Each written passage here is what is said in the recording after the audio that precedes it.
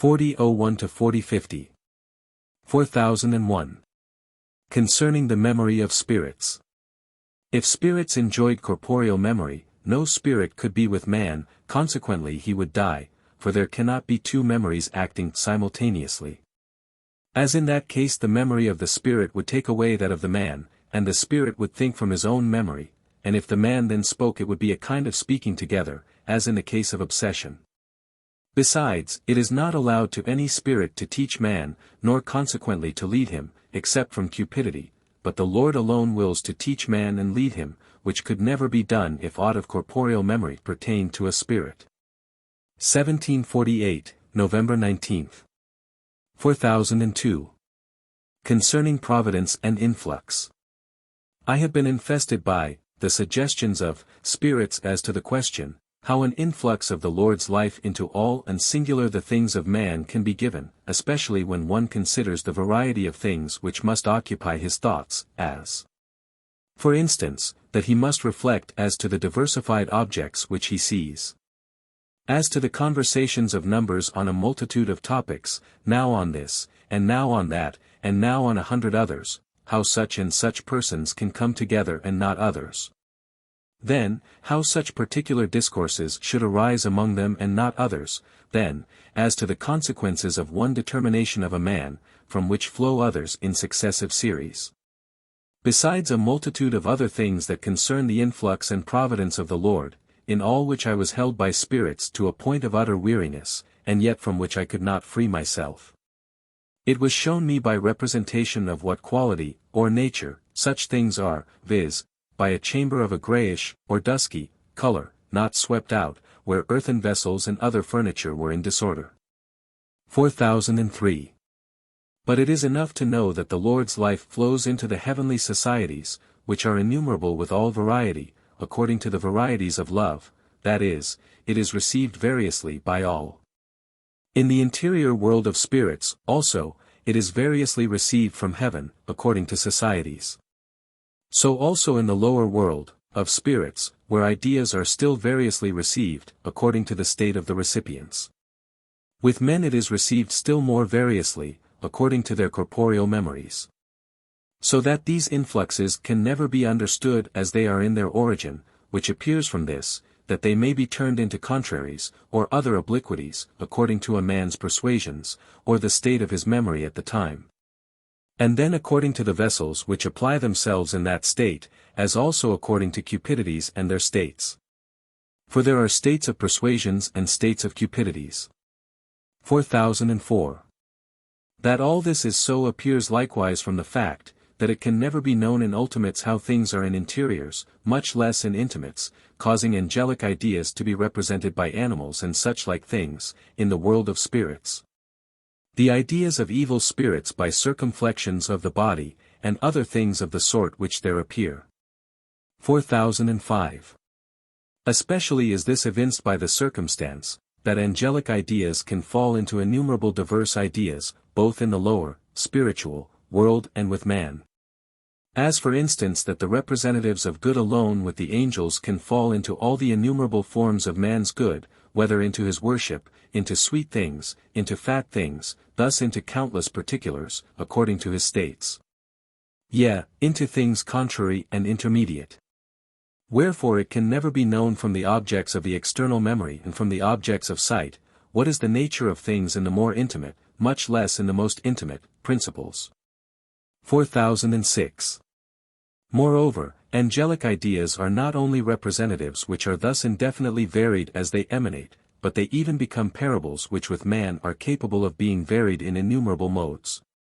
For from one parabolic idea there shall follow innumerable things that are analogous and applicable to it. 4007. As originating from one principle, just as so many various things are afterwards produced from a single seed, which were never, except potentially, in the seed, and so on. 4008. It moreover appears that the providence of the Lord is in all the most singular or particular things. This may be evinced solely from what are deemed matters of fortune, as in games, and such things as appear altogether fortuitous. As, for instance, in a lottery, and other things that may be noticed, such contingencies pertaining to the lowest department of nature can never be explained as to their source.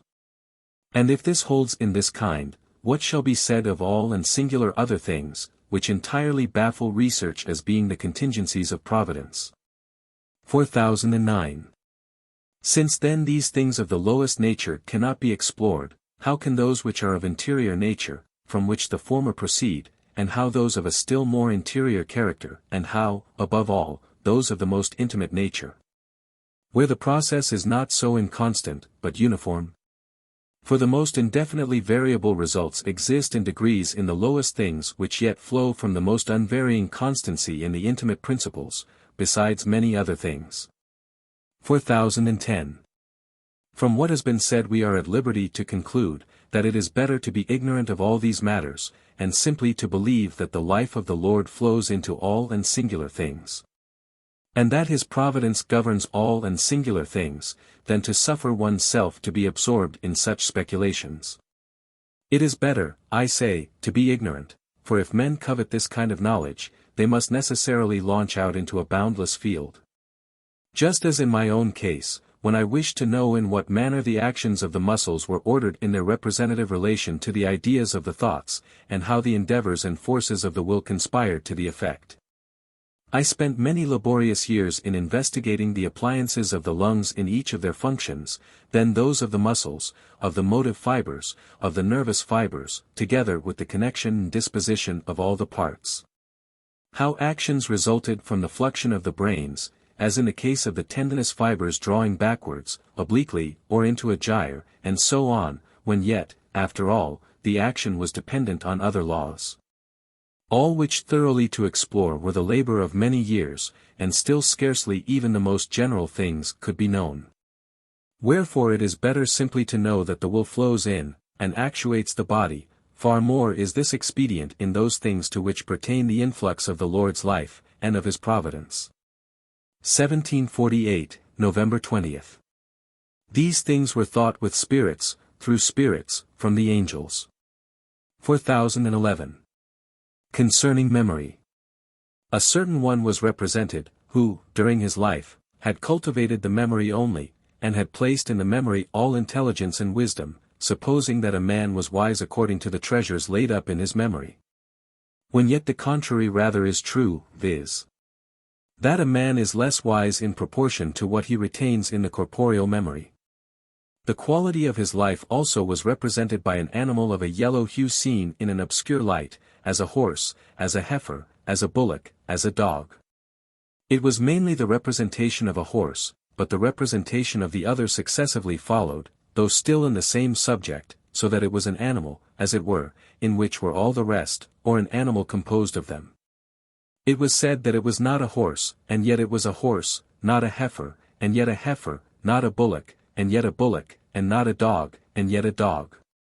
Thus an animal was from time to time represented in which, as in a compound, the others were included. 4012. He showed me how he had been punished by the wrenching process, as to which, from being asleep, I was ignorant of his having undergone it. He exhibited a snow-white brain similar in its hue to that of an animal when cooked, in which there was a little blood, afterwards more, and presently more yet, so that at last there was scarcely anything else visible but blood. From this I perceived that he had been painfully tortured in the way just mentioned, especially as a hardened callosity was manifest about him. When I spoke with him he complained that he had lost everything he had possessed. But in saying this he had become, as it were, a babbling infant, not knowing what he said.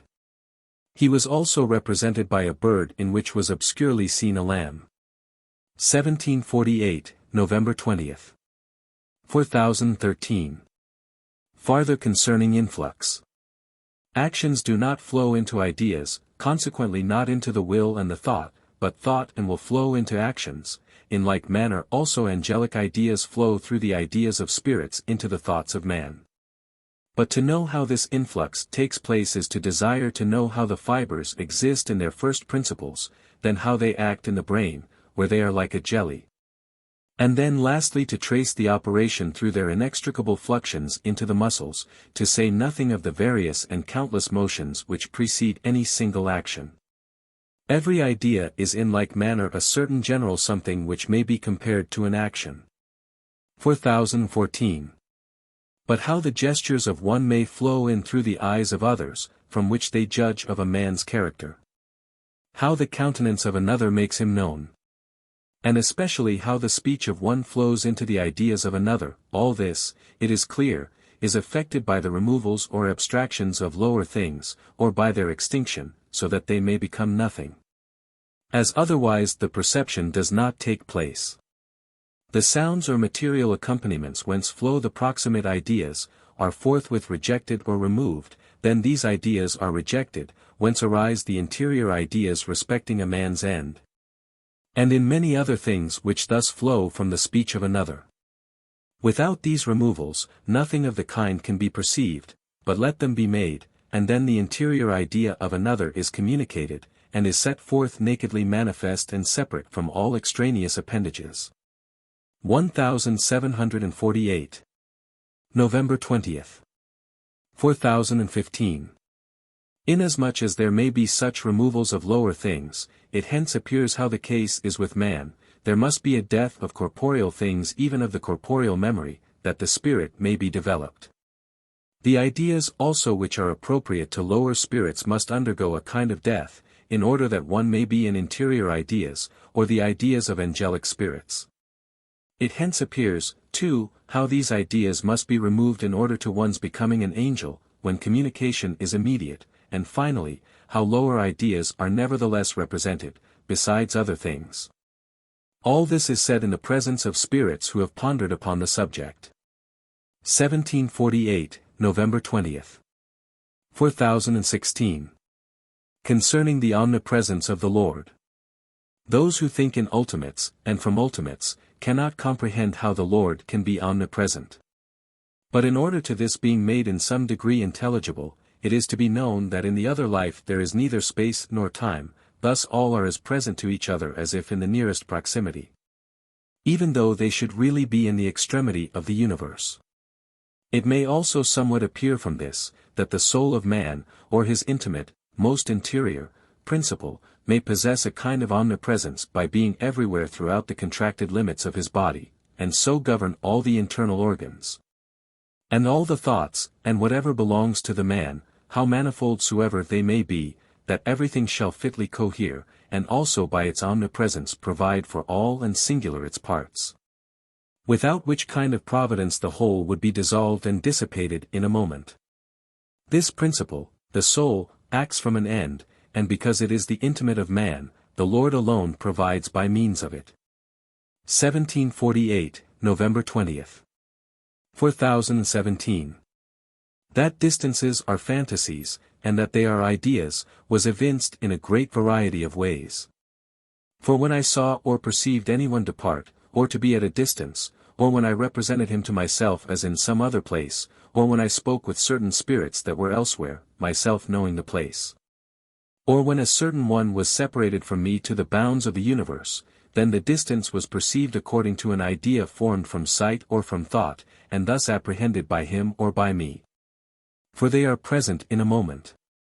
Place, therefore, is none at all, where the idea is, there the spirit is, for the spirit is not separated from the idea, without the idea the spirit would not be, as it is his life.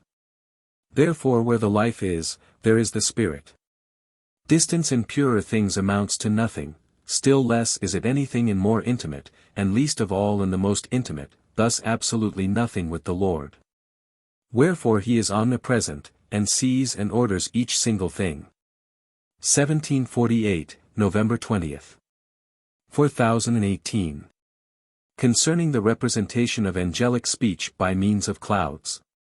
In the world of lower spirits angelic ideas and discourses are wont to be represented by various forms of clouds, and with them perceptions. For when such things are exhibited as exist among the angels, in order that they may come to the knowledge of lower spirits, a certain perception accompanies them, indicating what they signify. An oblong vessel was represented in which there was an appearance of milk. This was turned into a white cloud of similar form, which concentrated itself toward the middle point, having on the front part something obscure, which signified that the angels were coming together, though there was yet some degree of obscurity. There was then represented a cloud almost white, which passed into a form similar to the human, being also nearly of the same color, with a perception of the Lord. But a black cloud coming before took away the sight of it, which signified that they spoke of things pertaining to faith in the Lord, and that in the world of spirits this was turned into evil, thus into a black cloud. Then there were represented 2 horses' heads turned towards me, with their faces prominent, but a part of the face became broader and began to appear otherwise than the face of a horse, and thus vanished. These signified intellectuals and scientifics. 1748, November 20th. 4019. Concerning the sirens. It was shown how the sirens hold those bound whom they endeavor to obsess, viz. that, they pervert, all the influx from the angels, which is continual whenever evil spirits induce evil, the angels then avert it and react against it. But whenever permission is granted to sirens, they would enter into the interior of thoughts, and by perverting turn away everything which flowed from heaven. Thus whithersoever my own thought was directed, still it was turned to evil, and that to such a degree that I was at length so wearied by it as to be induced to desist from writing, for it was then especially that they flowed in, and as was also perceived, into interior things with which it had not then been given me to become so well acquainted. They have the eyes, as it were, of serpents, which seem to possess sight or ideas on every side, giving them a kind of ubiquity of presence. 4020. It was perceived and heard that both the deceitful and most deceitful above the head adjoined themselves to them, and flowed through them, whom I also heard, and learned their machinations. And when it was said to them that they should desist, or they would be reduced to a miserable state if they persevered, they said they could not by any possibility desist. 1748, November 20th. 4021. Concerning faith and good works. Among those who contend that faith without good works is saving, I spoke with one, asking him if it was not true that a saving faith cannot be given without love, which he affirmed. Afterwards I inquired whether love could be given without good works, on which he hesitated, because he thought of works separate from love, and because he knew that if he should have given all his goods to the poor, and yet had not love, it would amount to nothing. This he comprehended, and thence the inference, that a saving faith is of love, and that love without good works cannot exist, as also, that faith without good works is no faith at all, as being a mere speculative, intuitiva, faith. For to suppose a faith without good works is to suppose it without love. He seemed willing to admit that love was of faith, but not that faith was of love. 1748, November 20th. 4022. It was said to him that heaven consists of love, and that it thence derives from the Lord all the knowledges of faith that are necessary to it, and in which knowledges the celestials are. On the other hand, they who are only in faith without love, and thus without good works, are in no knowledge at all, they do not even know that there is an internal man, as I perceived in regard to this spirit that he was ignorant of it. The same remark may be confirmed from one who is in false and spurious love, that he is thereby persuaded and thus confirmed in many falsehoods which flow from this spurious love or cupidity. It was further said to him that they are much better who do good works from a conscience received from this, that the Lord has commanded that we give to the poor and do good. For those who act from a conscience thus formed, do not place merit in their works, and thus such are admitted to heaven, while those who confirm themselves in the belief that faith without good works is saving, they cannot be admitted into heaven. For they know not what love is, which is yet the all in all of faith. 1748, November 20th. 4023. I discoursed still further with him, as he said that if the matter were rightly explained it would be found that he held the truth. I replied that it was indeed true that it was faith that saved, but that as the quality of the faith was, so was the salvation. If the faith was false and spurious, it could not save, but only the faith which is true, which carries with it the knowledges of faith, and consequently love. 1748, November 20th. It was moreover said that the pontificals affirm that faith saves, but what kind of a faith? To wit, That men should believe everything that the Pope has uttered and ordained as being of the true Church, as also that they should believe everything which their priests teach them, upon whom they depend for their faith. 4024. Concerning a bath. There appeared a bath with a long bench, or laughway, 66 such as is common with us. When the bath appeared, a sensation of great heat pervaded me just as in the case of a real bath. I then beheld, on one side, a woman, who presently vanished into a cloud, which becoming black sunk out of sight. Upon the bench there was an appearance of 3 infants, but they were not clearly seen, though they presently spoke and said they did not wish to be there. What these things signified was a matter of various conjecture with the attendant spirits, but I do not yet know. 4025. There then appeared a long lake, like a long bath, where was a woman washing an infant between her hands, but what this signified I am equally ignorant. 4026. During the whole night I was occupied in dreaming of various objects of a material and corporeal kind, as walkings, dangers, and the like, in a confused and rambling way, and upon awaking from time to time. I heard choirs of angels descending one after another, and which I heard more clearly than on various other occasions. I perceived that there were certain evil spirits who infested me, and that the angelic choirs were sent by the Lord, for the purpose of warding off the assaults of such spirits. But what they said I could not understand, nor did I perceive anything but the sound peculiar to such choirs. 4027. There was then opened above the forehead a certain lucid something, of a beautiful yellow hue, through certain intervening apertures of larger and smaller size, within which were certain spirits who seemed small from their great height. While in the very bright yellowish light were those who appeared of a snowy whiteness. There were afterwards seen opening, foramina, but differently disposed, being arranged regularly like the cells of bees, through which the inmates would look towards me, and through which also there shone a perceptible yellowish light.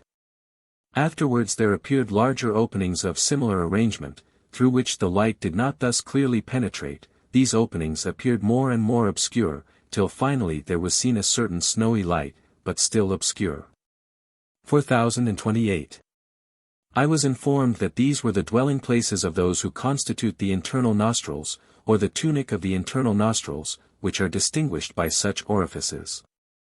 I spoke with them and they said that through these openings made by them they could see in any direction below, and therefore could look towards me, and by means of them could see my ideas and those also which I had in my sleep. And generally whatever there was around me. This I found it difficult to believe, but they said it was so, that they saw ideas represented before them, as for instance, ideas of love by flames suited to the nature of that principle, intellectuals by lights suited to them, and so on. Indeed they said that through these openings they could see whatever they saw fit by fantasy to array before themselves. 4029.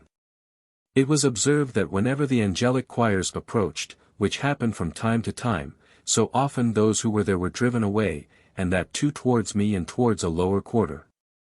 For the spirits who had framed such openings for themselves wished to know what kind of angelic societies were with me while I was asleep, which they said they could see, as also whence they were. As there would then appear a most beautiful variegated something, like elegantly wrought carpets of broad dimensions, and adorned with purple and similar colors, but in a somewhat obscure plane. Thus a broad rainbow-colored form in an obscure ground. From this they said they could know that angels were present from the province of the eye, but whether of the iris or the retina, I do not know.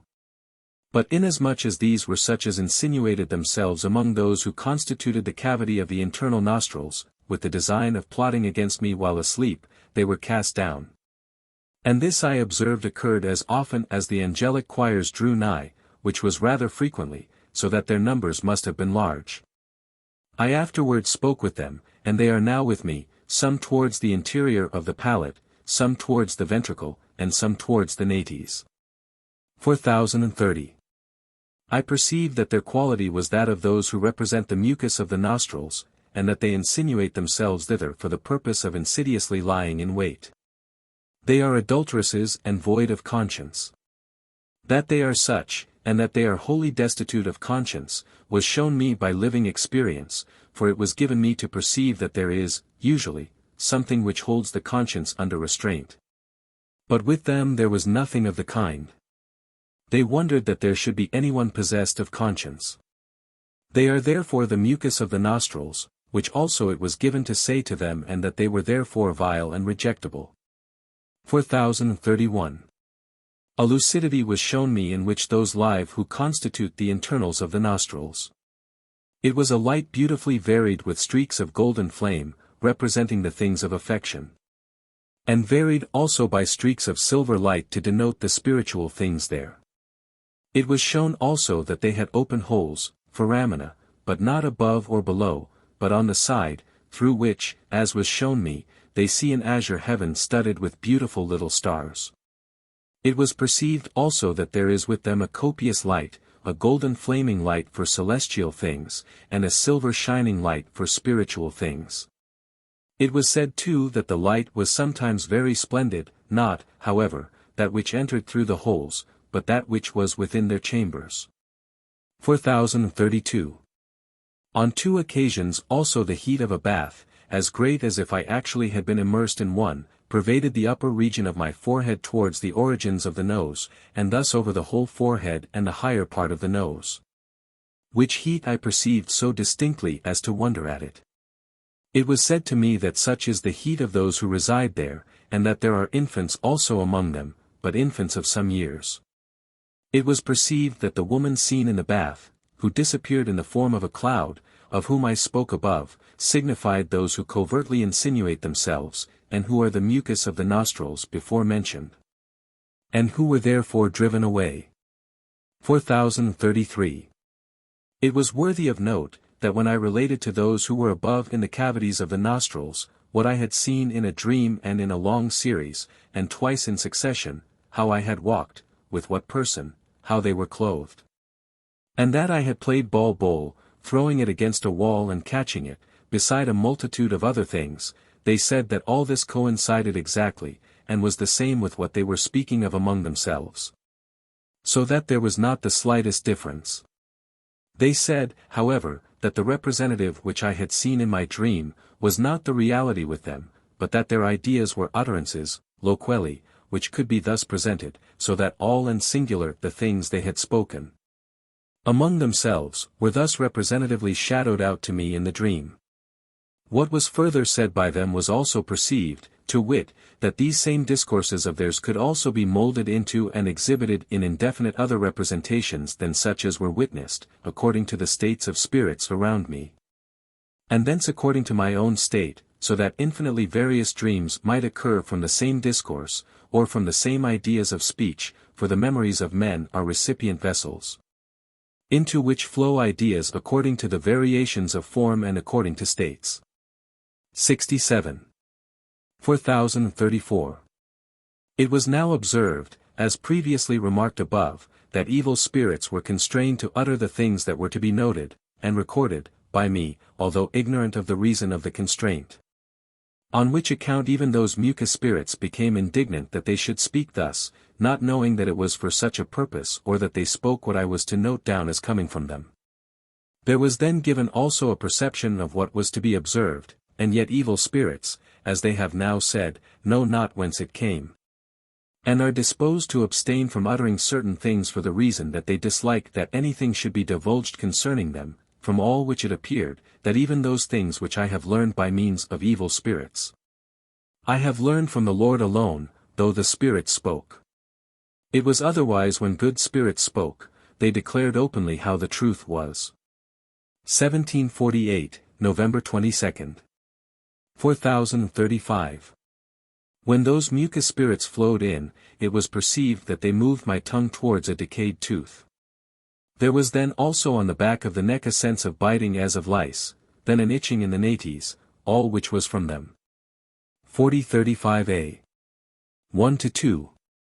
They farther spoke with me also as if in the throat or trachea, yet without sound, and solely by a certain self-vibrating wind, saying that such was their inward speech with man. 4036. As they were ignorant of what conscience is, they asked of me respecting its nature. It was given to reply, that it was all that internal sensation which is experienced when a man acts contrary to goodness and truth. When anything of this nature is done, man is conscious of the contrariety, so that it operates as a certain kind of sensible check, as with me. Moreover, that it is a perception given by the Lord, by virtue of which one is affected with pain that he has done aught that is contrary to goodness and truth, and with a self-sorrow, so that he, as it were, sheds tears. As the principle is one of the most interior nature. For weeping ensues when anything is done contrary to good. 1748, November 22. 4037. Concerning amendment in the other life. While man is in the life of the body he can be reformed, for he is then in the enjoyment of a corporeal memory, in the vessels or ideas of which interior ideas are based, so that a plane of ideas is prepared in which order is terminated. These ideas or vessels are prepared by the Lord in various ways, especially by the connection of such things as agree with other ideas of the corporeal memory, so that when one is excited another next to it and akin to it may be produced. And thus be bent to good. Then also by the disposition 68 of many ideas, that there may be more.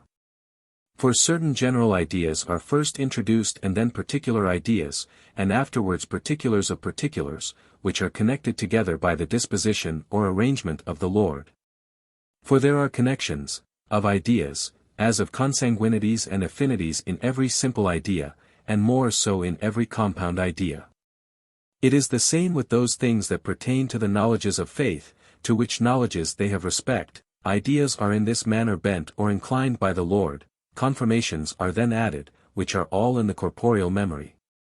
Where are also the knowledges of faith, thus everything is disposed in a connected chain by the Lord, concerning which much more might be said. 4038. But in the other life this implanting or inrooting in the corporeal memory does not take place, for in that life it is not permitted to use the corporeal memory, therefore spirits are not then reformed, but remain in the state in which they were, in the world. Only the defilements and the falsities of the corporeal memory, and of interior ideas are subdued by vastations and punishments, so that they become as dead and are made obsequious, concerning which I have spoken before. And this is what is meant when it is said, that man remains after death such as he had formed himself in the life of the body. Wherefore in that life they are not reformed, but vastated, that they may subserve some kind of uses, which also appears sufficiently clear from the case of those who in the life of the body were devoid of conscience, as adulterers and the cruel. These become excrements, and sit like dead stocks, and afterwards serve as a class of subjects that have scarcely anything of life. Conscience is not subsequently given to them, but those things are taken away by vastations which hinder their being adapted to uses. 4039. On the other hand, those who have acquired a conscience in the life of the body, that is, those who have received goodness and truth, these in the other life receive far more, yea, infinitely more, for all their faculties are immensely augmented. In like manner the evil qualities of the wicked are there so much increased, that those who, in the life of the body, were but little deceitful, are very deceitful in the other life, so as there to become magicians. Hence they rush into hell, and into punishments and vastations. 1748, November 22. There are also scientifics which they acquire to themselves there, and the faculty of their life in regard to acquiring and exercising them is their greater, but still it does not go beyond the actuality acquired, in the life of the body. 4040. Concerning form. Speaking with spirits it was said, that the honestum signifies all the moral virtues, and that the decorum was on account of the honestum, thus from it. Wherefore it is a form of the honestum, and not the reverse, the two being related, in fact, just as are the essential and the formal, the same thing holds in regard to the good and the true, or the celestial and spiritual. So also with the real and the non-real. 1748, November 22. 4041. That nothing is from itself. The deceitful spirits over the head, by means solely of their roundabout leading of thought, prompted the spirits that were above me to speak, which they supposed to be wholly from themselves, although it was not congenial to their nature. Yet they supposed it to be from themselves. As, for instance, that I should not do so and so, because it did not succeed, and that I should ascribe it to insanity. This they said as from themselves, so that they knew not the contrary till afterwards. Cupidity and persuasion appeared, but this was perhaps breathed in, as it usually is. It was thought alone, that operated, and this is merely a directing of the vessels of the memory, which caused the speaking to be as if from themselves. It thus appeared how it is that they move subjects to speak, viz., by means of thought alone, which the subject follows and utters. This was shown from others who led the deceitful also to speak. One thus prompted said that he simply thought, and as he thought he spoke, but whence came his thought he said he did not know. 4042. That this was merely a directing of the vessels of the memory plainly appeared, as while the vessels of the memory are directed the spirit who speaks cannot speak otherwise. It was proved also by experience in the case of spirits, that they would imperceptibly and quickly dispose the vessels of the memory, when the spirits, acted upon, could not speak otherwise, than according to the influence. When they attempted it others would act upon them, and there was then perceived something unpleasant and untoward, or abortive, which cannot be described. Hence it is evident, that there is a constant disposition of the vessels of man's corporeal memory, for as the vessels are disposed, so spirits speak, and so it is also that those who are in proximity cannot think otherwise. For the vessels of the memory are planes into which ideas are determined, which vessels, if they are not fitted, cannot receive, and as they are fitted, so they receive. The ideas of the proximate spirits are, as it were, bound to these. 4043. The vessels of the memory, with those that are in faith, are disposed by the Lord. Withal by the Lord through angels, in a general way, in communi, with a variation of generals, as otherwise angels could not be present. The particulars of generals belong to men or spirits. Thus no other particulars can coincide than such as pertain to generals, as otherwise nothing particular could exist in universal nature. Every general has indefinite particulars, though some are discordant and opposite, as in musical instruments. Thus arises a general sphere, which exists more or less extended. These generals are not only changed by the Lord, but there are also indefinite consociations of generals, so that the generals of many things constitute one general. As there are also mixtures of cupidities and indefinite consociations of affections. 4044. Then there are also generals which are not so consociated as to make a one, which are simultaneously present, as when a man is thinking and yet notes the objects that occur in his path, and the like.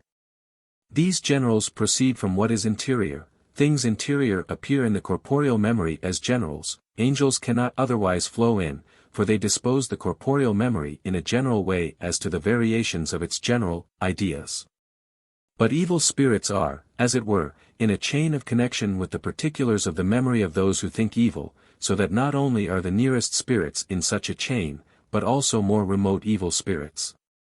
It is truly a chain, for with those who are not in true faith, the particulars are produced by evil spirits, but with those who are in true faith, the Lord disposes, through the interiors and through heaven and the angels, each distinct particular. 1748, November 23. 4045. There appeared a large mass of silver which was conveyed into the pocket of my garment. There was moreover a large quantity of silver coins which were turned into a thickened plate of silver that filled the pocket of the garment, signing perhaps the spiritual things or truths that are now given me. 1748, November 23. 4046. Concerning love.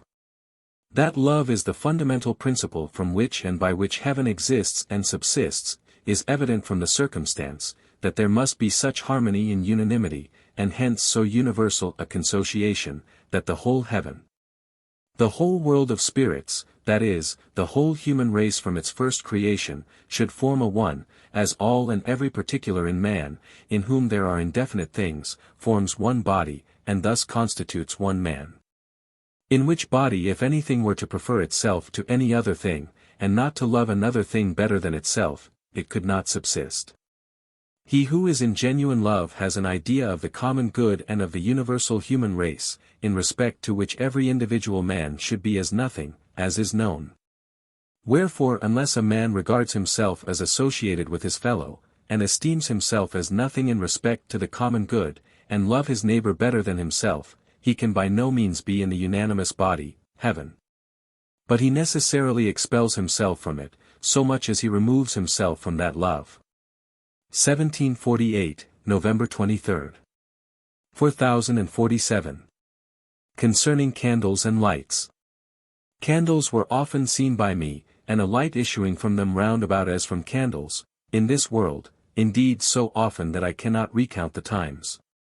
I have seen also flames of various size and color. Yesterday I beheld the dry light of a coal fire, as I have also done at other times.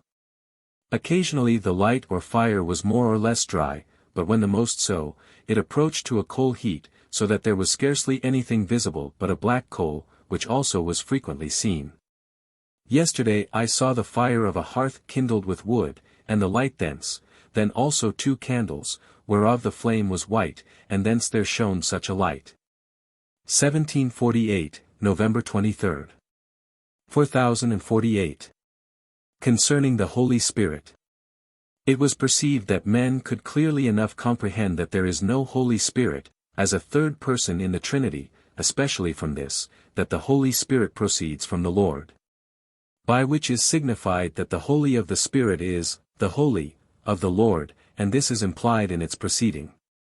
For what else proceeds from anyone than what is of him, or his essence? Besides that the Lord openly declared this and demonstrated it by breathing upon the disciples and saying to them, that they should receive the Holy Ghost, and that it was from him. 1748, November 23. From the Lord proceed the truths and the knowledges of faith, which are of him and to him, because from him. The knowledges of faith, goodnesses and truths are holy things, nor do they pertain to anyone but the Lord, for the Lord is faith and the all of all faith. These are the things which proceed from the Lord, and when this proceeding is through angels and spirits, they know not that they speak, and then they may be called the Holy Spirit. Because it is the Lord who proceeds through them as organs and mediums. 1748, November 23. 4049. Concerning the cruel under the nates. There are lakes or a direful hell of the cruel under the nates, where they attempt to strike each other with knives, aiming the knives at the breasts like furies, everyone thus striving to murder every other one that is there.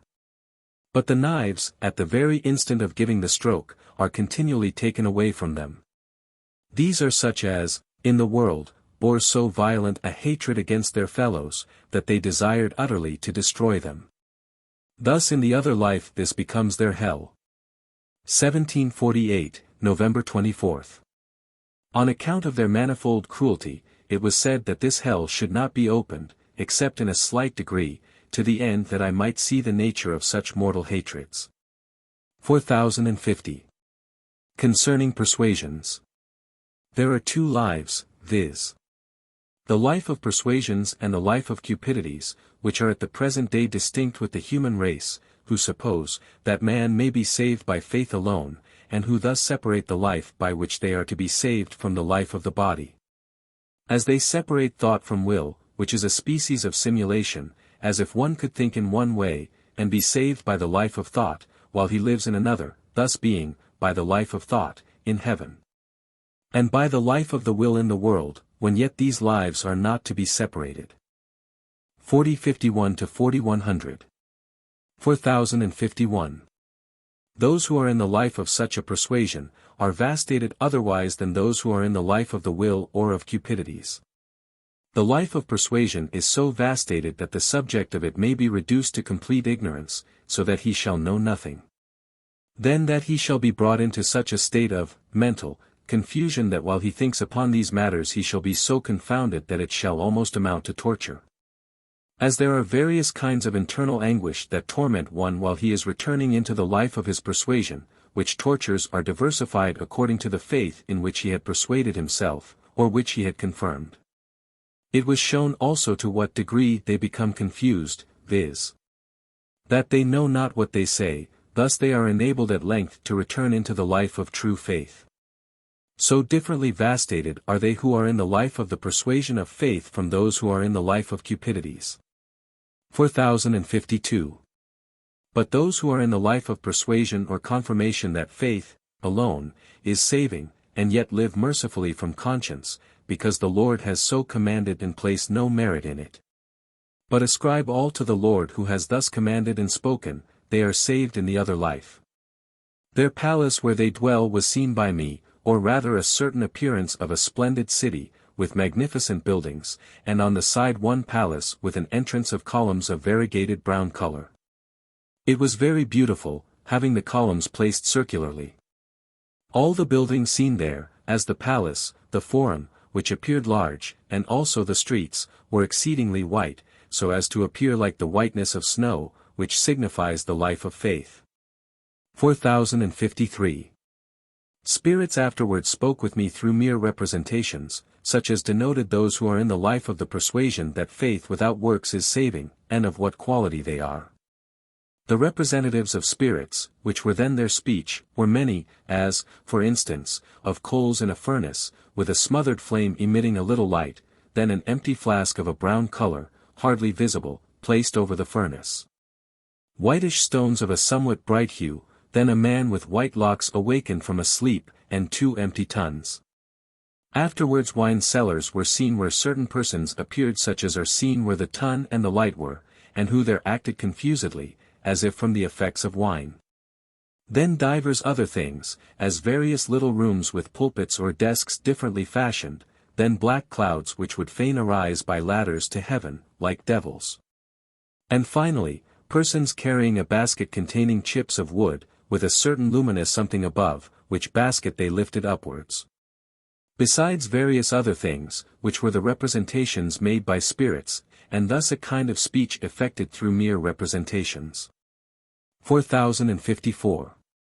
It was allowed to evil spirits also to speak in like manner by representations, but theirs were silly and of no import. 4055. How punishments are incurred.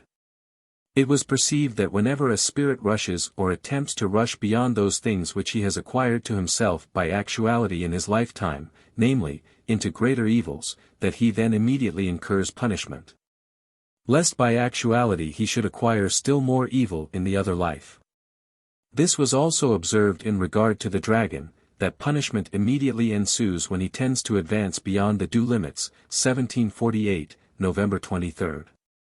4056. Concerning a certain person who had contracted a habit of naming the devil.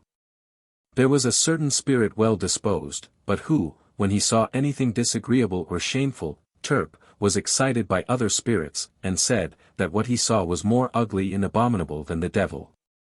Thus this form of speech, which consisted in naming the devil, had become familiar to him. The spirits, with whom he was associated, were indignant that he should so frequently use this mode of expression, when he indeed restrained himself for a time, but still he continued to speak in this manner. Wherefore he was let into the veil, a mode of punishment, as into a sack, where he suffered anxiety.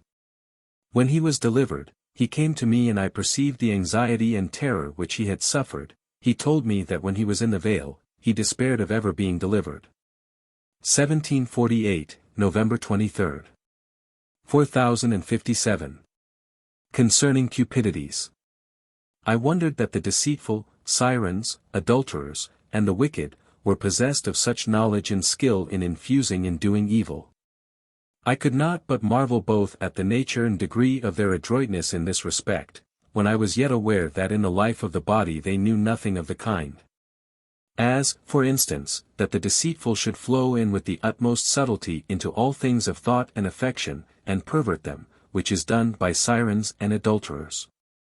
They are acquainted with such magical arts as are never known in the world, and yet when they come into the other life they are in them, just as if in the life of the body they had practiced such arts and deceits. But it was perceived that he who is in any cupidity whatever, and in its delight, and consequently in its insane love, no matter what the accompaniments are which pertain to such an insane love, he knows them all. All evil spirits of this class, besides many others, conspire and inbreed their evils, and when such is the quality of anyone, he knows no otherwise than that he is fully versed in them. The life of cupidity involves this in it, for whoever is in cupidity or insane love, he is in the knowledge of all such arts, even while the prompting is from others. Wherefore, as much as one is in the life of cupidities, so much is he in the science of those things which belong to cupidities, and thence in the other life are such deceits and such malignities. 4058. The same thing appears clearly also from the love of goodness and truth. As much as anyone is in love from the Lord, so much is he in knowledges, which knowledges come from the Lord alone, as well immediately as through heaven. 4059. That affections have with them all, appropriate, science, may abundantly appear from animals, as much those that are evil cupidities, as those which are good affections, and especially from birds. Which know all and singular the things pertaining to their affections, of which much might be said. As, for instance, that they know how to bring forth and nourish their young, how to obtain food for themselves, how to foresee and provide for themselves against a coming winter, how to construct their nests, how to live with their mates. And what forms of government to adopt, all which they know better than man with all his sciences. Man would have no need to establish such artificial systems of science, and to learn them, nor to write so many books respecting the training of infants and children, if he had been in the love of true faith. But since he is only in cupidities, and has merely persuaded himself of certain things of faith separate from love, he therefore knows nothing except through sciences orally taught or delivered through the medium of books. Because such things as follow love are, now, to be learned. 4060.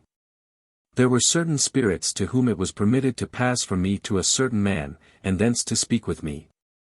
When one of them came thither and would fain perform carefully what he intended, he was unable, for he could neither perceive nor understand what he wanted. Hence he said, which was also perceived, that there was to him as it were a certain black inanimate something as a black heap, void of life. Of such a quality do men appear as seen by spirits, for such is comparatively the corporeal life, because it is corporeal. This it was given also to know from a homicide, while he lay as a black mass, as he was then in the life of the body, and he then said that he lived better thus than in any other way, and yet he appeared as a black inanimate mass. I was instructed that in regard to men who are in faith alone, that they in like manner appear comparatively inanimate, but as made of wood in the human likeness, and almost of the color of wood.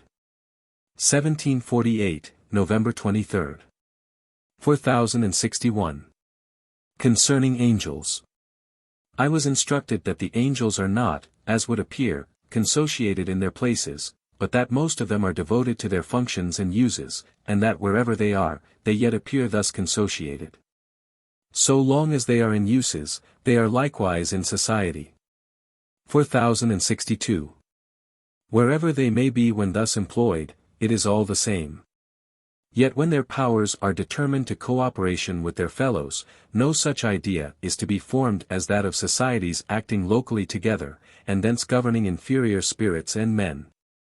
But wherever they are, while they are in uses, they are, virtually, in societies, although in the performance of some uses they may be, not only virtually, but actually, associated with others. 1748, November 23. 4063. Concerning the influx of the grand man. It was perceived that anyone may understand that the whole man is held in form by atmospheres, the air and the ether. And that its pressure from above may be observed from the fact that the ether gravitates upon all the minutest parts of the body towards the center. Man therefore cannot exist without the pressure of atmospheres, thus cannot be retained in his form. It appears also that the eye is formed altogether in reference to the various modifications of the ether, and the ear in reference to those of the air, and that the eye and the ear have thus a nexus and correspondence with the ether and the air. As otherwise neither could be what it is. Thus each exists and subsists according to those elements, and by them is moved and modified. The eyes and the ears, therefore, are passive and recipient powers, and the ether and the air active or acting power. In this manner then those atmospheres can flow in and operate, and thus can those organs subsist, but by no means otherwise. 4064. In like manner, the whole man, with his two brains and the viscera of the body, or the whole animated machine, unless it were formed in relation to the influx of the Lord, hence of the God-man. In a word, unless all and singular the exterior and interior things of the body corresponded to some such grand man, the body could by no means exist and subsist, and live such as it is. In order to this, it is necessary that there should be the most exact correspondence of all and singulars, with which if they are not in connection the whole would be dissolved. 1748, November 25. 4065. The Lord alone flows in and operates all good and truth. And because the human race is such that its tendency, conatus, is only evil, and is to be bent or inclined by cupidities and through cupidities to the good, and by the persuasions of the false to the true. Therefore the Lord acts mediately through heaven and the world of spirits, yet diversely according to the nature or genius of every man. Therefore it is said that he acts mediately through the grand man, for if the Lord should flow in immediately apart from the grand man, man could by no means live for a single moment of time. But yet all good and truth is of the Lord, which is thus tempered through the influx of angels and spirits. 1748, November 25. 4066. It was insinuated, that if the eye and the ear were formed to the modifications of atmospheres, it would then not be according to the influx of the grand man. But it was perceived that nothing natural can by any means exist without something spiritual or from its own peculiar principle, thus neither can it subsist. Wherefore since the spiritual is the principle and origin of the natural cannot possibly exist, so neither subsist, without the influx of the spiritual. Neither can anything exist or subsist unless from those things which are extraneous to man. Spiritual things therefore are necessary with which natural things may correspond. Thus the atmospheres must be such as they are in order that the organs may be such as they are. 1748, November 25. 4067. What it is to be nothing. It was perceived that when the most deceitful spirits above the head spoke among themselves, wishing even to destroy me, they said they could not do it, because there was nothing of me to be found, but if there had been anything, they could have done it. It was then perceived, and so represented, that for one to be anything, so as to have a proprium, was to present something which they could assault and destroy, as the most deceitful would then have it in their power. But when it was represented that I was, as it were, nothing, then they seemed to themselves, to have no power over that which thus appeared as nothing, for they would then have nothing to assault. Thus he is safe who in true faith believes himself to be nothing. 1748, November 25. 4068. Concerning the most ancient church. There spoke with me those who were the noble offspring of the most ancient church, who were high above the head and of whom mention has been made before. When they spoke with me, then the most deceitful, who were at a great height above, glided down to a station over my head, and gravitated upon the head so heavily that I perceived that there was a weight insomuch that if they had not been directly over my head, I should have sunk into the depth below, for they gravitated strongly downwards. But as my head was, in a perpendicular line, opposite to them they could not effect any such depression. 4069.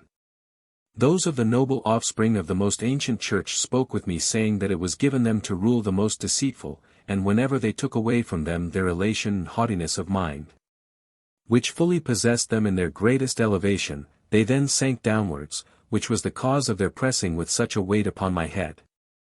These most deceitful, therefore, could not boast of having accomplished their ends. As to themselves, they said they also were in an elevated position, not because they were lofty-minded, but because the Lord had there assigned them a place. 4070. Afterwards there were seen descendants of the noble offspring of the most ancient church, who appeared as if separated from the former, their parent, that was first seen by me, and they seemed as something altogether inane, though still as spirits. When spirits cherish the idea that they are a kind of general, atmospheric something, wandering about in the universe, they then appear as a general inane something, in this instance most exceedingly so, with scarcely any perception of spirit. For the reason, that when the church declined, they then believed that their spirits or life after death would be such. 4071. Being soon afterwards separated from their parents, they were not content to remain where they were, but wished to recede still further. The reason was that they had previously become so separated, whence it may be concluded that they were of lofty mind. It was afterwards shown of what quality was the still later progeny, and how the church was perverted, viz. by an influx into the right side of the face, which was concentrated about the right eye, where the affections are seated, and was then seedflected to the right and left, for the life of their affections was turned into the life of cupidities. The ancient church preserved its axis, who was Noah, but the rest were thus represented, and were borne away into various cupidities. They were not collected into kingdoms, but into families and nations, which families and nations in this manner receded from good and consequently from truth. 4072. Afterwards a door was opened leading to a narrow confined apartment, and there came into view a tall man, clothed in a very white garment, like the mass robes in our churches.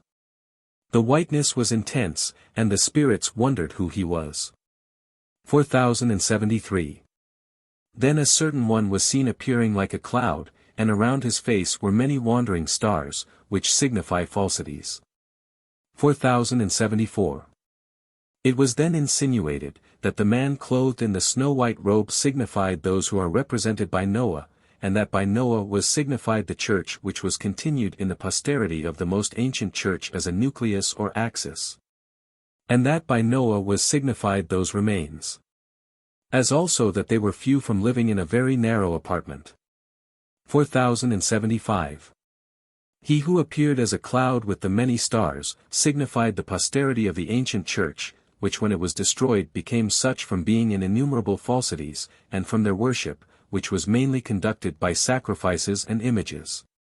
In regard to which they had originated a multitude of falsities. This was in the time of Abraham. 1748, November 26. 4076. Concerning marriage.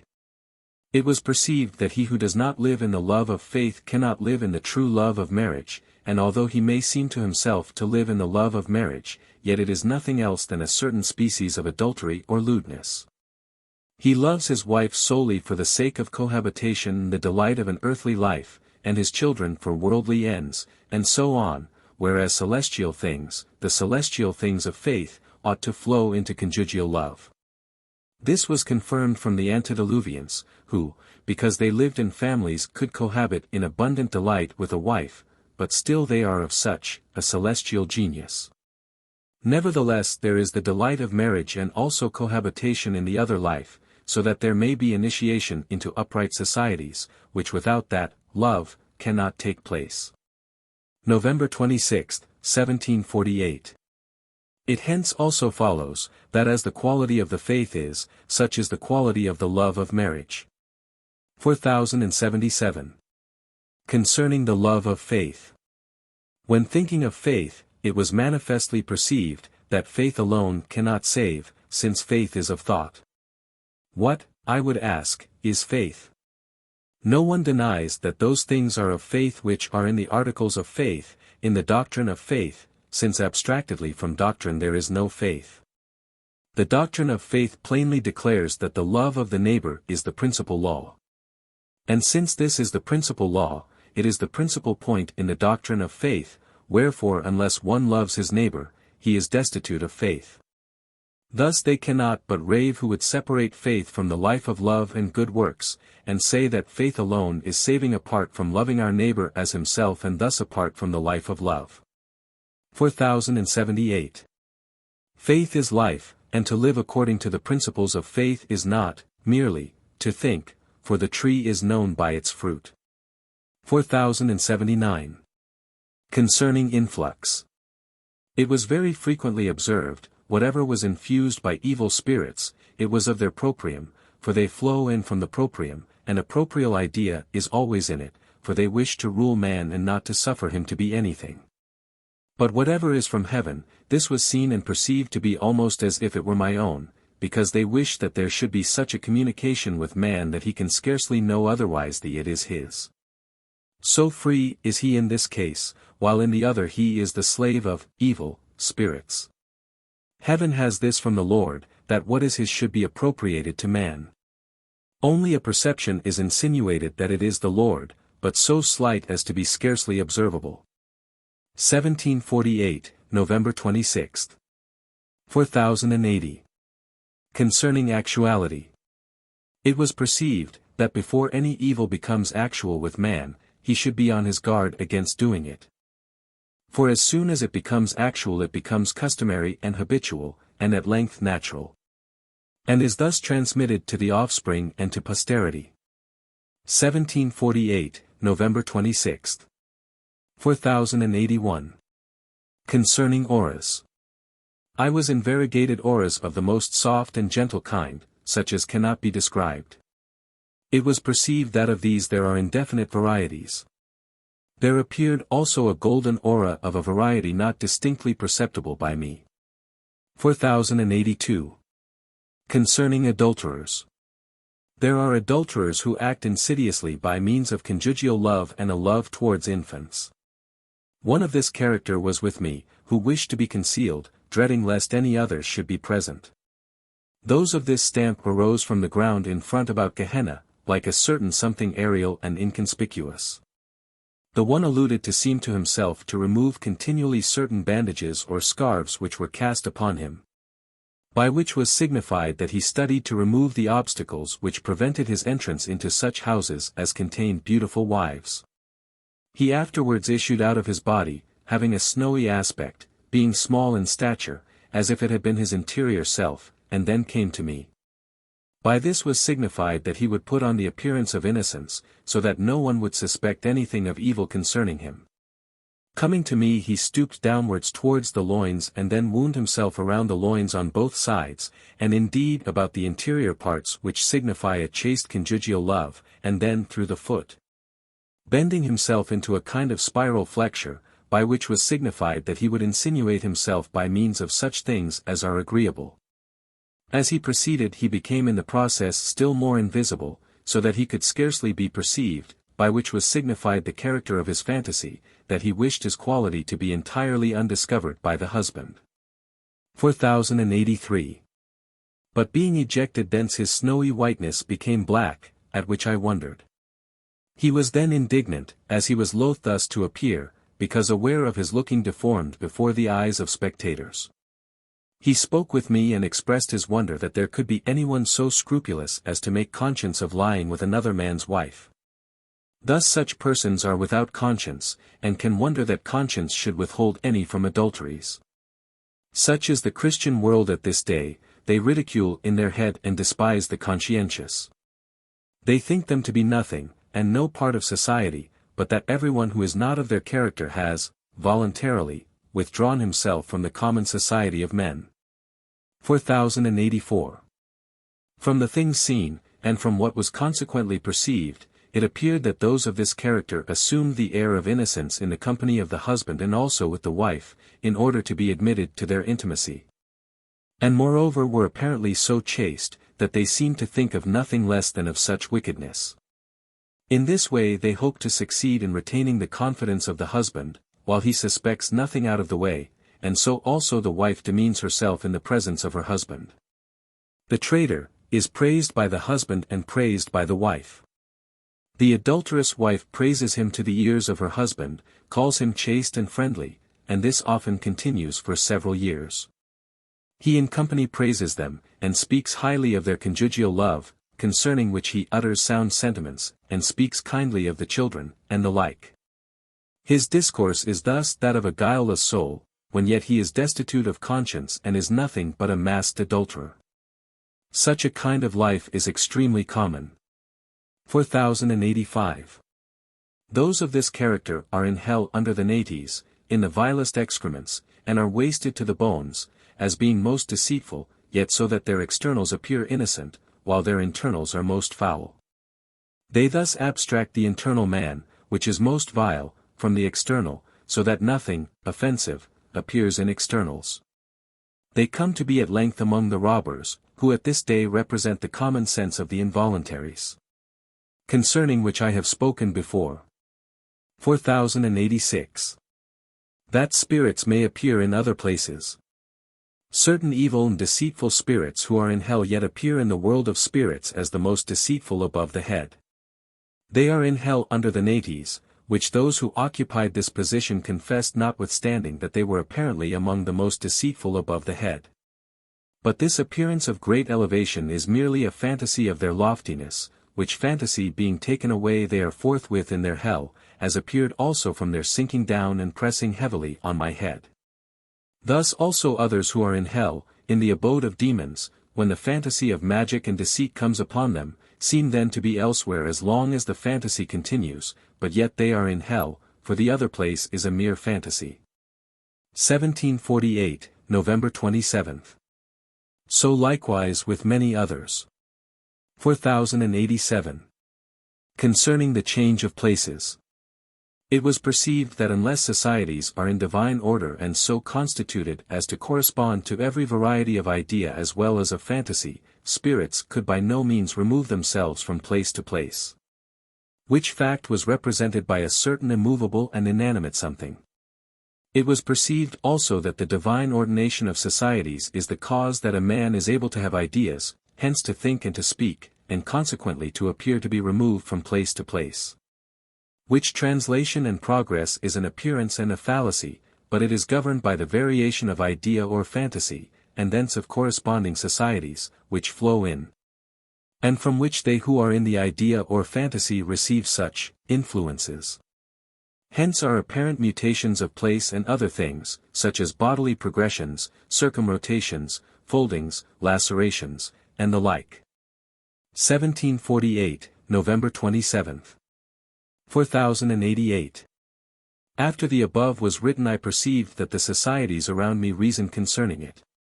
Their reasoning flowed in a most general way, so that nothing was perceived but a certain obscure confused something which affected the brain with a kind of dull disagreeable sensation of pain.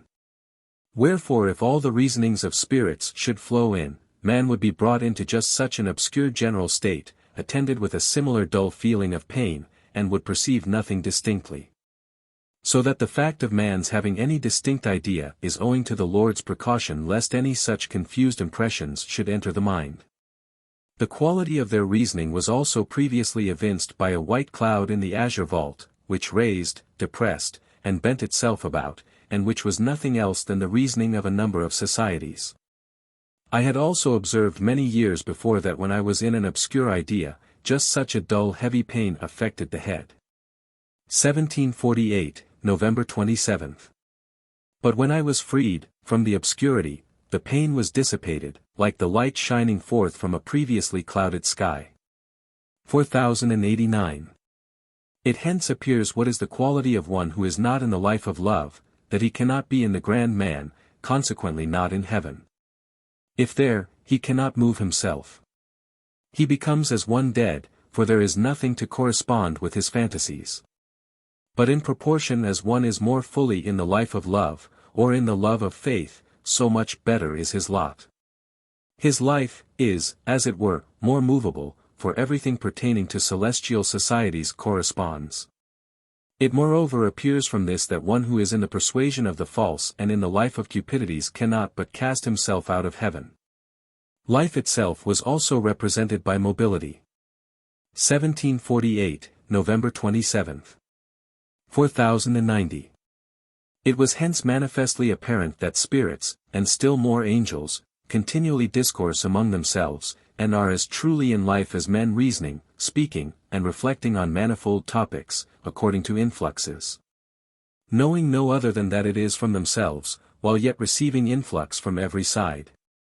For everyone is, as it were, a center according to a stupendous form originating from the Lord, which however no one can ever understand, that is, that there is such a form that everyone is a center. 1748, November 27.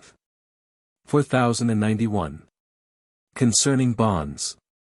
It was said by the adulterer before spoken of, that he could not possibly be in the sphere of spirits who were in conjugal love, because he was thereby pained and, as it were, constricted. He said also that he could by no means desist, from his adulterous actings, whence I perceived that those who become such as he was or otherwise evil, by once giving way to actual evil, as thieves for instance, cannot afterwards desist. As there is henceforward a certain continual actuality in thought, by which he is excited to the commission, and as often as the act recurs, something is added, to the power of the propensity, till at last it becomes a nature. And then no external bond is scarcely at all regarded. This is the effect of the frequent repetition of the act of evil, that afterwards no external restraining bond is of any avail. It was perceived that such consequences are never removed except through the bond of conscience, and thus by a thorough repentance in order to the receiving of faith from the Lord. 1748, November 27. 4092. A pontiff. A certain pontiff confessed that in his youth, and subsequently, he had been so addicted to lewdness, that he afterwards came to nauseate everything of the female sex to such a degree as to be scarcely able to bear the sight of them. 4093. Concerning a certain one who touched my hand. On shaking hands with a certain person I had a perception as if it were not myself but some other one who grasped the proffered hand. A certain spirit said that he distinctly felt that it was he who grasped the hand instead of myself, so that it seems that my touch was really communicated to another, and he then had possession of my hand with its sense of touch. 1748, November 27. 4094. Concerning the Sibyl.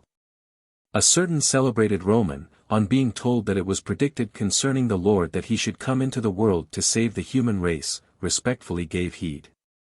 Shortly after he began to be affected by a certain sacred and religious trembling, which was perceived to extend from the head to the breast, and he remarked that he also knew from the Sibylline books, as he called them, that some great personage was to come on earth.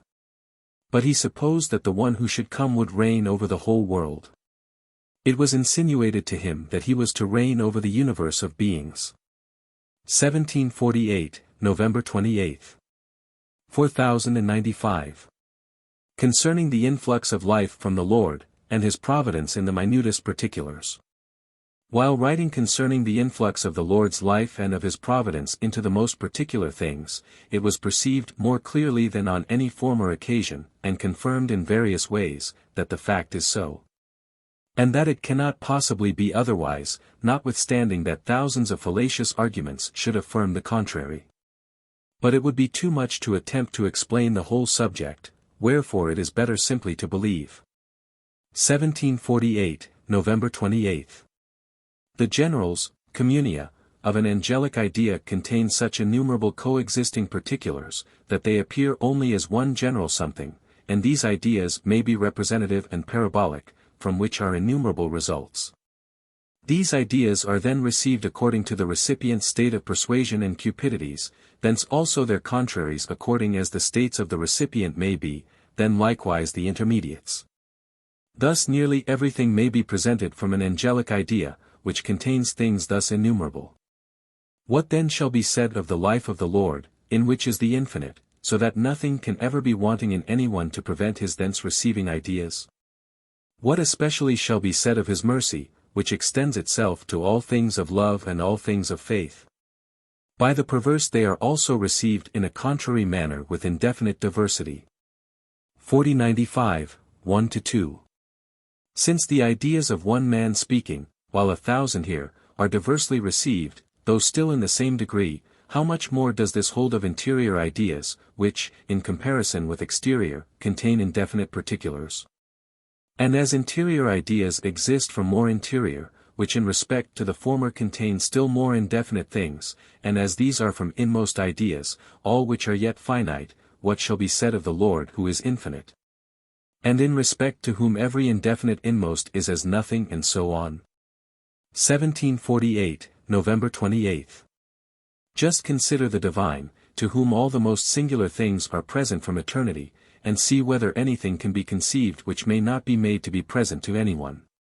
4096. Concerning life. It may be observed, that there ought to be to man and spirit one life, which is true life, to wit, that of love, and thence of the knowledges of faith, and thus of things confirming.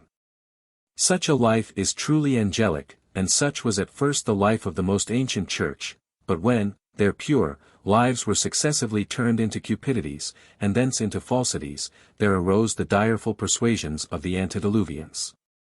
Thus the life of persuasions. After the flood the life was severed, and there became two lives, namely, one of cupidities, which remained, being hereditarily transmitted with increase, while, the other, the life of faith, was made a life by itself and separate. For there may be given a life of faith, yea, of the knowledge of faith, which was the life of the church after the flood. And at length, as they were ignorant of external rights, they were inaugurated into that life and then into the precepts of the law, which they had not previously known. Wherefore there is also given at this day a life of faith without love, which, however, cannot enter heaven, unless the Lord shall previously have conjoined it with the life of love. 1748, November 28. 4097. Concerning subjects. The deceitful above the head know how to assume to themselves, female, subjects from among those who are also above the head, but whom others had not observed as being present, and who believed themselves to be secretly concealed there. Concerning which I spoke with them. But before these become subjects, the spirits mentioned do not know whether they can be made available to their purposes or not. Today they assumed a couple, and one of them, as soon as they began to act upon her, immediately retorted, and, as it were, closed herself in, so as to indicate a total refusal. Afterwards she enwrapped herself in a certain kind of swathing, in order to avoid serving them. 4098. There was another who secretly or stealthily held herself above the head, and indeed within the transverse suture at the left side of the head. The deceitful above the head observed her and took her for a subject, but she remained dumb, so that they could neither move her nor speak through her. She then sunk somewhat downwards. When inspected she proved to be a subject more deceitful than her principals, as she perverted the recipient vessels. She did not exhibit herself where she really was, but elsewhere, to the left and front, and that too in the form of a long spiral coil, but being detected in this, she appeared in her own place, as a similar coil, but apparently solid. By which she was manifested as being among the more deceitful. Upon examination she was discovered to have been of the character of those who are averse to dwelling solely with their husbands, but under various pretexts were addicted to gaddying abroad, and having adulterous intercourse with other men. In this career they are at first under some degree of restraint from the bonds of modesty, and therefore frame pretexts for their conduct, but when at length unmasked to their husbands they rush openly into stews, hence they acquire their deceit. Such dwell in the sutures, of the cranium, and would fain enter into the brain through that way. They are a species of sirens. 1748, November 29. While the deceitful remain above the head, such a one as I have described is able to change them into monsters, as monkeys, and the like, of which they complained, wherefore it was not allowed them to have such a one for a subject. 4099. That there is no external worship except from internal principles. I spoke with spirits saying that affections have with them gestures or external signs which serve them, the affections, as a kind of bodies.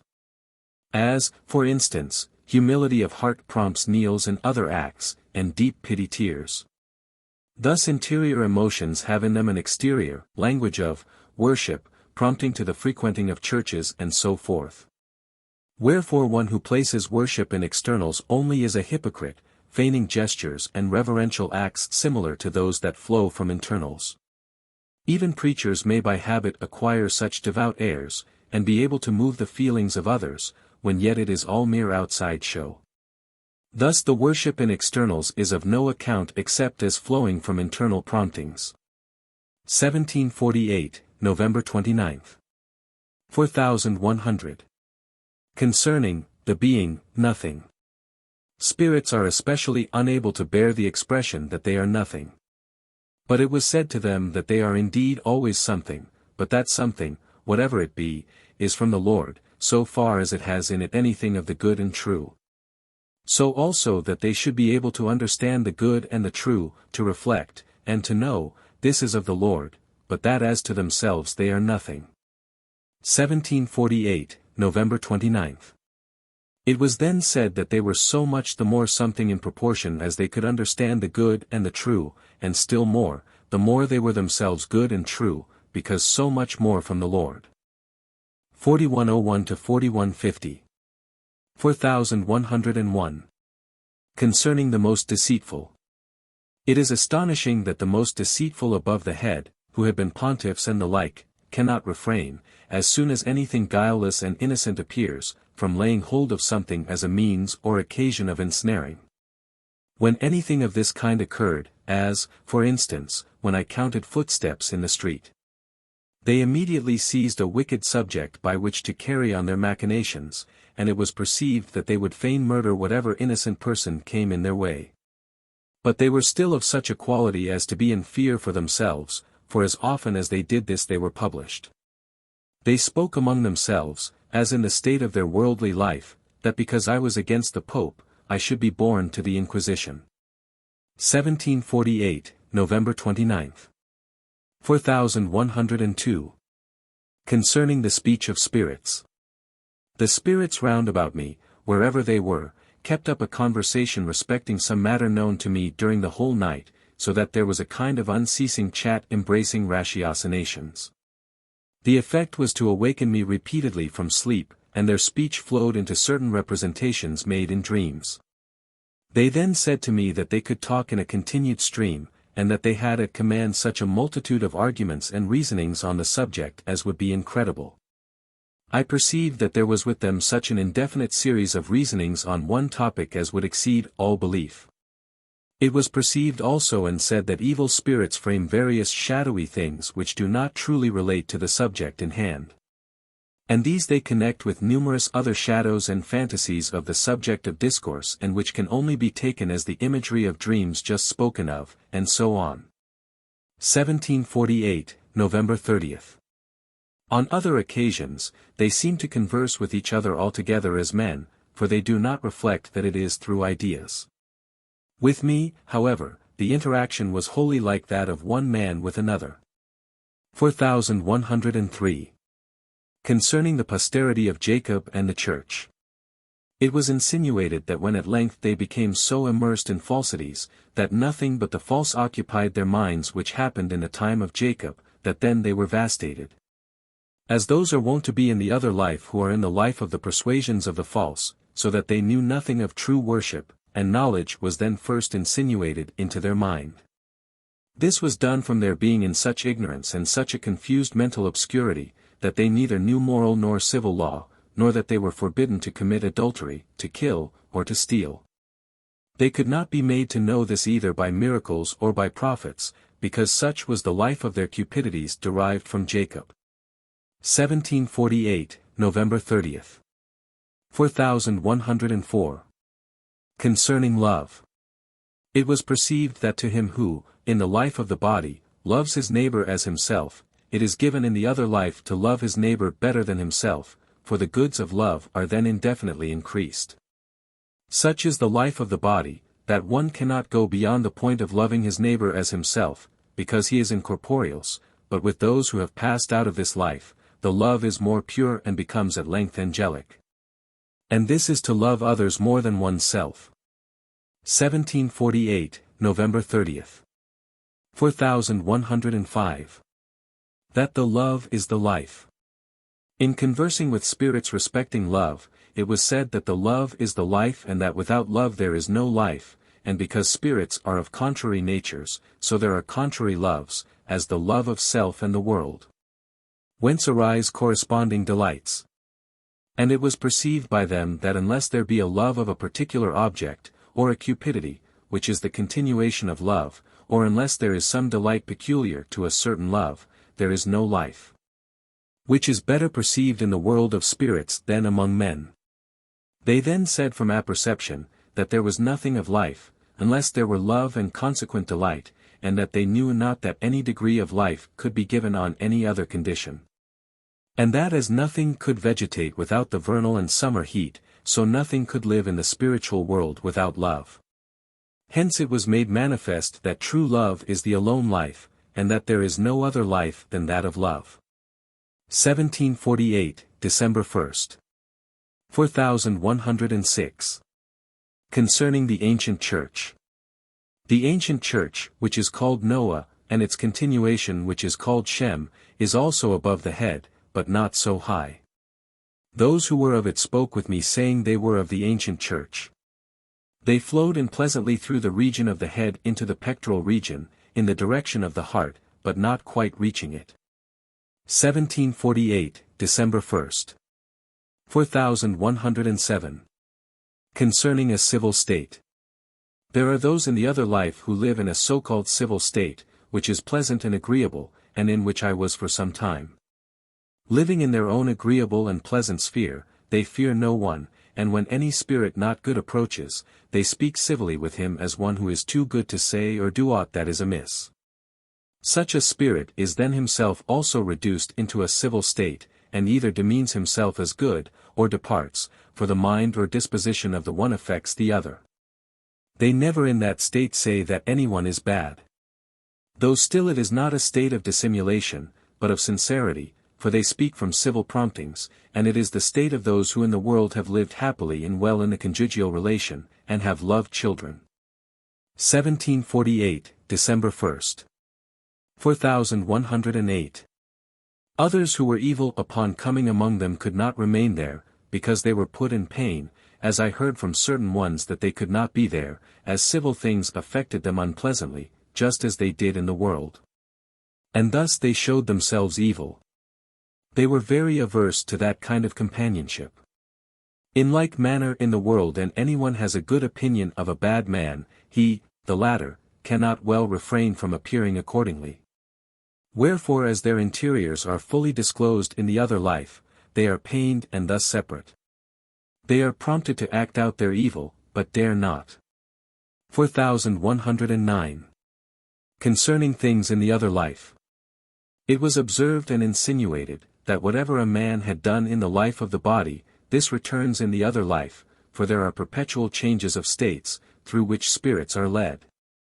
So that there is no state which had existed in the life of the body, but it then returns. Thus the hatreds and other things, which one had not only done, but thought, nay, everything of the kind which had occurred from infancy to the extreme limit of life. Even the very persons against whom he had cherished enmity, either open or concealed, are instantaneously present, so lamentable are the states into which they are driven. But, what is peculiarly observable, all the evil deeds and thoughts of the evil return to the very life, but with the good and those who were in faith it is not so. All these states of good, of friendship, and of love return with the highest delight and happiness. 1748, December 1st. Experience, in this respect, testifies that evil does not reign with me. 4110. These states return often, and because they are many, as, for instance, in which the man had cherished open or latent enmities, pretended friendships, and so on, they occur with much variety, as also other evils. The indulgence of worldly and selfish love, the commission of adulteries, etc. All these not only return, but are manifested before spirits and angels with shame and grief. He thus undergoes not one kind of punishment, but many. And as often as it occurs, and his character is exposed, he suffers a punishment conformed to his evil and iniquity, but still one general kind of punishment, and consequently one hell remains for him, which is that of his ruling evil and iniquity. 1748, December 1st. 4111. Such punishments continue for a long time, even through many years and many ages, as, for instance with the dragon David. And they carry with them a process of vastation, but yet a final vastation follows, by which he is dissociated from those of such a character, and because he is then in scarcely any society he sits in darkness and in torture, with very little life. Until he becomes capable of rendering some kind of use. Thus he continually descends to the ultimate of his punishment. 4112. But with the upright and the good the case is different. They continually ascend through the delights and felicities before mentioned, and thus mount to the angelic heaven. 1748, December 1st. 4113. Concerning actual evil. I have perceived that so long as evil is in the thought only, it does not so, frequently, recur. But that so soon as it becomes actual, it passes into the will, when both the thought and the will, thus, the whole man, conspire, to the evil. Anything may be extirpated from the thought before it enters the will, but when it is in the will it is not easily extirpated, for it then also occupies the thought. 1748, December 1st. 4114. Concerning the most ancient church. There was exhibited to me a flamy light above the forehead, and those of the most ancient church spoke with me, saying, that they have such a light, and much more intense, in which they dwell. 1748, December 7th. 4114, 1-2. Concerning each kind of life of a spirit. There are with a spirit two lives which he takes with him from the body, and which remain, as it is not given him to use the corporeal memory, namely, the life of persuasion and the life of cupidities. As respects the life of persuasions, I wondered that spirits could converse with each other, as they do, and that whatever they think and speak they are able to confirm by so many reasons or reasonings as a man could scarcely believe. For they adduce so many and so various confirmations, which they have at hand, that I have often been filled with wonder, at witnessing it. I was given to understand, that confirmations so various and manifold, which are ever in readiness and, as it were, present to them, are from the life of persuasions. For when a spirit is in persuasion, he immediately excites or suggests confirmations from a man's memory, that is from the things stored up in his memory, for the persuasion of a thing excites, as anyone may be aware, who reflects. Hence proceed their discourses replete with such multiplied confirmations. But with men whose interiors are not open so that one can speak with spirits, the case is different. For to him such spirits apply themselves as are of a nearly similar persuasion, for if two contrary persuasions were present, there would be a discord. With me it is otherwise, in order that I may know the qualities of spirits. When a man changes his persuasions then other spirits apply themselves to him, wherefore, whatever be the man's persuasion, such is the persuasion of the spirit, and the spirit continually excites confirmations.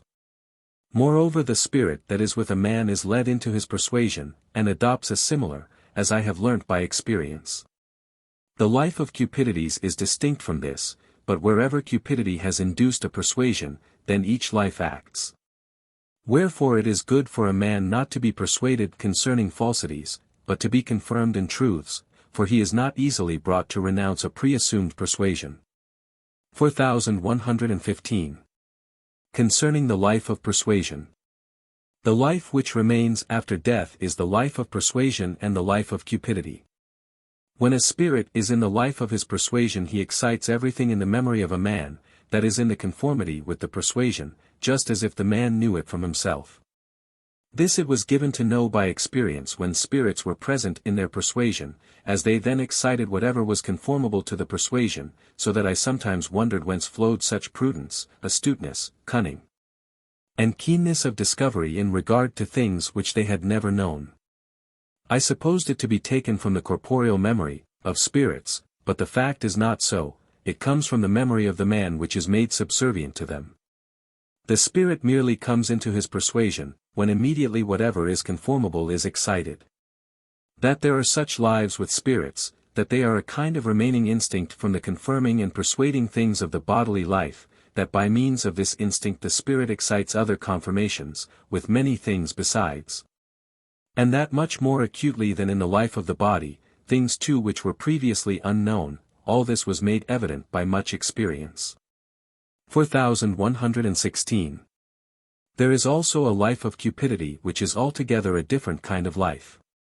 For the life of persuasion has respect to the true and the false, and the confirmation of the true, being contracted from the knowledges of things, and many other sources, but the life of cupidity has respect to evil and good. Thus to whatever is called love. 4117. It may be manifest that persuasion, in the life of the body, is able to subdue cupidities, as, for example, when anyone persuades himself that a particular kind of food is more wholesome than another, although it may be of no taste at all.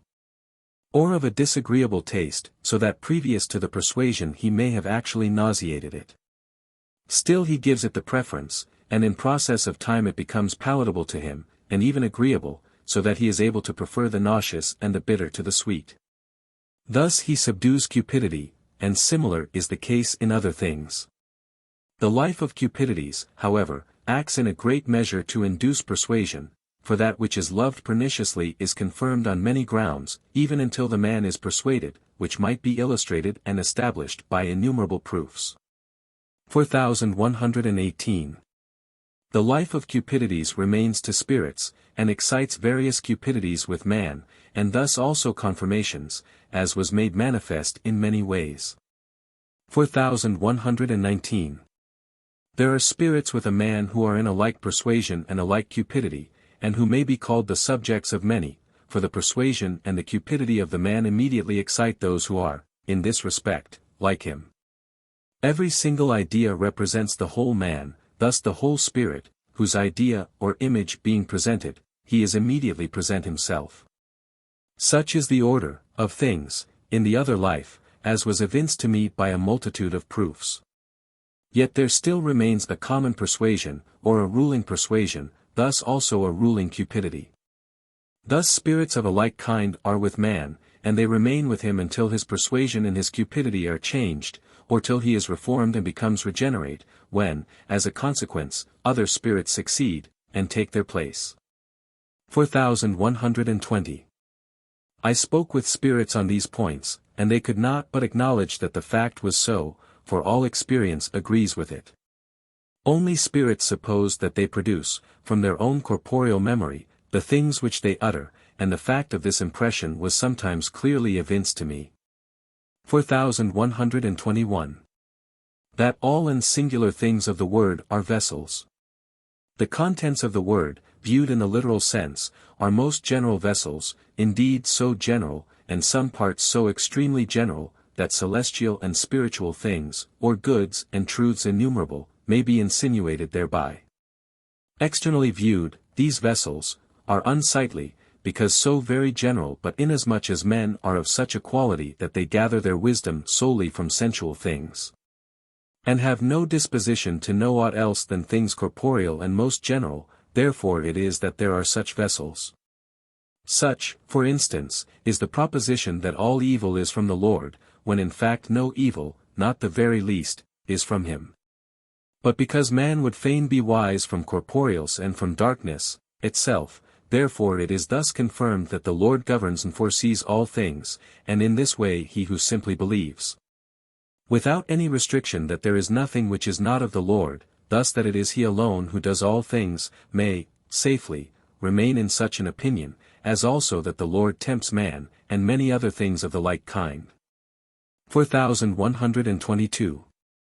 At the same time truths may be applied to those vessels, as that the Lord does and foresees everything, and is omnipotent, but that evils accrue mediately through evil spirits. As also that he so orders and disposes, that all and singular evils are converted into good. In this way one and the same vessels receives contrary senses, and thus applies itself to every kind of truth, for it is a truth that no evil can exist without the Lord's permission. It is a truth also that whatever he permits takes place through the agency of evil spirits, and that he would not permit it, were not man so evil that without evil he cannot be reformed. It is moreover a truth, that there is no evil from the Lord. In order therefore that the words of the word may be applicable to everyone, according to his state, they are of this most general character, in consequence of which they become available to each individual. Upon these points I conversed with spirits. 1748, December 8. 4123. Concerning my revelations. There are spirits who are averse to anything being said concerning the things revealed to me, but it was replied that they are instead of miracles, and that without them men would not know the character of the book, nor would they buy it, or read it, or understand it, or be affected by it, or believe it, in a word, that they would remain in ignorance of the whole subject, nor would wish to hear anything respecting the interiors of the word, which they regard as mere fantasies. Such as are simply men of learning will for the most reject them. 1748, December 9. 4124. That the kinds of conjugal felicities are indefinite. Some time ago, while in an intermediate state between waking and sleep, I had a manifest perception, that the universal genera of conjugal felicities are indefinite. This was related to spirits, and it was said that the truth on this head can never be perceived and acknowledged, but in an interior state. Wherefore some of them were remitted by the Lord into an interior state, and then spoke with me, saying, that they indeed apperceived the genera of the felicities of conjugal love to be indefinite in point of number. 1748, December 10. 4125. Concerning the memory of spirits. If it were permitted to spirits to be in corporeal memory, they could not possibly be among other spirits, for then evil spirits would immediately know whatever of evil anyone had thought or done. For all ideas are communicated in the other life. Thus they would bring forth from his memory nothing else than evils and falses, and thus would rush upon him and continually infest and torment him. Wherefore the Lord alone knows what man thinks and does prior to his becoming a spirit. 1748, December 11. 4126. Concerning the face of a monkey. There appeared to me the face of a monkey, and it was said that those are of such a quality who apply to themselves what belongs to others, in order to deceive them. In the other life spirits can impersonate anyone, and present not only the idea of the man, but also images or representatives of his speech and other things, as also whatever anyone may be inclined to favor. 1748, December 11. 4127. Concerning the hell of the unhappy. Being asleep, I was infested by a certain one who was changed into a kind of nondescript monster, composed of a body at once human and bestial, and distinguished by other frightful features which cannot be described. From these, and other things of like nature it may be inferred how the evil, in an interior sphere, are infested and tormented. 4128. Angelic spirits then subsequently spoke with me in my sleep by means of representations, but the representations were such that I clearly perceived them while asleep, in their entire series, and what they signified. So that I was myself altogether in the same speech, which, however, was not properly speech, but vision, accompanied with a manifest perception of the object in its reality. It was thus indicated why those direful sights were seen by me, and such things suffered. The spectacle was sufficiently prolonged in duration, with a clear perception, and I answered by a like intuitive speech. But when I awoke I could not understand a single item, of what I had seen, still less declare it. I wished to recall it, but could not, because they were such things as do not fall under the sense that is expressed by speech. But I learned from them what is the state of the blessed in an interior sphere, namely, that their communication with each other through the representatives of interior thought is such as cannot be described. Wherefore their felicity is supreme, since similar things are conjoined with the perception of felicity, which is something that is absolutely unutterable. 1748, December 22. 4129. That evil spirits are bound to obey. While speaking with myself, or thinking with myself, concerning the import of the word rib of which the woman was built, evil spirits spoke and thought with themselves precisely as I did. Shortly after they said that they had done so, and yet that subsequently to this they acted in opposition to me. Hence it was given to know, that while the Lord rules the thoughts and speech of man through the angels, evil spirits cannot but think in like manner, and that then they know no otherwise than that it is from themselves. The case is similar with the preacher of bad life. When he commends what is good, evil spirits think and excite the same, but when the preacher is in his true life, then evil spirits have the ascendancy. Thus it is clearly manifest how the evil bring forth good things. 1748, December 29. 4130. Concerning evil spirits. That evil spirits did continually and for a long course of years, by cunning and malice, by deceits, threats, and innumerable machinations, labor to destroy the interior things of the word, which machinations, from their long continuance, I am unable to describe in detail, was matter of distinct observation. 4131. I observed moreover, that spirits and angels are never able to discover or utter anything of truth from themselves, as often as they were left to themselves, with a view to such discovery, they were wholly incompetent to it. Whatever they lay hold of, it is not truth, as, for instance, in respect to the interior sense of the word, they were never able to discover it of themselves, and when the spirits were sometimes indignant, I perceived that it was in consequence of this inability. The case is the same with a man, who is never able of himself to do anything good or to think anything true, though it seems to himself that he does, but the impression is false.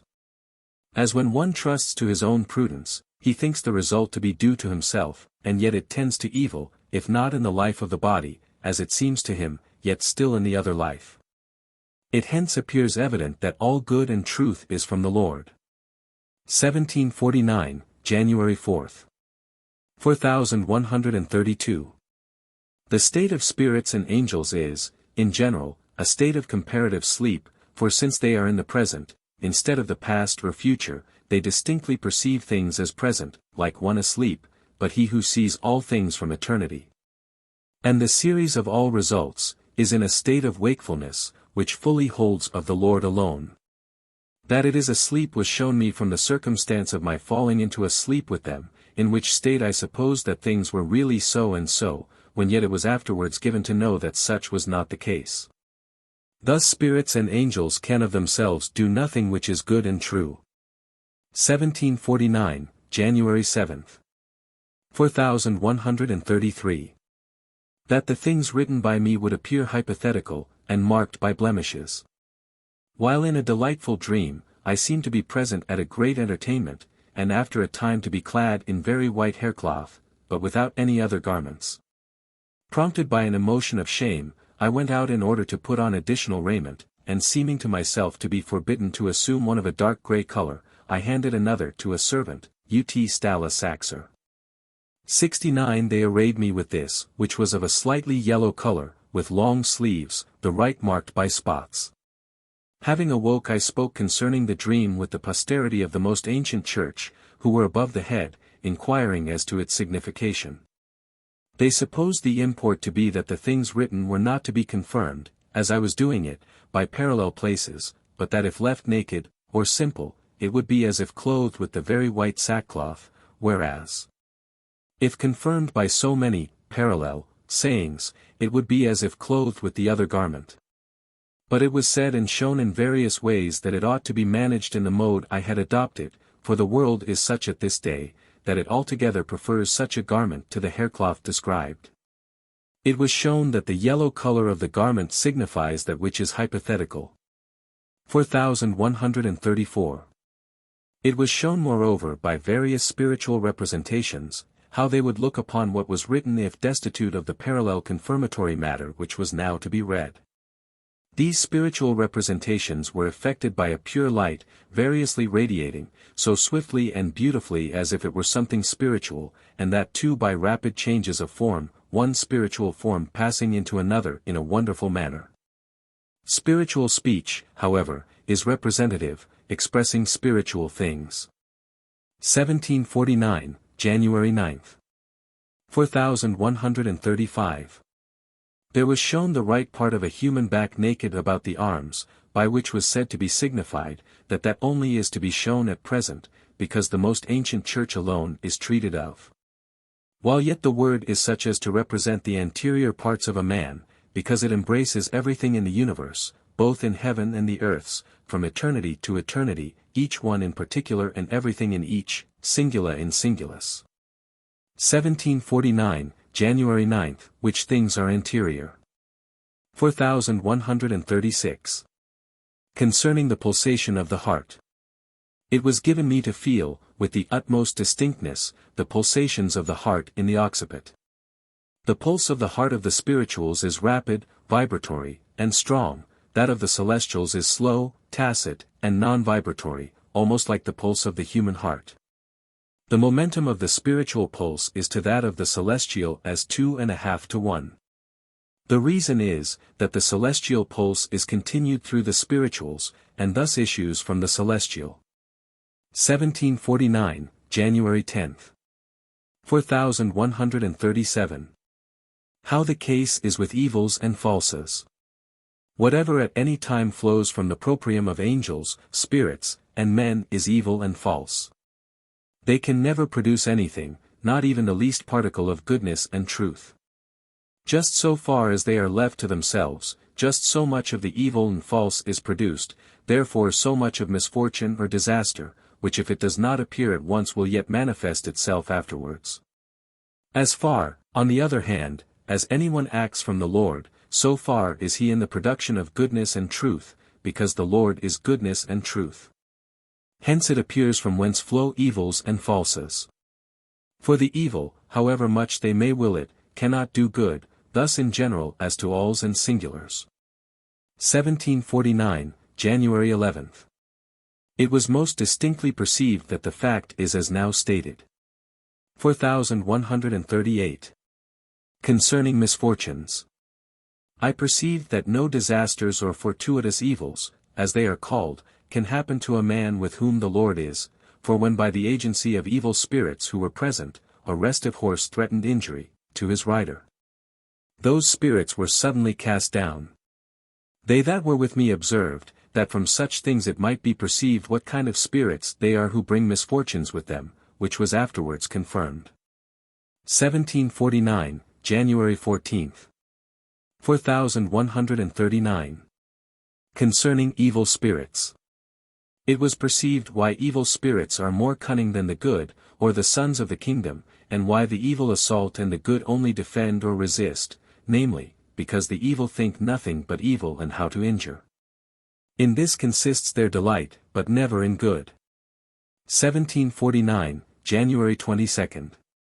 That spirits though absent may appear as present. I have thought in connection with spirits concerning the fact that spirits may appear present though at a great distance remote, and that they operate as much in the presence of others as if they were actually there. Nor can it be believed to be otherwise, as their presence is felt. The case is like that of the sound of the lips on the ear of one at a distance, in which the perception is as if the speaker were present to the ear, while yet it is merely the sound made by the throat and tongue, of one who is more or less remote. So also is it in regard to the sight which extends itself into the distance, while the eye remains in its place. Thus it is with thought which can expatiate abroad in the universe, although its seat is in the human brain. For thought affects one as sound does the ear, and where the thought it, there the spirit is supposed to be. It is, however, an appearance, for place cannot be predicated of thought, but only of the organic substance from which thought flows. And because thought affects the percipient, nothing else is believed than that the spirit itself is locally there. It is therefore an appearance, although the effect is the same as if there was an actual presence. 1749, February 2. Concerning the new church called Enosh. Gen 4. 26. Certain persons spoke with me who were of the church called Enosh, Genesis 4 verse 26, and spoken of in the end of that chapter, which church held charity as the principal point of faith. It was perceived that they approached very gently, near the head upwards, and that they spoke modestly, saying that they lived in charity, among themselves, and performed offices of friendship to others. But that they did not think so very much concerning the Lord, though still something. From which it appeared that their charity was the charity of friendship, and but in a slight degree the charity of faith. They live in quiet, and like good citizens, causing inconvenience to no one. 1749, February 4. 4140. The speech of angelic spirits. The thought of angelic spirits. It is scarcely possible to describe, even in the most general way, how it is that ideas are variously bound or tied to things, and that they inhere in things, which things are a kind of vessels or centers, from which are numerous issues like rays from the sun. If a thing true and good be assumed, then that truth and good may be represented in a variety of ways, and their ideas may be with them, and in them, and thence diffuse themselves into many other things. Representations also may be formed in which and to which ideas may be annexed, as white or golden candlesticks, variously decorated with representative ornament. Thus, for example, a candlestick so formed may serve for a subject or vessel from whence may flow innumerable varieties of other subjects represented at the same time. From whatever affection they think, as from a sigh, from a laugh, and so forth, in that thing there may be latent multitudes of other things simultaneously present and in hearing. For each thing of the kind, as a laugh, for instance, exists from many causes, and in these causes inhere also, as a formative power, the causes of causes, which are unknown to man, and can never be explored. There are moreover formed from things various and multiplied spheres, as various spheres of goodness, with their own light, with the tempering of light, which exists in innumerable shades and degrees.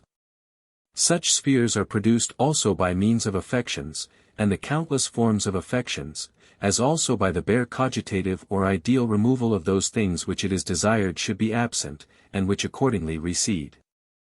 In this manner the spheres of objects and of representations are tempered, so that it is ineffable to what degree these varieties exist. Indeed they may be called, as to number, indefinites of indefinites of indefinites. 1749, February 12. Thus, for instance, Psalms 144 verse 12, that our daughters may be as cornerstones polished after the similitude of a palace. Daughters here stand for goods, which may be represented to and by angelic ideas to the very life in innumerable particulars, but not otherwise. 4141. Concerning excrements. I saw how those female spirits who had lived in pleasures labor in vile excrements. Those filthy bodily excrements they continue to void, and it was said that they greatly delight in them, or that they were pleasant to them, for corrupt pleasures are turned, in the other life, into such things. Others, however, do not feel this delight, from such a source, but on the contrary something offensive and revolting. It was said that those of this class, whether males or females, are they who from assumed principles, prefer voluptuous enjoyments to all others. 1749, February 14. 4142. Concerning mansions. I have sometimes observed in sleep that in my garden at Stockholm there were various mansions of doves near the earth with stone entrances and enclosures and chambers of beautiful construction within. I wondered that there were such things in my garden and yet I had not known it. And that at a different height, above the earth, to which it was necessary to ascend by ladders, a similar sight was to be seen, and the same also at a third elevation, where were shepherds, meadows, and groves. During the last night also I had a vivid perception in a dream of a mansion near the earth in a garden in which was a chamber that I saw, and with the tenant of which I spoke in my dream. On awaking I spoke with the spirits around me, who answered me as if being themselves in a dream. Near the earth were artisans with whom a conversation was held concerning a census. 1749, February 16. 4143. Concerning the materials of words. It happened that when I took certain words from my collection to insert them in what I was writing, and when for that purpose I took but a single word from the things which were not in my memory, there then occurred a change of spirits. Other spirits succeeded, and the former complained much and with no little lamentation that thus they could not be present but were driven away because something foreign had occurred to me. The reason was, that spirits succeeded who indulged in words, or the materials of speech, while the former were accustomed solely to thought. I was thus taught by experience that owing to a mutually contrary sphere these two classes of spirits could not be present together. For those who inhere in the materials of the word take away the faculty of thinking from those who wish only to think. But the angelic spirits remove them, because they are within the sphere of thought and thus control the interiors of thought. But spirits wish to control the exteriors of thought, which power is now taken from them, because they act by persuasions. 1749, February 17. Hence it appears that rational spirits cannot be present together with scientific, and that they are altogether distinct from each other. 4144. Concerning proprium. Spirits are indignant and complain when they perceive that another leads them. As soon as they observe this it becomes intolerable to them. Yet they care nothing for it when they do not observe it, they then think that they lead themselves, or that they think, speak, and act from themselves. This sometimes happens even when they are led by others, and the fact is shown them, but they cannot bear it even when they observe that the teaching is from me. Thus it appears how difficult it is to persuade them that they do not live of themselves. Altogether different is the condition of the angels, who do not wish to think, speak, or act from themselves. 1749, February 19. 4145. Concerning the most ancient church. There was to the most ancient church an internal respiration, thus from the internal man, who was in consort even as to the external with spirits and angels. But afterwards the way was closed, and the respiration became external, wherefore all communication, speech, etc., with spirits ceased. 1749, February 19. 4146. The discourses of angels fall into such representations as are in the word. It was sometimes shown in sleep that the spiritual angels in conversing together said, that the things written by me were not true, or to that effect. I then seemed to myself in sleep to be guilty of squirtation and even of adultery. The import of what they said being thus represented in dreams. From these and similar things it may appear, that angelic discourses fall into such representations as occur in the word, nay into such terms as are found there.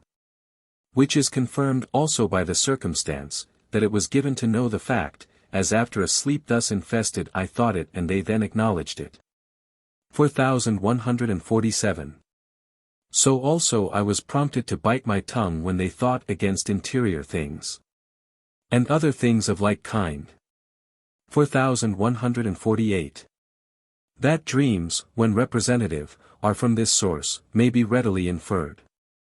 1749, February 21. 4149. That holy truths are to be found in a certain place of the head. When angelic spirits spoke respecting the circumstance, that it was not the true internal sense which was written in those days, or in that day, it was given them to inspect whether the assertion were true. They made their researches deeply and profoundly, and with a clear sense that the truth was then in a certain region, to which the thoughts penetrated, in the left side of the head, where are truths and falsities. Just as in the right side of the head are cupidities. It was, as I remarked, a certain place in the left region of the head, and it was said to them that they should search there, which was done, and with the result described. Hence it may appear that certain truths and falsities are to be found in certain places on the left side of the head. I wondered at this, but could come to no other conclusion, but that such is the fact. So that truths and falses have their own places in the head. Where the false exists then that part of the head is indurated and is pained even to torture when inspected or explored by angelic spirits, but when truths exist, then the part is soft and free from pain. And may thus be inspected by angelic spirits. 1749, February 21. 4150.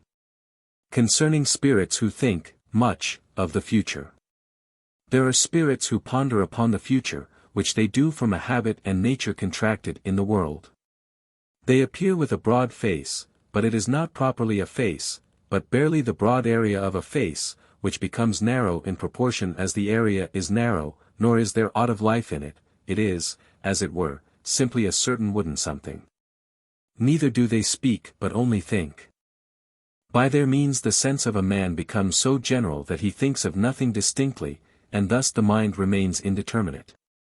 Such is the state of those who give way to prevailing thoughts of the future, and thence become, mentally, emaciated, and void of understanding. 1749, February 22. 4151 to 4200. 4151. Concerning a wonderful, kind of, influx. I dreamed of being in the house of a count of the equestrian order, with a certain one who stole from me the counterpane of my bed, together with the bolster, stora bolstert, as also a cloak lined with wolf skin. And another long skin of the same kind. I spoke to the person, it was Karl Broman, who took these things, and he said he would restore them. He supposed it was lawful for him to take them on account of a law passed. But being suddenly angered I said he ought, at once, to restore them, but if he would not he might have them, for I was present all the time, sick, and thus he had no right to take them away. Having dreamed all this, when I awoke I thought over the dream and I heard above me those who followed one after another saying, some of them, that it was just, and some, that it was not, but they were respectively in an idea altogether different. And in a dream totally unlike. They also remarked that their entirely dissimilar ideas flowed in this manner and said moreover that the bolster in the dream signified to them a blessing, that the long wolf-skin was a sabbatical rest of blessings, and so on. And yet the discourse of the one party flowed in with me in this way, and agreed altogether with the discourse of the others. 4152. I spoke with them, saying, such an influx could not be an influx of correspondences, but something altogether different. It was perceived that by modes or dreams utterly unlike similar results might take place, and that the influx of correspondences was still different, namely, that spiritual things would flow into natural and be represented by them, as love by heat, understanding by light, and so forth, which correspond. But the influx spoken of is such that it could never be known from the natural what was in the spiritual, and thus it was an influx of a wonderful character. 4153. Hence it may appear how it is that angelic influx is so diversified as it flows into various objects according to the qualities of the recipients. Thus too it may appear from different experiences that the angelic discourses falls into various representations, as biting the tongue, and the like, and hence too it is evinced, that all and singular things of the thoughts flow in. Although by reason of their multifarious dissimilitudes it would not so appear. 1749, February 25. 4154. Concerning societies. There exist in the other life societies corresponding to everything which can ever enter into the thoughts of man and into his concupiscences. As to the thoughts, let an example be taken from this, viz. That when I thought concerning any subject that was not clearly ascertained, but was hidden, as it were, in the word, as concerning Noah's ark, then there were societies. 1. Of those who thought of nothing else than whether it was to be ascertained at all. 2. Of those whose concern it was whether it was true. 3. Of those who inquired whether it might be divulged. Those were most numerous who sought to know whether it was, and then those who inquired whether it was so, of which last there were very many societies. As soon as the question came up whether it was so, they wandered into innumerable conjectures, yet still in such a way that they roved about in externals only, upon the quality they did not enter. There were very many societies of these which were dissipated, for they hindered the seeing what the thing was. They inhered everywhere in this, viz. Whether it was, and while thus engaged turned to whether it was so, yet still, back again to, whether it was, and, then once more, whether it was so, wherefore these last mentioned wandered about on the surface of the skin. 4. There were a great many societies which conjectured from their proprium, one in this way, another in that, in a long series.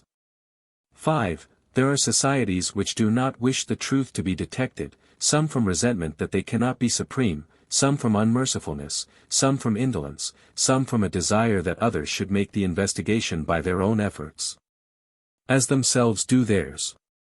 Others again desire that one should be kept in trying, with no other end than that simply of trying, in order that the man or spirit may despair, become enraged, and precipitate himself into every evil and insanity.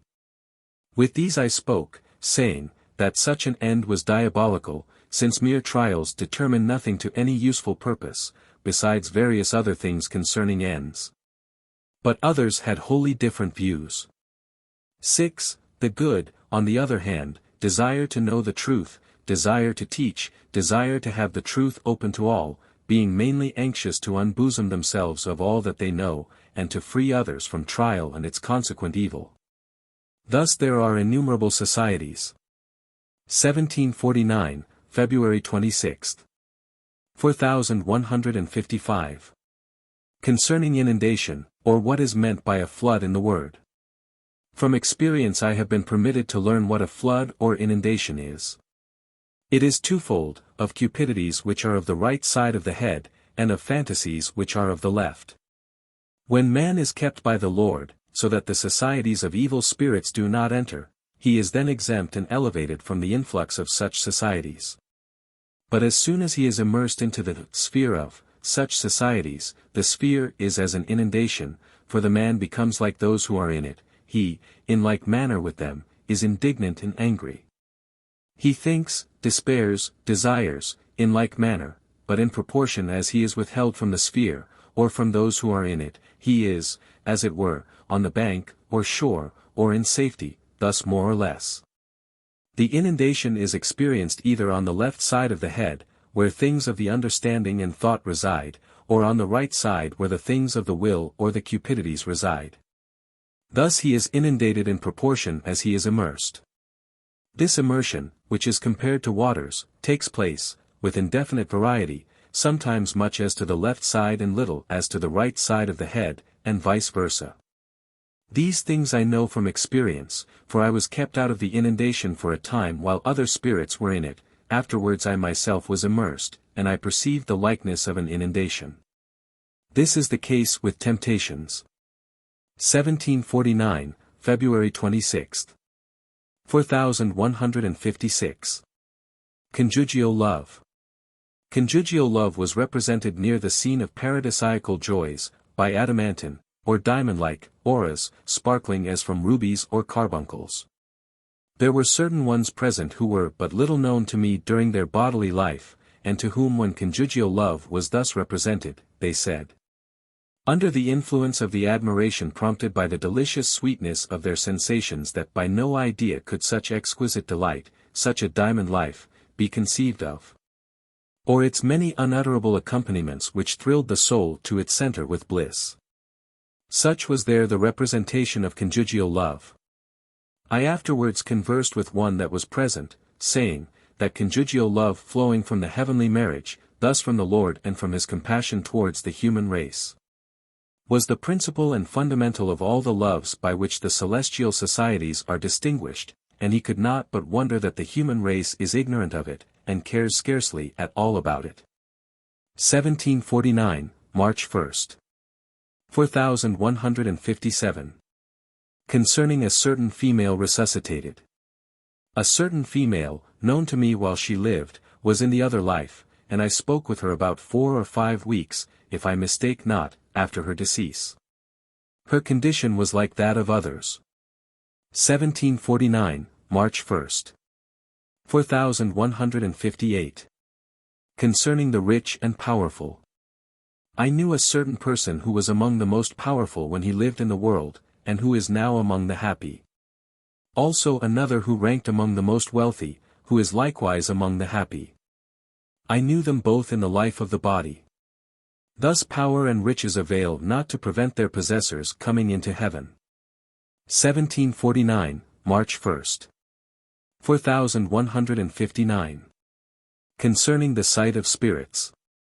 It has been evinced to me from a multitude of proofs, that the sight of spirits among themselves is so exquisite that they have no other idea than that they clearly perceive others, and also themselves, and that they even have the sense of touch. Examples are numerous, as that while I was myself in that state I really saw and touched spirits, just as I had been awake, with all the sensation of sight, hearing, and touch. Spirits indeed oftentimes affirmed that they clearly saw themselves, their garments, their body, their hands. They frequently said also that they saw representations as in the brightest light, when I was permitted to make them, and that too so distinctly that they perceived every item. Yea, even those who were in an interior sphere saw in like manner from barely a general kind of thought, which included many other things that they perceived. Not to mention that I have seen spirits themselves more, I presume, than 1,000 times, their faces, their bodies, and their representative creations, as in the light of day, besides, seeing them, in their habitations, etc., etc., 1749, March 5th. 4160. Concerning a certain good spirit. A certain female known to me in the life, of the body, was, in the other life, enabled to be among the blessed after the short space of a few weeks. She was in the society of the blessed, and it was perceived that her interiors were open, and that she then felt and perceived everything justly, to say nothing of other particulars. She was in the midst of paradisiacal scenes, and on beholding them said, that this was not to be happy, but that true happiness was something more interior, at which the spirits wondered. As did the angels also at perceiving that she acknowledged the Lord from an interior principle. 1749, March 5. She was from among those on earth who lived in riches, splendor, and rank. 4161. Concerning the proprium of spirits. There were spirits with me who, from their proprium, wished to direct what I should write. They were of a quality scarcely to be described. They limit the ideas in such a way that I seem to know nothing of what would be of advantage and what would not. They take away all extension of thought, narrowing it in such a manner that scarcely anything, general, can be known. They take away from other spirits all freedom, and all the delight thence arising. In a word, they are closed, as to their minds, so that there is scarcely anything of life in them, they know nothing, and yet desire to know everything, being, as it were, a kind of wooden entities. They bring a man into bondage, nor leave him any freedom, they wish to occupy and possess him, when yet so long as man is in consort with the angels everything is free, and he has extension of thought, and is enabled to know what is good and true. But with these everything is the reverse. 1749, March 5. 4162. Concerning evil and the proprium. I perceive that man is the cause of evil, which appears from this, that it is an eternal law, that man should seem to himself to enjoy freedom, so that nothing should be done, by him, contrary to his will. As otherwise faith could never be implanted. Faith is implanted in the full exercise of freedom, never by force, compulsion, fear, or miracles. It hence appears that since, by an eternal law, it shall seem to man that he enjoys, entire, freedom, he is himself the cause of his evil. 1749, March 7. 4163. How spirits recollect others. It was shown to me how vividly the idea of persons known in the world is recalled. There was a homicide thus recalled to mind by his relative and so distinctly that I saw him just as he was in the world, and that twice or 3 times. He was addressed by his kinsman whose money he had had and did not return it to him, about which he complained, and in regard to which he spoke with the surrounding spirits. From the answer the angels could clearly perceive what his intention had been, and that he had appropriated the funds to himself or otherwise disposed of them. From this experience it was obvious to me how spirits retain the recollection of others, and that it is as vivid as if they still lived in the world, and that when a communication of ideas is given, the same person is at once made to be present to several, as was done, in this case, and that too most easily in the same moment, and standing either close by or at a little distance according to their position, as happens in the other life. It was moreover made manifest, that angels immediately perceive from one's response what kind of intention he had, so that nothing is concealed. 1749, March 8. 4164. Concerning the recalling of a man's states. I saw and heard and perceived that evil spirits are remitted into the state of their infancy and childhood, and then described as to their quality at that time. Hence it appeared, that every one of a man's former states may return and be re-induced upon him, and that by all his good states his evil ones may be tempered. 1749, March 9. 4165. Concerning the inundation arising from evil spirits. I have often experienced that I was withheld, and, as it were, elevated, that is, towards interior things, thus into the societies of the good, and in this manner kept from evil spirits. I have also perceived and felt that if I had been let down but a little, the evil spirits would have inundated me with their persuasions and false and evil principles. I also perceived that in proportion as I was let down, they did inundate me. 1749, March 9. 4166.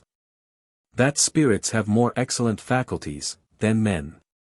Of what quality the ideas of spirits are, compared with those of men, may appear from the fact, that spirits are, emphatically, in thought. A man can think in a moment what he would be unable to utter or write in the space of hours. In that thought are spirits, not like man's, an obscure, but a distinct thought, in which things are seen as when one sees in a picture everything simultaneously represented to him, for spiritual representations, such as cannot be described, are adjoined. In a word, a single obscure idea is made clear by means of many representative and intelligible ideas that are set forth by spirits. Angelic spirits employ comparatively still more illustrations, for as is a man compared to spirits, so is a spirit compared to angelic spirits, and so are angelic spirits compared to angels. 1749, March 10. 4167. Concerning the nature of spirits. Inasmuch as it is not permitted to spirits to use the memory of particular or material things, particularium, there are interior memories, which however cannot properly be called memories, but rather faculties of the memory of particulars, corresponding to the quality of the man when he does not think from this material kind of memory. Man in fact often thinks in this way, though he is not aware of it. Still the memory of particular or material things is the plane from which he is enabled to do it, since the very faculty of thinking is from that ground. Such are spirits, and thus are they more excellent than man. They are with man, so that they think from his memory, because they are faculties and potencies, and then they know no otherwise than that they are the man, and that the particulars of the man are theirs. This I have learned by a multitude of experiences, having spoken with them and been assured that the fact is so. They indeed resent the idea, and suppose that all the particulars which they utter are their own, but when the truth was demonstrated, and especially that they spoke in my own language and that they knew all the languages which I know, and were ignorant of all of which I am ignorant, they became silent under the force of conviction.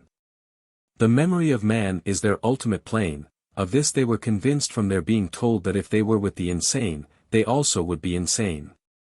If with the intelligent, that they would be intelligent, and yet would think everything to be their own.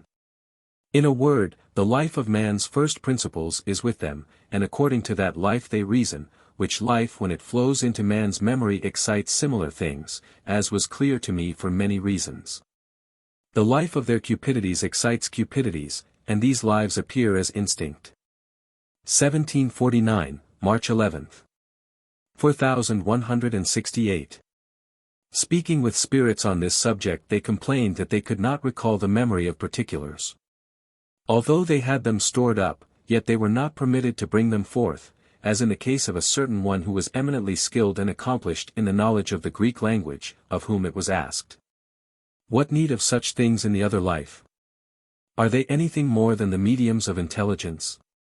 And when, the clear light of reason is enjoyed, what need of mediums?" But it is wonderful that even when their past life is recalled to memory, by the Lord, what they have done and what they have said, they recognize it as nothing else than the effect of a powerful memory. Just as if they were in full possession of the memory of places, actions and words. 1749, March 11. 4169. Concerning infants. There are certain and numerous societies which have the care of infants. These are principally composed of such of the female sex as loved infants most tenderly in the life of the body. Infants which are of what they call an upright nature and which are beautiful, they dedicate in a certain way to the Lord, and they are accepted, which was both said and shown to me. 1749, March 12. 4170. Concerning lukewarm things. The reason that lukewarm water causes vomiting is, that lukewarm spiritual things are of the same quality, for spiritual things have such an effect upon natural things, which was remarked to spirits and angels, and they confessed that it was so. When I was thinking of lukewarm water, and at the same time of spiritual lukewarmness, there were spirits present who seemed, as it were, to vomit, from which the nature of the influx may be perceived. 1749, March 12. 4171. Concerning faith. There was a certain one who, while he lived in the body, held as a principle, that faith, alone, is saving, as, for instance, the faith of the Athanasian Creed, which is taught to children. This person spoke with me on the subject of faith, and I asked him what else faith was than science and knowledge. what it amounted to, except as it related to the use of a man's being made good. And that as it was nothing else than bare science, one would be insane to think science alone or knowledge could save, since all knowledge is in reference to the end of a man's becoming good. Still more insane would he be who should imbue himself with such notions, and make them the principles of his faith. Light was granted him to perceive the truth of this, and he confessed it before others, saying that he had been deceived, and that faith, of itself, was nothing, except so far as it made a man good. That is, except so far as it could be made the means of endowing him with charity. 1749, March 12. 4172. A certain one said that he had in himself nothing good, and thus could not be saved. It was replied, that he ought to have a true faith that every good was from the Lord, and that thus he might be gifted with charity. It was hence evident that knowledge ought to precede, that is, a knowledge, that all good is from the Lord, and that unless one has knowledge, he is not endowed with the charity of faith, thus the knowledge of truth precedes. 1749, March 12.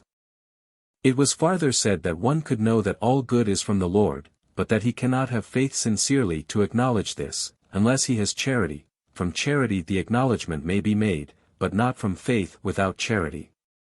4173. Concerning use. I conversed with spirits concerning use. They were indignant that I had so much to say on this subject, but it was said in reply that use is all in all, that in the world, in a kingdom, the main question is in regard to use. And so in respect to a man, we ask, what use does he subserve? If he is not useful he is rejected as worthless. How much more then in the Lord's kingdom, where use is everything? There was then represented, according to the ideas of angelic spirits, a sphere as an aura of uses, and it was said that in the Lord's kingdom there is nothing but use. One of the above-mentioned class, being in such a sphere began to hurry away, saying that he could not respire there. 1749, March 12. 4174. Concerning the antediluvians. Being duly guarded, I was led towards a mountain where are the antediluvians. When approaching the mountain I encountered a sensation of cold, which invaded the lower region of the back. The cold of that place signifies the extremest perversity. The mountain itself was formed from their fantasies into a hollow curve surrounding them, and within which they abide. Upon speaking with them, they said that they thought much respecting the being of a God, but had persuaded themselves that no God existed, but that men were gods and thus that they themselves were gods. An idea in which they confirmed themselves by dreams. All this they declared with the living voice. They moreover supposed themselves to dwell in forests. 1749, March 13. 4175. Concerning the beauty of conjugal love. There was seen presented to my sight, but in a very small degree, and veiled from full view, as it were, by a kind of cloud, an exquisite beauty, accompanied with a perception that it was the beauty of conjugal love. It was perceived to be such by virtue of a certain affection imparted, and scarcely anything else can be said of it than that it was beauty itself. For conjugal love, that is to say, the very essential principle of this love, gives itself the form of this superlative beauty affecting the mind to its deepest recesses. Indeed all beauty is from this source. I beheld also the quality of its representations, which were various cerulean rainbows and golden showers. 1749. March 19. 4176. Concerning representation, and the glorification of the Lord. It was given me to relate whence and what was a glorification of the Lord, but still so that I represented in an orderly way certain beautiful birds, how, when hungry, they fed upon grains and crumbs of bread. And then had recourse to such grasses as they relished, and to sand or gravel, and then drank. They have also mutual love and endearments with each other, and while in these things feel the delight of their life. Afterwards they rest a while until that delight diffuses itself throughout the nerves, and then they begin to sing most beautifully, prompted by the quiet serenity which they enjoy. All this it was given to represent in order to the life, for the representations were as if living. The angels then perceived all these objects in a celestial and spiritual sense, not being as representatives to them, but as conveying a deep celestial meaning, and in this perception I also shared. Thence it appeared what is the quality of the glorification of the Lord, and what the nature of representatives among the angels. 1749. 4177. Concerning the guardianship exercised by certain spirits. I saw a certain one who had been thrust by evil spirits to some distance downwards, when there appeared an angel floating above him, by whom he was delivered, and it was said that this was a sign that the good are delivered from the evil. 1749, March 22. Concerning woodcutters. Some remain in this employment for a longer, and some for a shorter time. While they are cutting wood it appears as if somewhat of the Lord was under the wood, wherefore the wood denotes what they regard as merit, and the more there is of the Lord in the wood, the longer do they remain, thus employed. But when it begins to disappear, then their vastation draws to an end. At length when nothing more of the Lord appears, the vastation is then wholly complete, and they are taken up to heaven, as I have myself seen, where however they fluctuate for some time between truth and falsity. 1749, March 22. 4178. That there is nothing without a cause and an end. It was manifestly perceived that nothing, not even the least thing with man, either in his action, speech, or thought, can exist without a cause, nor any cause without an end, and as the Lord is himself the end. And from him are all and singular things that are, it is impossible that anything, however minute, should exist without an end in the cause. 1749, March 23. 4179. Concerning certain acquaintances. I was surrounded during the whole night by those who were known to me, and while I slept I was present with them, and in the midst of them, and spoke with them under the semblance of other persons than they really were. On awaking they were detected as being those with whom I conversed. I dreamed twice that I came to a temple that was overthrown, where only the ruins of altars remained, and as I came into the midst of one of these masses of rubbish, I perceived myself beginning to sink. Which occasioned a thrill of horror. 70 lest I should be engulfed below, which caused me to awake. The dream signified the condition, at this day, of the magnificent temple of the Lord, his own word, of which there only remain such ruins, and these so liable to fall and sink. 1749, March 26. 4180. Concerning the journeying of spirits. When spirits pass from societies to societies and so onwards to their own, they seem to themselves to proceed on a journey, and to come to other and other places, which is now also perceived by me. Especially in conversing with spirits in the province of the loins, of the feet, of the soles of the feet, where they said they could not abide, and so go on or seem to themselves to go on, as if on a journey. When yet it is a mere change of societies. 1749, March 26.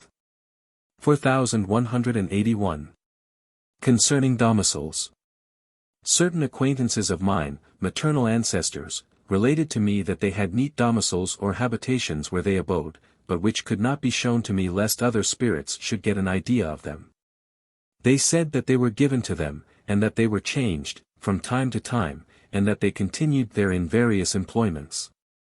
They wished to describe them to me, but could not for the reason above mentioned, save that they were such.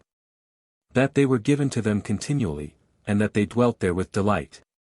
1749, March 26. 4182. Concerning uses. These mothers said that my father during the life of the body often absented himself, and they knew not where, but that he always returned with a certain delight. From whence it was perceived that he was sent forth by the Lord to the performance of various uses, among his fellow men now here and now there, because his delight consisted in an active life. It was remarked also that without an active life one cannot be in delight, wherefore after such a mission one returns in a state of delight. 1749, March 26. It hence appears that spirits are sent abroad with a view to various uses. 4183. Concerning man before the flood. At a considerable distance above the head were numbers who flowed into my thoughts and held them as it were bound, and thus in obscurity, with the sensation of a strong pressing down upon me. The spirits with me were held by them as if bound in a similar manner, so that they were scarcely able to think except as from their influx, which excited indignation. It was said to me that these were they who lived immediately before the flood, of whom were the Nephilim, giants, spoken of in the word, which makes particular mention of the living of these Nephilim before the flood.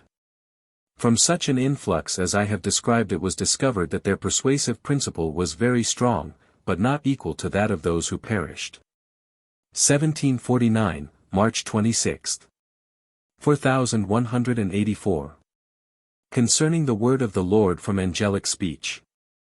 Angelic speech is such that every particular of their thought and utterance is alive. They receive in each single thing a perception of life from the Lord. Yea, those things which are of the life they exhibit to themselves to the life, as in regard to any affection of the will or of the understanding, they have it before them as if living, with all its accompaniments, with all its soul and body. Embracing things innumerable and ineffable, of which with man the idea is most general and, as it were, dead, because material and closed.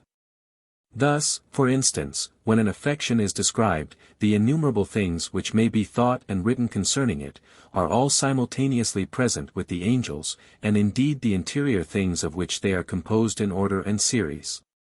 Just as the form of the body, or what belongs to the body, is known at once from the entire form and interior structure of the fibers, vessels, and muscles, with their series and connections, from which the form exists. All which are expressible, as with the angels they are living, such is their thought and speech. 4185. The word of the Lord is such that when it is presented by the Lord before the angels, each single thing is alive, so that the dead letter passes into life, with the innumerable particulars that are in each word and each connection of words. Wherefore the most general things therein contained are merely vessels or receptacles of such living affections, and that with indefinite variety, and in an ineffable manner. 4186. It was given me to discourse to some degree with angelic spirits, but not so much. It was, however, sufficient to assure me that the fact is as above stated. 1749, March 27. 4187. Concerning the life of spirits and angels. Everyone has a peculiar life into which he comes as into his own when he enters the other world. There are societies which are in a similar life. 4188. Concerning the life of spirits and angels. There are genera and species of lives, and societies are distinguished according to differences of life. Everyone has societies corresponding to his life. The general quality of that life obtains among many societies, of which each has its peculiar life.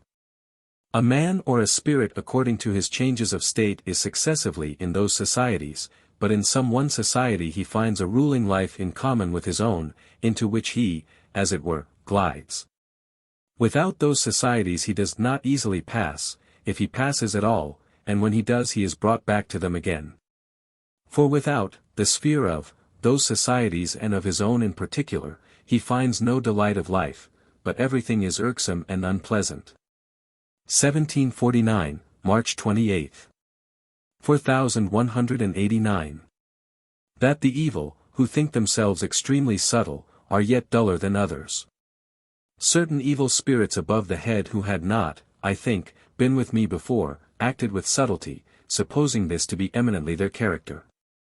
But it was given to say to them that they were grosser or duller than others, that the more subtle the evil are, the more dull they are. It was moreover said to them that their most singular things or minute constituents were evil, and that they were, in fact, made up of evils. Thus the subtleties of which they were composed, were evil. Those on the other hand who are not subtle may be externally evil, but not so inwardly, consequently they are not so dull. 1749, March 30. 4190. Concerning the general, de communi. How the case is in regard to generals and particulars respectively, and how there is no possibility of particulars being given without a general, appears from those in the other life, who, when they speak and think, are subject to greater and lesser general influxes, which govern their thoughts and utterances. There are particulars also, which accommodate themselves to generals, beyond the sphere of which the thoughts and the speech can by no means pass, as these generals prescribe limits, and also the quality and the mode in which they shall affect. So that there are generals both of quantities and of qualities. The general of quality is the ruling one, but there are many generals existing together, which wonderfully govern the thoughts and speech of everyone, and everything else in fact. When anyone thinks and speaks within the sphere of generals, it is as if he did it from himself, the effect is such that he does not know otherwise. On the other hand, when one thinks and speaks what is not thus related to a general sphere, then it is as if not from himself, it is perceived and heard as more or less remote from himself, according to the degrees of remoteness of the sphere. It is perceived also, as more or less remote from oneself, because not within the sphere. Upon all this one is not apt to reflect, but thinks and speaks according to the apparent distance of the sphere. The case is similar in regard to the manner in which one affects the general sphere, but of this reacting affection much might be said to which I am scarcely competent at present. 1749, April 1st. 4191. Concerning correspondence. Again certain ones spoke within the sphere of angelic spirits, while I was asleep, in consequence of which I dreamed that my father in his lifetime had fallen into the water and sunk to a considerable depth, but that I had lifted him up and brought him to the shore. Upon my awaking they said that they were speaking of the things which I had written from the Word with me was represented in the first instance by my father in his lifetime, thus their discourses fell into such a representative. 1749, April 1st. 4192. The nature of marriage and of the love thence derived. The conjugal relation is such that the love existing mutually between the parties is so intense, that they desire to be one, and each to impart to the other whatever is his own. It is from this reciprocal sentiment, or the wishing to merge oneself in another, that the love of true marriage exists. From this source all other mutual loves are derived, so far as they involve this principle of mutuality, without which they are such as they are. Other love consists in vel or being willing, but not like this in posse or being able. It hence appears that conjugal love is fundamental, and is heaven itself. 4193. On the other hand, those who would fain appropriate to themselves what belongs to another, so as to wish to make it their own, regarding the other as of no account, all such act from an infernal prompting. For it is directly contrary to the former. Such an one would take away the life of another and all that he has, and make it his own. 1749, April 2nd. 4194. The punishment of certain ones, viz., their being compelled to be among the auriculars. There are some who think themselves to be preferred to others, and that they act from themselves. Others of this character are genii. They are remitted among the auriculars, or those who constitute the cartilaginous skin of the left ear. There they are led by these, and are compelled to speak from them, towards the left ear, which takes place either with a perception and thus resistance, or without much resistance, according to the kinds of character, to be tempered or corrected. They then speak, as it were, with a certain cartilaginous kind of sound, and sometimes very foolishly. This often happens, and in this manner they spoke with me. Those that are without the sphere of these are in their own eyes highly intelligent, a conceit of which I could not have suspected them guilty. The kind of speech above mentioned can hardly be described, so peculiarly were the speakers wrought upon. Some indeed, upon being restored thence were filled with indignation that they had been thus compelled and had acted so foolishly. 1749, April 2nd. 4195. Concerning spheres, instinct, and the excitation of ideas with man. Every spirit, and still more every society of spirits, exhales a sphere from itself which is from its principles or the life of principles or persuasions. With the evil genii from the life of Cupidities.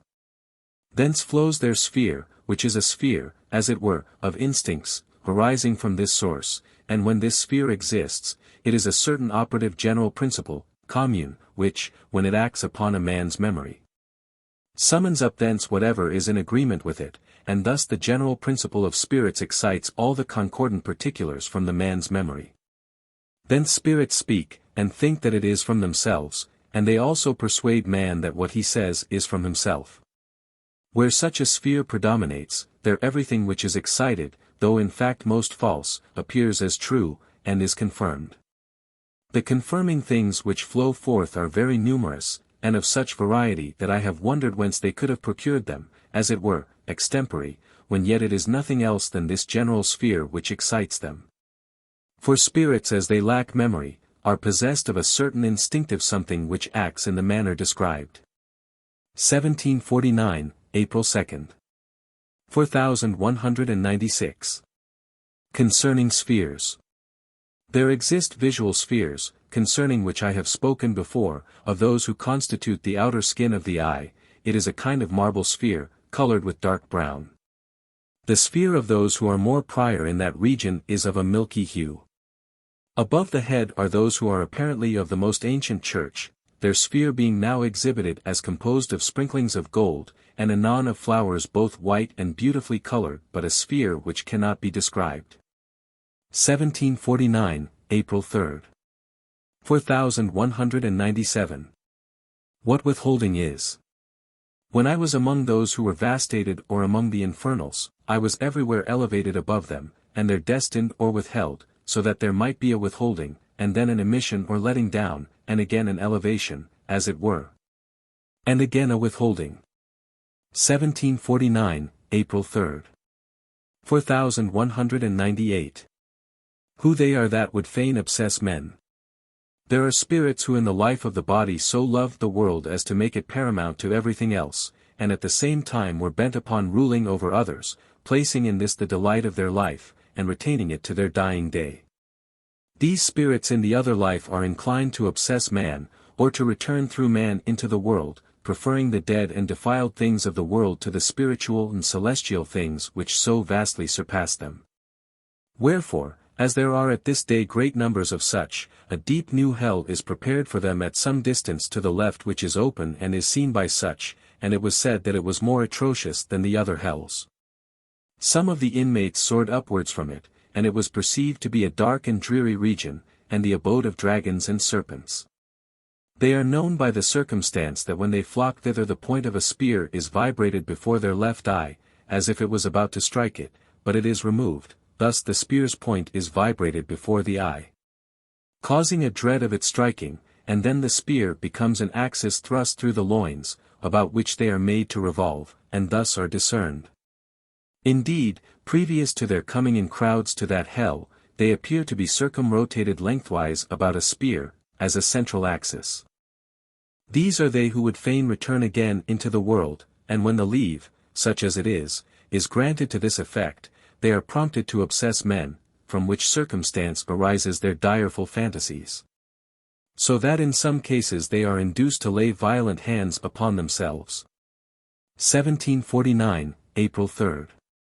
4199. Of these, however, there are numerous classes, generic and specific, as some who have loved the world have not, at the same time, made the delight of their life to consist in its good things. And these are not at once prompted to return to it.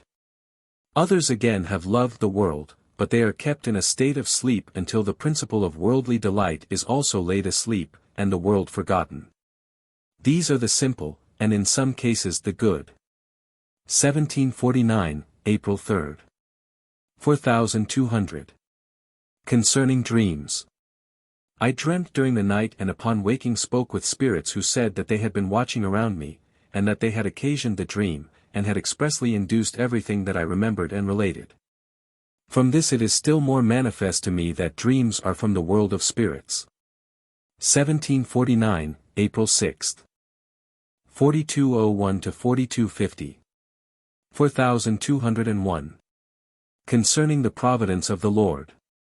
I have heard and perceived spirits conversing together respecting the Lord's providence in the minutest particulars, but what they said cannot be described, for their speech is at the same time representative, involving things wholly indescribable.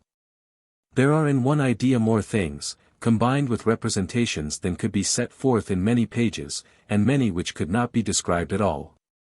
It was then perceived that the Lord's providence extends to the most minute particulars, but not in such a series as man adopts and proposes to follow, for the reason, that all and singular things are disposed in their own order.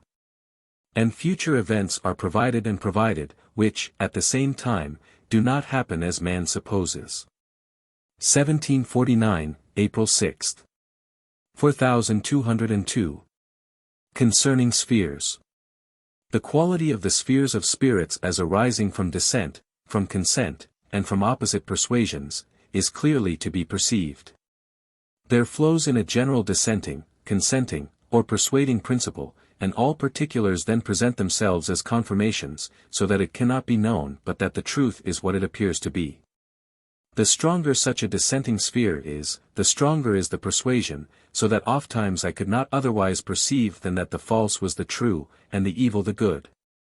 Such a power of persuading is a common or general sphere, and it is such in all the particulars which thus become confirmatory, for the general is in the singulars, or in other words, the singulars derive their nature from the general, with which it is identical. When such spheres were shown me by colors, they appeared gross as if confasciated or interwoven together like the rafters in a roof. In point of color, they were for the most part of dim azure, afterwards verging to yellowish, from which it appears how great is the density of such a sphere, that has first to be dissipated, and round about something luminously yellow, signifying the sphere of goodness and truth, which, however, is not able to penetrate the sphere of persuasions. From such swathings or roofings the quantity, so to speak, of the sphere may be noted, and how accordingly falsity is diminished in proportion as they are diminished and vanish away. 1749, April 9. 4203. It appears from this how deeply and how easily a man may be confirmed in evils and falsities, unless he cordially believes truth from the Lord, and that there are around everyone who is in falsity and evil such dense spheres, which cannot be broken through unless that by a long process falses and evils are previously dissipated. Those spheres appear as in clear day to good spirits and angels, whose spheres can by no means accord with them, as the mutual repugnance prevents their uniting. If they do come together, then those who are encompassed by a sphere of falsity and evil suffer extreme torture, and if by permission the spheres of the false and evil prevail, the good come into temptation and thence into anxieties and anguish. The respiration also is taken away, as one cannot live in the sphere of the other unless by a miraculous tempering of each. There is a spiritual sphere surrounding everyone, as well as a natural and a corporeal one, which latter, pertaining to every man, is composed of an effluvium breathed forth from around him, and which is so abundant as to form a kind of sea round about him, as in fact the learned have established by many experimental proofs. 1749, April 9. 4204. Concerning those who think that all things had an origin and thus God is not eternal.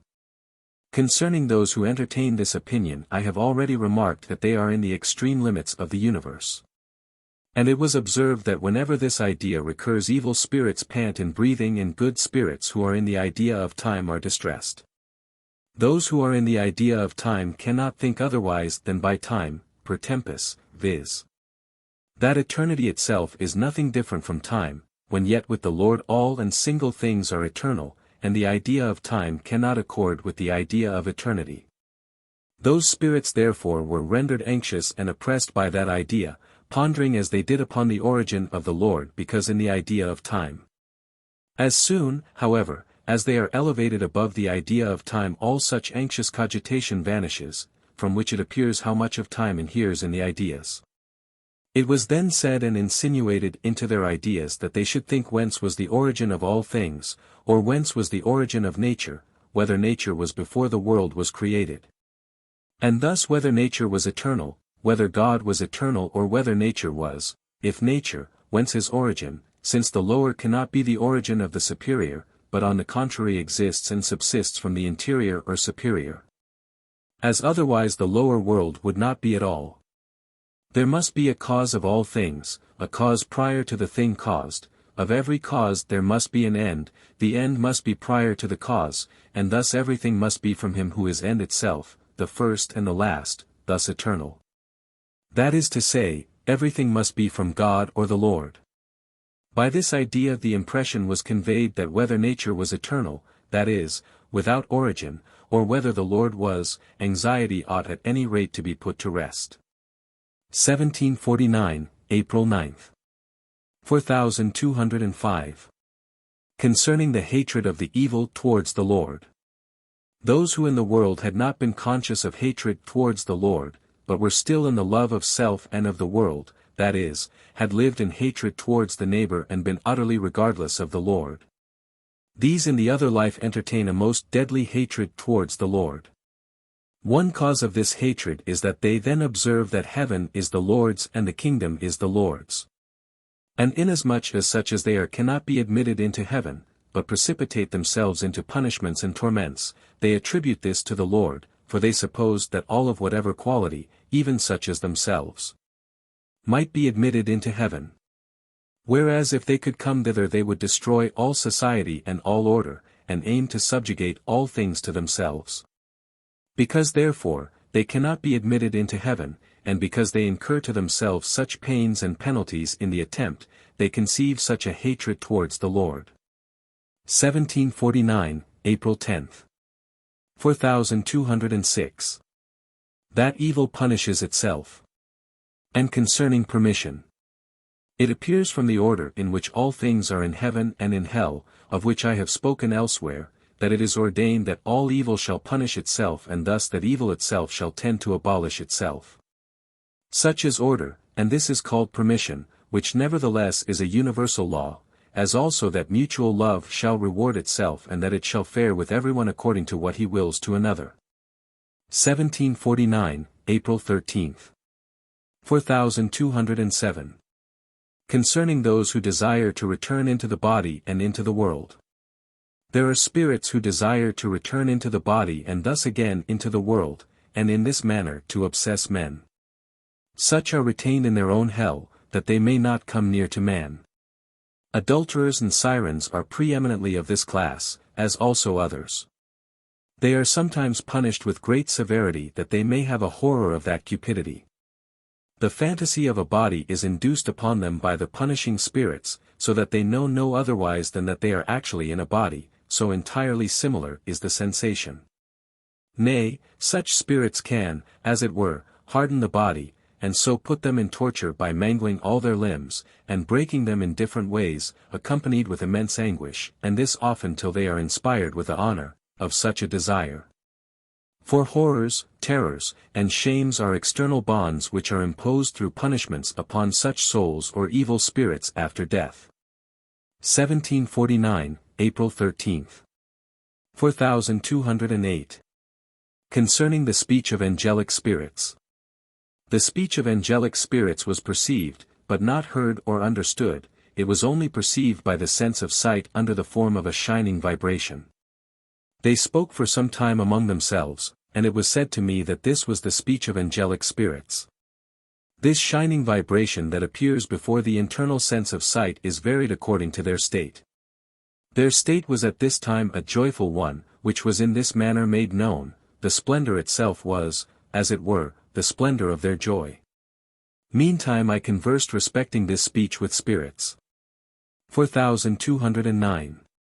With evil spirits of an interior sphere the case is not the same, there is no splendor, but only a something obscure, for all their states, as is all their speech, are closed, consequently there is nothing living in their speech. It is a speech as of closed ideas, from which their quality is barely to be inferred. There is among them from this source a general something which is obscure, sad, and revolting. Concerning this kind of speech I spoke meantime with spirits. 4210. It was granted me to speak with angelic spirits, but through intermediates, when barely a few general ideas, instead of many particulars, reached me. It was given me to speak with them through these general ideas or impressions which in my mind from being thus general were extremely obscure. But to the perception of angelic spirits everything stood forth distinguished into its most minute and singular items, as it was also then given. 1749, April 14. 4211. As to what relates to the speech of spirits in the world of spirits, they have their ideas founded on material and corporeal things. And whatever ideas are not material, in the outset, they still make so by terminating them in material things and taking thence the vehicles of their thought. 4212. Interior spirits do not thus make their ideas material, but they make the subjects or things themselves material, and to these things thus constituted they adjoin ideas, forming a speech of ideas so wonderful as scarcely to be capable of description. 1749, April 14. 4213. Concerning the influx of the life of the evil and of the good. When evil spirits flow in with their ideas, whether speaking or not speaking, they make the matters of communication to be, as it were, alive, but they are not alive but dead, they only appear so. They are as something lurid which is at the same time lifeless. This apparently living, or this lurid thing, is in itself dead and dark, such also is their life considered in its principles, it appears as light, but it is the light of winter. It is otherwise with the light of the good. 1749, April 14. 4214. Representation with spirits, and concerning the broad and narrow way. Everything may be represented before the eyes of spirits, not merely like things pictured, but precisely as they appear when seen by the natural eye in the world, as gardens, groves, palaces, and the like. All which appear just as they would, in this life, but they are still representations, or things apparent, and not real. There is nothing but that can be thus represented, as the forms of men and multitudes of other things, but they are fictitious representatives like certain optical illusions. 4215. Representatives not fictitious, but yet consisting of mere appearances, are such things as are presented to the view of angels in a light originating in the order of the things from which such representations flow. These representations are, as it were, the originals or prototypes of those things that are in the world, such as paradises, etc., etc. By means of these external representations both evil and good spirits are inspected or explored by the angels, and a perception at the same time had of their quality. 4216. There was represented a broad way leading to hell and a narrow way leading to heaven. The broad way appeared as if planted on either side with beautiful trees, but having serpents creeping here and there over it. The narrow way on the other hand, was cheerless and obscure, but around it were angel infants beautifully adorned, which, however, were not visible. When the question was proposed to some which way they would take, they answered, while not seeing the serpents or the infants, that they would take the broad way, but as soon as these objects were clearly presented to their vision, the serpents in the broad way and the infants in the narrow, they then demurred as to their former choice and said they would take the narrow way. 1749, April 14. 4217. Concerning the antediluvians. I have occasionally perceived, from hearing, how these spirits tumultuate under the cloudy or misty rock, and not only have I heard it, but I have actually felt it under the heel of the left foot. It is a kind of effort to elevate themselves, but it does not go beyond a mere attempt. They are thus continually striving to emerge into the world of spirits, and to suffocate it with their persuasions, but they are withheld, and can effect nothing beyond an abortive attempt. Those who obstinately persist in this are sorely punished by their associates, especially by the sensation of deadly bitings, in order that they may be inspired with dread. As also that they may be let still farther down where the mistiness of the rock is still more dense. They rove about like wild beasts in the woods, and sometimes cruelly torment themselves. 1749, April 14. 4218. Concerning those who say that faith alone saves without good works. I perceived occasionally during the lapse of 1 or 2 days a sphere of scrotation, which was diffused around, but which more especially descended from the region beneath the nates. As the sphere was an infesting one, I wondered from whence it came, and it was said that it proceeded from those who were in the persuasion that faith alone was saving, and that good works had no effect but to damn, and were therefore abominable. Those of this class are under the nates, dwelling in mutual railings and feuds, farther than which I did not perceive. From thence descends a sphere within the body, to the left, and from their attempt to be saved above others there is a perpetual struggle upwards, and in the direction, as was said, of the left part of the body and onwards towards the heart and the head. In speaking with those of this principle, it was given to ask them what they really believed in saying that faith alone saved. This, however, they did not know, for they do not know what faith is, except that it is something which saves.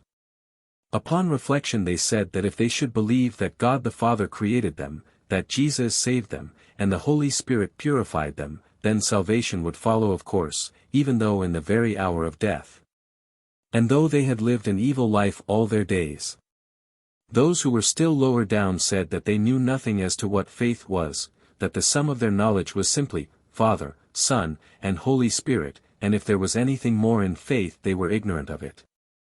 For as men are prone to reduce what they have learned into one formula, this was theirs, to wit, that they barely knew, Father, Son, and Holy Spirit, and that to know this would save them. 1749, April 15. 4219. Concerning the moon in heaven. There was shown me a moon shining, surrounded by a great number of little moons similarly shining. The light was almost solar, and quite lifelike. Upon making inquiry in regard to this, I found that, the spirit supposed that they were the moon encompassed with such lunettes, lunuli, but that they were not visible on our earth. I was informed, however, that the Lord appears in this manner to the spiritual angels, but to the celestial angels as a sun, and that from this source is the light of the celestials in heaven. While the light of the spirituals is from the Lord appearing as a moon. And although he does not really appear as a moon, yet their light is similar to that of the moon vividly shining, while the light of the celestials is like that of the sun. 1749, April 14. This moon did not appear on the right where the Lord is, but above in front. 4220. Concerning spheres. On seeing a certain person clothed in garments decorated with gold, I conceived that from the pride of his apparel he was continually thinking of himself, of his own honor and repute, even while other things were on his mind. And that too from his thoughts being attracted in that direction. Whoever yields to that attraction induces by degrees a habit, and such a train of thought rules with him as often as he is thus showily dressed, or sees other people, and from hence is acquired a sphere of self-honor or self-love. The case is the same in regard to everything by which a man allows himself to be attracted, which are more numerous than can be recited. So that even while he exercises his thoughts respecting the things of faith, that leading idea still remains with him, and becomes so familiar that as often as anything occurs respecting faith, the man is still in the same general idea or sphere.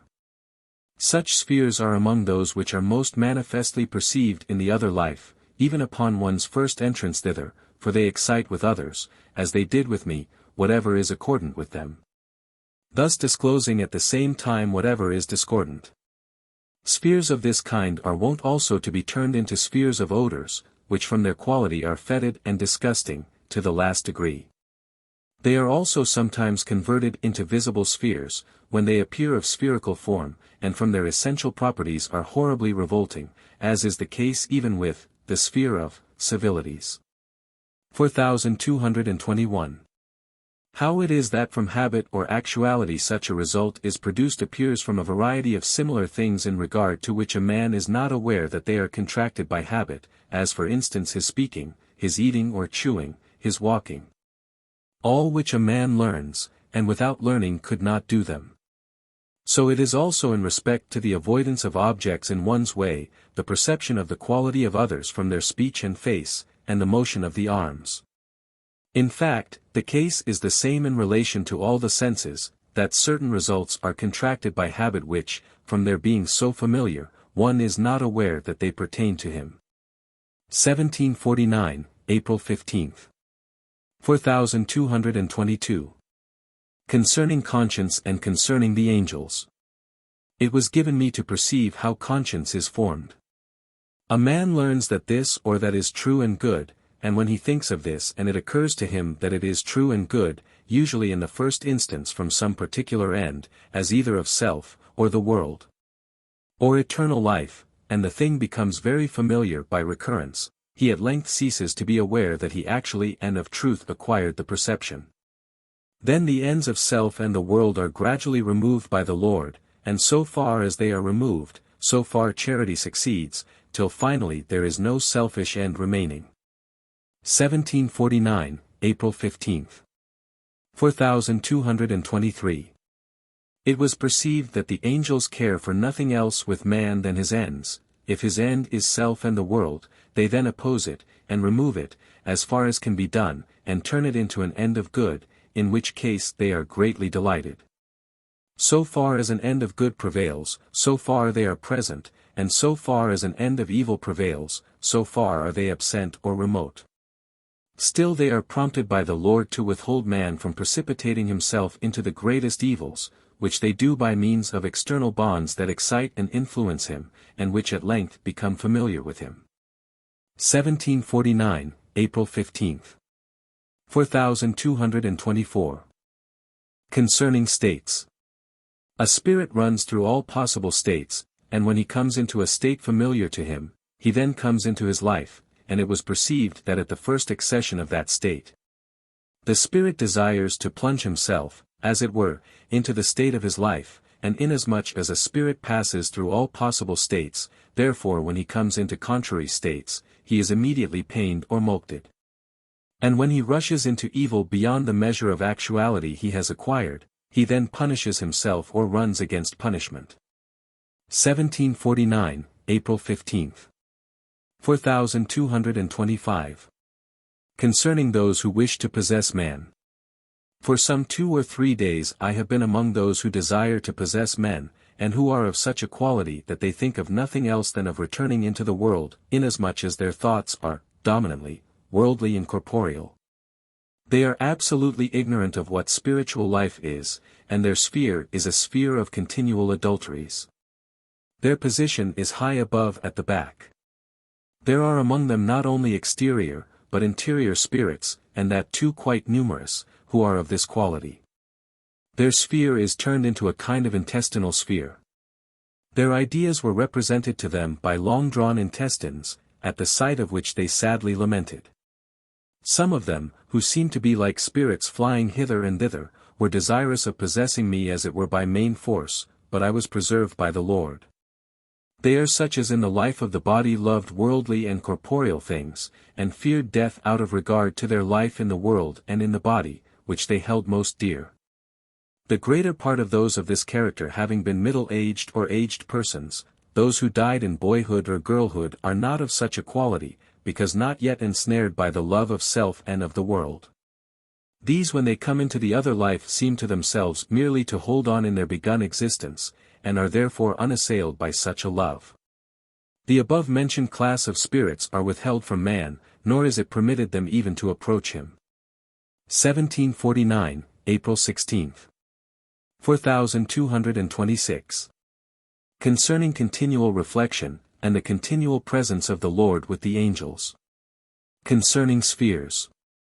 It was first perceived how the case is with continual reflection, that it is not innate with man, but that it is imbued by habit from infancy, so that at length it becomes as if natural. Thus is it, for instance, as I have before remarked, with reflection upon the things that one meets with in walking, upon the motions of his body and limbs, upon his gait, into all which he is led by habit. For unless he had previously learned it, he would not even know how to walk upon his feet, and of such things there are a great many with man that are at once acquired and yet naturalized. So also is it with his speech whether vernacular or foreign. The sense falls into words, while the man does not think of it, from custom, although it is the result of previous training, so also it is with those who practice upon musical instruments. All things of the external body are thus imbued, the muscles being wonderfully taught, and also the sight and hearing. When one speaks then the sight is present, as also the hearing in various manner. Especially when one speaks with a person of dignified rank, there is a sentiment of respect in every single item of his behavior which is in like manner acquired. The same thing holds likewise with the man who is regenerated, as was perceived.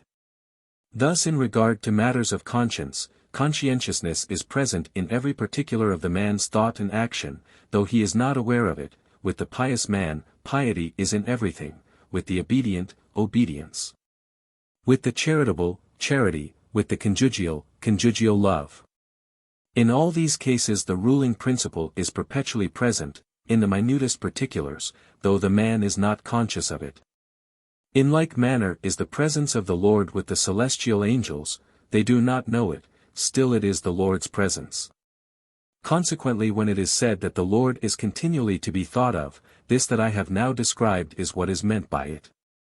Not that man is to hold his thoughts perpetually insensibly on that one theme, which may, however, be done in the outset, and be persisted in, until such a habit of unconscious continuity is acquired. 1749, April 17. Hence, I now perceive, are the spheres of faith. 4227. A discourse with those who believed that faith alone without works were saving. It was shown me how numerous they are who entertain this belief. They are above and round about the left region of the brain at a very considerable height. Their aspect in front was first shown me, and from these I was led almost round, to the opposite side, and then spoke with them. They were such as believed in salvation by faith alone without good works. From my saying that charity was what saved, and from dwelling at some length upon charity, they infested me during the whole night, for they are strongly vindictive, as is the case with priests who are in that faith, as was said to them. Nor do they fail, if one does aught in opposition to them, to inflict punishment upon them. That they are thus unforgiving was clearly evinced to me from the fact, that they persisted so tenaciously in infesting me during the whole night, and that in the morning they were just as intent upon it as before. 4228. When I spoke with them at an early hour they said that I was nothing, because I was impelled to thinking, to speaking, to everything, and therefore that I was nothing of myself, which indeed many spirits evidently perceived. For I have been now for 4 years in such a state that I have neither thought nor spoken anything from myself. But I still see that when I seem to be, as it were, myself, in thinking or speaking, yet upon inquiry there are others immediately found who have prompted it. When I spoke with them, therefore, in the morning, after they had wondered a while, it was given to say that this was well, inasmuch as if there is anything evil thought or spoken, it is not mine, but proceeds from evil spirits. Wherefore it is not appropriated by me. If I should believe that it was from myself, the evil would be properly appropriated to me, and thus I should add actual evil to actual evil. On the contrary, whatever is good is from the Lord. So that as I do not attribute merit to myself from thinking, speaking, or doing good, so neither do I commit sin therein. He, therefore, who is of such a character as to believe that the fact is as it is, that is, who is in true faith, or in the truth of faith, he is guiltless of then committing sin, and whatever evil he seems to himself to do. Believing still the truth of the case to be what it is, that there are evil spirits who have been present and persuaded him to it, the evil is not then appropriated to him.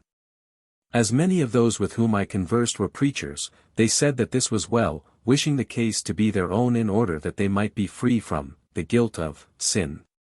But it was given to say to them that they could never be such unless they were in the faith of charity, that it was not sufficient merely to know the truth, but it must be acknowledged and believed. And if they acknowledged it in this life they would receive the ability to acknowledge it still more in the other life, and then they would be bound also to acknowledge that no one can possibly have faith except from the Lord. And also, sincerely, to believe this, and thus that it has no existence except from the Lord, which also they said. For they had preached that faith was from the Lord alone, but still they had not truly acknowledged it. It was farther said that they had so preached as to declare that when anyone did evil he suffered himself to be led by the devil. And as to themselves when they preached well, they said that they were led by the Holy Spirit, and they prayed that the Holy Spirit would guide their thoughts and words. But still although they had said this, they had not believed it. And this they acknowledged, for when they were remitted into the state of their speech, or into the self-love from which they had thus said, they confessed that the fact was so. 1749, April 21st. 4229. Concerning conjugal love. Conjugal love is the fundamental of all mutual love. Mutual love is to wish better for another than for oneself, but the tie of conjugal love is still closer. One in that relation not only experiences the highest felicity in giving himself up to his conjugal partner, that their minds may be united as one, but this love is the love of the conservation of the whole human race. It is the Lord's mercy towards the universal human race which inflows into conjugal love, and from thence into the conjugal love of married partners flows the love of procreating offspring, and the love of offspring itself. And they are moreover so created that their minds, mentes, and minds, animi, may be more and more closely united. 1749, April 21st.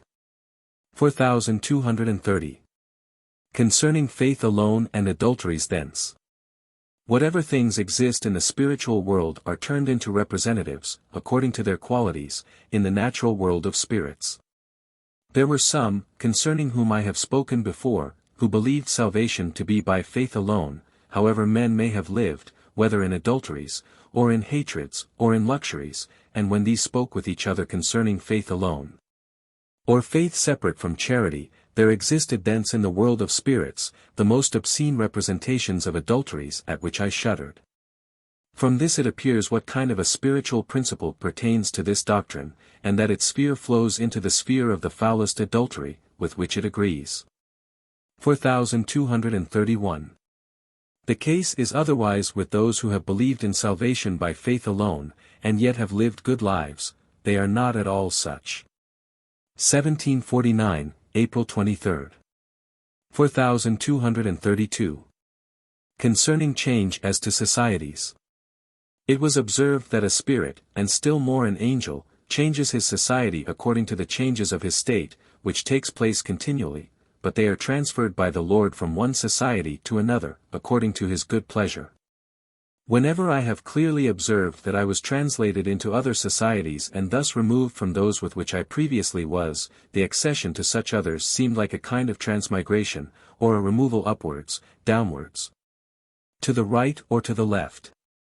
I then spoke with the spirits whom I had left as having now become remote, at which they complained, and then with those to which I approached. And so on through different societies in order till I reached that to which it was the Lord's good pleasure to conduct me. This has happened to me very often, and is a kind of journeying. Today I came to a certain civil society. 1749, April 23rd. 4233. Concerning a civil society in the other life. There are many societies which are properly to be called civil, inasmuch as they perform civil offices to everyone, not perhaps so truly from the heart as from the mouth, though still not bearing anything, positively, evil or false in their hearts. As when they say to a guest that his coming is grateful and acceptable, and so when they wish his departure, that they have business in hand, and the like.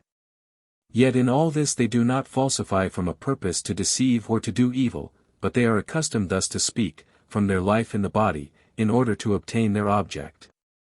They are a good kind of spirits, and I spoke with them on this very point, when it was given to say that it mattered not if they spoke in this style, as nothing of evil was couched under it. Nor do the angels perceive anything else than the intention, end, or will. They know not the words employed. Wherefore when the intention, end, or will, in which is the life, of conduct, is good, then the words may fall as they shall chance. Only that due regard is to be had for those who conscientiously believe that nothing should be said contrary to what one thinks. 4234. I have been with these spirits during this night, and was among them in my sleep, and after awaking conversed with them there, and I perceived that such societies were numerous.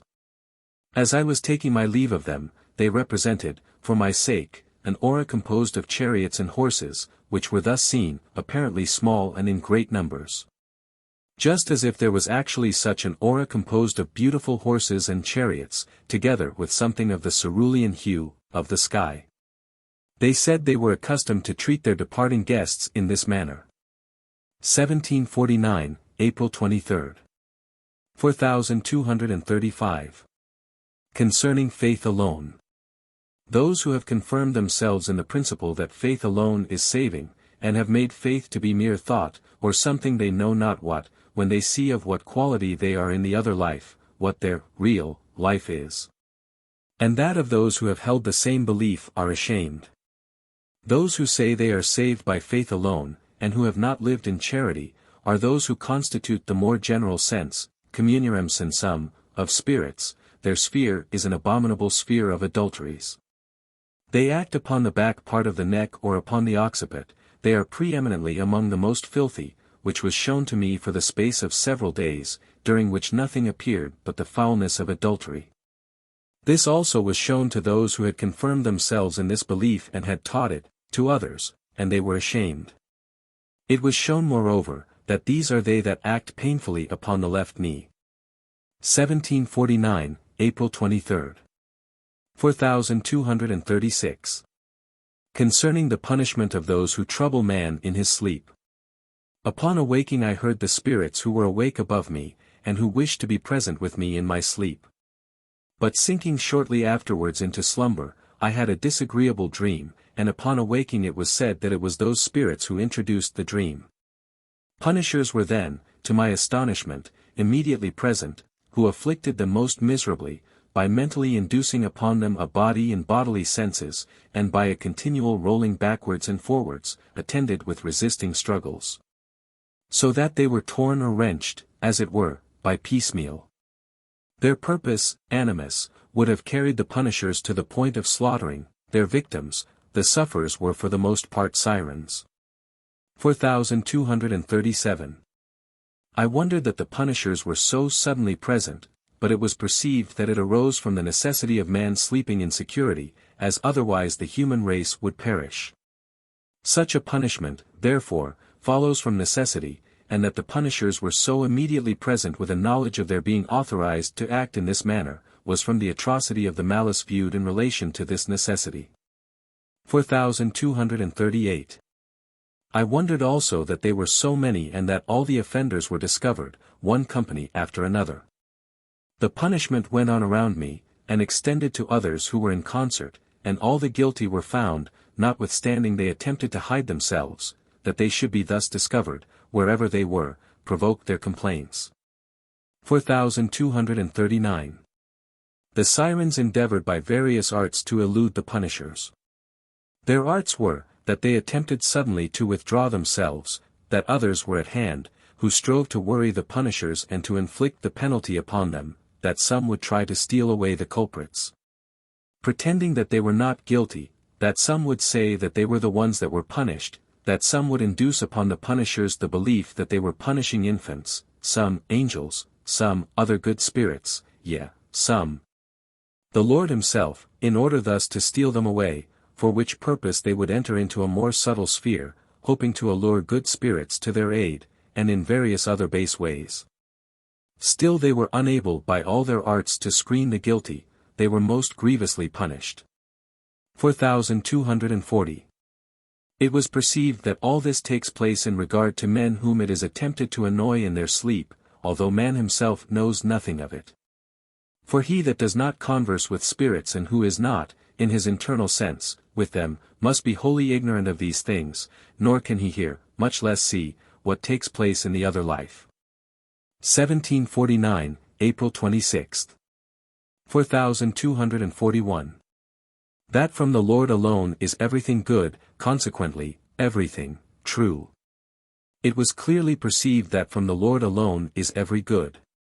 Nothing but instinct governs spirits, or, in other words, there is nothing but an instinct of evil from spirit and angel, viewed in themselves.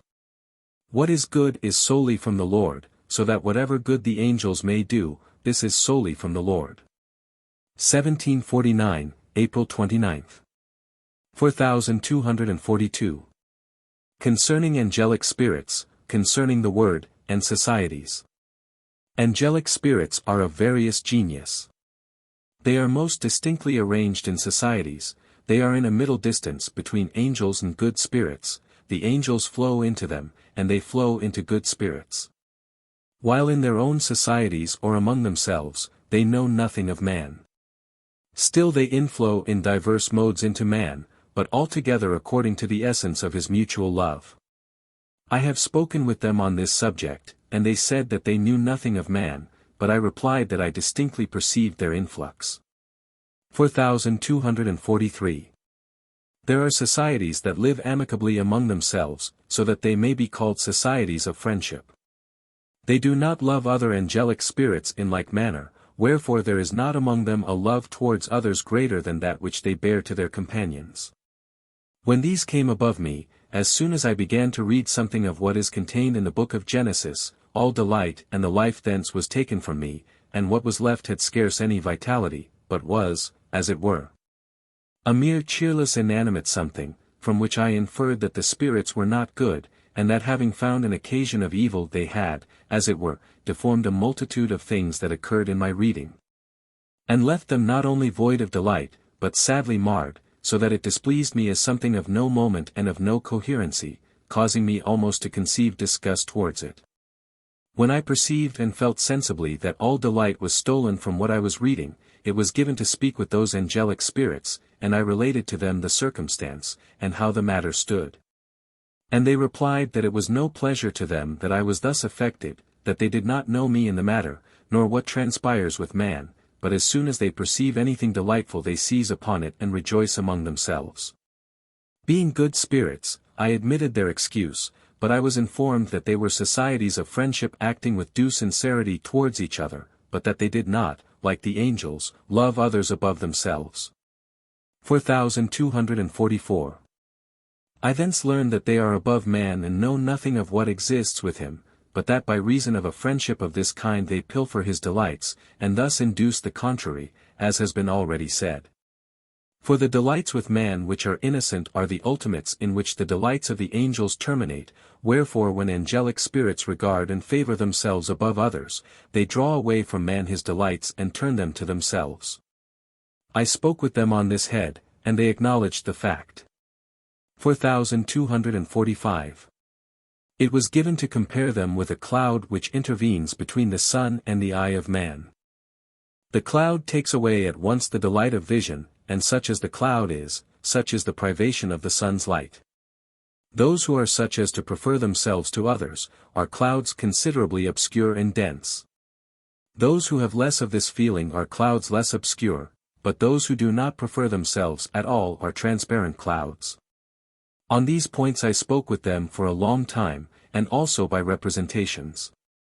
Yea, when such clouds intervene they can take away light from the eyes, for when the life of light is obscured, the light itself is also, which was observed. 1749, April 30th. 4246. Conversing with them still farther, I observed, that they perceived the sense of what I read, when I perceived almost nothing of it. So that their perception of the interior sense of what was written increased in proportion as mine decreased, a fact at which one may well wonder. The case is similar with children when they read the word, as also with other pious people when they read. The things are few which man perceives, but they are many which are perceived by the angels, and they are all and singular in the interior and more interior sense. Thus they perceive things which have never come into the idea of man, since man is in the literal sense, which is comparatively obscure, and scarcely any sense at all.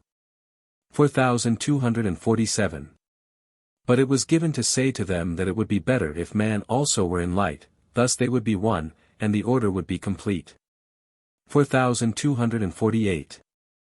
It was also occasionally observed that when angelic spirits desired to pray from me, and to know what it was that I was reading, they would surreptitiously take away my thought, and direct my attention to surrounding objects. So that my ideas would be obscured, but they were thence in light. Indeed they were in a greater light of intelligence in proportion as I was in a less, and as it were in obscurity. 4249. But the case is otherwise with the angelic spirits who love the neighbor better than themselves, for it is only the love of self, of the existence of which in themselves they are ignorant, that produces and manifests the effects above described.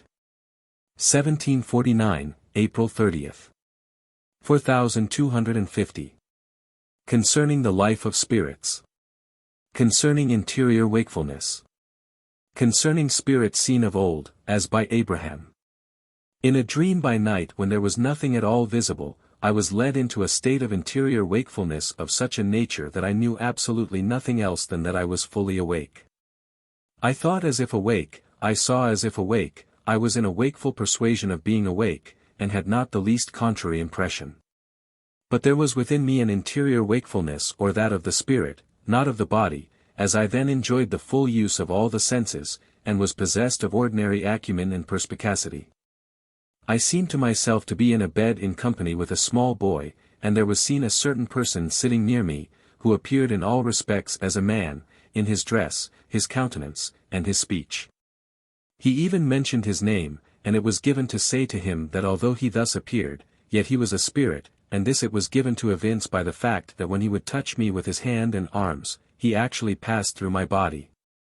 Though subsequently the experiment was made with a different result, as he did not pass through, and the sensation of touch was felt just as in the waking state. There afterwards came to me another man, having a larger face, with whom I spoke. He seemed entirely like a man, and clothed.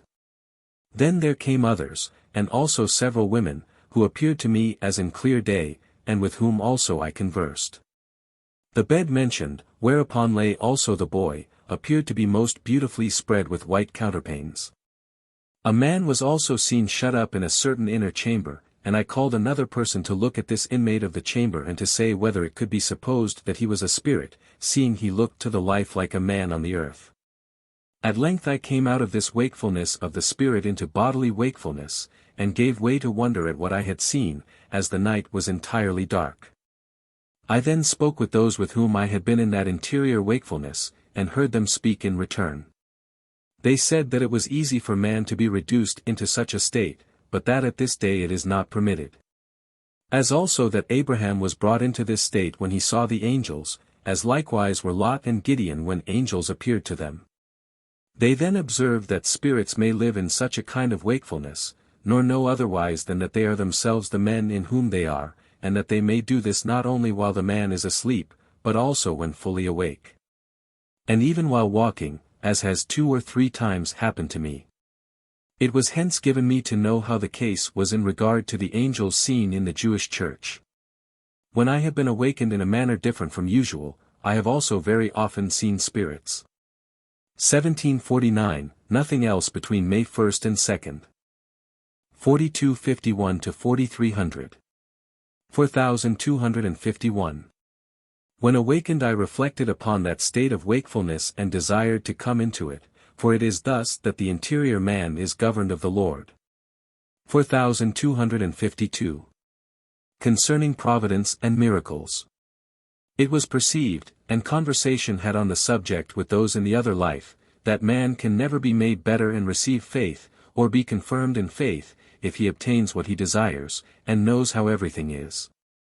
But that all things ought to be contrary to his cupidities, and contrary to his thoughts, and yet he is to believe that the Lord rules in all and single things.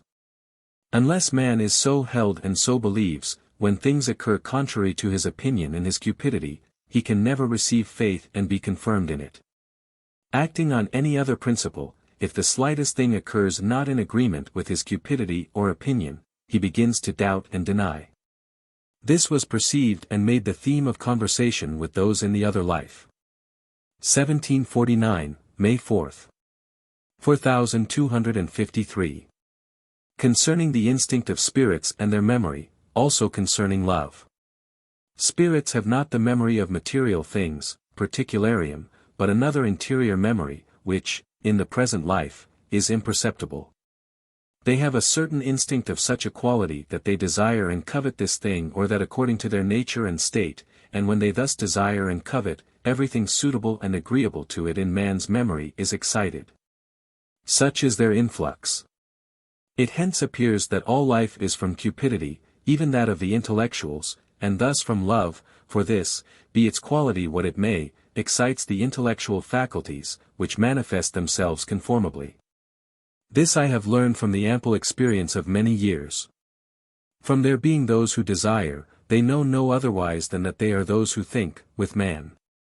And with me they are those who speak from themselves concerning material things, for all things conform themselves to desire and love, in which is life itself. 1749, May 4th. 4254. Concerning the bonds of thought, concerning conscience.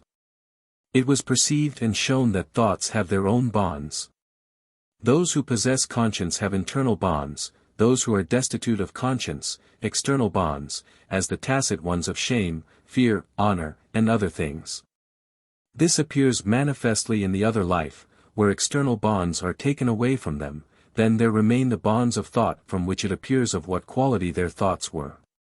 External bonds are sometimes taken away from the sirens, and it then appears that some of them are utterly void of shame, though still not irrational, for this bond is not taken away, as they aim to be thought rational. 4255. External bonds are taken away when such societies as constitute them are removed, as was perceived in the case of one which, previous to such removal, had been abundantly modest. 1749, May 5th. 4256.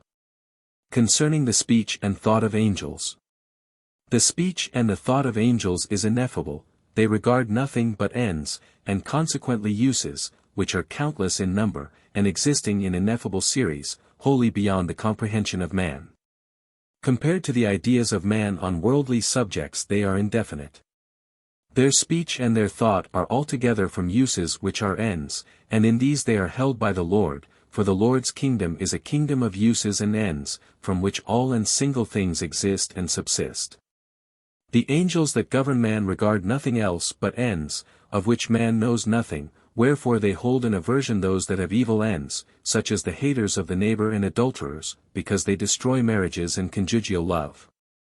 And so on. These things were manifestly perceived from the angels that were with me. 1749, May 5th. 4257. How spirits act upon man. It was shown me by lively experience in what manner spirits excite the thoughts of man. They speak as man thinks, or man thinks as they speak, and those that are nearest as if in sleep, knowing no otherwise than that they are themselves the men.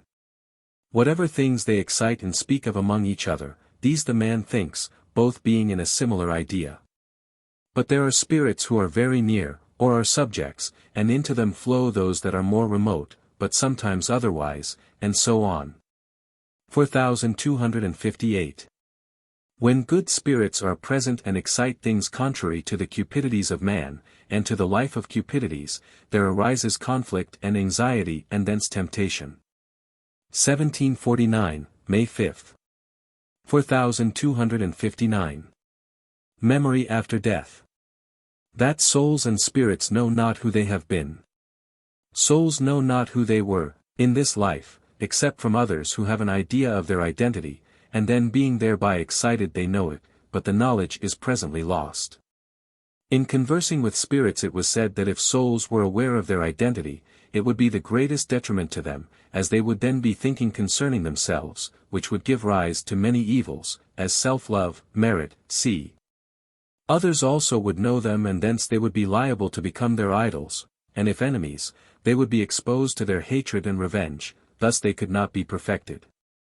But when they are ignorant of who they are, they can be reformed and perfected, not knowing but that they are poor and vile, and so on. 1749, May 6th. 4260. Concerning heaven and heavenly joy, that some supposed it could be bestowed upon everyone. There was a spirit with me who said he had supposed that everyone could be made a possessor of heavenly joy, however he had lived, if it seemed good to the Lord. But it was given to reply that the thing is not possible, because the evil have acquired to themselves another life which does not accord with the heavenly life. If this kind of joy were given them, their life would be destroyed, or would come so near it, that they could scarcely be said to live. But he said that certain of the evil in the world could, upon occasion, lay aside corporeal and worldly things, and he therefore could not see why they might not, after the life of the body, forego and forget everything of this kind and come into the heavenly life. But it was again replied that this could not be, except by the previous destruction of the life which one has acquired to himself. As to what may occur in certain states, it was shown that even the wicked may have transient good impressions, but when these states are changed, they return again to their own life. 1749, May 6. 4261. Concerning faith alone. I spoke with those who held that faith alone was saving. Their confession was that they would be saved if they believed that the Lord had redeemed them, had delivered them from hell, and taken away all their sins, saying that they thus consoled the sick who were at the point of death, and thus taught, to which they added, that some such, when they first came into anxiety in view of death, would be in a state for receiving this instruction and of thinking piously concerning it. But it was said in reply that this might occur in sickness and anxiety, when such an effect may take place, but if they returned again to life they would be as they were before, for, in the prospect of death, the propria of man cease to act. Being thus removed from his voluntary principle, and in such a state and similar ones the Lord, temporarily, operates. But this does not last, although while such a state of anxiety remains, confession and devotion agree with it, yet it immediately recedes when the man returns into his life. Just as in the other life such persons may be held in a similar confession, but in such a state or a state of anxiety, the confession is from a sinful fear. 4262. It was, moreover, said that there may be a certain devout affection, as with preachers, which may produce the same effect, that is, as it were, something pious, reverential and like a sincere confession. This confession is external, rather of the lip than of the heart, which may exist with great variety, as appears from examples in the other life. 1749, May 7. Moreover, as to the taking away of sins, they know not what it is. They, barely, think that they then have eternal life, and that no evil remains with them. 4263. Concerning charity and conscience. Speaking with spirits and angels concerning charity and conscience, it was perceived that the case is thus, that whoever is in charity and in true conscience may obey all the precepts of the Decalogue and know them, as it were, from himself as being in all their particulars impressed upon him, so that he has no need to learn them. That he may also know all the precepts pertaining to civil kingdoms, and how to be a good citizen wherever he is, for all such precepts are contrary to hatreds, revenges, adulteries, thefts. Moreover, that those who are in charity and conscience possess, as it were, from themselves all the knowledges of faith, whether goodness and truth pertains to them, or what the true and the good is. Again, that they are able, as it were, from themselves to write whole books, and without masters to frame entire systems of doctrine, that they can preach, and their preaching be in accordance with whatever is true and good. Those, on the other hand, who are not in charity, owe everything to memory and to preconceived principles, and yet what they bring forth is false and evil. These things I have conversed upon twice or thrice with spirits, and it was perceived and acknowledged by them that all things are embraced in charity, whence it follows that the same holds good of true conscience. 1749, May 7. 4264. How the case is with charity and faith. I conversed with angels as to the nature of charity and faith, especially as to their being as the thought of man, which is such that man thinks and speaks all even the most intimate things according to all the most hidden and analytical rules and sciences, and yet when he is in thought he thinks not the least concerning rules as the guides of his thought. Wherefore the unlearned can think and speak as well, and often better, than the learned. And when the learned think and speak they pay no attention to rules. The case is the same as to charity. Whoever is in charity is in all the things of faith, or in all the knowledges which are predicated of faith, so that he does not think at all of knowledges, because he then has them in himself. Thus the simple who are in charity, think and speak, better than the most instructed who are not in charity. Still that man ought to have knowledges is because he knows nothing of spiritual and heavenly things, they are above his comprehension. Therefore he ought to have such knowledges that by means of them he may be regenerated, and may receive charity from the Lord, and thence act from charity, and know these things, and innumerable others. 1749, May 7th. 4265. Concerning Babel and profanation, the dragon. There was a certain spirit preeminently malicious, a profaner, who was apperceived, and because he was so much more malicious than others he could not be driven away by the angels except by the appearance of a certain fiery something. Just as if had been an evil genius. Having been thus cast down he appeared as a slender form suspended midway, but the sirens wished to have him as a subject of their own, when he began by degrees to become larger and larger, and grew at length to the great size that belonged to him. And as then by means of fantasies he drew a multitude, troops, as it were, of spirits around him, he became proportionally gross, and appeared finally as a huge dragon, and enclosed the sirens in his belly, of which they complained. For all their artifices were then unavailing, as he had bound and held them subject to his will. In the meantime I conversed with them and with him, and they said that they wished to be released from him, being now powerless. He had cords which he extended to catch and draw his victims into his mouth, and he projected his jaws backwards and thus, seized and swallowed them, all which were representations. It was thus apperceived what is signified by the dragon, and by his becoming great and swallowing so many, and thus what is signified by Babel, for multitudes are allured to such a power because of his versatile nature, and his potent persuasions. 1749, May 7th. 4266. That everything depends upon affection, thus upon charity. It was perceived and shown that everything depends upon affection, and that it is merely variations of affections which produce ideas and thus speech. And that one affection contains within it things innumerable which are varied indefinitely as they flow into thought. It thence appeared that spiritual things are from celestial, or faith from charity, or truth from goodness, thus that the true, in regard to its quality, is as the good. 1749, May 8th. I spoke at the same time on those points with the angels, by whom the above was shown and confirmed.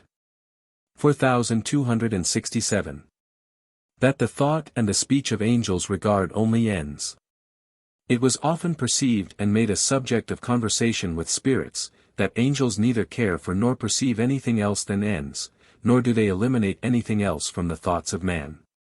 As to other things, they do not know them nor care for them.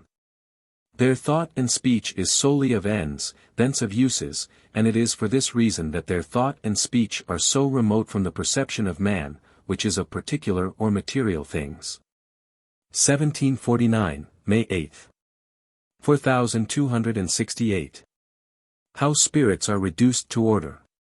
Souls and spirits in the other life are continually being reduced to order, so that there is not the smallest moment of time in which changes and reductions to order are not taking place, for there are multifarious states of every man. Both in particular and in general. What then shall be said of so many souls or myriads of souls as have existed since the creation, and as are daily flocking, into the spiritual world? Wherefore there is a continual reduction to order. The means of effecting it are countless in number. One is, that certain evil spirits are admitted among the upright, who bring with them a peculiar sphere. These spheres are such that they affect all who are of a quality similar to them, as when they are lascivious, all the lasciviously inclined are excited by them in a similar manner, whence it is known how much everyone is inclined that way. Whether more or less, and thus they are separated as to their states. And so also as to others, yet so that their ruling state of life may be bent to some use. 1749, May 11th. 4269.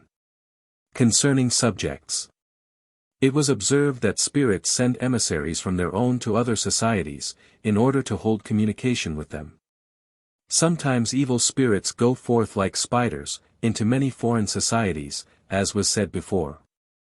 They are those who enter from permission into societies and excite them, and thence the members are explored as to their quality during their whole lives, and thus they are dissociated according to the nature and genius of each one. It was discovered that there were some such in a particular society, at which there was much complaint, and another society said that they were from their own members. 1749, May 13. 4270. That spirits take away delights, communication. I wondered when it was told me that spirits took away my delights. I had been in delights, as those of writing, but they were taken away, and I was left in undelight, and it was said that they were spirits above in front who had taken away those delights, and yet that they were not aware of having done it. It was said and shown that they were such as preferred themselves to others, they wished well only to their associates, with whom they would communicate their delight. Those of this character, whenever they find any natural delight, seize upon it and take it away, but celestial delight is beyond their reach. There is a kind of serene aura around one, in delight, and when others come into it, it is obscured to him from whom it proceeds, and is appropriated to those that come thither. It was afterwards shown me that this arises from various causes. Those who are in hatreds draw the delights of another to themselves from the pleasure they have in depriving another of what is his. Those who are by nature such that they rejoice solely in the pilfered delight of another, are not tolerated with man. It was shown that the case was thus, and I wondered at it. But everyone appropriates the delight of another according to his nature, and those who do not do it according to their nature, but wish to put on the nature of another who has delight that they may themselves possess it, are cast out. For this is infamous. 1749, May 14. 4271. That good spirits, and, still more, angels, delight themselves with the man who is in charity. There are good spirits with man, and also angels.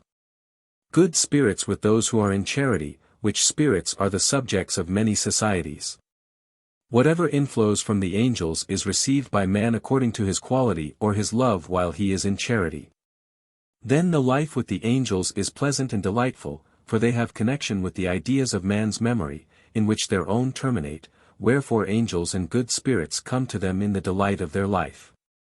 It is otherwise with an evil man, for his recipient vessels are contrary, into which indeed goods may flow through the angels, but they are perverted, wherefore they are unable to dwell there on account of the repugnances which are perceived. Upon these things I spoke with spirits. 1749, May 14. 4272. Concerning influx. It was shown to me to the life and to the sense how the case is with influx, that it is, as it were, a river of general affections, or rivers unceasingly flowing. Or it is a general affection flowing as if it were a continual stream, and varying itself in a wonderful manner. It resembles an atmospheric stream, and all who are in that river, or in those rivers, are affected each according to his peculiar genius, for it is in this manner received, and in that common river acts according to each one's genius. Somewhat like, for example, a will driven by a prevailing force, but inwardly acted upon by various counterforces. Or as in the human body, all the motions of the several viscera are still controlled by the single motion of the heart and lungs. Thus it is with all and each within the sweep of this general river of heaven, which is composed solely of affections thus flowing, and affecting every particular, so that no one can escape beyond the bounds of affection. In the meantime I spoke with angels while I was in such a river, and it was shown to the life how this operated as a general affecting principle, and that it rolled itself as it were. In such a way that I could then have been in another train of thought, and yet in it with variety, and still be impelled by that same river or be determined according to a general influence. 4273. These rivers of general affections exist in every degree, in interiors flowing more gently, and constantly, and with a pleasing variety. But in exteriors, incessantly and roughly, as it were, whence it is that such various, irregular and incoherent promptings appear in exteriors, as if made up of pure activity, though they are still directed by the general sphere. According to reception and state in everyone. 1749, May 16. Inasmuch as these influences thus resemble, as it were, an atmospheric river or stream, therefore the Lord says in regard to regeneration, that it is as the wind blowing, of which a man knows not whence it comes nor whither it goes. It is altogether thus in respect to influx, which cannot possibly be described nor shown to man unless he be a spirit. To spirits it may be shown and is shown. It thence also appeared that the influx of life is from the Lord alone, and that it affects also that they think they live of themselves, and also that this influx is divine mercy, whence are all the affections of love and truth. That all life is from affection, as from its general principle, everyone may be convinced, since if he is not affected by delight, or the like, he never, really, lives. 4274. It was hence given to know what kind of an influx there is in all things from the Lord, from whom everything in the universe, that lives, has life. As also that order is from the same source, and that the more concordant one is with that stream, the more is he in order. As to animals, I spoke concerning them with spirits, and it was shown that they are in order. 4275. That all evil is from man, and that by the Lord evil is provided, foreseen, not provided. Permission. Evil spirits are constantly disposed to attribute the evil of punishment to the Lord, but it was often said to them that every evil is from man, and that it is provided, or foreseen, but not provided by the Lord. For since man's nature is such that he believes himself able to do good, the evil which he does is appropriated to him, whereas it would be otherwise did he believe it to be not from himself, but from evil spirits. If man were in the truth of faith, and in the faith which is of charity, evil would not then be appropriated to him. It was given to represent to them a large and extensive library, which is easily done in the other life, where all the books could be filled with arguments going to prove that evil is from the Lord, everyone containing 1,000 arguments. But yet it was represented as written on the back of all of them, that every evil is from man, and that evil was provided and not provided by the Lord. It was said, moreover, that if one would not believe this before it was proved, then everything within the books would confirm him in the belief that it was not so, and that the false was true. Nevertheless, such as I have stated is the fact. 1749, May 17. 4276. The evil of punishment flows from order. If there were no evil in punishment, order would perish, one would infest many, and these many, many more.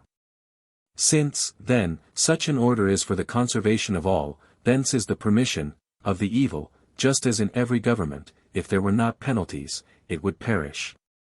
Nay, if a king should pardon criminals, he himself should perish. How much more does this hold in so great a government, as the Lord's? 4277. Concerning those who assume the persons of others. There are those who induce upon themselves so dexterously the persons of others, that the deception can scarcely be detected, and that not only when they are suffering punishment, by substituting others with a view to escape themselves, but also apart from punishment under the influence of terror or shame. There are multitudes of such, to whom it was shown how nefarious is such conduct. They suffer miserably the punishment of desertion or reverberation, and they are then possessed with the idea of casting the blame upon others.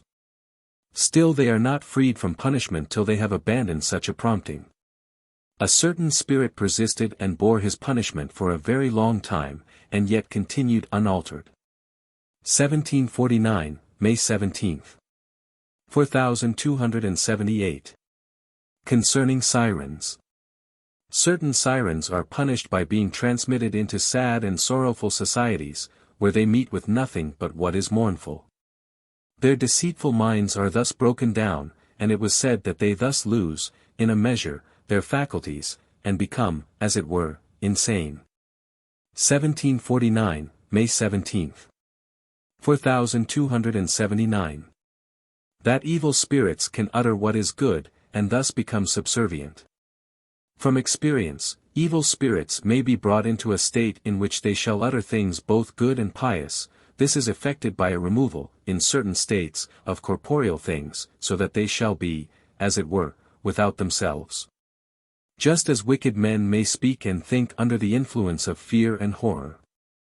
They can speak thus, also, when they are brought into the state of the love of self and of the world, or of cupidities, as is the case with some preachers. They can do it too, when they are in a sort of obscurity, so that they know not what they speak, the life of falsity, which would otherwise oppose, being taken away by the darkness induced. They then utter good things, as being more or less absent in mind. The same thing occurs also when they are deprived of rationality, which is often the case. Thus spirits are led into goods in the other life and are vastated. 4280. Concerning spheres of affection. All spheres of the affection of goodness and truth are from the Lord. The more a spirit or an angel can be reduced into a state of harmony with such a sphere, the more perfect he is, both, as we may say, as to quality and quantity. It was shown me by lively experience how certain societies of spirits were affected by a sphere of the Lord's affections, causing them to will what was good and true, and to resist evil and the false. When other spirits in the same sphere could not do it. It was given to speak with those in societies who said they were of such a quality, and then to observe the differences, how one society was more or less affected, and another not at all, and I conversed with them on the subject. Every sphere of affection involves in it a certain general something, in which spirits are as to particulars, according to their states. They now say that they might then have been enraged, and from what cause, and that still other states were possible, in a word, that they might be otherwise than they are. 1749, May 21st. 4281. Concerning souls that are vastated to such a degree that they have very little of life remaining, the sphincter ani. I was brought into a place whither, as I was informed, few come. There were a great many souls flitting about which had lived from ancient times, say 2, 3, and 4,000 years, and were being vastated. They were among those who from being of the church had become idolaters, as was the case with many of the daughters of the church, who had lapsed into idolatry. Their speech was that of those who had very little life remaining, as it uttered through a pipe of one tone, or as if mere organs through which others spoke, and then they seemed to themselves to have something of life. They spoke with me and said that they were now remaining there. Their state I cannot farther describe, it is extremely sad. They can still serve some use, as for instance that of the anus, to act as the sphincter ani, or the parts thereabouts. 4282.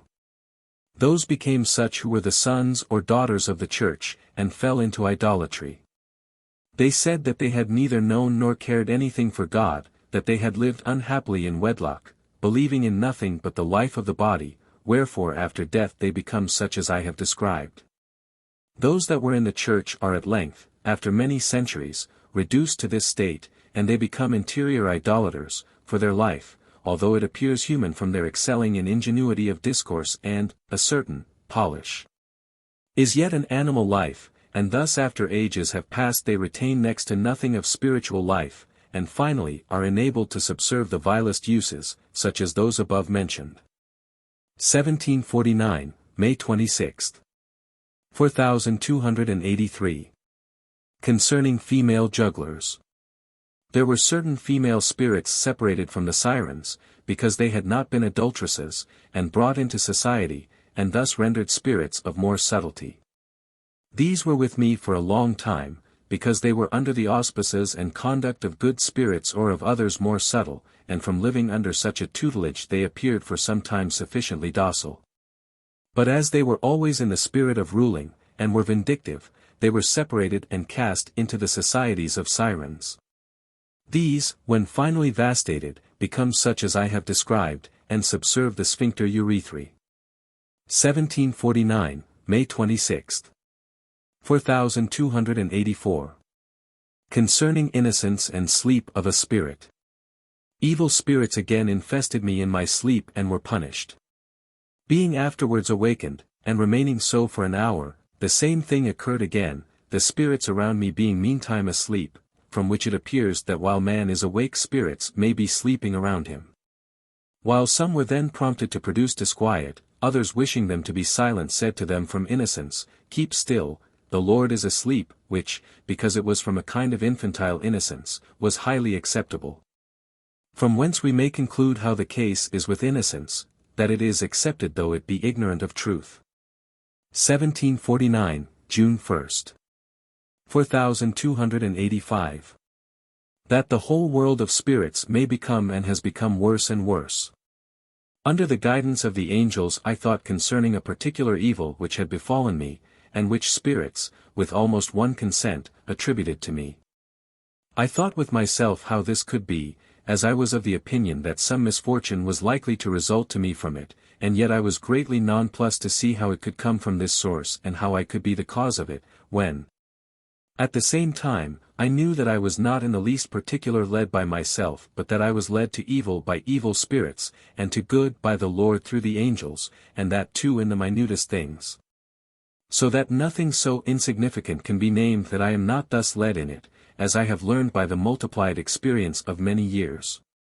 In this I have been the more confirmed from the fact that prior to this occurrence many societies, consisting of from 30 to 50, or 100 or 200 spirits, have assured me that it was they who thus thought, willed, did, and inflowed. And this was asserted by societies round about me one after another. To this I may add, that some of the very worst spirits were present with me, of some of whom it was said that there could not be worse. And yet of whom the angels said through spirits that they could not resist their influence nor compel me in a contrary direction. Such being the equilibrium, and everyone being kept in it, so that the balance shall not incline on either side. When I reflected upon all this, and that yet the cause of the evil should be charged upon me, rendering me unhappy, it was given me to ponder how this could be, whether it were possibly owing to the life I had formerly led, which prevented its being otherwise, or whether it were foreseen and thus, as it were, predestinated, and yet that I was led in the meantime, as all men and spirits are wont to be, through delights and through hope, to a kind of felicity which may endure for a considerable time in the other life, when yet it is foreseen that such may be eventually unhappy. All this, I say, I weighed, but at length it was given me to see that the Lord turns everything to good. But that the world of spirits is so bad that it turns everything to evil, and becomes itself worse and worse, so that the equilibrium preponderates on their side. And seeing the world of spirits is such, it cannot be but that man himself should become worse by means of its influx. For so much as the world of spirits is worse, so much less avails the influent good from the Lord, and so much less can man be bent to good. The state of the world of spirits in the whole is as that of every spirit and man in part. The worse either becomes, the less good is received, and the less can evil be bent to good. The world of spirits is as a general receiving vessel, while man and spirit is as a particular vessel.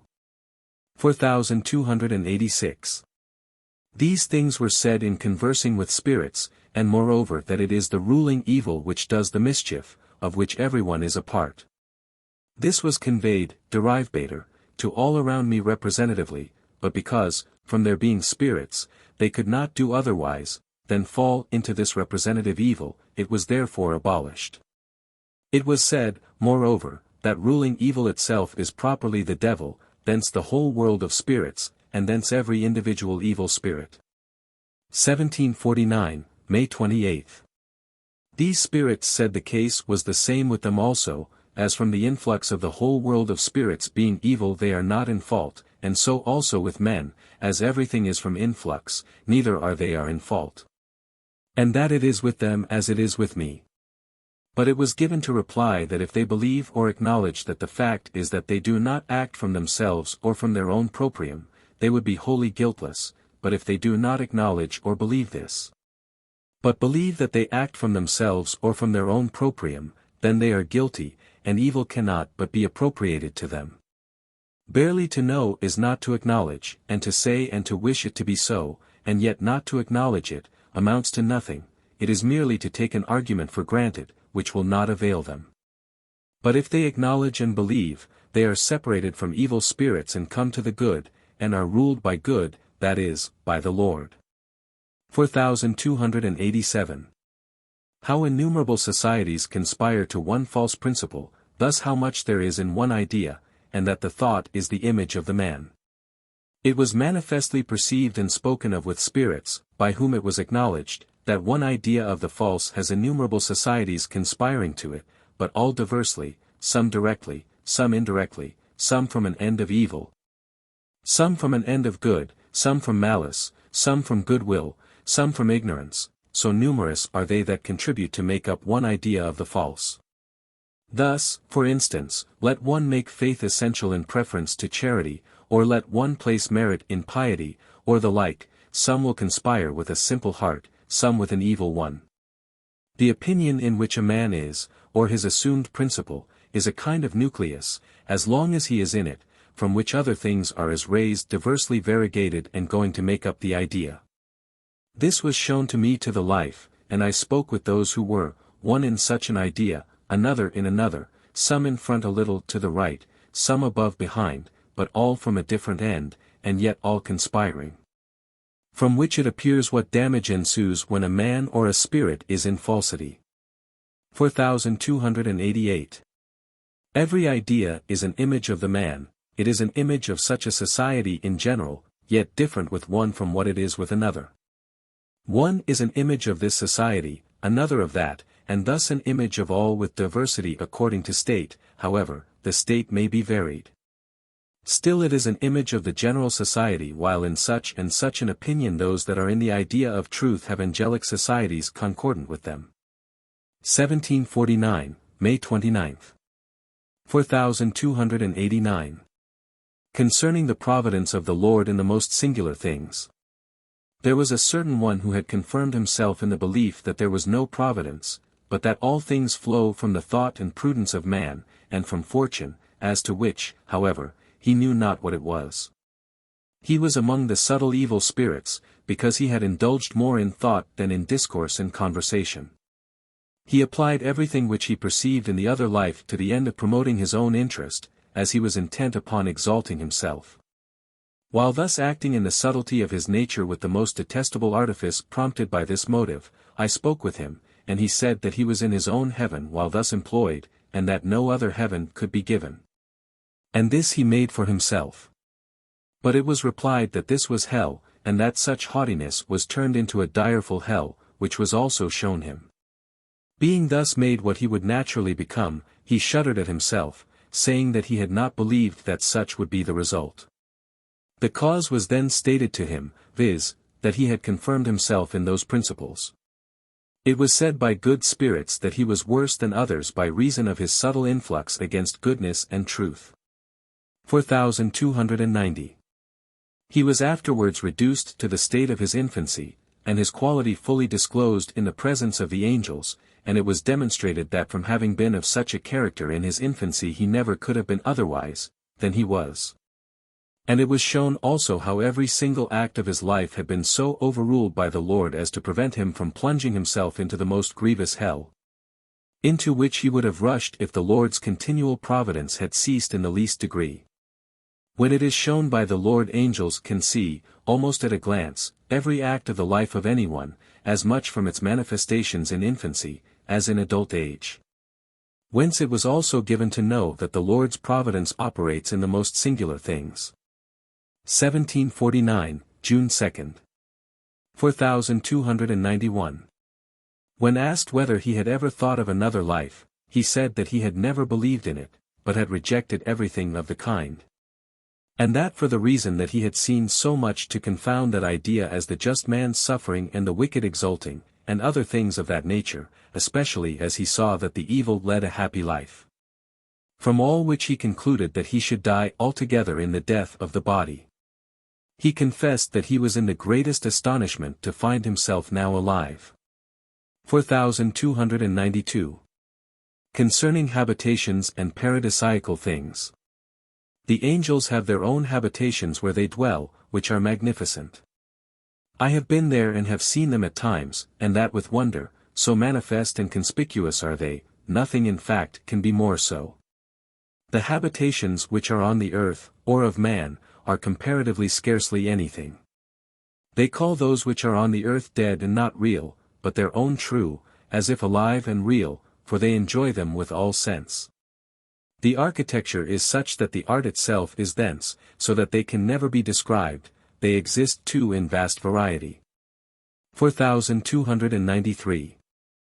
Like other men, I wondered that such things exist in the other world, since it is contrary to our conception of the life of spirits. As also from whence they were, but the reason is, that the Lord appears to them as a sun, whence is their lumen and light, which many times exceed the light of the sun on the earth.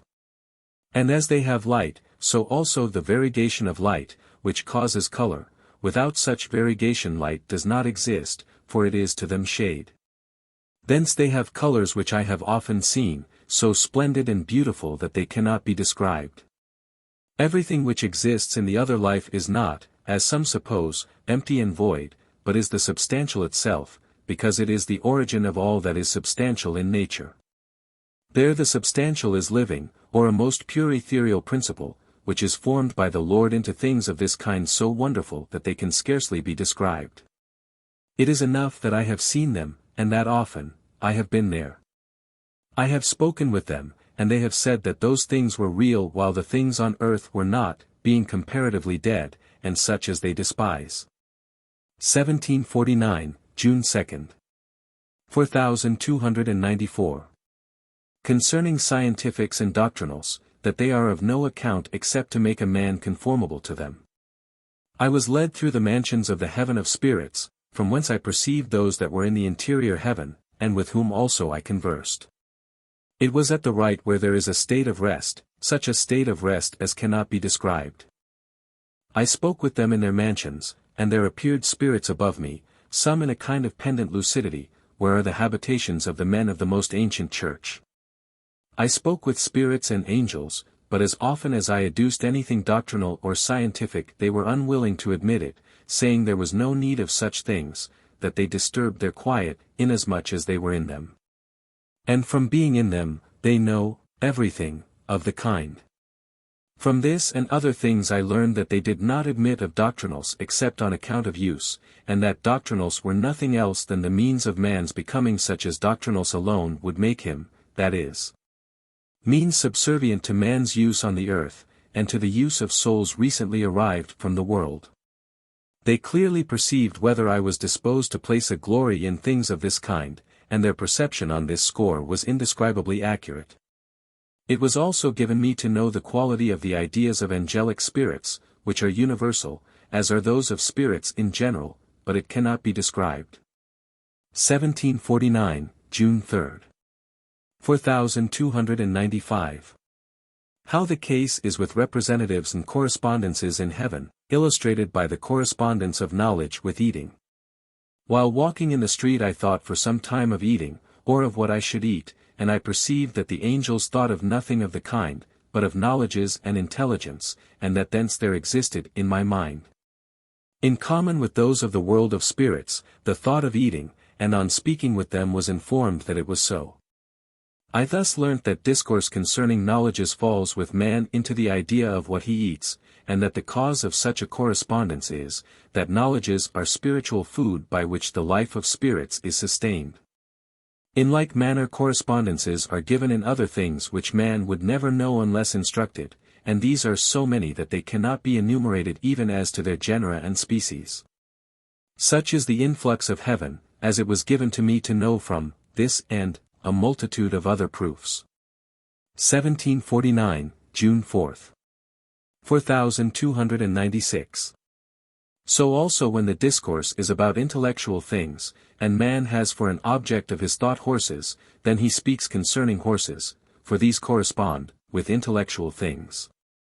Thus very many, yea, innumerable, natural, things correspond with spiritual things, from which it may be concluded that in heaven they speak and think of scarcely anything else than the Lord, his kingdom and faith. And whatever nearly or remotely pertains to them, things which are thus varied in the world of spirits and in the thought of man according to external objects of sight and hearing or internal objects of memory. I have seen horses, and spirits remark that there would immediately occur to them something relative to intellectual things. 1749, June 4. 4297. Concerning infants in heaven. Infants are educated and grow, in heaven.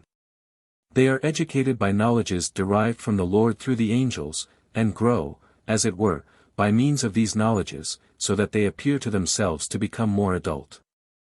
As their knowledge is increased, so also is their mind, animus, and mind, mens, whence, as remarked, they seem to themselves to grow, and whence they become as angels, which was expressly made known to me as being the case. It may also appear from experience that intellect and judgment should cause, even a child, to appear as a youth and as a man. The fact was declared by the angels. 1749, June 4. 4298. Concerning the punishment of those who would fain violate infants, and who they are.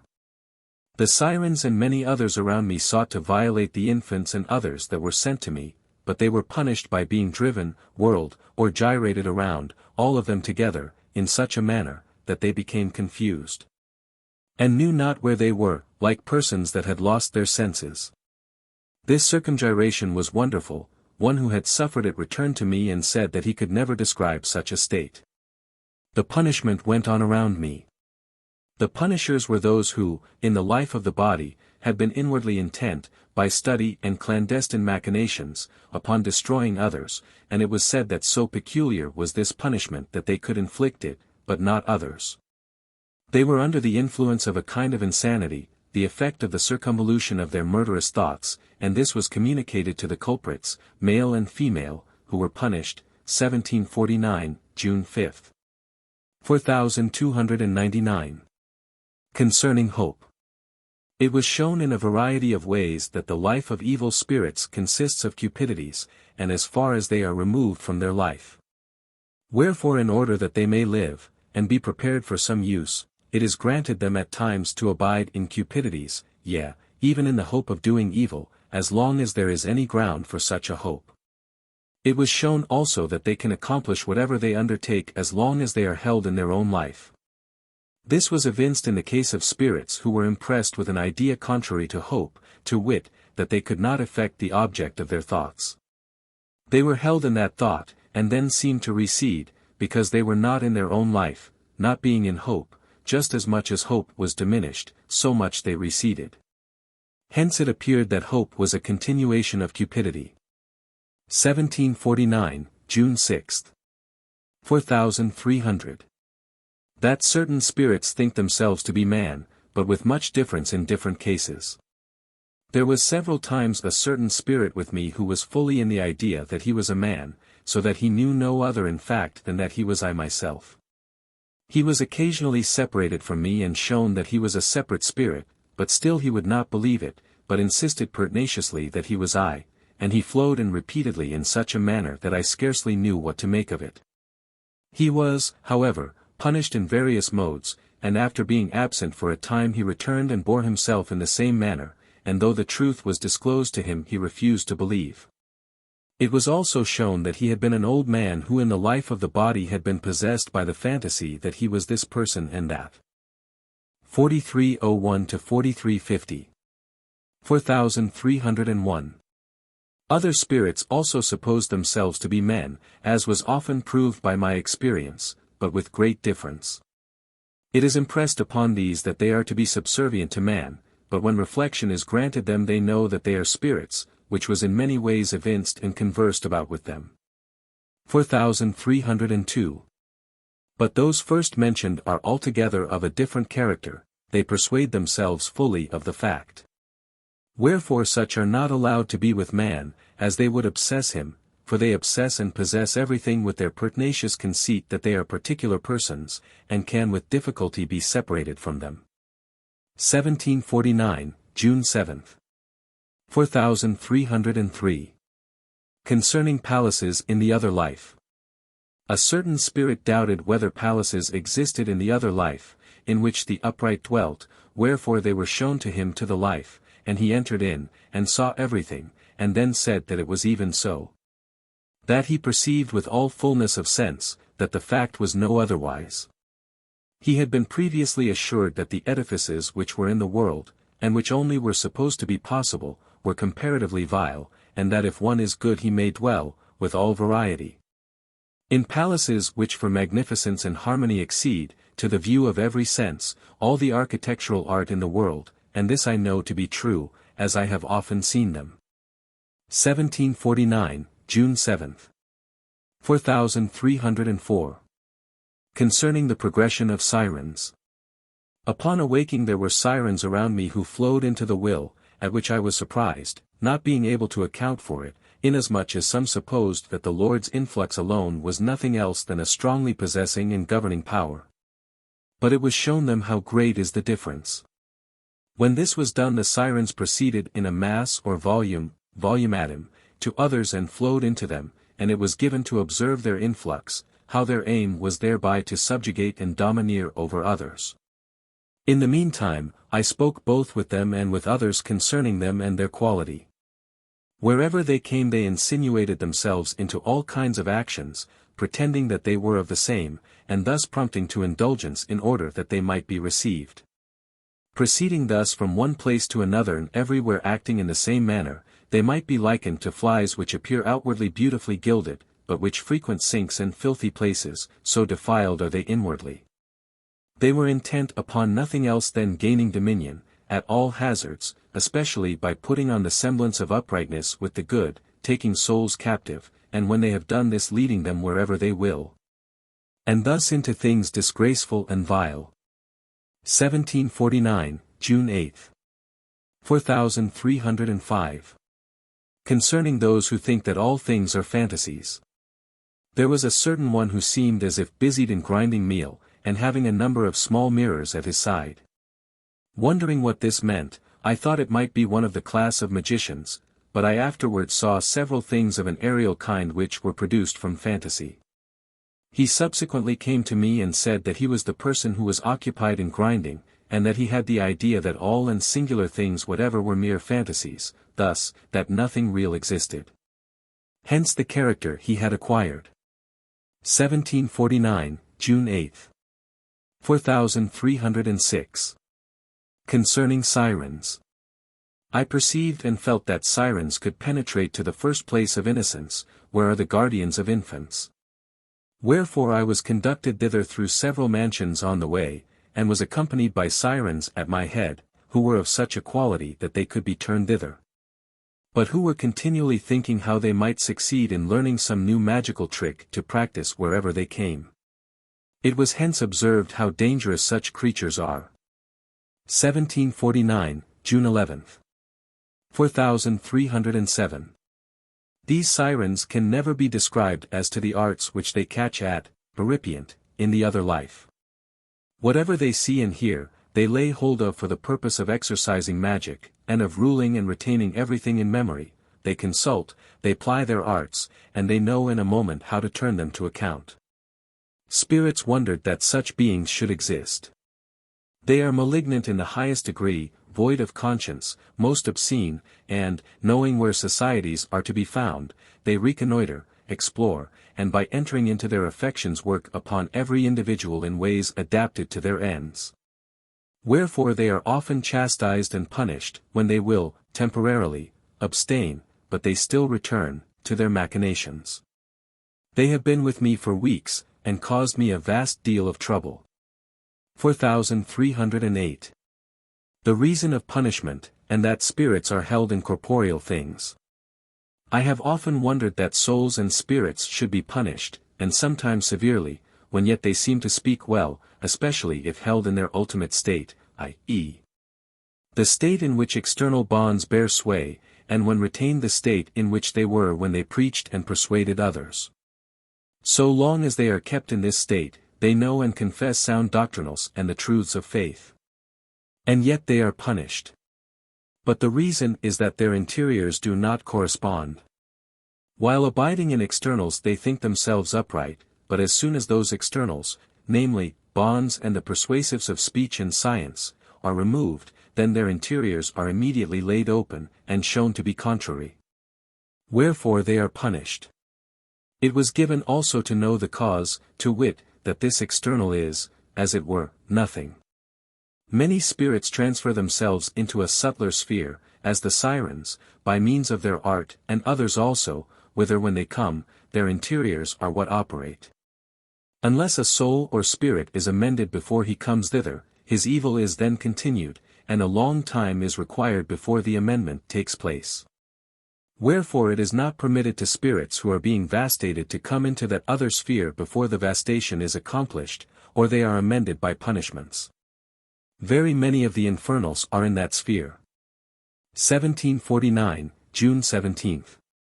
4309. Concerning simulation, or those who say one thing and think another. It was shown me of what quality they appear who speak otherwise than they think, or who have preached the good and truths of faith, and yet, from their lives being contrary, have thought the reverse. A certain one of this character was raised up somewhat on high, and made to circumrotate, when there appeared darts verging from all sides towards him. From this it was made known what his true character was, for darts appear falling upon the head of those who speak differently from what they think, especially those who speak thus in a flattering, wheedling way. 1749, June 17. 4310.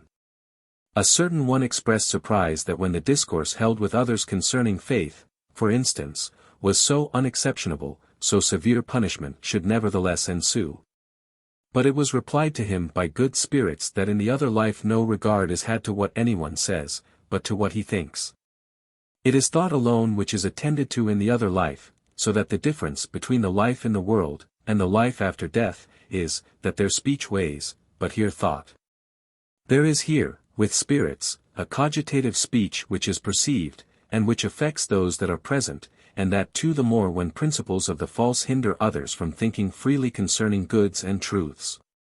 1749, June 17. 4311.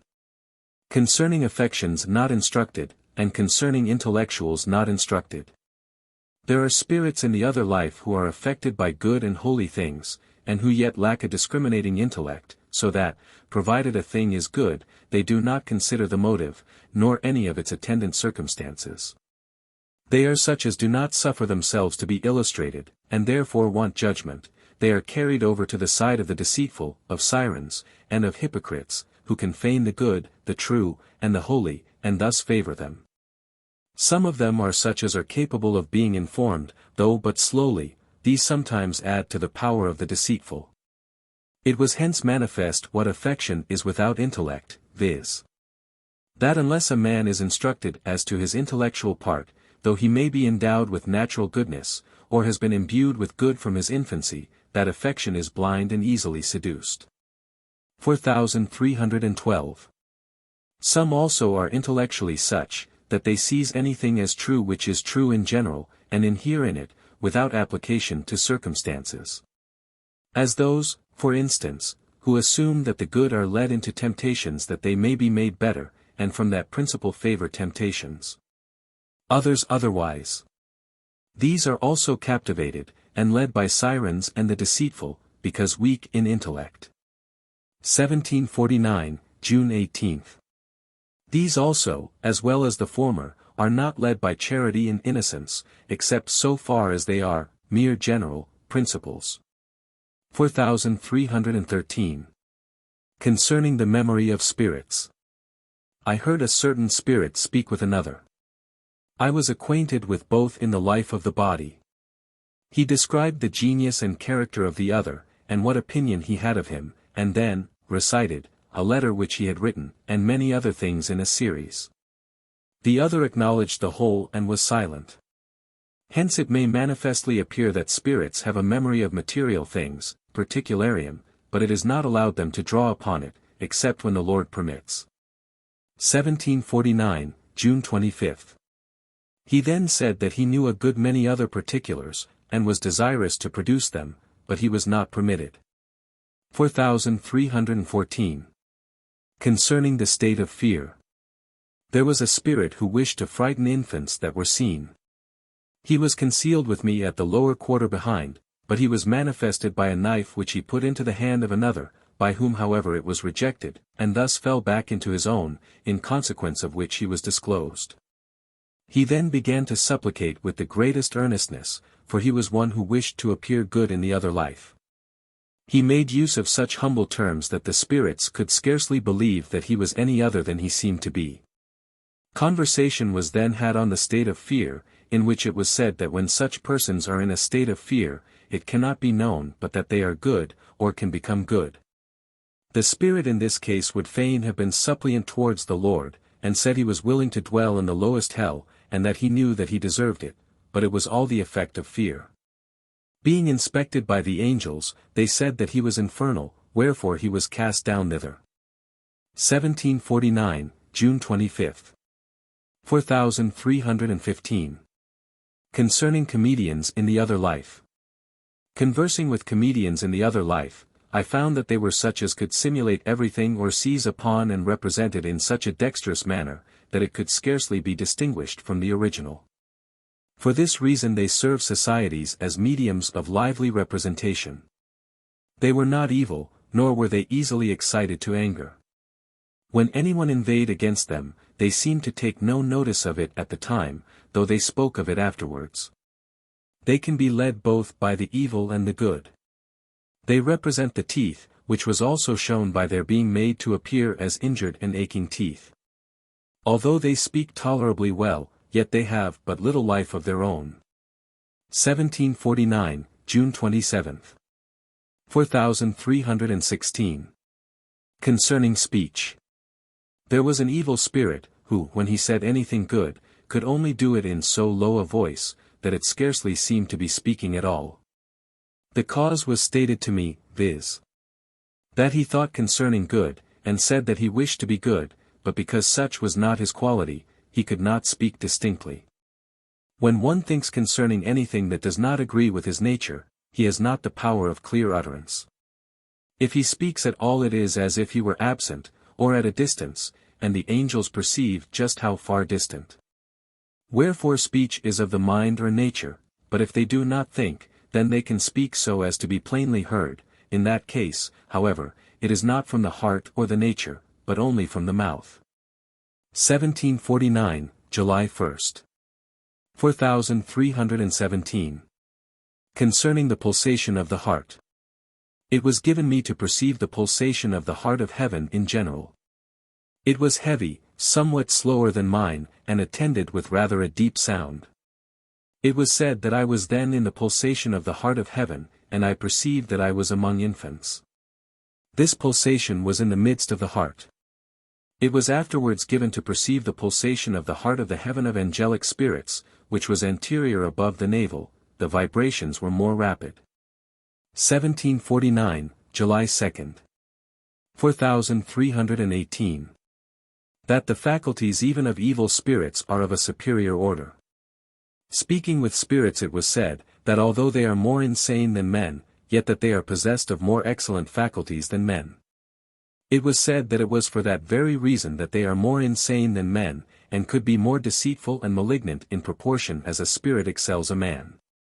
And this was confirmed by examples, and also by the fact that they immediately perceive the thought of man, and immediately pervert it, which is the property of a superior faculty.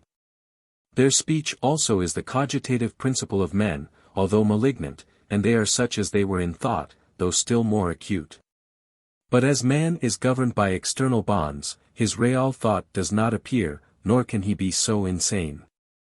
Wherefore these, evil spirits, are, so to speak, more excellent insanities. 1749, July 3. 4319. Concerning influx.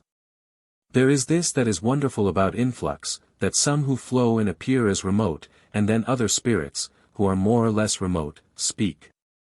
I have been in society with such more or less nearly, and it was observed that this, nearness, is according to the affections of man which constitute his life, that the more anyone has of life, the nearer they are, and the less the more remote. And that the nearer they are, the more they are appropriated to man, and make his life, but the more remote, the less they do this. Those who are in faith, in the Lord, and in charity, the Lord disposes in such a way that they shall be nearer or more remote according to his good pleasure, and thus a new life is effected. Whatever is more remote does not inhere, but is easily dissolved. The case is different with what is near. 1749, July 3. 4320. Concerning a certain kind of persuasions and of simulation.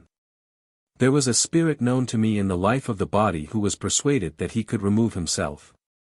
He said with a strong affirmation that he willed to do it, and he seemed to labor to effect it as by a kind of combat, but still he was removed, by others, and the number of unclean spirits viler than the rest was augmented. At length when he would introduce himself into good, or into a society of good angels he was detected, and appeared as almost wholly covered with hair. As he was unable to live in that sphere he was cast down, and then he was disclosed as being of such a quality that his intellectual part willed, but not the voluntary, nay, that his intellectual part was, as it were, persuaded but not his voluntary, having been accustomed in his bodily life to say one thing, even with asseveration, when he willed another, so that his intellectual principle would almost put on a certain voluntary persuasion. Such spirits fare very meanly in the other life, for there it is not permitted to simulate, but everyone thinks as he wills, and does as he thinks. 1749, July 7th. 4321. Concerning Paul.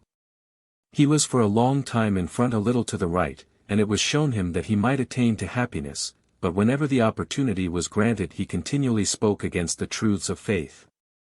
At length a certain spirit was detected in a higher place, who said to he led him. He spoke with abundant confidence as one that directed him in everything that pertained to him, profess in himself to be, as it were, a god, and breathing forth a sphere like the Lord. But he was a certain devil who imagined himself to be the very devil that deceived Adam and Eve according to the common opinion. He was sent into hell, into caverns, where he wandered about till, he came directly, under my feet, and there spoke. From thence he by and by ascended, veiled in a cloud, which, however, was his fantasy. It was then given me to hear Paul speaking with him and saying that he wished to be his companion, and that they would go together and make themselves gods. Wherefore being associated they went in company to a considerable distance in front and would fain have deceived those that were there, but they were rejected wherever they came. Having been moreover infested during my sleep by adulterers, these two when they perceived it lent their aid to the infestors, and so stubbornly held me in that vile train of thought that I could scarcely release myself. These adulterers or adulteresses were punished by the bruising process, nagismus, or reciprocal collisions, which is their appropriate punishment, and because those two were concerned in it, they also painfully underwent the same punishment. Hence it was made known to all that Paul is of such a nefarious character, and that it was only from certain causes that he was hitherto exempted, from the proper penalty, for the base suffer punishment for baseness. Concerning which I also conversed with him. And he is now among those companies which rove about, and approximate the place of the desert. 1749, July 10th. 4322. That no one becomes good without means, or in a miraculous manner. I conversed with a certain spirit. It was Paul affirming that no one could become good miraculously. Some wondered that they could not be taken immediately into heaven, and be reduced by the Lord's omnipotence into a state in which they could become angels. But it was answered that evil cannot be made to be good, nor can anyone come thither before his evil is dissipated or subdued, and that this is effected only by foreseen divine means, and not miraculously. It was said also that if evil were taken away, from the evil, there would be but little of life remaining, and that this would be to work miraculously, though it may be done in the other life by the removal of societies. As he thought in this manner, the societies were removed, and he was then as an infant sprawling with its hands, and it was said that he neither knew how to speak or to think, but only to move his arms as a newborn babe. Thus would it be with the evil if they sought to be miraculously made good. 1749, July 10th. 4323. Concerning the devil himself, from the end, proposed. There was a certain one who thought himself to be the devil that seduced Adam and Eve, and to whom Paul adjoined himself. He appeared like another spirit, not speaking badly, as if he were a man, but still in a kind of obscurity. I wondered at his quality, as a sense of hatreds, revenges, cruelties, and adulteries was not perceived from him as from others.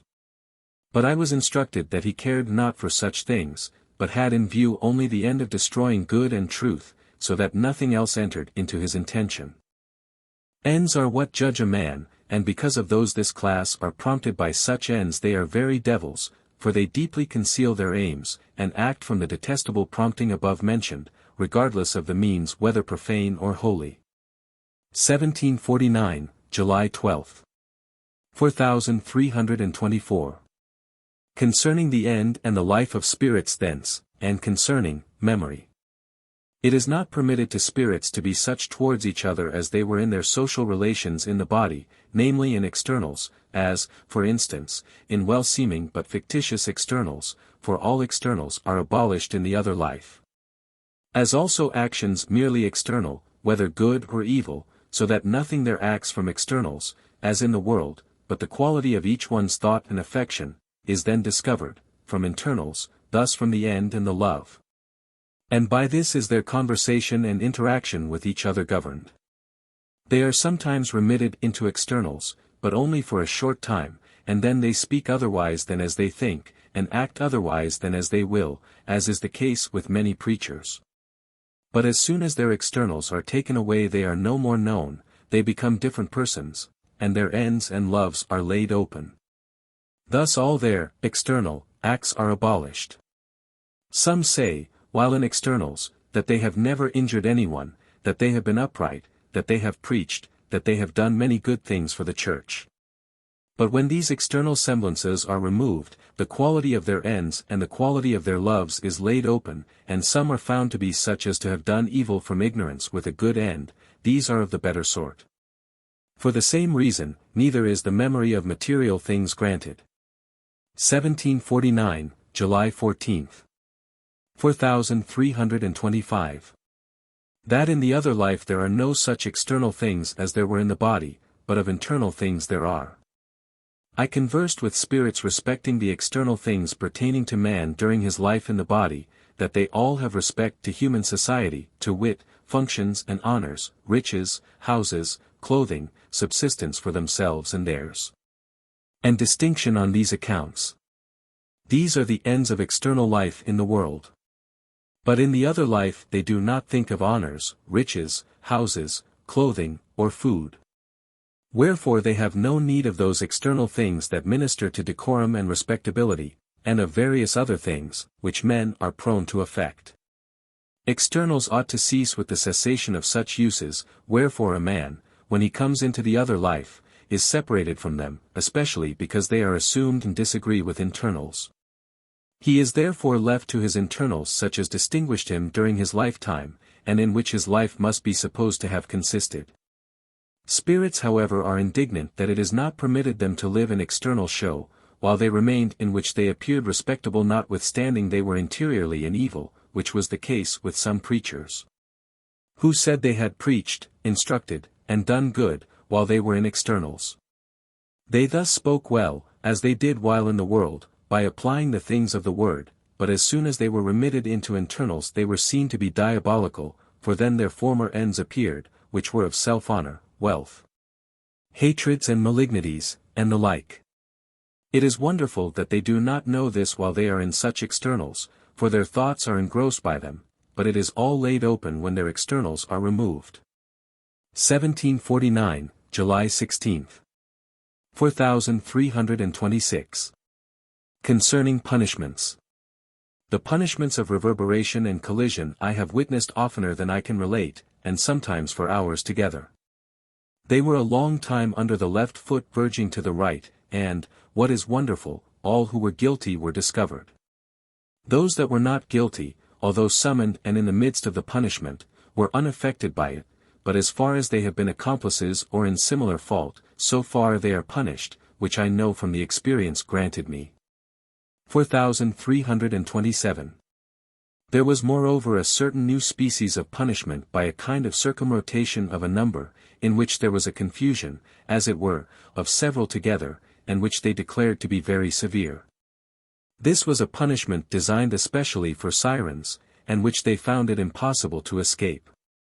1749, July 19. 4328.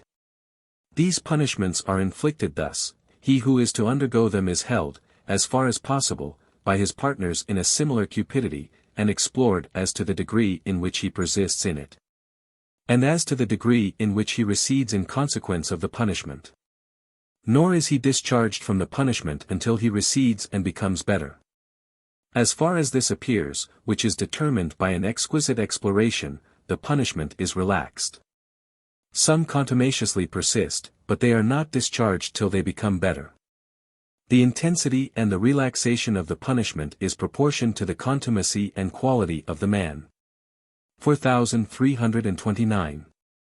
There are some who were of high eminence in the world who undergo these punishments, and that very frequently, till they at length, after many tortures, contract fears and horrors which being recalled they abstain. This is effected by the punishments. But these are external bonds. Internal bonds are those of conscience, by which they cannot be tormented, because they have no conscience. 1749, July 19. 4330. Concerning the Gentile nations. I spoke with certain people who were Gentiles, and who had now become wise, as they were able to perceive the interiors of thought and other things more fully than any Christians of modern days. The difference was almost that between a man and a spirit. From a single idea of thought they knew the whole series which was filled with things that constitute the delights of wisdom. They were delighted with the word, from its contents being all and singular representative and significative, inasmuch as their own mode of thought, while they lived was similar. Though Christian spirits were both surprised and indignant at the fact. I held discourse with them which was altogether of this style. They appeared at some distance in front. Some also were near me, and a pleasantness was perceived in their sphere, arising from this quality of the word, namely, from its being significative, and from the words being nothing else than the subjects of significatives. 1749, July 20. 4331. Concerning the word and the Jews.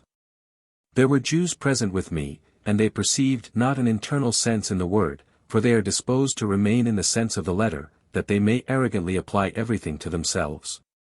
But I heard them conversing with each other in a way which showed that they knew not what the real internal is, while yet they professed to know that there were certain profound, and most profound, arcana couched under every word and tittle. But that this internal sense is such as it is, or that it is celestial, they did not admit, but denied, for they hold that in every particular it treats of them, and thus that they alone are the elect. 1749, July 21. 4332. Concerning the Jews and Gabriel. It was asked of certain Jews what they believed respecting Gabriel. They replied that he was a great angel. It was then proposed to them that they should inquire of others where Gabriel was. They did so, and obtained for answer that they knew nothing about it themselves, but they were informed that by Gabriel, and by other angels mentioned by name, are understood functions. And thus that the name Gabriel may be given to innumerable individuals, provided they are in that function. In this they acquiesced. 1749, July 21. 4333. Concerning subjects, thought, and speech. I have many times observed that with me only there is a certain disposition of the organs of thought, and that according to that disposition spirits speak. They said also that the case was very similar in regard to subjects, that they themselves barely thought, and the subject would then speak according to the thought, but still from a certain prompting to speak, which, however, is not open. 1749, July 25. 4334. That evil spirits are insane, and that they strive with all their might to lead others to their own hell, and thus to torment them. I spoke with evil spirits who continually infested me, and who infest men and upright spirits in like manner. And because they are insane themselves they would fain strive to make all others infernal also, by leading them away from good and mutual love into the love of self, thus into hatreds towards all. And the more they are who are wrought upon in this way, the greater is the number of those who torment them, so that they are continually procuring hell to themselves. If they would refrain from this, and act from the love of the upright and the good, they would secure blessedness to themselves, for the good desire nothing more than to impart to others, and thus to them also, all their own happiness. Doing this, they would procure heaven to themselves. This they, in their then state, acknowledged, and said that the fact was so, yet they are such as they are because their nature is such. Everyone thinks himself able to rule, and yet they rush upon each other, and nothing affords them greater pleasure than to torment others, even their nearest friends. 1749, July 27. 4335. The memory of spirits. Spirits speak among themselves from no other than the internal memory, which is their rational while they live in the body, but man, while in the world, speaks from the memory of the body. Hence it is that spirits can speak with each other, and that all souls from whatever earth, region and language can dwell and converse together. This speech is what falls into the speech of words with me. It is something not dissimilar to the rational with man from which he thinks. This falls in like manner into words, for when one thinks his thought falls spontaneously into the speech of words. 1749, July 30. 4336. Concerning representatives and correspondences. Adulteries. In an interior sphere, and also with those who are on the threshold of another heaven, when they converse with each other, the one from fallacies, the other from appearances, against the truths and goods of faith and charity, their speech, in passing into the world of spirits produces a lascivious and adulterous sphere, to which the evil are attracted, as ravens to a carcass, and fill this sphere with such lewdness and adultery and every kind of obscenity, that no good spirit but shrinks from it with shuddering. Hence in the word the falsifications and perversions of goodness and truth are expressed by whoredoms and adulteries, and are so called, whence it appears that there is an actual correspondence between the one and the other. 1749, July 30. 4337. Concerning the spirits who are with man. Being remitted into a proper state, it was shown me, by lively experience, how the case is with the spirits that are with man. They know no otherwise than that they are the man himself, as was abundantly evinced from my experience in regard to the spirits which were with me.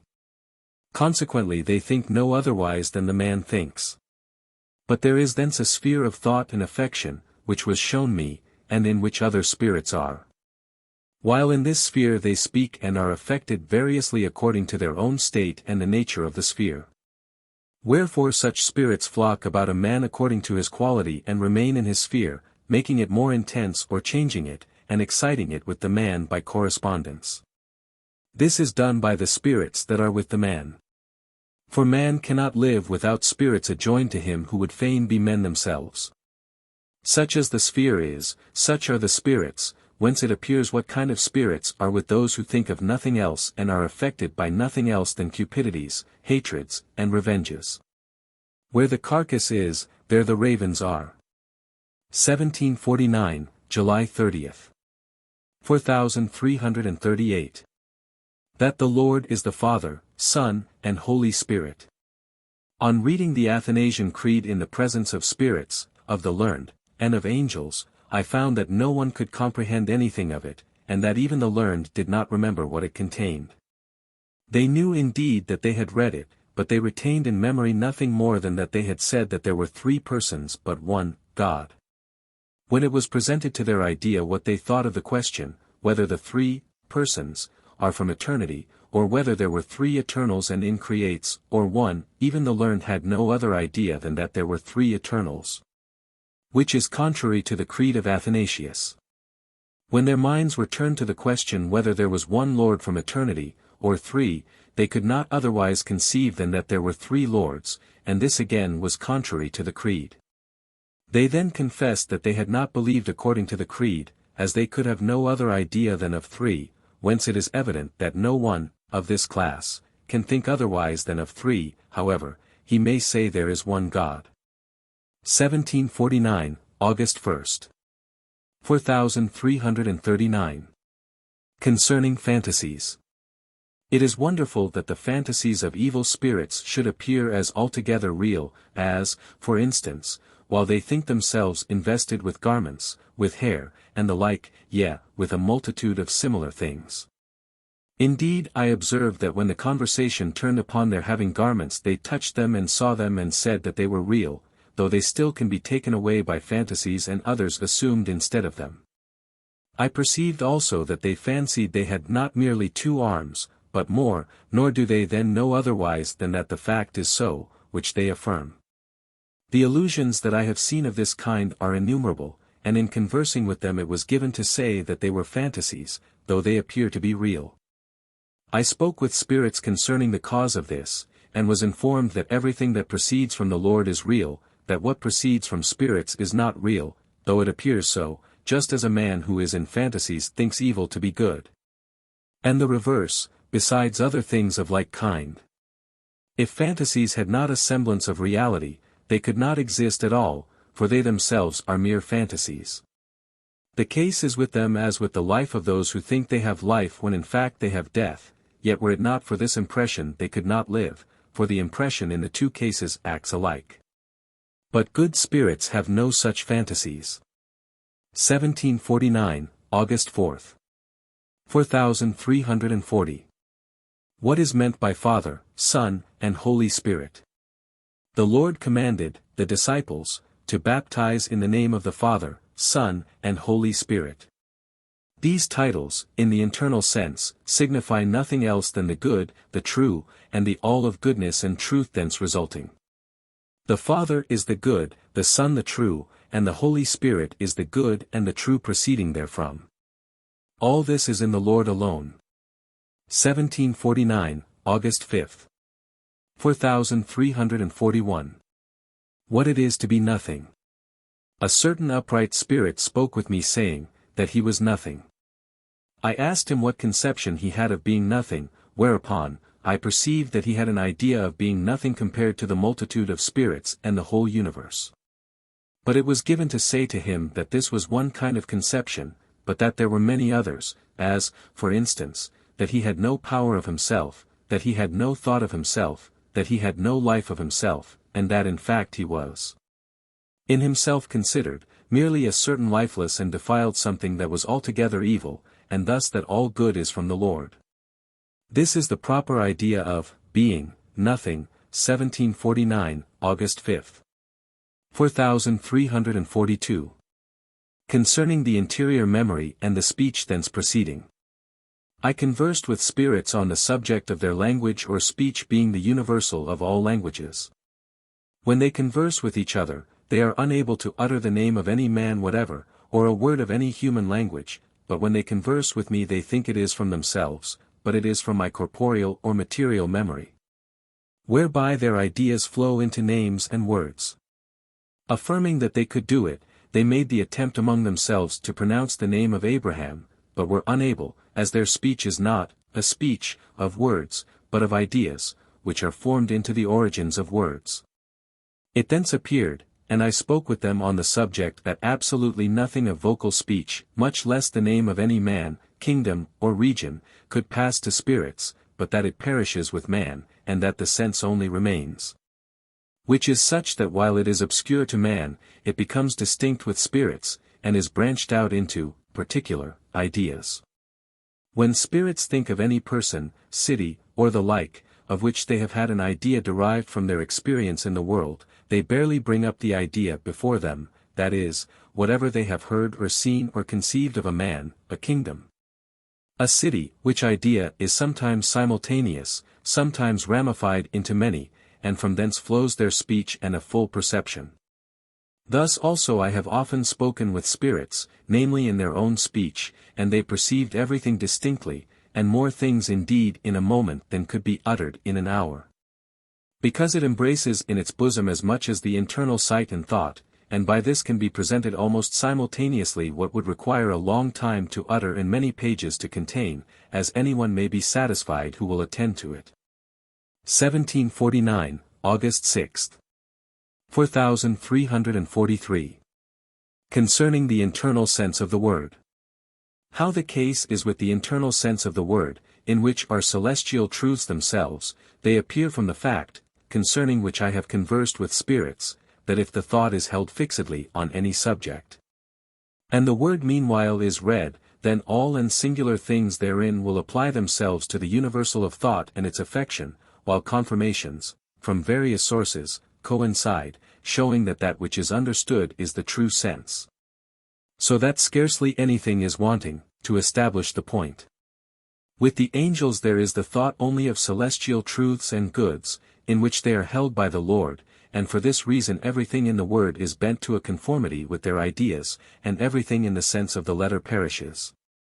And entirely another sense is developed, which is the internal, and which is clearly seen so that the sense of the letter becomes, as it were, none.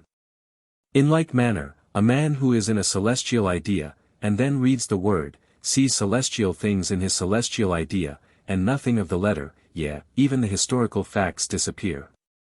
This may be illustrated in a variety of ways. 1749, August 8th. 4344. It was a source of wonder to me that it was allowed those sirens to wander about as they do, and to vex the good with magical and persuasive arts, but the reason is that the Lord thrusts no one into hell, but they do it of themselves. And their evil when consummated draws them to hell. This is the common receptacle, wherefore the evil dwell a considerable time in the world of spirits, and one sooner and another later precipitates himself thither. Meanwhile the good and the true which they may have is separated and drawn towards the interior, and the ruling evil is consummated and like weights draw them down. I have seen sirens abiding for a long time in the world of spirits, and vexing multitudes, but always from an end of ruling and subjecting the minds of others to themselves, and it was shown that they finally became, namely, that they at first appear like masses of hair, a sign that their foul corporeals alone reign with them, and afterwards that they appear black in the face, and thus as not human. 1479, August 8th. They would fain with their magical persuasions induce the idea that they were to be pitied. But it was answered that no one could pity them, but they whom they wished to injure were to be pitied, and of whom one was more an object of concern than a whole company of such as they were. As also that it is contrary to order to feel pity for evil which continually threatens injury to others, and the destruction of order, just as a judge cannot pity those he condemns, because he thinks of the public good and of the law of order. Thus also is it in the present case. If they should obtain anything by magical persuasions, yet still they would not desist from injury. 1749, August 8th. 4345. Concerning memory. I inquired of a certain Jew who supposed himself possessed of memory, for spirits converse with each other as on earth, without being aware that it is from the interior memory. I inquired, I say, of this Jew, his name, and whence he was. He thought and said he did not know, whereupon he became indignant. But it was given to say to him that this ignorance was for many reasons to be preferred. But as to one's quality whether he be good or evil, this is known in the other life, and hence he himself is known. 1749, August 8th. 4346. Concerning conscience. I conversed with a certain one who, in the life of the body, was devoid of conscience, wherefore he remained a long time in an obscure chamber, and said that he abode there in darkness which he preferred to light. Having broached the subject of conscience in my conversation with him, he said that he knew not what it was. He was then informed, so far as the grossness of thought which is of the love of self and of the world would permit, and as whatever is contrary to the love of self and of the world is contrary to thought. So he perceived conscience as something contrary to his thought, and that from the contrariety he was pained by it, as when one perceives anything to operate in a different way from what he had supposed. From this it may be known what conscience is, namely that it is something contrary to the apprehended, good or true, be it what it may, by which one is impelled to think or act, and from whence arises pain. Thus compelling the inference that it is charity or heavenly love, thus the Lord himself, which ought to reign supreme apart from the love of self or of the world. Hence he perceived what conscience is, but what mercy is he was ignorant. It was said that there was sometimes mercy where mercy was not apparent, as for instance, when one aims at the common good by punishing the evil and reducing others to order, mercy is then exercised towards the community. So also in war, where the end is victory and thence the common good in the preservation of numbers, in which case there is no mercy towards those that fall because mercy has for its end the saving of many, and so in other things. But to despoil others for the sake of oneself, this is cruelty, because the end is selfish and contrary to the common good. By these considerations he was enlightened. 1749, August 9. Charity and mercy, moreover, are to be turned from the neighbor to numbers, from numbers to the community, from the community to the Lord's kingdom, from the Lord's kingdom to the Lord himself, who is the all in all. Hence it may be known what is charity and what is mercy respectively. August 9, 1748. 4347. Concerning contempt and hatred. I have conversed with spirits concerning contempt or the despising of others, to wit, that such contempt is of no evil account when not prompted by the love of self, or leading one to contemn others as compared with himself or from hatred. Contempt of this latter kind is what damns in the other life. But the despising of others because they are of no ability or endowment, or aptitude to this or that use, because they are deficient in functions or business activities and other things, and does not damn. For this cannot but exist with all men who live in society, and where one ought to think concerning another, whether he can be associated with him considering his quality.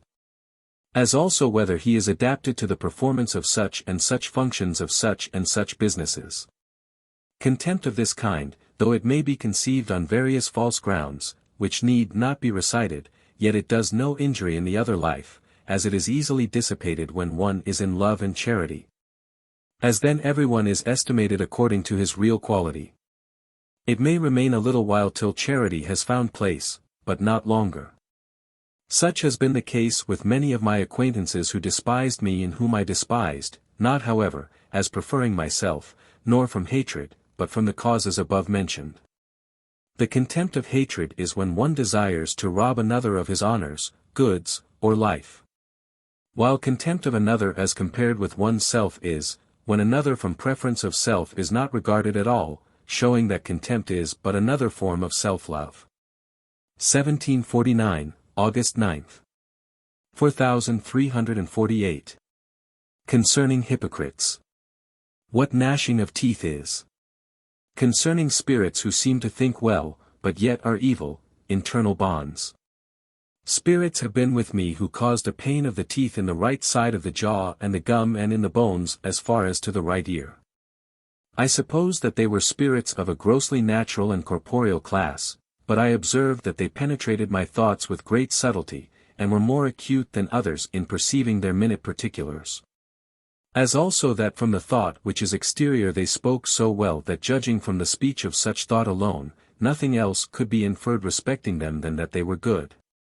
All that was thus thought and spoken by a certain one of this class, was rational, but it was still observed that inwardly it was not so, inasmuch as by means of this kind of thought he was conjoined with interior evil spirits. Those of this quality think and speak in like manner in the life of the body, but still they are interiorly evil, having self and the world for their end. The bonds of action with such are not external but interior, which in some are exceedingly strong, still they are not bonds of conscience, which being relaxed they rush into their ends. And because there is even a communication of thoughts in the other life this disagreement is manifestly perceived. 1749, August 10. With a view to afford me further information respecting the nature of the case, the interior evil spirits were removed, and better ones substituted in their place, when he said that he knew not what he spoke, and that thus he was deprived of life. For his interior life consisted in what was taken away. The influx is into the periostea of the teeth, and then into the pericranium about the right ear, in which they create a pain sharp and severe, a sign of their evil quality. Those that cause no pain are good and sensible of all that is thought. Of which sensibility the periostea is the seat. It was said that such contribute to the formation of cancers. Hence it appears that ends conceal themselves deeply within, as they are of the life. When such were present at my reading what was written and published respecting the word, they took away all pleasantness of sensation, and induced contempt greater than they were aware of. For as in the life of the body they were mainly wrought upon by a certain sweetness of worldly life, in which they placed their heaven, so they held in contempt the things which were really of heaven. Thus are hypocrites who speak well, but think ill. Hence for several days a gnashing of teeth and some pain in their roots was felt, and I was often taught by lively experience that it was from this source. When the cause was removed and, according to the degree in which it was removed, the pain ceased, it also passed into the periostia of the head according to the diversities of its states. 4349. Concerning the life of spirits, of angels, and of men. I perceived beyond all doubt that there is nothing else which conjoins in the other life but the very life of man, spirit, and angel. Such as the life is, such is the conjunction, even in societies. Other things which are not of the life are not regarded in that world, for there everything is governed by the life. 1749, August 13. Wherefore it was said to spirits who boasted of their various merits in the world, of their study, religion, zeal, and the good works done by them, and who had passed judgment upon others as evil from external manifestations, that no account was made of these things in the other world, but only of the life which they had led, thus of the quality of the life with which they had imbued themselves from their ends and loves. When this was affirmed they could say nothing in reply, for from the experience adduced they could not but acknowledge its truth. The union or conjunction, therefore, in that world is one that results from lives, and not from knowledges, professions of truth, merits, or deeds done without charity. 4350. Concerning conjugal love. In conversing with angels on the subject it was perceived that with those who are in true conjugal love the interiors are open towards heaven and the Lord, for it is an affection which derives its origin from the Lord alone, who flows in through the inmost, so that its quality and source cannot be adequately described. But it is a consequence of this influx that the interiors are opened, and that one who is the subject of it is in celestial affection, and thus has the Lord's kingdom within himself. From the same source also is derived the love towards infants, and because such an one is thus receptible of celestial loves, he receives also mutual love towards the neighbor, for this follows from genuine conjugal love as from a kind of fountain. 1749, August 13. 4351 to 4400. 4351. Concerning the hypocrites just above spoken of and the gnashing of teeth, as also concerning the quality of the representatives arising from the exuval. The hypocrite above mentioned, when I would have cast him off, appeared himself as if casting off exuvii, that is, as if coming out of his exteriors which he left as a serpent does his slough, and he would then issue forth as an infant. And that not for once only, but repeatedly, and every time became more and more an infant, thus passing through a series of changes, but still of a discrete character, as was said, and always becoming a smaller infant, till at length he disappeared altogether.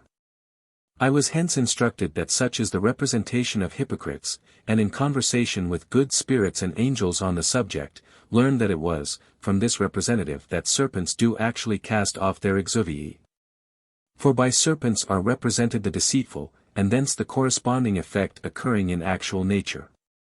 The spirits sought for him, not supposing that he was still in, or near, his exuvii, as he had appeared to vanish away.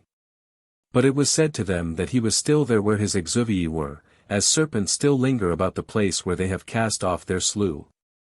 This I inferred, because the gnashing and pain of the teeth continued, and the affection of the periosteum of the right jaw extending to the ear, which was varied and transferred from place to place over the entire right region of the head. In conversing with him he said that his whole study was to exculpate himself and to draw away the thought from himself as being the true cause, and that he knew nothing of this representation, though he perceived it from me. Hence the quality of representatives may be known, as also that of hypocrites. It was said to him, moreover, that if he should pass into his interior nature, he would become one of the worst of devils. But as long as he remained in exterior thought, he would think himself good. It was said also, that as he had been of such a quality during his lifetime as to have injured no one openly, but only in secret, therefore as long as he remained undetected, he was void of compassion. Bergenstierna. It was he alone who affected me for several days with such severe pain, which was manifest in a variety of ways. I say he alone. For although as to interior influences there were many who conspired, yet operating as a subject, I could not know but that he was alone. 1749, August 14. 4352. Concerning hypocrites and the deceitful. Spirit spoke with him, and clearly showed that hypocrites and the deceitful are far more foolish and stupid than others who openly utter what is right and true. It was found, upon his being explored, that he accounted himself most prudent and wise, supposing that no one closely observed him. Whereas all could take note of his hypocrisy and deceit, which in fact is granted to nearly every man, who is thus enabled to detect both the fact and the quality of hypocrisy and deceit even in each particular of the utterance. And to see how it dissociates them from others, and prevents any confidence being reposed to them, for a very slight conversation enables them to know the truth. That they should think that no one could see and know this is to be attributed to their folly, and is a proof that they discern less than others. All the deceitful are of this character. 1749, August 14th. This holds still more in the other life, but they still retain the idea of their being able to do everything they wish, and that no one knows or observes them, when yet it is altogether the reverse. 4353. Concerning hypocrites and their fantasies. Hypocrites are perceived in the other life to have had in the life of the body no confidence in anything but themselves, and to have always had something else in their thoughts than what was said when men were speaking to them. Even though they pretended to believe them, and demeaned themselves very obsequiously towards them, as if they acknowledged truths above others, while at the same time they believed nothing. Not even that there was any truth, much less in eternal life, heaven, the Lord, of these things though they went beyond others in confessing them with their lips, yet they believed absolutely nothing in their hearts. Such when remitted into their interior state, wherein they believed nothing but what was obvious to the senses, are subject to direful fantasies. They can then be assaulted by things the most absurdly fantastical, as by troops of fleas, which are set in array against them and attack them, filling their minds with terror, and causing them to fly. Just as if all this was as real to them in the other life as it might be in this, besides similar absurdities. For as they have not determined their thoughts to anything intrinsically true, they are brought under the influence of such fantasies. When nothing is regarded as true, then fantasy is produced, and reigns in its place. I afterwards spoke with them on this subject, when they were brought into another state, and told them that things themselves were mere interior fantasies. Being put frequently to the test on other occasions they said, in respect to eternal life, truth, and the like, that it was all as I affirmed, but yet in heart they believed nothing of it. 1749, August 14th. They are extremely prone to believe that there is nothing real, such is the genius of hypocrites, but there are also others of this stamp, besides hypocrites. Hypocrites are those who, with the outward man, will fawn assentingly from motives of self-interest, and yet inwardly think directly the contrary. 4354. Concerning infants in the other life. I saw a garden, constructed not of trees, but of leafy arches somewhat lofty, with walks and entrance ways, and a virgin walking therein, and also an infant of 5 or 6 years old, which was beautifully clothed. And when she entered, the most exquisite wreaths of garlands of flowers sprung forth over the entrance, and shone with splendor as she approached. I was informed that little infant girls see objects in this manner, that they appear thus to walk and thus to be clothed, and to be adorned with new garments according to their perfection.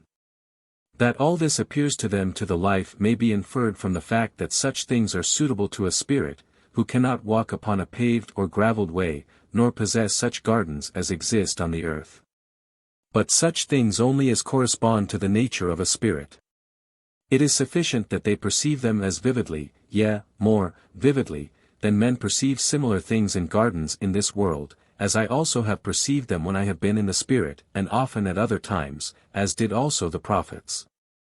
1749, August 15th. 4355. Concerning hypocrites. I have heard from other spirits that a hypocrite has sometimes inflicted a severe but dull kind of pain on the whole body, such as corresponds to the pain of the periostea in man, which is very grievous. Wherefore they cannot but be separated, and be in separate hells, in which such an influx is impossible. 1749, August 15th. 4356. Concerning a hypocrite. There exist hypocritical genii and hypocritical spirits. The former operate into the right part of the teeth, the gum, and the jaw, even to one half the head upwards, the latter into the left part. The hypocrite now alluded to operated on the right, from being one of the genii, though he could be transferred to the left, but then he was, as it were, deprived of life, notwithstanding he spoke well enough. He spoke as a boy, he spoke as an infant, and then he was able to attract to his interest children that were not yet imbued in knowledges. He was, however, among the very worst, and projected himself as serpents do from their skin or slough, and that too for many times, in a threefold series, and also rolled himself like a serpent, as they said who saw him. 1749, August 15. 4357. A hypocrite. The aspect of hypocrites was shown me, to wit, that they have no face, but an open throat, black within, and yawning exceedingly, with a few snow-white teeth. They have no cheeks, but a quantity of hair depending like an uncouth mass of wool, this was shown me. There afterwards appeared the head of a serpent, of a golden color, triangular in form, as is the case with certain species of serpents. This represented those who were drawn together around him. 1749, August 16. 4358. Concerning a hypocrite. A hypocrite was remitted into an exterior state, when he spoke as in the world, or after the manner of preachers, in which state he did not acknowledge himself to be or to have been of such a quality as he was. But it was said to him that the worst of preachers speak in like manner, yea, they suppose while preaching that their characters agree with their words. They are then in external persuasion, and think concerning the words uttered, being led by their own spirit with a view to themselves and to the world thus to speak, even imagining at times that they speak from the Holy Spirit, as was said to him. It was said also that they speak otherwise with their friends and with those of their own households, provided that they are adepts in deception, that they speak otherwise also with those whom they casually encounter, and whose mind they discover. But that notwithstanding they think inwardly within themselves altogether differently, so that they have in fact three varieties of states, of which they first put off the exterior in the other life, and then at length the proximately interior. Which leaves his remaining state of life to the last degree defiled, and full of hatred and cruelty. This was said in the presence of many spirits. 1749, August 18. It was observed that this spirit could better comprehend, when in the external state, that he was evil, than in the proximately interior. For in the former he acknowledged his true quality, and that in such a way that it could scarcely be perceived that he was not entirely sincere, but in the latter it was not so. 4359. Being led into a sphere of thought a little more interior, from which the proximately exterior man spoke, he then bent himself about to the right and left, as if perceiving suitable opportunities to effect his ends, a sign of his cunning in adapting himself to every opinion from which he saw that he could advance himself and promote his own honor and gain. He moreover pretended innocence, so that one could scarcely believe there was any deception, as was given me to observe from perceiving his resistance when brought in contact with any evil, by which the persuasion of his innocence would be begotten in many minds. He was moreover a filthy adulterer, though nothing of the kind had been observed in his bodily life. Such are they who are destitute of the conscience of rectitude and truth. 1749, August 18. His quality as to innocence was then shown. He appeared such as he truly was, and so hideous in the region of the jaws, concerning which I have already spoken, as to cause the spirits, who beheld him, to shudder. They wondered that such arts of persuasion should be so adroitly, so promptly, and so instantaneously acquired in the other life, as it is in fact done in a moment. But it was said that all faculties, even those of the wicked, increase and become prompt in the other life, as they then act from nature. 4360. I have occasionally spoken with spirits as to the fantasies which appear so much to the life among them. They think, for instance, that they have garments, and entertain various other conceits, some of which are ridiculous, and which it would require many pages to recite. The cause of this is that they are themselves but mere fantasies, and their life consists of nothing else. They live from fantasies, because they can live only from falses. It is accordingly provided by the Lord that their fantasies should appear to them altogether as realities. With those who are in faith from the Lord the case is entirely different. To them there are no fantasies, but appearances attended with all pleasantness and felicity. Fantasies, with the former, may be compared to corporeal objects plainly seen, while things that are real are to them like a shadow, or as it were, nothing at all. To the angels, on the contrary, appearances and truths are the veriest realities, while fantasies are as shadows and nonentities, wherefore they can be harmed by no fantasies. 1749, August 19. 4361. Concerning hypocrites. A certain hypocrite ascending or being summoned up by the wicked from his own hell, which is in front before the cadaverous hell, one who though unknown among others was of the very worst class, and by means of a subject who was also a hypocrite, inflicted upon me a sensible and severe pain of the teeth and jaws.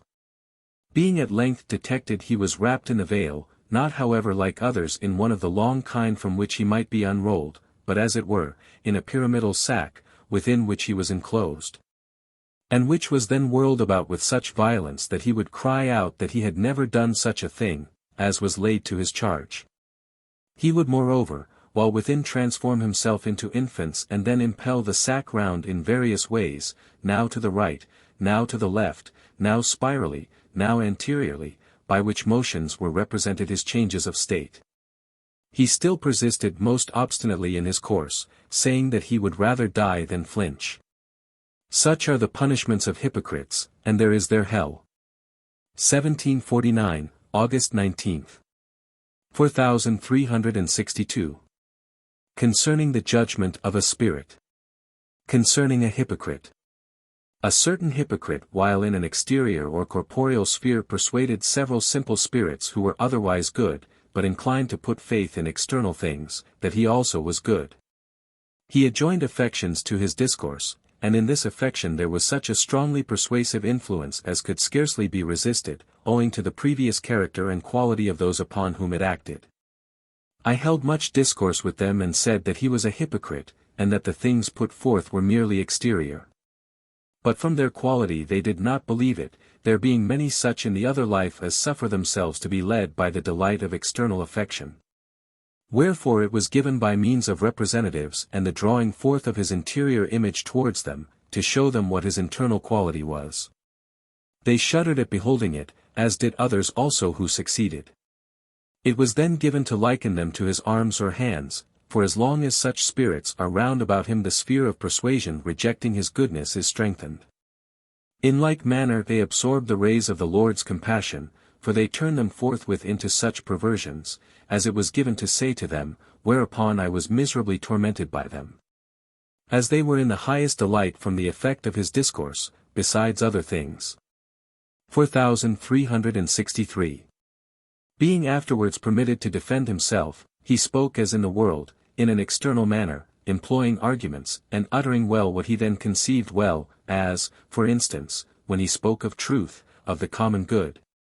And went on to say that all others had respect to themselves and not to the public, that they even regarded truth and justice only as they bore upon their self-interest, and various specious reasonings of this kind.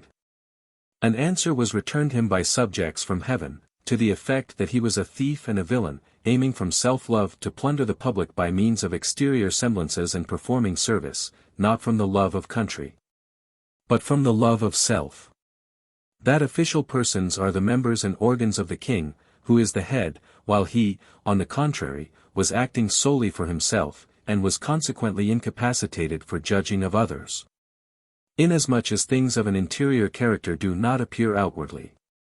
Consequently, as he was one who was utterly devoid of truth and conscience, he could form no other opinion concerning others, than such as accorded with his own quality.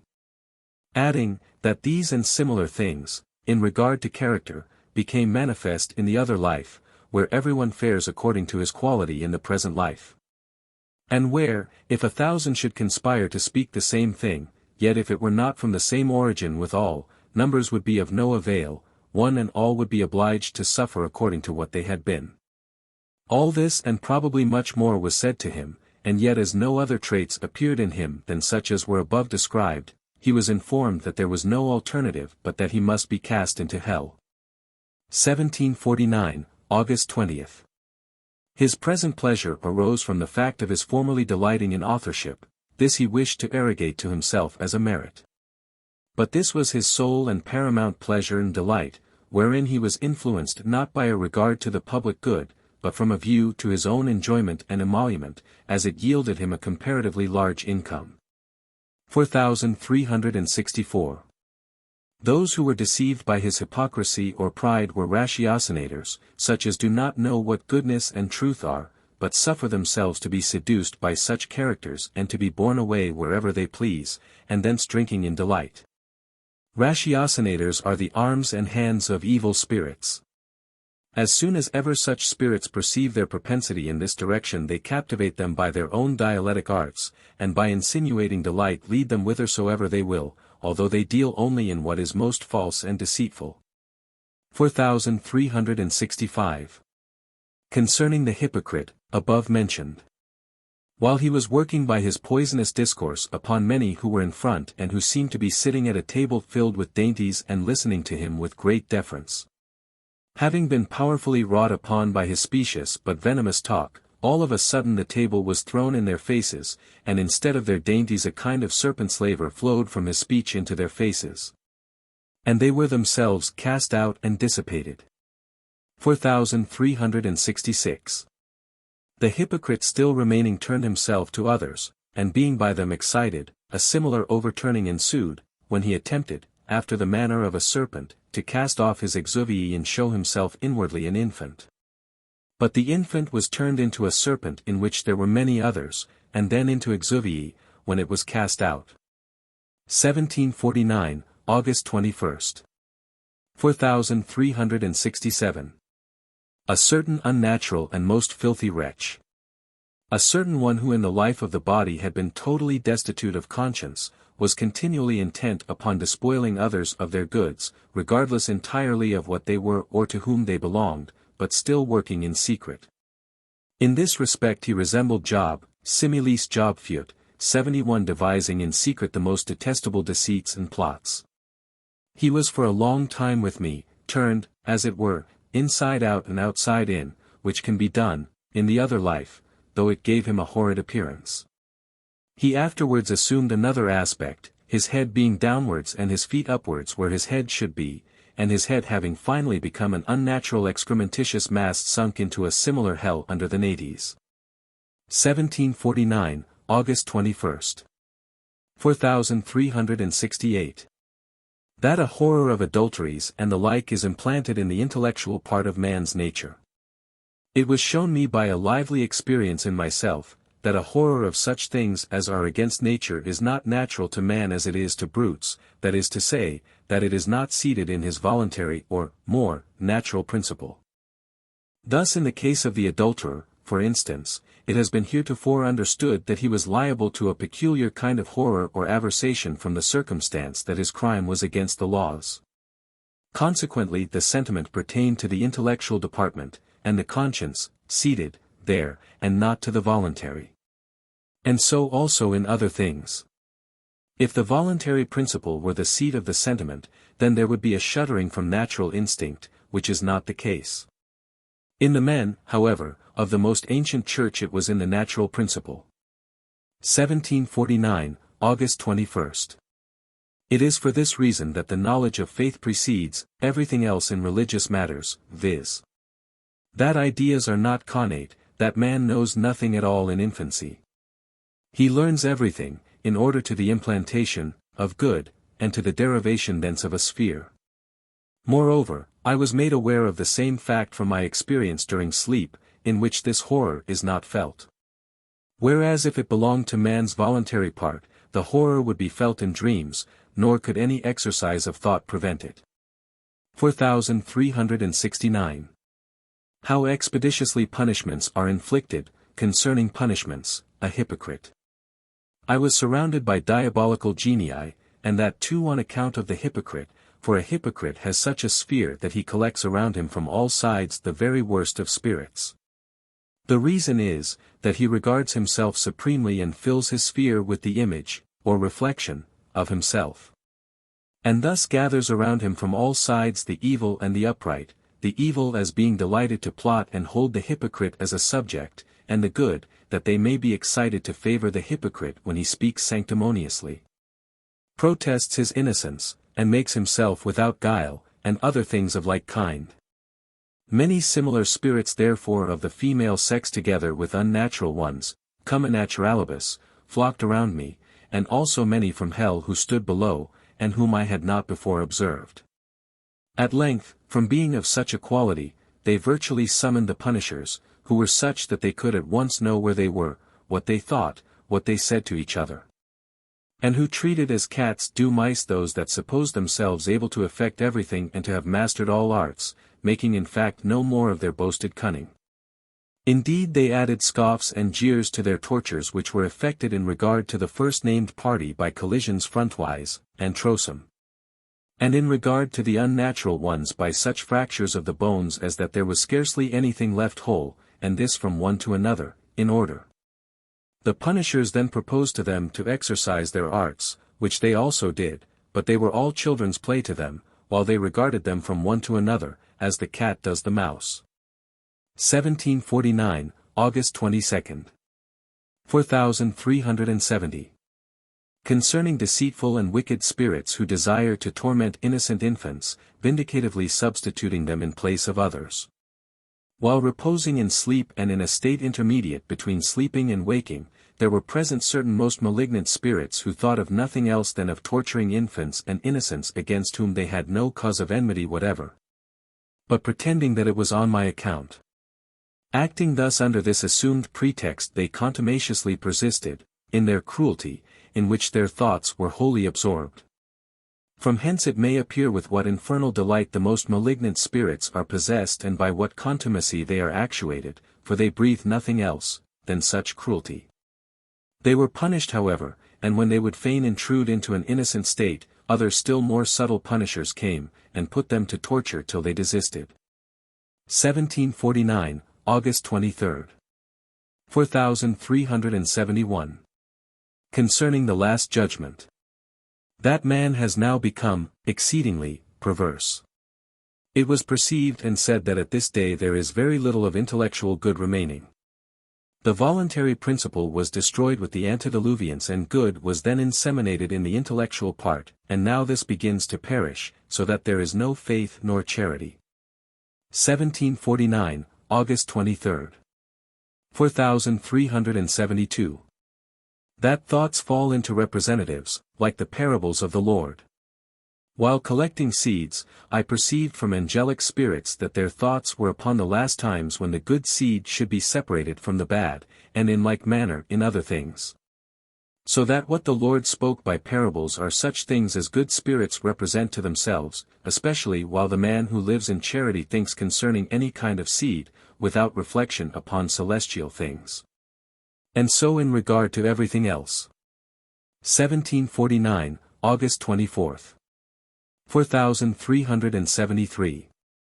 The arts of sirens. Besides the vile magical arts of sirens, it was found upon exploring them that they work by insinuating themselves into affections, and taking thence what they think they can turn to account, they act feignedly with it like apes. And that again and again, so that if they would destroy the friendship which subsists between an individual and one whom he loves, they will seize hold of that very affection to accomplish it. These affections are then varied by them according to the persons they would represent, and this very naturally in accordance with the states that are in any way known to them, or such as may be inferred from what are known. These semblances they will assume, one after another, and act one person so as to destroy another, and that by innumerable modes. Their very nature is that of apes. Their delight is in these deceitful arts, and they wander about everywhere as a lawless multitude. 1749, August 24. 4374. Concerning innocence, and concerning hell. Concerning a hypocrite. While conversing respecting the state of innocence, it was said to a hypocrite who had learned in his lifetime to feign innocence, even the very affection itself, that although those who were in decent externals might, under the show of goodness and innocence, be somewhat drawn, heavenwards. Yet, that as to himself he could not even approach to the state of innocence, but would find upon attempting it a more grievous hell than he was able to conceive. It was shown, moreover, as he was addicted to false speaking, that if he approximated thither, he would be inwardly pierced, as it were, by 1,000 needles, swords, and spears, so that a severer hell would await him than others. Inasmuch as he had no conscience to withhold him from murdering the innocent, respecting which he had in fact twice entertained the thought. 1749, August 24. Being led to the threshold of the state of goodness, he was seized with such anguish of mind as forced him to cry out that he should swoon away. Still he was one that could and did feign goodness both in countenance and external affection, and it was indeed surprising that so much external affection could be present, while the internal was wholly lacking. But defiled interiors, when they pass to exteriors, often assume this aspect. 1749, August 24. 4375. That the evil have no true regard for any of their friends, but are disposed to torment all. There was a certain one whom I well knew, to whom I had rendered greater service than to any other, and who had always seemed to regard me as a friend. This person was with me for the space of several months, and was continually plotting evil and studying by secret methods, beyond all others, to torment me.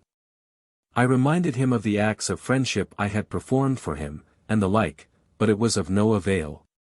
He continued to torment me, though he had not the slightest shadow of a cause, but was prompted solely by a certain pleasure in inflicting misery upon everyone. Such are the evil in the other life. The person in question had contracted this nature from the circumstance that during his life he had occupied situations in which he could either assist or injure. But he was in fact continually intent upon injury, caring nothing for orphans, widows, or the wretched, but truckling to the rich who could promote him to honor, or buy off his depredations, which he in fact confessed. 1749, August 24. 4376. Why the Lord was born on this earth. It was perceived that the Lord willed to be born on this earth, because, if he had not done so, the earth would have perished. And as the human race inhabiting our earth corresponds for the most part to corporeal things, they could not be otherwise united with interiors than by the Lord's becoming man. Especially after the correspondence had begun to perish, which continued as long as there was anything of a celestial church, that is, of love to the Lord. 1749, August 25. 4377. A gentle quarrel of the virgin sex with the evil. Early in the morning I observed above the head that the attempts and insults of the evil were repelled, and by those too that were of the virgin sex. But their quick resistances, made in an instant, and their modest rejections of the evil assaults, I cannot describe. They were as quick as a flash, and yet with such modest gentleness, that they seemed unwilling to hurt those who threatened them. This hasty resistance was without any premeditation, and was as if they foresaw what was threatened, and would immediately remove it. Yet in the manner described, and at the same time with such exquisite tact, that they seemed as if unwilling to do anything against their assailants, while still meeting every attempt with a resistance exactly adapted to the menacing intentions.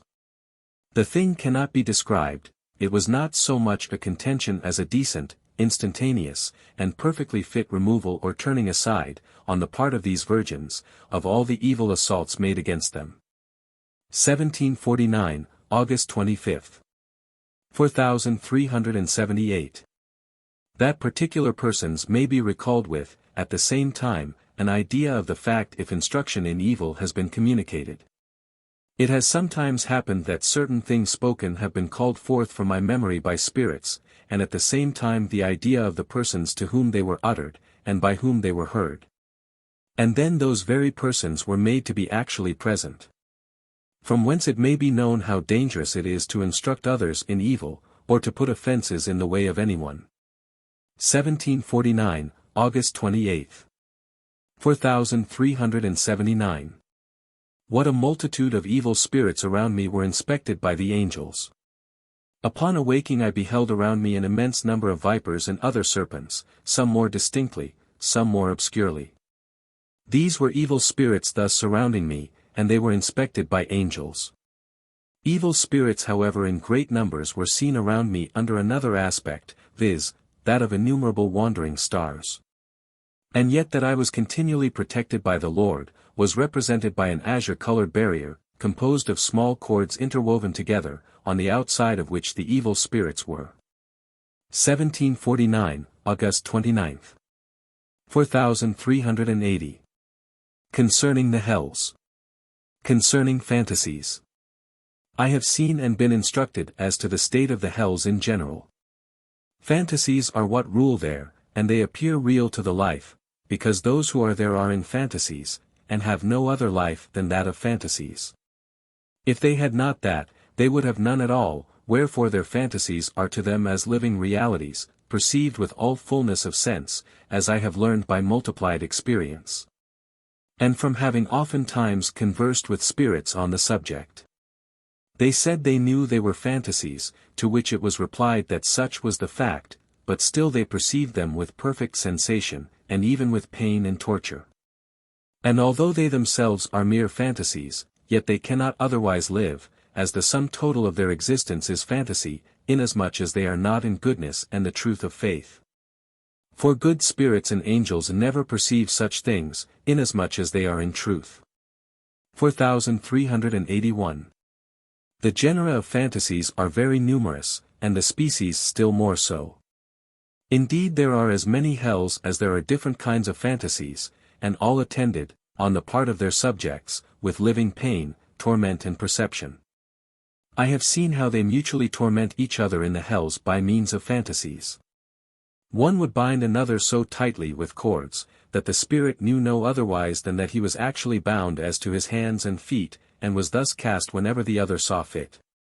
They would then turn him into a wild animal, a bear, or something else, and bind him by the neck and head, and even by the teeth, and draw him, if he lagged, and that with sensible pain. I have seen also that they would project serpents, and the other party would crush them with his feet, and the gore would be seen, flowing, thence over the whole place, where they stood. In this manner he was irresistibly compelled to act. By these and such like fantasies one tortures another, and he who inflicts it is sent into similar tortures.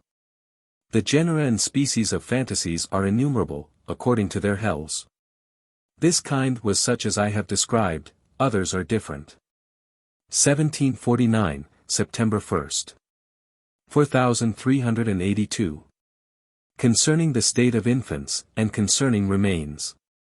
There was an infant of 3 years old in a place upon a certain earth, and I conversed with angels concerning infants and their being ruled by good spirits and angels. Angelic spirits spoke with me in front above, in angelic speech but little distinguished into vocal expressions, and it was given to know that they were from societies where tranquility reigned, for I perceived a tranquility of mind. And that too for the space of half an hour or an hour. They said that they were with the infant, and this was the state of their blessedness.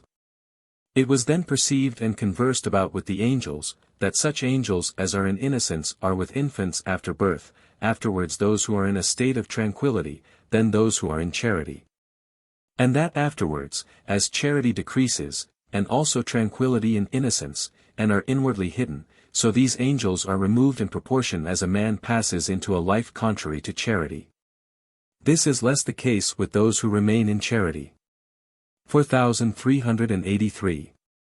Moreover, as a life contrary to charity is to charity as winter to the spring in the frigid zone, these are not regenerated, but those only who are fitly represented by the winter compared with the spring in the temperate zones, and so on. They whose life is like to the winter in the frozen zones, have a life too directly contrary to charity, to admit of their being regenerated. For the states of charity, tranquility, and innocence, hide themselves so deeply within that they cannot be again brought forth, except by that life being most thoroughly subdued. Nor can it be tempered or moderated as with those whose life is similar to winter in the temperate zones. 1749, September 1st. 4384. How the evil states of the upright return in the other life.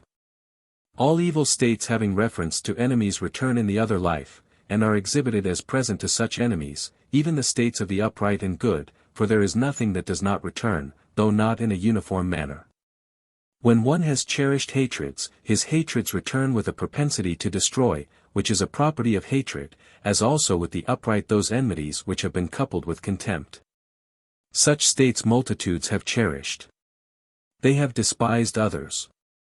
They have held them as enemies, and whatever there is in this contempt and opposition, returns, but with the upright neither hatred, nor revenge, nor deceit remains fixed, consequently they are easily pacified and reconciled. When the quality of the other party is perceived, and he is seen to be actuated by hatred, they are then separated, as they do not agree. If the contempt and enmity has been free from hatred and revenge, they are so led by the Lord as not to become enemies to each other, or at any rate the upright one shall not be an enemy to the other, but shall desire and will his good. However the other may be an enemy to him. This I have learned by multiplied experience. 1749, September 7th. 4385. Conversation with Jews concerning avarice. There was with me a number of spirits from among the Jews with whom I conversed concerning the other life. They knew not that they were in that life, supposing themselves to be still in the body. But when it was said to them that if they would reflect upon the circumstance of their not knowing their own name, nor who they were, nor what kind of traffic they had followed, nor what house they had lived in, nor who were their domestics or friends, they might then be aware that they were in the other life. Whereupon, having reflected, they said they were spirits and wondered. As they then spoke quite considerately, it was given to inquire of them as to the nature of their delight. To which they replied that it consisted in the possession of money, not, however, for the sake of use, but for its own sake. It was given to ask, as there is no money in the other life, nor consequently the delight thence arising, what kind of delight they then proposed to themselves, seeing that they were poor and destitute. Upon this they hesitated, pondering upon the kind of delight which they might promise themselves, since what they had in the world they could now have no longer. They thereupon entered into a colloquy with each other, acknowledging the truth and agreeing to inquire into the delight pertaining to that kingdom. In this manner they are led by degrees to thoughts concerning eternal life. I had much discourse with them also respecting their commercial transactions in the world, etc. 1749, September 10th. 4386. Concerning liberty. That in the other life everything appears free and spontaneous, is evident from many considerations, especially from the case of the evil, that they are in the freedom of doing, thinking, and speaking evil, if it be from their life. In this way they may be left to their own life and held in the life of lusts and fantasies, in which they are much confirmed, as otherwise they cannot become better, for the things which pertain to the other life are implanted in a free principle. Never in compulsion. External bonds are acquired, but at length they seem no impediment to freedom. 1749, September 11th. 4387. What the intellectual life is. That life is twofold, to wit, of the will and of the understanding, is manifest. But it was perceived, and instruction given to the same effect, that these two lives are as the sun and moon, the affection of good is the sun, the affection of truth, the moon. The light from voluntary things is of good, that from intellectual things is from the affection of truth. The intellectual life is of the affection of truth, but as the moon cannot shine without the sun, but derives from the sun the light which it reflects, so also with the intellectual life.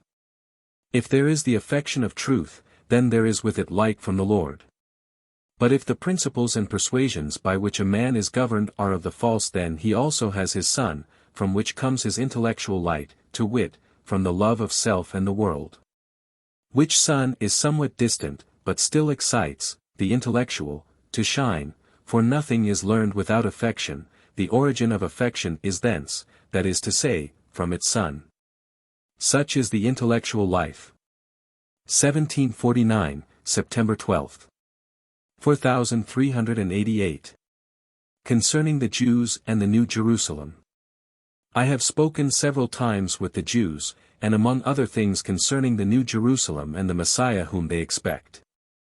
They said that when he came he would live forever, that he would be supreme king, that he would lead them to the promised land by miracles, that all the rivers would be dried up, and that he would strike terror into all. That they would not admit any others than the rich to go with them, who would deliver up to them all their riches and yet should be among those held in contempt.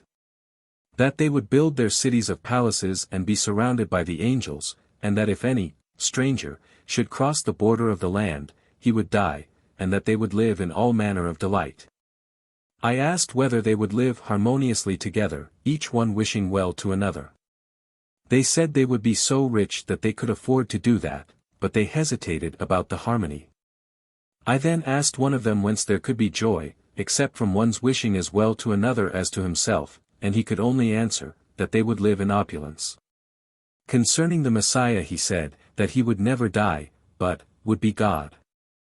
When I said that those who were dead could not return to the promised land, but those who should then be alive, he did not know what to say.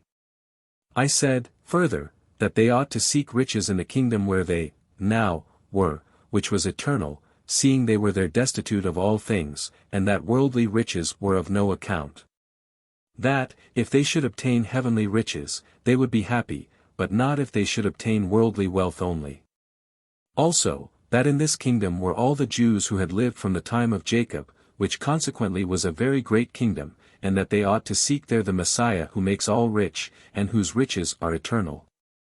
At this he hesitated, not knowing at first that he was in the other life. But when he perceived that he was, he said he would think about it, and that the Messiah to come ought to be in that kingdom inasmuch as he was to come from thence, and that they, as a people, would therefore inquire after him. I spoke also concerning their filthy Jerusalem, and that the Messiah was not only king of the Jews, but also of the Gentiles, concerning whom the prophets wrote. But they replied that this was to be otherwise understood, and that not the Gentiles but the Jews were meant. 1749, September 14th. 4389. Concerning external bonds. In what manner man is ruled by the Lord by external bonds, was shown in a variety of ways. As for instance, when anything was forborne to be done, then forthwith reasons occurred against it, drawn from gain, honor, fame, fear of the law, and fear of death, but when it was done, the case was different. Then the delight of the thing, pleasure, and cupidity were increased, so that there was no thought of the above objections, the love carrying the man away and causing that he should not think of them.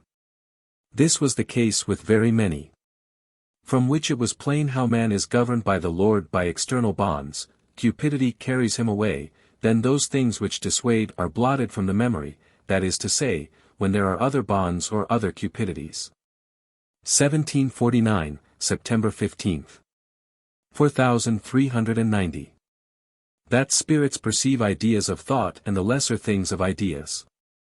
Before my internal sight was opened so that I could speak with spirits.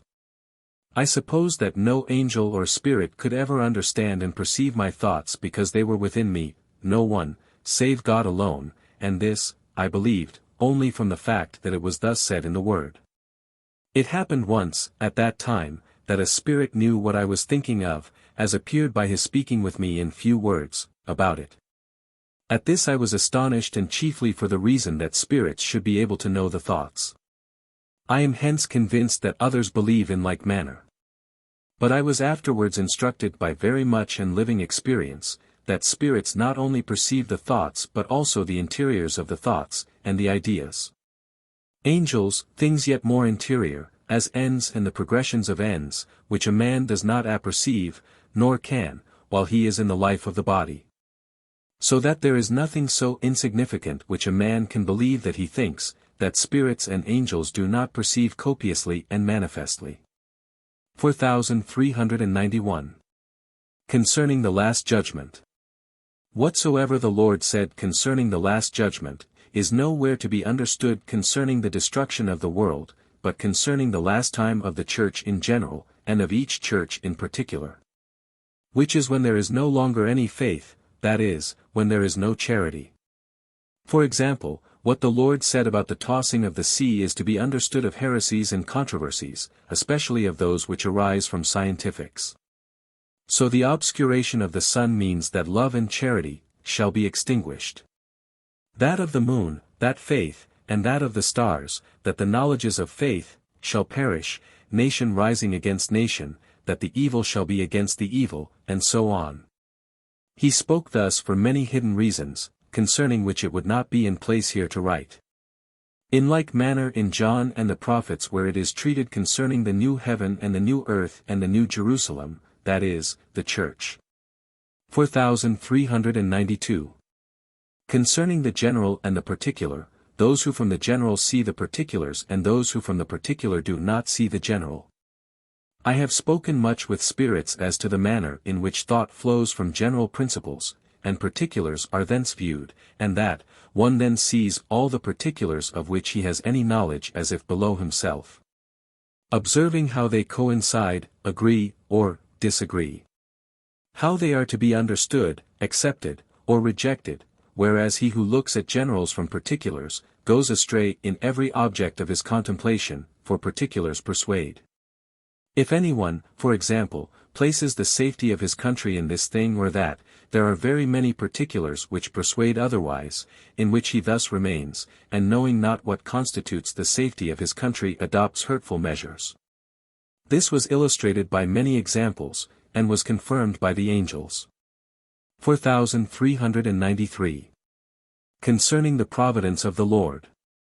I discoursed largely with spirits and angels concerning the providence of the Lord, that one's own prudence is like motes scattered thinly through the atmosphere, in comparison with the whole atmosphere, which are not visible, and are such that they fall down, and are of no account in the atmosphere. Providence is as when one walks in thick forests, the egress out of which he does not know. But when he finds it, he attributes the discovery to himself, whereas providence meantime is as one who stands in a tower, sees the wanderings of such a man, and leads him without his knowing it to the place of egress. The reason why, in case it is given him to observe anything of the way, he attributes it either to his own prudence, or to chance, or to fortune, is, that he who looks at present things and not at ends afar off, of which he does not see the least, does not see anything at all of ends even so far as they relate to this world, much less to the other life. This was illustrated and confirmed by the angels.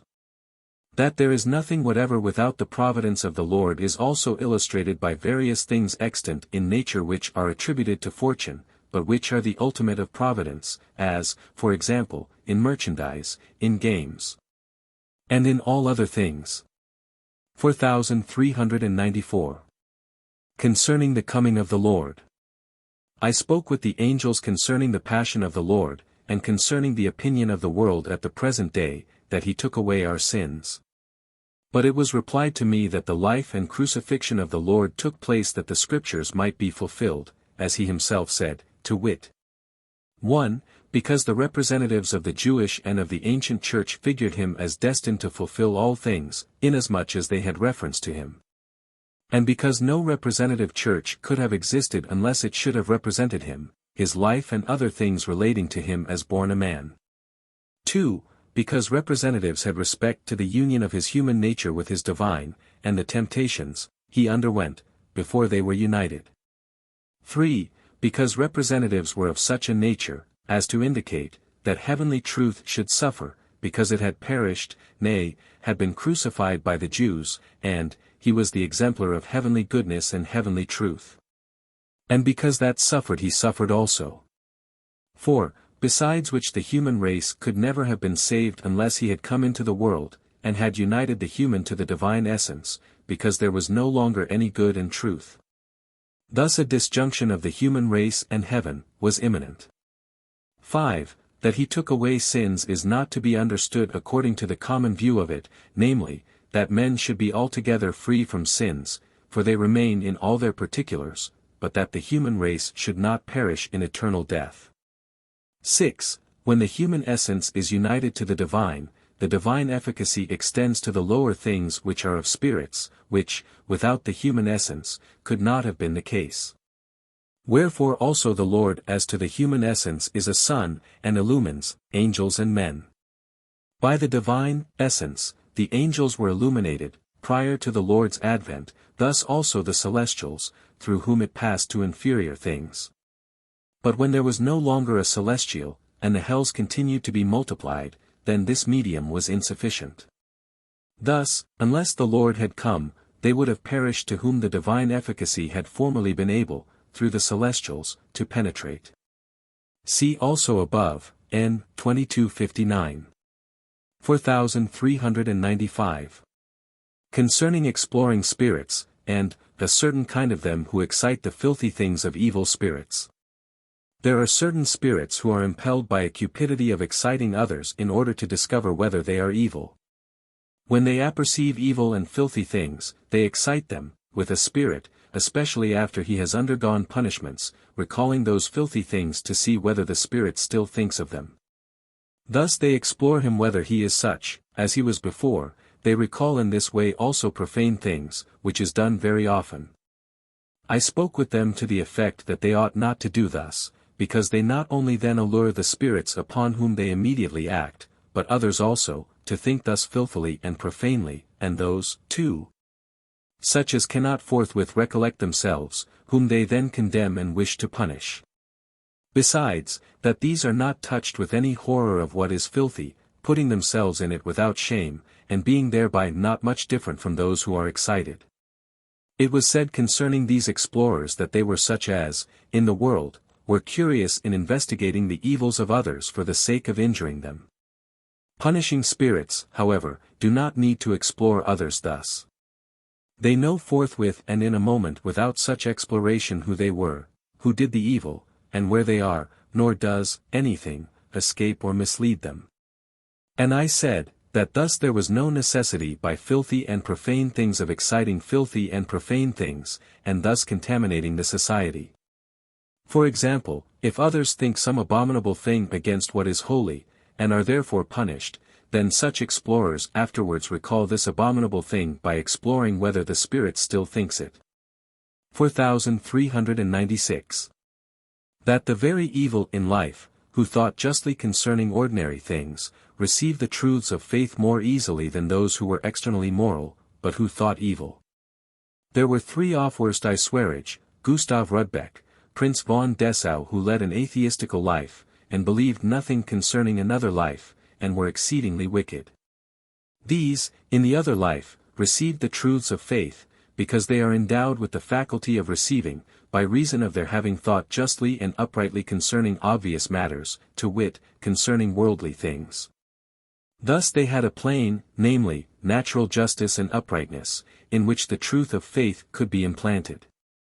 But, on the contrary, others who thought evil of sacred things, and had no regard for what was just and true, provided only they might appear externally moral and civil, and appear good before men, such as Alderheim, who was among the most evil, and Bergenstierne, who was a hypocrite. These, because they thought what was just and true, and denied faith and eternal life, and believed nothing of heaven or hell, were withheld from the profanation of truth, which they blasphemed, indeed, but were not able to profane. The first mentioned, can receive truth, but whether good I do not yet know. Natural, moral, and civil good is the recipient vessel of the truth of faith, and in it there is a kind of conscience. 4397. One of them said that he thought several times of the truth of faith, but that he was then seized as if with madness and insanity Dessau, and that therefore he abstained from thinking of it. This was an indication that he could not be permitted to think of it, but must remain in external things and rage there. 4398. Concerning a waking sleep, that spirits have not the memory of particulars. I have been in what may be called a waking sleep. It is a sleep of such a nature that to those who are in it does not appear otherwise than that they are in a waking state. I was then thinking and inquiring whether it was sleep or wakefulness, and concluded that it was the latter. Sleep is of this kind when enjoyed by spirits. It was then given me to observe of what nature the state of spirits is, namely, that they have no memory of particulars, and that they then conclude nothing from that, but from some persuasion which flows in. I myself also concluded concerning certain things then in like manner, when nevertheless I could conclude nothing from the memory of particulars, so that there was no reflection from particulars. I had been in such sleep several times before. 4399. That spirits and angels dwell in the affections of men. I have been instructed by experience, that good spirits and angels are not only present with man, but that they also dwell in his affections. For each single affection is of great extension, and because the ultimate plane with man is in his affections, therefore this takes place when the Lord vivifies and thus arranges the affections. As, for instance, good spirits are in the affection of gardening, in which they fix, as it were, their dwelling places. But there are two kinds of affections, that of truth and that of good, or that of the understanding and that of the will. The affection of truth is the formal, and the affection of good the essential.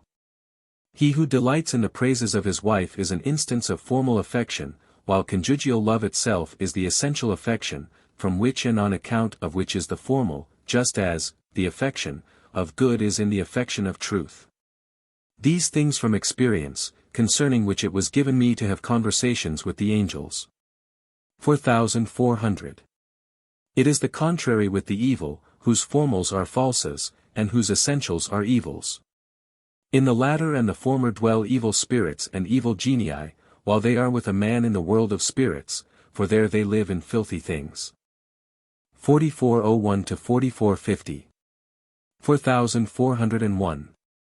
There are Gentiles who had heard, in the life of the body, concerning Christians, that they led a very evil life, in adulteries, quarrels, hatreds, and drunkenness, and who then had a horror of them. Because such things were against their laws and manners and their religious principle. Such, in the other life, are more timid than others about receiving the truths of faith, because they retain that fear, and a certain species of horror against Christians so called. Wherefore they are instructed by the angels, that there are very many such, and they are moreover instructed by experience, that there are others, though few, who are not such, and that the Christian doctrine dictates quite the contrary, life. They then receive the truths of faith. 4402. Concerning the Anthony whom they make a saint. It was perceived that Anthony of Padua was present in front, somewhat below or parallel with the lower part of the foot. He appears in an obscure dress and severe, in look. I spoke with him and asked him whether he thought himself to be holy. He answered at first that he thought himself anything rather than holy. But it was perceived that he still retained the proud desire of being a saint, for which reason I spoke sharply with him. It was perceived also that he did not much acknowledge the Lord, and I told him that he should have worshipped the Lord in life, and have referred all things to him, and that all holiness is thence. Many things passed between us which I do not remember. When anyone comes to him, he is led to say, that he cannot introduce anyone into heaven, nay, that he does not know where heaven is. I perceive that he does not know what heaven is. Spirits mock him, and he wishes to retreat from them but cannot. 4403. That all place in the other life is change of state. On my first awaking at an early hour in the morning I perceived more deeply than at other times, that progressions from place to place are nothing but mutations of state. Notwithstanding it appears to those in the other life as real a locomotion as when one passes from place to place on the earth.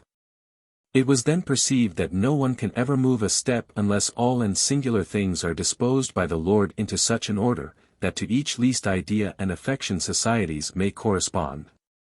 So that there cannot be anything so exceeding small but that, a society, corresponds to it, as also that it is of the Lord that they can thus correspond, from whose efflux or divine sphere all those things and societies also are disposed into order. Wherefore progression from place to place is from society to society, and because these societies have a constant situation, according to all the differences, of thought and affection, mutations of state appear as progressions. Which was so clearly perceived that there was no doubt left of it. Thus each state has its own situation in the grand man, as also without it. 4404.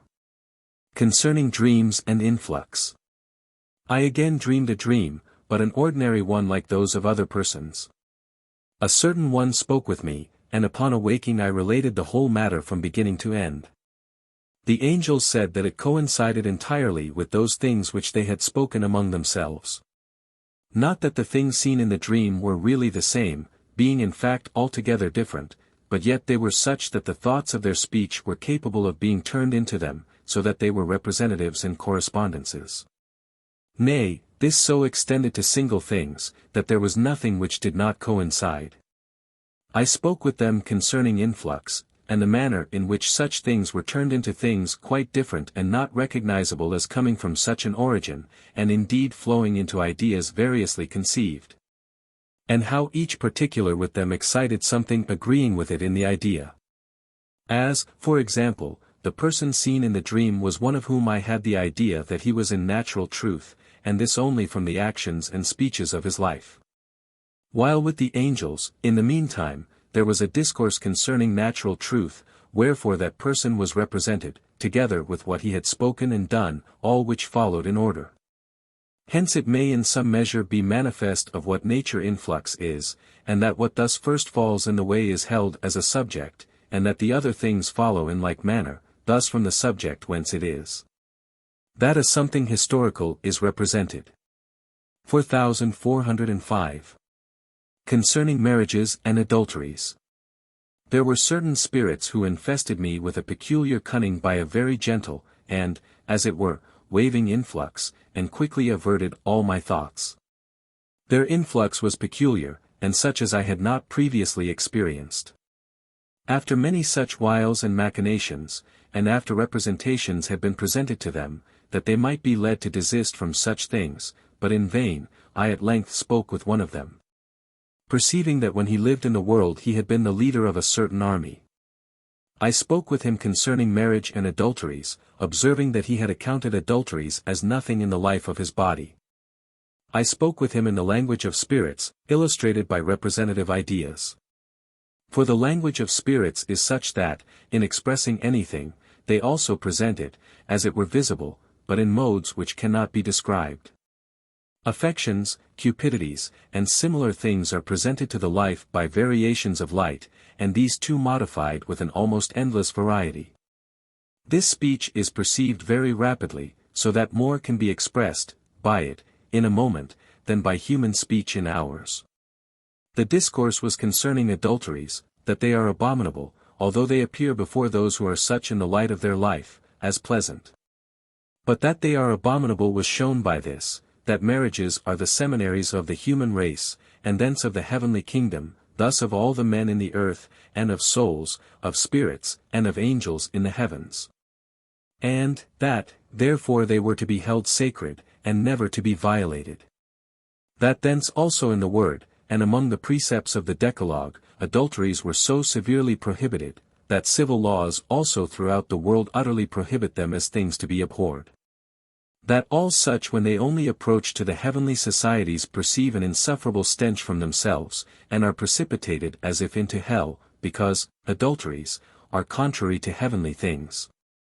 And because heaven and mutual love which makes heaven, are founded in conjugal love, and the kingdom itself of the Lord is a marriage, and all conjugal love descends from it, because from the Lord, and intimately conjoins minds. Penetrates and affects them.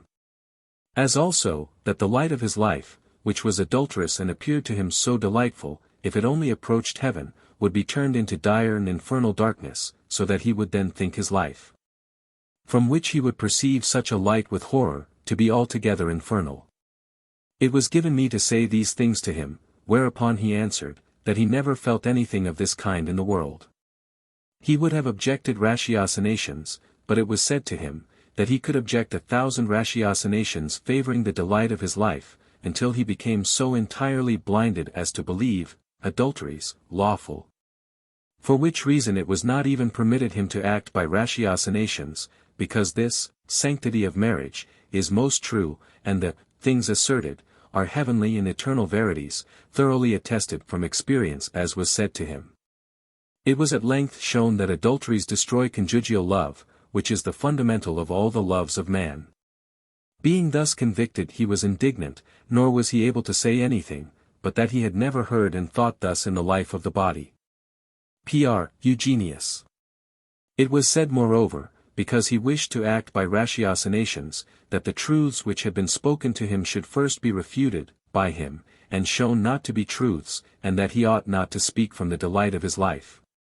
And that afterwards, when he was convinced that adulteries are vile and that he was in another life, he then might look to ratiocinations and from his state judge of their true quality. 4406. It is also wonderful that it should not be known to anyone as yet, that mutual love and the faith of heaven, or angelic ideas concerning mutual love and faith, when they flow down into the world of spirits, where there are evil spirits, are turned into a foul adulterous sphere. Hence it is that in the word, unbeliefs are called adulteries and whoredoms, and this very often. The reason is, as was said, because the mutual love of heaven is founded on conjugal love, that is derived thence, and that thus adulterous spheres, as contrary to them, exist. 4407. He was led yet farther to think that adulteries are vile, which he and everyone would apperceive, if he would recognize the precepts of the Decalogue for truth, and the other divine commands together with civil laws. And should afterwards think thence, that he would then find many things confirmed. Or if he would think, from injuries offered, to himself, by others, that for example if his own wife should thus be injured by another, he would avenge it even to death. And if in that state he should feel that it was a horrible thing for another to do the like, and should confirm himself in this belief, that then he would have been able at length to abhor adulteries. 4408. Concerning conjugal love. I also spoke with the angels concerning conjugal love, or that which exists between two conjugal partners who love one another, that it is the inmost of all loves, and such that partner sees partner in mind, animus, and mind, mens. So that each partner has the other in himself or herself, that is, that the image, nay, the likeness of the husband is in the mind of the wife and the image and likeness of the wife is in the mind of the husband. So that one sees the other in himself, and they thus cohabit in their inmosts. This was represented by angelic ideas which cannot be expressed by angelic ideas which cannot be expressed by words. 4409. The love of lasciviousness was also represented as external, and not entering the mind, mens, but remaining in externals, and it was insinuated, that such love is for the most part confounded with conjugal love, when yet it is the love of lasciviousness. Of this kind also is the love between a husband and several wives, in a marriage of which kind there never can be conjugal love, as also neither with those who love others extraconjugally. For conjugal love is such, that the husband does not admit even a thought concerning any other woman, nay, abhors it, since in love truly conjugal, the inmost is a principle of conscience. 4410. Concerning memory. A certain spirit was indignant that he did not remember those things which he knew in the life of the body, that so he might be able to speak from the memory of the body.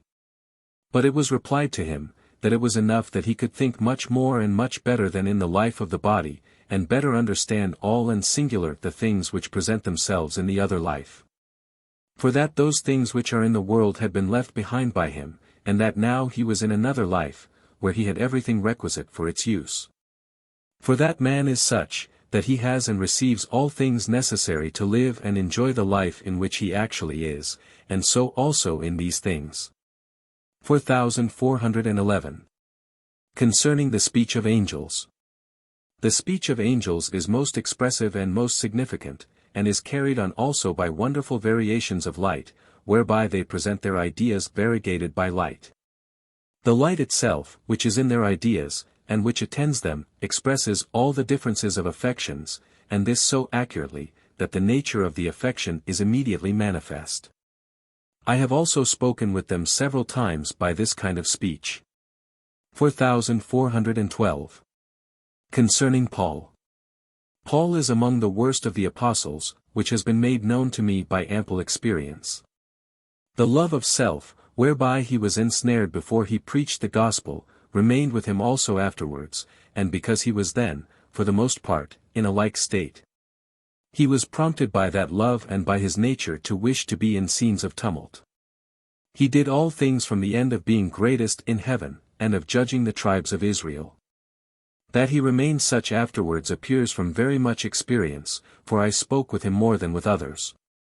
Nay, he is such, that the rest of the apostles in the other life rejected him from their company, and no longer recognize him for one of themselves.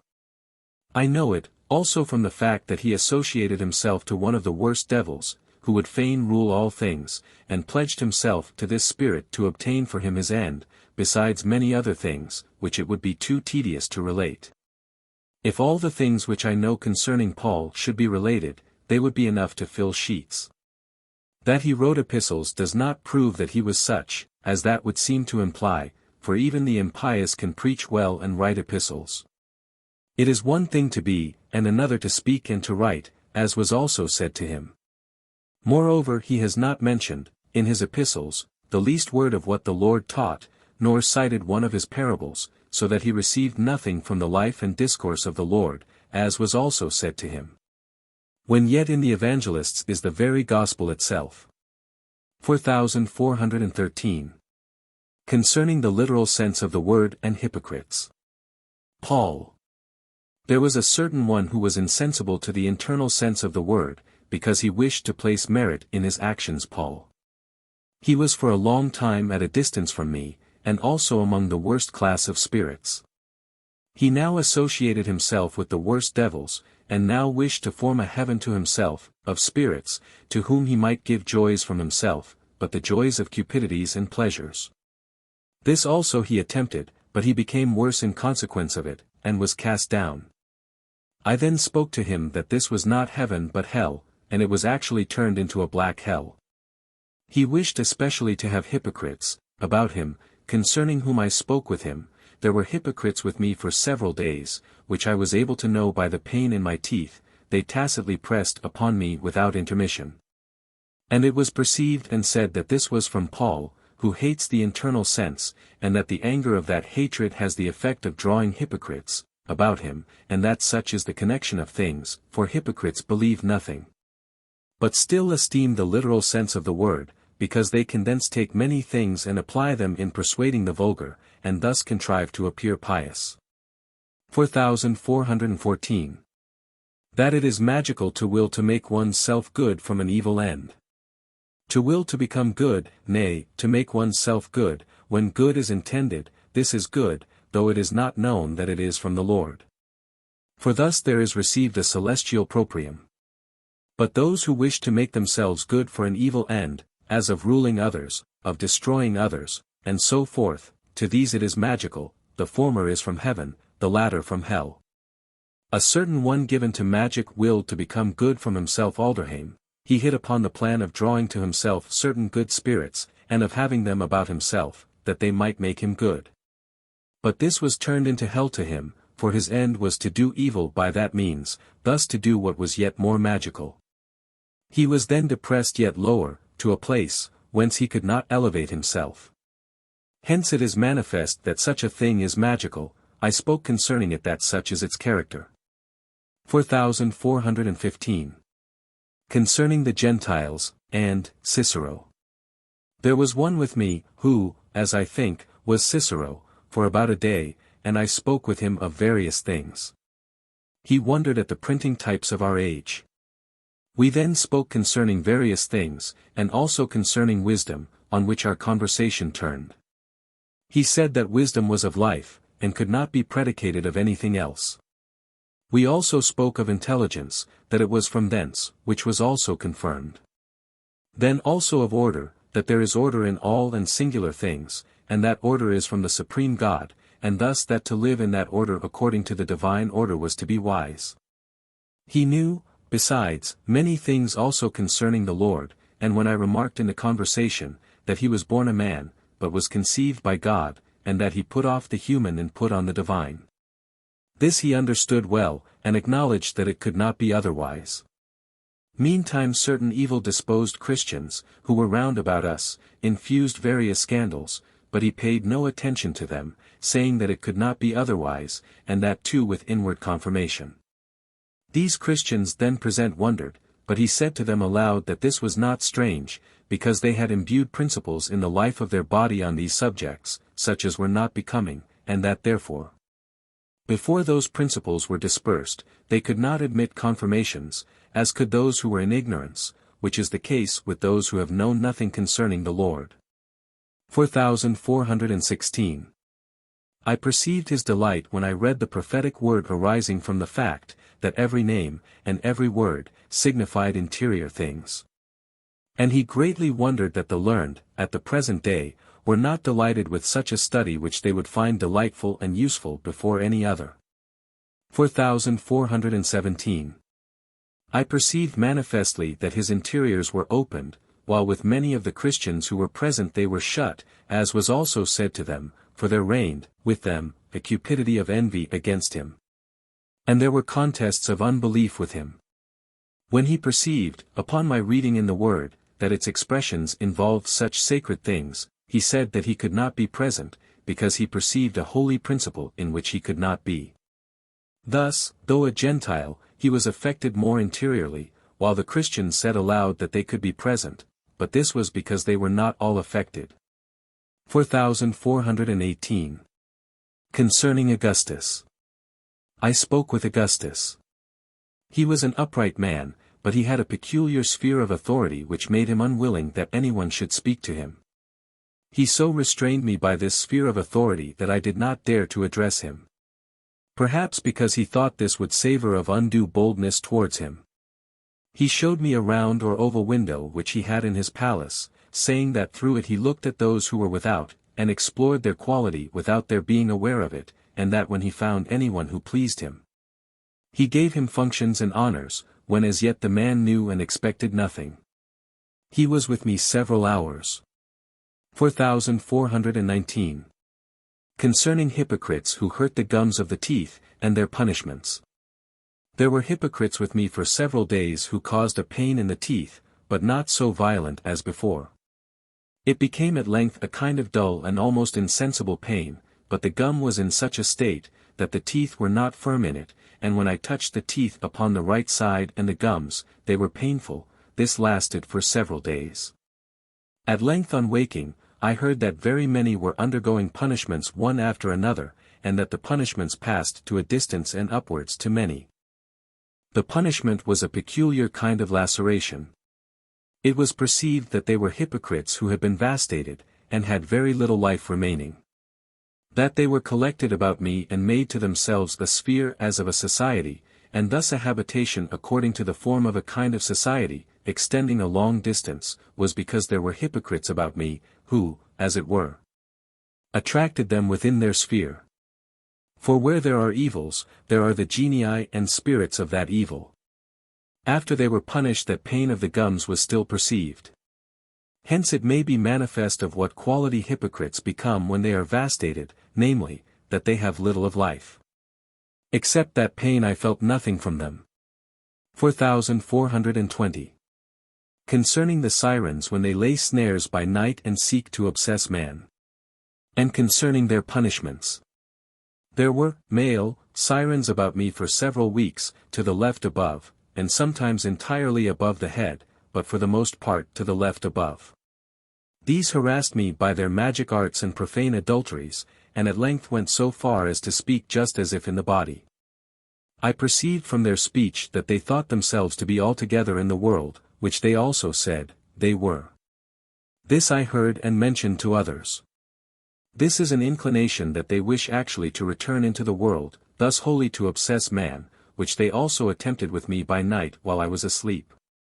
They labored by various arts to enter into me, and thus to obsess me and, as was said, to cast out my spirit and to substitute their own. The fact of their having this desire was perfectly evident. They, as it were, cast themselves into me, from their station above the head in front. I touched their hands in that state, besides other things which might be mentioned. But they were punished very severely, by a peculiar punishment of laceration as to the head and bones, which were in fact completely broken, with excessive pain, a punishment continued for a long time, even for hours. They wished to escape by arts like those which they practiced in the world, by lying and urging various pretexts, but it was told them that this was in vain in the other life, for that all thoughts and actions were known there. 4421. Concerning punishments, that they are of mercy. I spoke with spirits who thought that to be punished was against mercy, but it was said to them that it was of mercy, and of unmercifulness not to be punished. And they were convinced, of their mistake, by an example.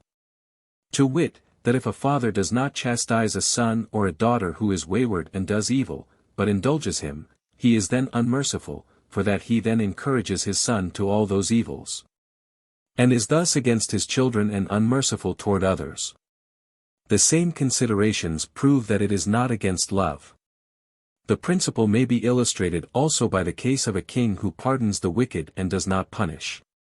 He is guilty of more unmercifulness, for he thus tolerates the wicked in his kingdom, and increases their number.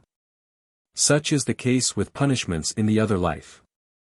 If the evil should not be punished, even to emendation, as is always done, they would not only remain wicked, but would injure the good, which is against mercy. 4422. In what manner that will be received by many which is written through me.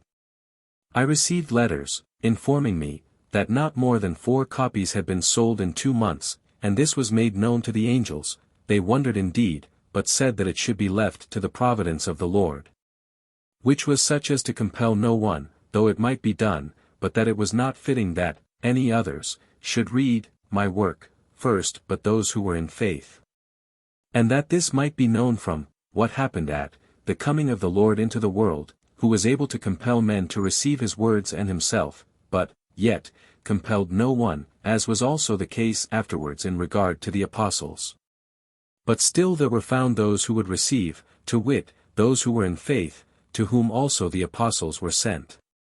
It was thus shown, moreover, how the case is with others in the Christian world, by the circumstance that some spirits were remitted into the state in which they were in the life of the body. It being then given them to think concerning those things which were written about the other life, and in explication of the internal sense, and they were then as if they would vomit. Thus rejecting all those things, which they also said, they did, and thus confessed the truth. 4423. Concerning providence. I spoke with spirits as to how the case is with the life of man in the world and in the other life, and it was shown by a representation to this effect, that minds are born, according to changes of state, upward and downward. And that still there is continually a kind of common attraction of that whole general sphere, to which it belongs, an attraction of the impious downward to hell, and of the pious upwards to heaven, of which they are not aware. For while, the former, are on high, they despise all things, and when they are below, they are either in humiliation or contempt of themselves, or in fear, and recognize their state, and thus their minds are constantly borne about. Although there is still a reigning something in the midst of the sphere, to which it returns. Such is the case with states of life in the world, arising from various fortunes successful or adverse, and such also it is in the other world for some time, while there is still a kind of general attraction either upward or downward. Thus it is with the divine providence, which acts gently, and which always draws upwards, while man forces himself downward, so that his power preponderates, whence he tends to hell. It is otherwise with those who have lived in charity, as their tendency is then upwards to heaven. These things were thus representatively set forth before spirits, who were then in a similar idea, and were wonderfully affected, recognizing that the truth was as above stated. 4424. Concerning a certain one, who thought herself to be living altogether in the body. There was a certain one who appeared to me while I was in a kind of middle state between sleeping and waking, but nearer to sleeping. When I awoke I spoke with the female spirits who were above me, who said that they thought it to be a woman who could speak with spirits in like manner, with myself. It was shown to me by living experience how they spoke with her, to wit, by an influx somewhat obscure, but still apperceptible to me, for I was put into that state. But they were instructed, that it was a woman's spirit who did thus, and that she then perchance thought herself to be altogether in the body, and thus suffered that they should speak with her, and be thence persuaded, that she was in the body. The woman was guarded that no one should do her harm, she threw herself forth in spiral projections, by which is signified something deceitful. But whether it was something deceitful for the end of ruling, or on account of the kind of delight that she apperceived, was not given me so well to know. Hence it may appear that there are spirits with whom other spirits can speak almost as with a man. There are also female spirits who enter almost into the corporeal nature, and these speak altogether as in the life of the body. They think themselves also to be in the body, they so transfer internal things to external, or are of the crew of the sirens. But in this case, as I conjecture, their last state is at hand, for they thus go towards exterior things and interior ones are drawn back. 4425. How it is to be understood that we must not judge concerning others, society, the interiors. I have spoken frequently with spirits as to what is meant by the precept that we are not to judge concerning others, and it was agreed that everyone may judge concerning another as to what regards his civil life. And also his moral life, so far as it concerns the civil. It is proper for one to know what connections may be safely entered into, and how much trust is to be reposed in another, what is suitable to be done, and what not. For there are pretenders, deceivers, hypocrites, adulterers, and evil men of all kinds, there are wise men, and fools, and those who value nothing of the public good, but prefer themselves, and all varieties of character. Consequently, without reflection, thought, and thus judgment with one's self, no one would ever be able to live in civil life. It is especially necessary to judge, whether this or that man is useful for discharging public offices, and so forth. In which it is not possible to distinguish without judgment with one's self concerning another. 4426. But as to what concerns the interiors, as to the life of faith, and such things, concerning these we must not judge. Because, the Lord alone knows them. 1,000 persons may appear alike in externals, nay, speak alike, and yet be altogether different as to those things, and the ends of each one as to them can never be known. To judge from actions concerning them is to be deceived, besides, many more things which might be adduced. I spoke with spirits, that it is altogether another kingdom in the other life, another form of government, another principle of government, other laws, nay, other wars, to wit, against evils, and infernal spirits. And other consociations which are according to the interior ends of the life. These never appear before others in the life of the body, wherefore we are not to judge concerning them. From much experience it is known to me, that, many of those concerning whom the world has judged evil, as to their interiors, are among the blessed, and on the other hand, that, many of those of whom men have judged well, are among the unhappy. 4427. Concerning wealth, power, and magnificence in the other life, also concerning Pluto and the infernals. I spoke with a certain one who was in front somewhat below, whom I supposed to have been great and opulent in the life of the body, a czar, saying that such spirits as they had nothing in the other life, no garments, no gold and silver, and none to serve them. But that they were exceedingly poor, otherwise than in the life of the body, that they hereby brought with them the fantasy of still thinking themselves to be such as they were, when yet they were not.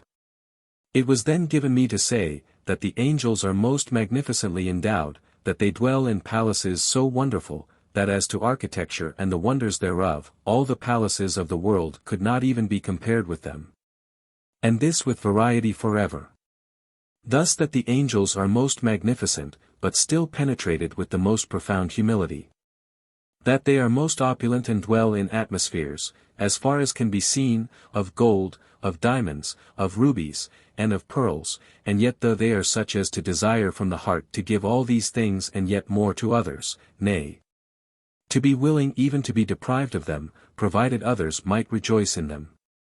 That they are most powerful, because thousands, nay, myriads, confer their power upon them, so that they are able to subdue hell, and that yet, notwithstanding, they are such that they desire to rule over no one. Those who were around wondered greatly that it was so, when yet it is really the case, but those who wish and desire to be rich and powerful have nothing whatever.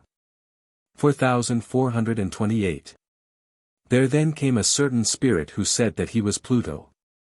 He was one of those called Plutonists who have the fantasy of seeing immense treasures of gold, and riches, with which they are delighted, from the fantasy which they have contracted for themselves from the body. Because they were such as to place all their delight in those things apart from the use they are capable of yielding. It was given to say to him that these things are worthless, like the mud of the earth, so that if he had one chamber full of such golden treasures, and another full of clay and mud, the one would be worth no more than the other. The reason why they possess gold in the earth, is because they regard opulence in their gold. They think that they possess all things, while in fact they possess nothing except this fantasy. These are the Plutonists. This one said that his state was such, so that while intent upon these things, they were turned at times into mud, and that, when he wished to give some of this wealth to another, it was changed with him likewise into mud. So as to be most absolutely nothing, and that he had no use from it, except such a filthy one as is called fantastic. 4429. I spoke of the riches of the world, that they are worthless, and that it is use, only, which makes them to be anything, and that such as the use is, such is the something that they are. So that when the uses are very great they are something considerable, but that, abstracted from use, they are nothing more than the dust of the earth, from which whatever is taken is rejected as of no account. 4430. Concerning the memory of particulars. I heard a certain spirit rehearsing to another, who was a siren, the enormities he had committed in the life of the body, and this as to every word which had fallen from him. This was done rapidly in order, without hesitation, by exciting ideas to the life together with the circumstances, in the way that spirits speak, which is rapidly. It was attended with interior acknowledgement on the part of him to whom he spoke. This took place several times. It was thence shown that spirits have with themselves all the particulars of the memory, and lose not the minutest thing, except bones and flesh, which are common to men with brute animals. And that thus they have no reason to grieve for the death of the body, inasmuch as they are still living. To such souls as loved the corporeal memory and grieved at the loss of it, it was shown, that they had all and singular the things of it with themselves. Notwithstanding this love, they are not willing that their evils should be called out thence, and thus be made manifest, for all their actions, thoughts, and ends would thus be manifest before others. On hearing these things they are not willing that they should be made manifest, by the laying open of that memory. 4431. There are some spirits such that they can call forth those things. They belong to the planet Mercury, and have reference to the interior of the inferior memory, and its sense. It was told me that they are possessed of this power towards each other, and that they are able, when it is permitted them, thus to behold the particulars of the memory of spirits. Hence it may be manifest, that the evil man atones for all his thoughts and actions in the other life, and that if he thinks he has not done evil, they are then called forth in order with acknowledgement on his part. Because represented, with all the circumstances. 4432. Concerning order, and that on account of order they throw the blame of evils upon the Lord. Nothing is more common with spirits than to think that all blame, nay, punishment, thus evil, is of the Lord, because he permits. But I spoke with them on the subject, saying that so indeed it appears, but that in reality from the Lord is order itself, that evil punishes itself, thus that evil and the false return to the perpetrators in innumerable ways. That this is of order in the laws of order, and that because they act against order and think against order, and consequently esteem it just to love themselves and their own, they thus throw the blame of evil upon the Lord. When yet they themselves are in fault. That it so appears to them is a fallacy, for everyone wishes to have order observed, according to the order in which he himself is, whereas the order from the Lord is, that it may be well with all. It is like the case of one who acts against just laws, who, as he wills against them, is indignant and angry at them, and throws the blame upon the legislator because he has so made the laws, consequently one otherwise than another. When yet with the legislator, there was no other end than the common good, wherefore he who sins against the laws is the one in fault. He cannot look beyond himself or know how much of the common good there is in his conduct, but only how much particular good agreeable to himself. 4433. Concerning the common good. I spoke with the angels cogitatively concerning the common good, to the effect that he who, in the life of the body, is for the common good, is also for the common good in the other life. The common good in the other life is the kingdom of the Lord. And he is thus for the kingdom of the Lord, consequently for the Lord himself, who is the all in all things of his kingdom. Hence, how much zeal anyone has in the world for the common good, so much he has for the kingdom of the Lord. 4434. That spirits can do absolutely nothing, and thus that they are nothing. I spoke with spirits concerning the circumstance that they think themselves able to do anything from themselves, for they are generally boastful, and because it is permitted them to act according to their fantasies and cupidities. They think they can do much. But it was given to reply to them, that they know that everything they think flows in, thus that they cannot think from themselves as from themselves, and because they cannot think from themselves as from themselves. That consequently they could not, so, act, because everything that is acted comes from thought, inasmuch as nothing could be acted by them without their, first, thinking and thus willing it. Because they could not deny that everything they thought flowed in, neither could they deny that they were unable to do anything from themselves, unless they willed it like something inanimate, or brutish, which continually acts from a certain cupidity or affection. 4435. Concerning mutual love, that all happiness is thence, and, that mutual love is from conjugal love. There were, some, spirits who doubted that all happiness was from mutual love, they desired to know whether it was so. They were, therefore, sent into a certain state of mutual love, to a place, in front at a distance, and, in a middle altitude, and spoke with me thence. They said that they perceived a happiness, which they could never have believed possible, and proclaimed thence how great it was, being unwilling to return thence into their former state. There were there other spirits who could not be reduced to that state, who were sent thither near them, and who, said that they felt nothing. This was done that the quality of the one and of the other might be known. 4436. I was instructed that in mutual love there is a certain derivative species of conjugal love, such, that one wills to be the other's, and thus reciprocally, this is, the nature, of conjugal love. But that of mutual love is, that one wills to give all that is his to the other, except his own life, which, last, is what conjugal love wills, to give. Hence it may be manifest that mutual love is derived from conjugal love. 4437. Concerning the state of souls after death, from a dream what is the state of souls after death, how they see, feel, and enjoy the other senses together with the affections, was shown to me by a dream into which I was sent. For in dreams corporeal things are laid asleep, and are, as it were, dead, and, this holds more remarkably with me than with others, because in my case the spirit act more separately from the body than with others. In that state I saw a city with buildings, and a fair where there were utensils of every kind for infant children, all which I observed for a long time, wandering hither and thither in the city in the midst of a large crowd. As the place abounded with people. All these things I saw so evidently, that they could not possibly have been seen more manifest to the eyes of the body. I supposed myself to be altogether awake, and thought how I came into the city, whether by a miracle or not. All the while, it was in my mind, that these things were presented to me to be seen by the sight of the spirit, not of the body. But that still they were such that there was no possibility of denying them to be real, so much to the life did all things appear. I continued for an hour beholding these things, at least.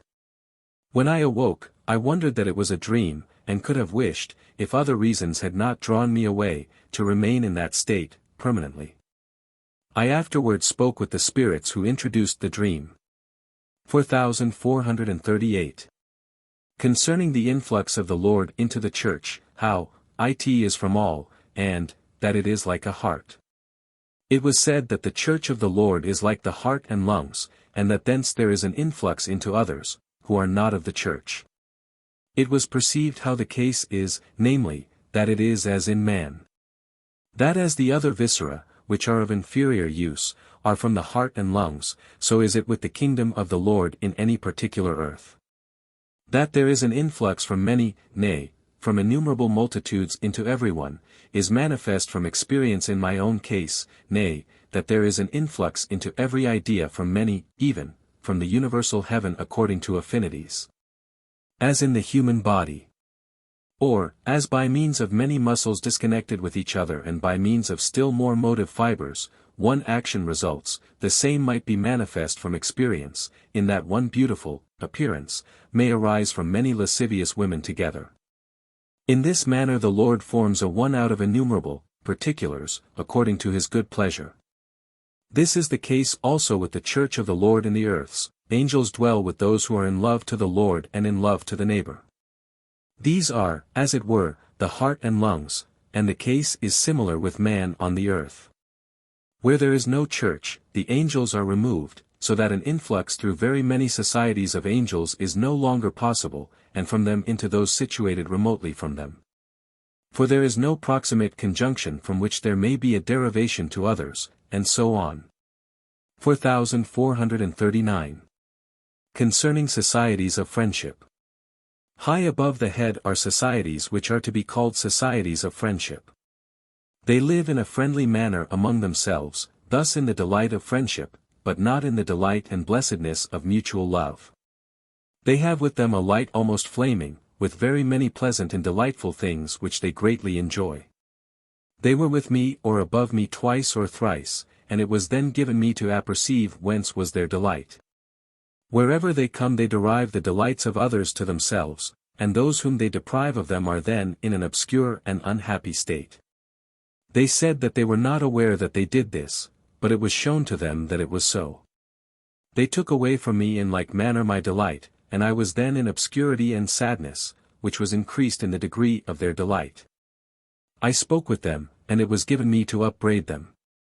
I was informed that such is the nature of the delight of friendship when it is not the delight of mutual love.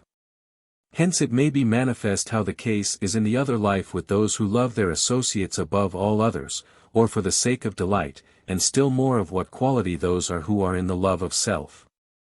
Namely that they are such, as to deprive all others of their delight, and derive it into themselves. For this reason they are separated, and when they come to an angelic society, fall down like a heavy weight. 4440. Concerning infernal and heavenly delight.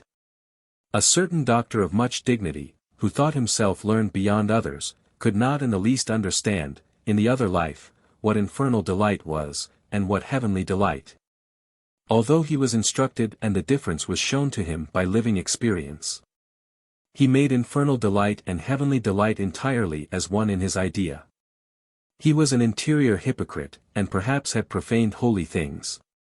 He was, at the same time, contumacious in laying snares, and cunning in devising deceits, like a serpent all venomous within, wherefore he was sent into infernal torments. 4441. Concerning the simple idea of the Lord, and that he rules all things. There were those who were in the simple idea concerning the Lord, that he rules all and singular things. The simplicity of this idea cannot be described.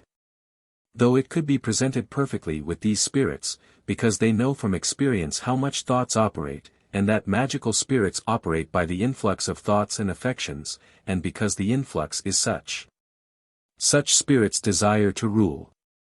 Whereas unless one ruled supreme, all things would perish, and such a state of confusion would arise that nothing would subsist. Hence was their simple idea concerning the Lord, that he rules all things. Its simplicity consisted also in this, that the Lord was a Lord to them, without any thought of the divine, the human, and the holy, proceeding, but only concerning him as one.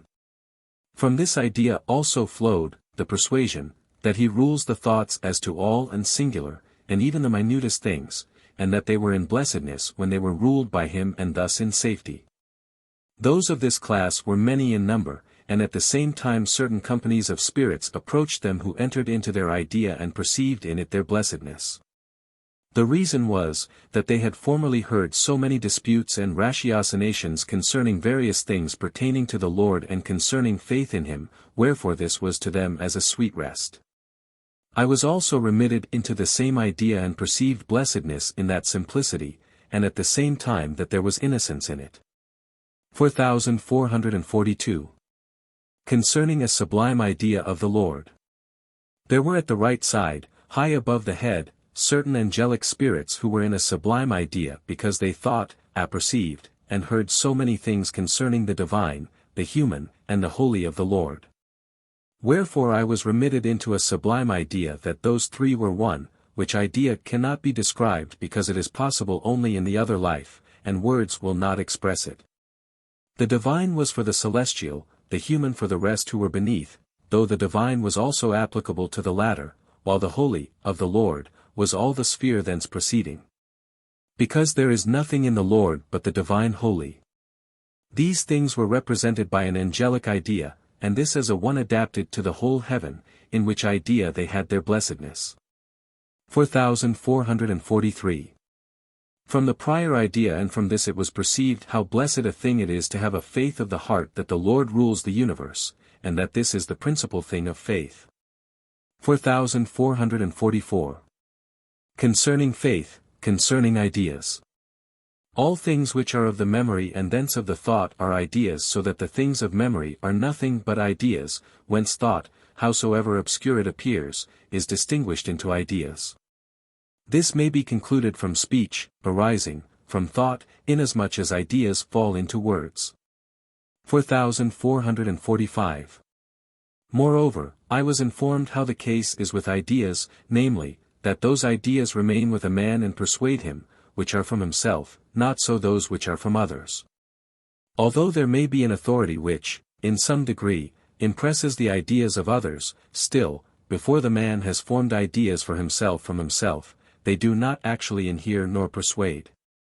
After this there comes the love of self and selfish ends, and thus ideas from others are implanted. So much as anyone has from himself, so much remains with him and persuades, but not so much as is from others. 4446. Aristotle formed his philosophical system in the natural order, that is to say, from the analysis of his own thought and the like in himself, which he so described. Thus he had first an idea of his own thought, and thence formed a philosophical system in his own manner, that he might describe, and, as it were, paint it to others, but his followers proceed in inverse order, viz. From such scholastical things as they call logic, and metaphysics, and philosophy in general, onward to the acquisition of ideas concerning thought. But inasmuch as this is inverted order, they are always casting themselves into stupidity or darkness concerning interior things, while Aristotle himself advanced into light. To seek for ideas concerning the interiors of the mind from terms and such things is to plunge into utter darkness. Hence it is that most men believe nothing concerning internal things, and the learned less than the unlearned. 4447. The case in this is as it is in very many other things, as, for example, in speaking from thought, or speaking from words, and, in those things which are of faith, believing from the affection of good, or believing from the doctrine of faith. The former is genuine, but the latter inverted order. 4448. Concerning the hell of the Nephilim of this time, properly of the sirens. Certain sirens were with me for a whole year, who had at their command a most filthy and profane subject.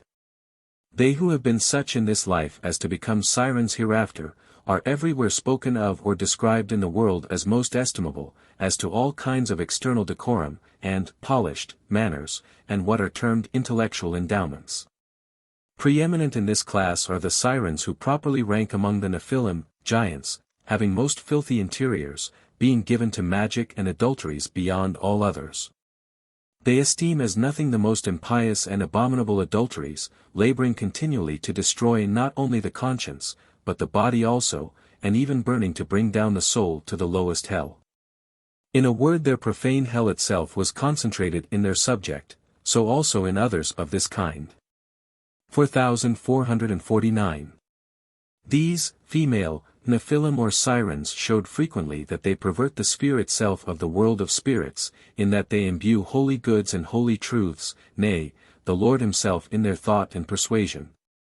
And wherever they are borne about they carry with them the persuasion that the Lord is there, and so pervert the sphere, equally with the antediluvians. 4450. It would be tedious to relate how they mix holy with profane things, for it was given me to apperceive such things for a whole year. They never care whether things be holy or profane, provided they can only use them as means to allure sincere souls and spirits for the sake of destroying them. They lay hold of all kinds of things in their minds, and then inhere in them with persuasive thought thence derived. And this with a wonderful discrimination according to the geniuses of those whom they allure, which they then perceive, and thus win them over to themselves, and this with the utmost diversity of method. They thus pervert not only the grosser spirits, but also the more subtle, to such an extent, that they would be able, as was shown, to mislead infants. It was only shown me, however, that they knew how to do this. 4451 to 4500. 4451. To relate all my experience with regard to them, would be to fill many pages. They are punished very grievously and frequently, but they elude punishments either by magical or by filthy means, turning themselves into various things by fantasies. As they have many such devices, they sometimes escaped, but sometimes could not. They were thus punished most grievously, especially with contortions as to the bones and flesh, and other parts of the body, also by fantasies, but still, when they returned, they were not made better but worse. And contrived yet more dire enormities. To relate all these things particularly would be to write a whole book. They are the experiences of almost a whole year. 4452. They are removed successively from their former station to one more remote towards their hell. This takes place at intervals of time, from which it appears to what hell these sirens are destined, which is one to the left in front, somewhat deep about the heel of the foot. When they have at length proceeded to the most flagitious extremes and to consummations, they are surrounded with sulphur and fire thence, as are also their fantastic ideas and persuasive exclamations in like manner. Those above mentioned send forth likewise from themselves, as it were, an interior man, who, according to their persuasions, appeared as an infant. But it was a fantasy, and was turned into something sulphureous, which was of such a nature, that certain spirits said it could not be extinguished but burned continually. An indication that wherever it comes it infests with a corresponding persuasion those also who have anything of this nature with themselves, so that it can be extinguished only by the Lord. For otherwise those infected never know but that it is something good with which they, the sirens, variously mingle, according to genius, or disposition, every delight of what is holy and of what is profane. 4453. They were at length conveyed down to their hell, which is in front, to the left, at the side where the antediluvians are, but more outward where there was an entrance. And then a certain deceitful spirit of a kindred nature was unwilling to go with them, but still, being conveyed to them, he was held suspended in the flame which was thence with them. When he said that he had never perceived anything more delightful. Wherefore he followed under the influence of that delight which was to him so exquisite. They entered there into caverns and afterwards proceeded more in front towards the left under a cloud, from which while they were endeavoring to emerge, there was, as it were, the smoke of a furnace mixed with sulphureous fire. But because their proper hell was not there, though that of others of that class was, they made their way under it, and returned through caverns backwards towards a marsh, so that I supposed they would proceed under the marsh. But their cavernous way there took a direction outwardly, even to the limits of the universe, verging somewhat deeply downwards, and where there before appeared, as it were, a marshy sea, into which they were to be cast, in another universe. There they now are. 4454. Hence it is manifest of what quality the Nephilim of the present period are, and what kind of a lot awaits them in the other life, as also that it is a flood by which they perish, like the antediluvians, and almost in the same manner with them. Inasmuch as that other part of the mind, namely, the intellectual, which was restored, after the flood, has been destroyed, and thus made persuasive, as the mind of the antediluvians was as to both parts. 4455.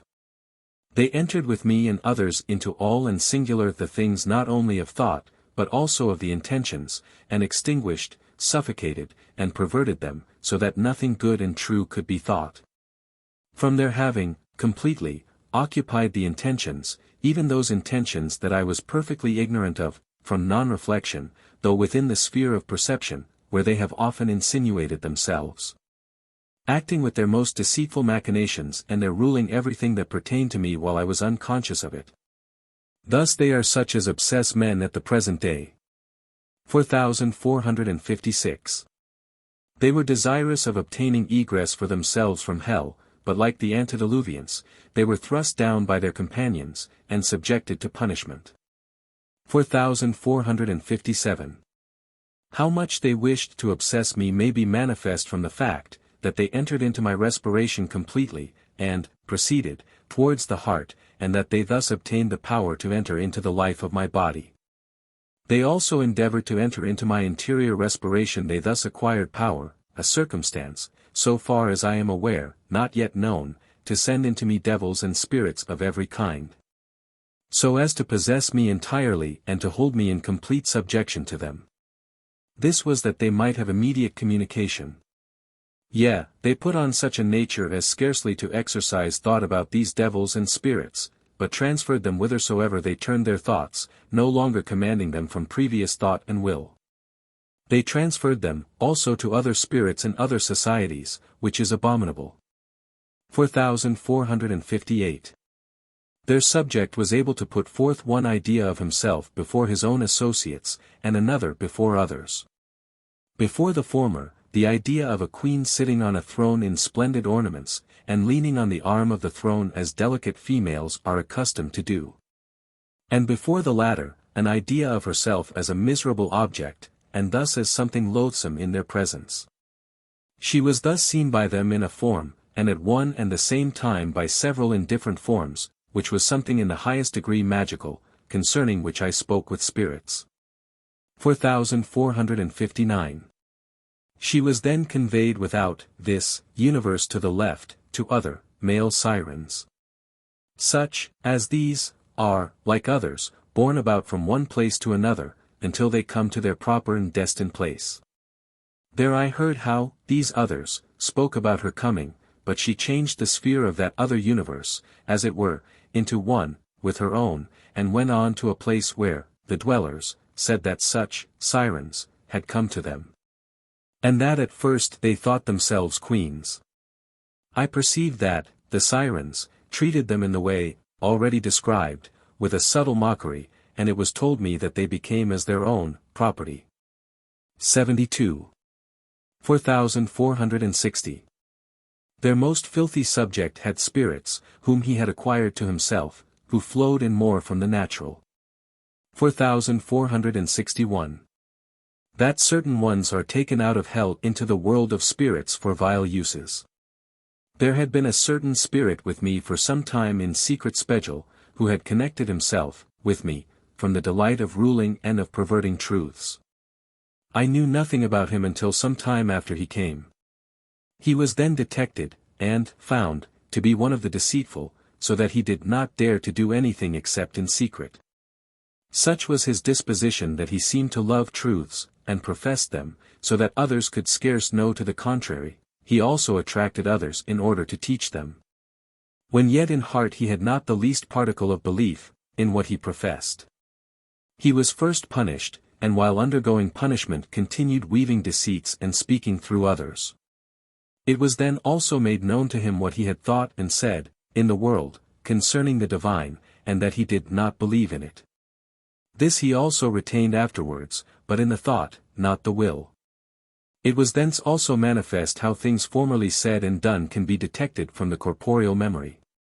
He supposed that he had not been in hell before, wherefore he was led down thither, and it was shown him where he had been, nearly under the nates in what is excrementitious, and he recognized that he had been there. And had come thence into the world of spirits. He was the Archbishop Spedule. 4462. Continuation concerning the sirens. They were sent into various hells, as, to the hell on the left, where they said that such were able to subdue them, but they eluded them, afterwards into other hells, especially one where David was, who wished to torment them in his own way. But they eluded him also, so that he fled away. He tormented them afterwards, but they eluded the rest there, and in other hells.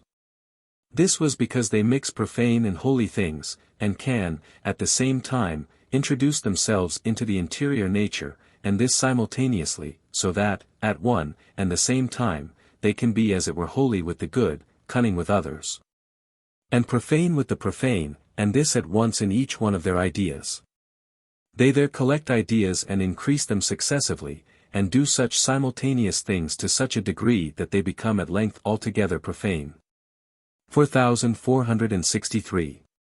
But still they are many times punished, and this, in spite of, all the art by which they have been able to elude others. These punishments, last for hours, and are effected, by collisions as to all even the lesser parts, of the body, with tortures, by circumvolutions this way and that, like lamino around a cylinder, by immersions into human excrement and the like. And because they then fear for their life, they abstain, from doing hurt, for some time, knowing that they cannot elude the punishment by any art. 4464. It was told them what their end would be, that they would become like dead bodies, though still possessed of a miserable life, and emit a cadaverous stench, and carry such things with them. The reason also is, because they desire nothing else than to return into worldly incorporeal things, this is their end.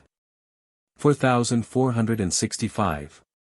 The Spirit, who was their subject, had such speech and thought as she had, while in the body, so that there was no difference, and there was scarcely anything of spirit present with her, this she acquired successively. From their speech and thoughts it can be perceived whether they think and speak as men, or as spirits, as also, how far as corporeal men, and how far as spirits. When she was present she filled the sphere, with a persuasion, as if there were men in the body about me. 4466. Concerning a certain wicked doer, Alderheim. He was about me for several months. At first he was magical beyond all others, and afterwards thought of nothing but how he might secretly maintain ascendancy, and at the same time do evils to others. This evil was of different kinds, but especially adulteries. These occupied his mind altogether for several months. When others thought of other things, he thought of them. There are more things concerning him than can be related.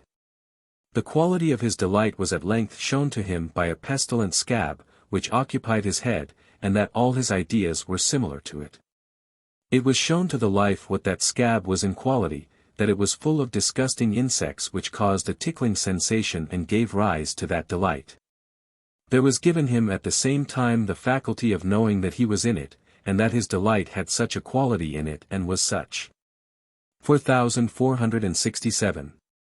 Concerning a certain wicked spirit, Bisque. Barek. This one was among the wicked and the subtle infernals and stood in black clothing, at first in front beneath, and afterwards to the left, and there governed others incognito, inciting them to iniquities, such being his delight. He had a certain one in the life of the body, called Alderheim, for his friend, who was his partner, and together with him was continually attempting abominable things. A certain spirit said to have been the son of the latter is yet more wicked. 4468. Concerning a certain infernal punishment. A certain magical spirit, a subject of profane magical spirits of the female sex, began to think so wickedly as that she would enter by fantasies into my lungs and thus into the other viscera of the body, according to the knowledges which I had obtained, and thus would destroy me entirely. This she thought while I was ignorant of it, though the fact was soon discovered. There then arose a tumult and she was detected from behind where certain infernal things were excited. She afterwards came to the left in front, and for a considerable time suffered grievous punishment, but there still inhered in her a fantasy such as has been mentioned, and it was inspired by magical spirits into others. It was then permitted that she should detect something in the mind of others, and because she wished to enter thither by her ideas she ascended thus into the celestial spiritual sphere. From this elevation she appeared pendulous like a kind of ghost, and was kept thus pendulous for a while, and when she was remitted to her former state she said that she had suffered excessive tortures. Another one also deliberated in like manner from herself, and she was also made pendulous in the same way like a ghost, and when she was remitted said, that she had endured torments greater than she could describe. This was because they were directed by their ideas to the very first threshold of the angelic sphere. They thence contracted such a nature as to know that, whereas their ideas could by fantasies be elevated thither, if they did not abstain from their acts they would again be tormented with that infernal pain. 4469. Concerning the disposition, indoles, of spirits. As regards the disposition of spirits, it seems in their present state, to be like something involuntary, inasmuch as it is their involuntary, which acts, because they act from their disposition, or the nature they have acquired to themselves, or, as it were, from instinct. Wherefore their voluntary things, which are chiefly of the exterior memory, are stored up within, that is, they are not allowed to bring them into use. Those who are permitted to use them are unhappy in consequence of it, for it is permitted them to descend into worldly and corporeal things, and thus again to become corrupt and suffer more direfully than others. This was permitted to a certain female magical spirit, because she so desired, and she so filled the sphere, that, as it were, there were no longer spirits but men about me, with whom she thought and spoke, as it were, in common. 4470. Concerning the Jesuits. The Jesuits appear as if in front above and behind above, thus on both sides at the same time. They had a subject under the natives in hell, who infested me during the whole of one day and the next.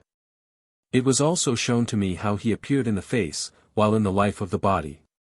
The wicked flagitious and profane things which he perpetrated, and the Jesuits through him, cannot be described, they are the most profane of all spirits. There were others also, disciples, so called, of the Jesuits, separated from them, who had for their subject a filthy female spirit above the head. They operated at the same time with the spirits already mentioned under the natives in hell. The profane things which they did cannot even be described. They were represented by serpents of different kinds, viperous, or otherwise as spotted, and more or less venomous. 4471. Concerning the state of evil spirits before and when they are let down into hell in general. Evil souls or evil spirits return at first into their own life, and afterwards, in the world of spirits, exercise their wickedness according to their various dispositions. And when they then exceed the delight of their life they are punished, and this frequently, until they are deterred, which punishment may take place to the number of 20, 50, 100, or 200 times and more. Still, however, it is provided by the Lord that they shall not do evil to the good, and those evils which they attempt to inflict are turned by the Lord into good. These are the temptations by which the good are fortified. After they have led this life for several years, and exercised their wickedness, they then collect their evils together and become nothing else but evil of their own genus, and goods are then taken away from them. Thus their wickedness is at length consummated, until they are made thoroughly fearful of doing evils, whereupon they precipitate themselves into the hell where are those of their own quality. There they torment one another in various ways, according to all their skill and magic, and, in the meantime, sit like skeletons, or those deformed in body and face. They are tormented from time to time interiorly, and are everywhere then remitted among themselves into their delights, although they still return to the state above mentioned. They do not then dare to rise into the world of spirits, for they know immediately that grievous punishments await them in that case, and they therefore recede into their hells. At length, after many ages passed in this kind of torment, their corporeal delights can be laid asleep to some extent, and they are then from time to time elevated into the world of spirits, that they may serve for the vilest uses. With very little life and scarce any delight. For everyone born in the world passes into the other life, and no one is tormented or punished unless that some use may arise from it. All things there are on account of use. Such is the lot of the evil. 4472. Whenever the infernals came to me they rose into the world of spirits, but I perceived that they did not dare to remain there, since they immediately recognized what their there, was, saying also that they could not do anything. I perceive that they learn such things by punishments. Thus the infernals are instructed that their condition is such, but those who have not yet been let down into hell do not know. Their delight indeed impels them strongly, but yet the dread of punishment prevails. When the dread of punishment prevails, their consummation is being effected. 4473. A continuation concerning the sirens. The wickedness of the most filthy and profane siren above mentioned increased by degrees. Her first attempt was to enter into my viscera according to my knowledges, but now she has been punished and thereby deterred. But since that, her wickedness and profaneness by means of persuasions and of simulated and deceitful affections have grown greater and greater, till at length they have reached such extremities, as to enter into singular my ideas. Binding herself to them, and desiring to convey herself entire into my spirit, and thus most profanely to carry me down with herself into hell. This she herself openly declared, besides perpetrating other enormities which I do not remember. If all her magical practices and all her arts should be described, they would fill many pages. These arts are thus brought to their highest pitch in singular things, as, in the present case, by the attempt to destroy me and conjoin me to herself. From that time, however, her power began to decline. 4474. She everywhere perverted the sphere, and filled it with corporeal things. Wherever she spread her corporeal fantasies, the sphere forthwith appeared as, one, of corporeal men in the body, and everyone's walk different from that of spirits. She thus continually descended into corporeal things, that is, into hell. She was conveyed downward, behind, by degrees farther and farther, and was punished at times grievously and long. Afterwards she eluded the punishing spirits, and continued to ply her arts upon me, but in decreasing measure. I doubt not that the case is the same with other sirens, with a difference. 4475. The things inspired by sirens are persuasions altogether artificially formed, and affections altogether simulated and deceitful, which act together so that those unaware cannot possibly view things otherwise than according to them. They collect such things and increase them, and at the same time they exist successively in their sphere, until it is completed and consummated. 4476. This most filthy and profane siren was remitted into thoughts similar to those which she had in the body, and then appeared to herself in the liberty of thinking and acting as she pleased. They think continually that they will succeed in ruling over all things and at length over the universe. 4477. From much experience I am instructed that, whatever may be the idea of thought, and whatever the idea from scientifics, and whatever the scientific, the sirens when they call it forth from man turn it into magical things for the end of ruling and destroying all others and making them infernal. They entered also into my scientifics as to the viscera, and thence endeavored to work magical effects while I was ignorant of it, but they were grievously punished. 4478. Nay, the sirens carried matters to such extremes, that they did not even regard punishments any longer, but eluded them by magical arts in various ways, so that the punishing spirits said that they could no longer chastise them. They eluded several infernal penalties of a severe character. But it was told them, that any punishments whatever may be aggravated indefinitely, and also be made to last to thousands of years. If anyone, therefore, is so insane as to think that he can withstand them, let him know that this is indeed insanity, and that the hardening of himself and his contumacy are altogether nothing. Nay, that the more contumacious they are the more grievously are they punished, because contumacy must needs be broken. 4479. The sirens, moreover, are such that no man who has once esteemed adulteries and such things as nothing, and has thus involved himself as to the thought in the companionship of those who are such in the other life, can ever escape being held captive by them to the end of his life. For they bend the least things of the thoughts in innumerable ways, and make them delightful, and thus operate for the destruction of the man. This is yet more the case at the present time, when this crew is greatly increased, and also because evil spirits are tolerated in the world of spirits. Wherefore let men beware of actual evils, in this way only can anyone at last abstain from them. For actualities bring on habits, and put on a kind of nature, as happens with those who have exercised themselves in thefts, and thus evils are increased, together with their delights, and men are carried away by an increasing number of sirens. Like a piece of wood in a rapid stream.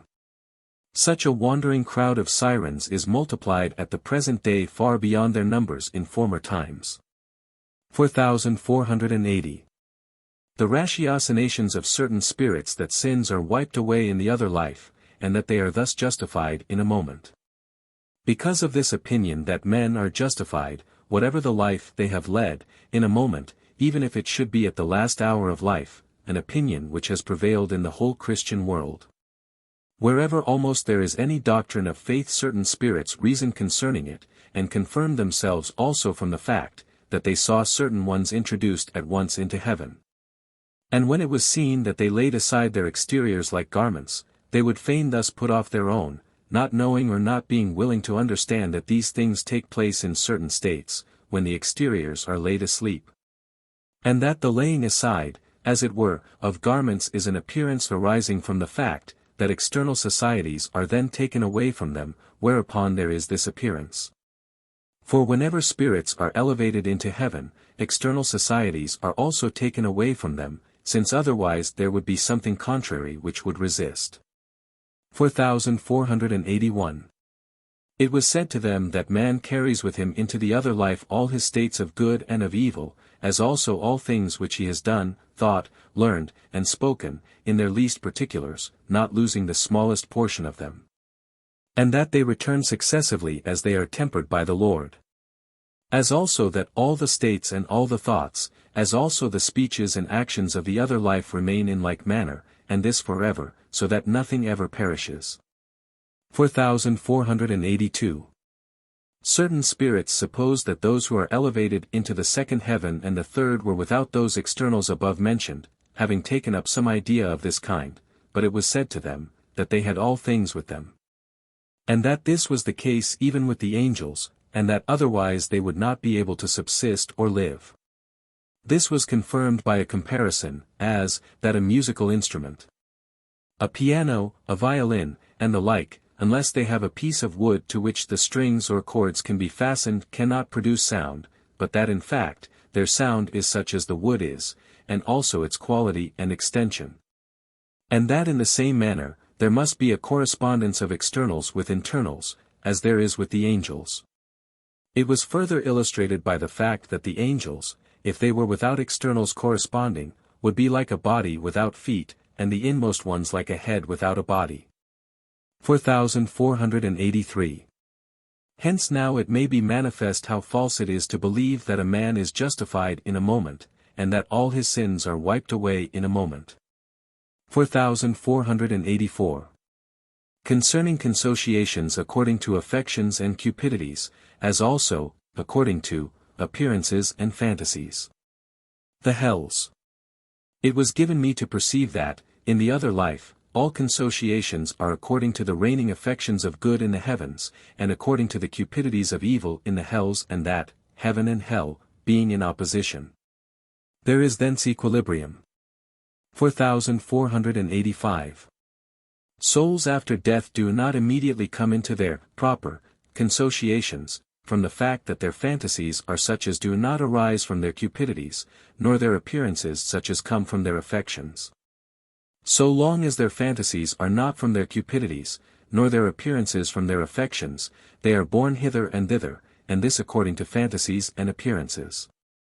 This is the reason that, some souls are for a long time in the lower earth, and also in the world of spirits, before they come to their proper place. This also is the reason why those in certain consociations are conveyed thence upwards and downwards, and at times hither and thither, since they fall into fantasies, or come into appearances which do not agree with their proper fantasies or appearances. 4486. In a word, voluntary things and thoughts must act together. But inasmuch as they do not act together in the Christian world in consequence of social simulations, so that the countenance expresses something different from the thoughts, Christians are kept longer than others in the world of spirits. and wander about longer than others, and are carried away more easily into other societies, although they relapse again into their own. 4487. The life of those who cast themselves into hell is previously nothing else than the reigning of cupidities and the fantasies thence resulting, not the reverse, and the life of those who are elevated into heaven is previously nothing else than the reigning of affections of good. And thence the appearances of truth, or of the good, and thence of the truth. 4488. Concerning a certain interior spirit who was profane legil, or an interior hypocrite. There was a certain one, concerning whom I knew nothing in the life of the body, but that he cherished integrity, honestum, internally, because he was externally moral. He could speak perspicuously, distinct, refute errors, and had several other faculties, but he was one who had confirmed himself in principles of the false, by thought, especially against the Lord, the Word, and the truths of faith. Of what quality his thoughts were concerning good it is not yet given me to know. He was able, in the life of the body, to throw himself into a kind of ecstatic state, as was shown also by his being several times put into similar ones, when he spoke as to how the case was, to wit, that he then, as it were, saw heaven. And that upon holding his thought fixed, as it were, in the person of another, then everything which he thought concerning that person presented itself to him, as if he himself were the person, though in fact he knew nothing of them.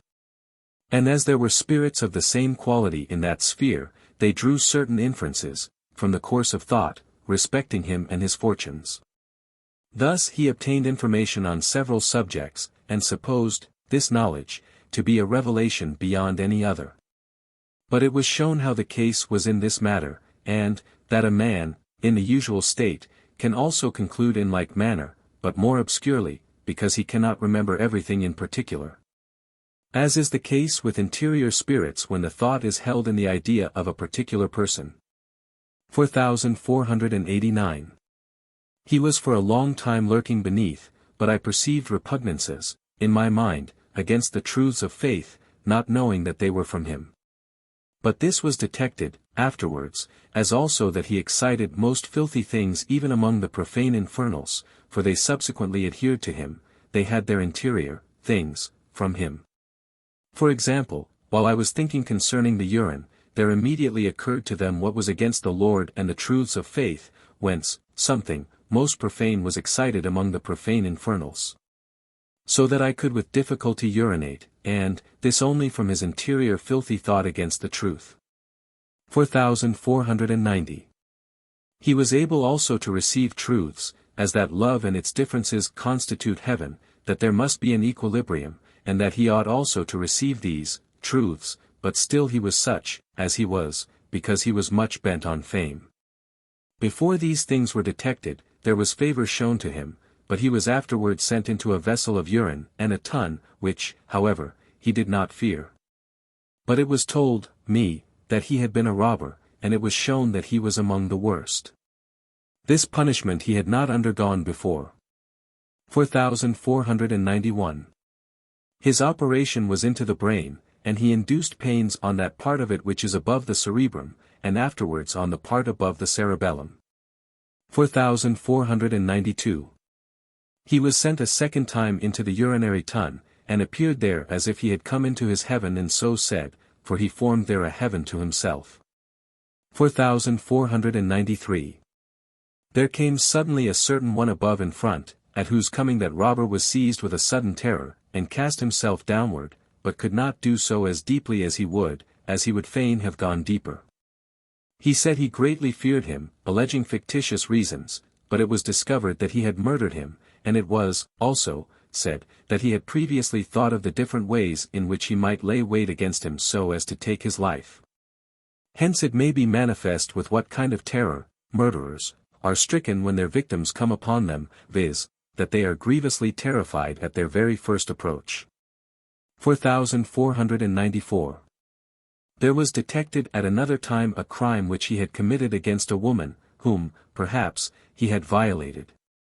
Namely that he had killed her by a certain magical art, concerning which the Spirit spoke, saying, that it was a hidden art, though still known to some on earth, and that some, are able to kill others without the use of any knife, sword or dagger, or other instrument, and that it was effected by a magical stopping of the breath. This art he was skilled in, and by means of it took the life of the one first mentioned, and also of the woman, who was recognized from the fact that she flew to him, and kissed him, and that he was thereupon tormented with internal suffering. The very indifference to consequences, and the delight which he felt in the deed were also wonderfully communicated to me. His delight was without any symptom of horror. Certain spirits also spoke afterwards, and said that they were skilled in the same art. 4495. He was an interior magician, and one interiorly profane, cherishing deadly hostility against any whom he held in hatred, for which reason profane and filthy spirits adhered to him as their ringleader, and this through their interiors. 4496. Concerning a profane female, concerning magic, and the magical hells. That magical and adulterous one, concerning whom above, who had infested me with her profanations almost a half-year. Concerning whom much might be written, sufficient indeed to fill many pages, at length lost a part of her communication with spirits, and was conveyed nearly in front beyond the desert of the robbers. And there rose up near me about my head for some time a continuous something with a kind of whisper, the effect of her communication with one side of my head. This she persisted in for a long time, from an art which she knew in the world and practiced there. But she was then conveyed downward to the first hell of the magicians, which is proximately beyond the desert of the robbers, not in the depth, but in a certain plain, where are those of both sexes who practiced magical things in the life of the body. She then, for a whole night, so tied or interlocked herself with several parts of my face, as the mouth and so forth, and also of the head, that I was strangely affected. On waking up from time to time, I felt myself bound as to external ideas, and perceived her almost continual presence there. It was afterwards made known what she had done in the world, namely, that she had learned magical things from a certain one whom she had paid, to teach her how she might be able to allure to adulteries anyone whom she pleased. And that she had practiced this upon a partner in adultery, by looking on the right side of his face, and various other parts, and by muttering magical formulae to herself. This she had practiced in her adulteries, and a certain one of her paramours confessed it before a priest, who said that he had often heard such abominable things from herself, remarking in his confession that he was astonished at his burning so suddenly with venereal ardor. This was detected, and being inspected, she was found to be skilled in 14 arts of this kind, which were magical, when yet scarce anyone in the life of the body was aware of this. 4497. In that hell are the witches of the milder kind, who have exercised such arts.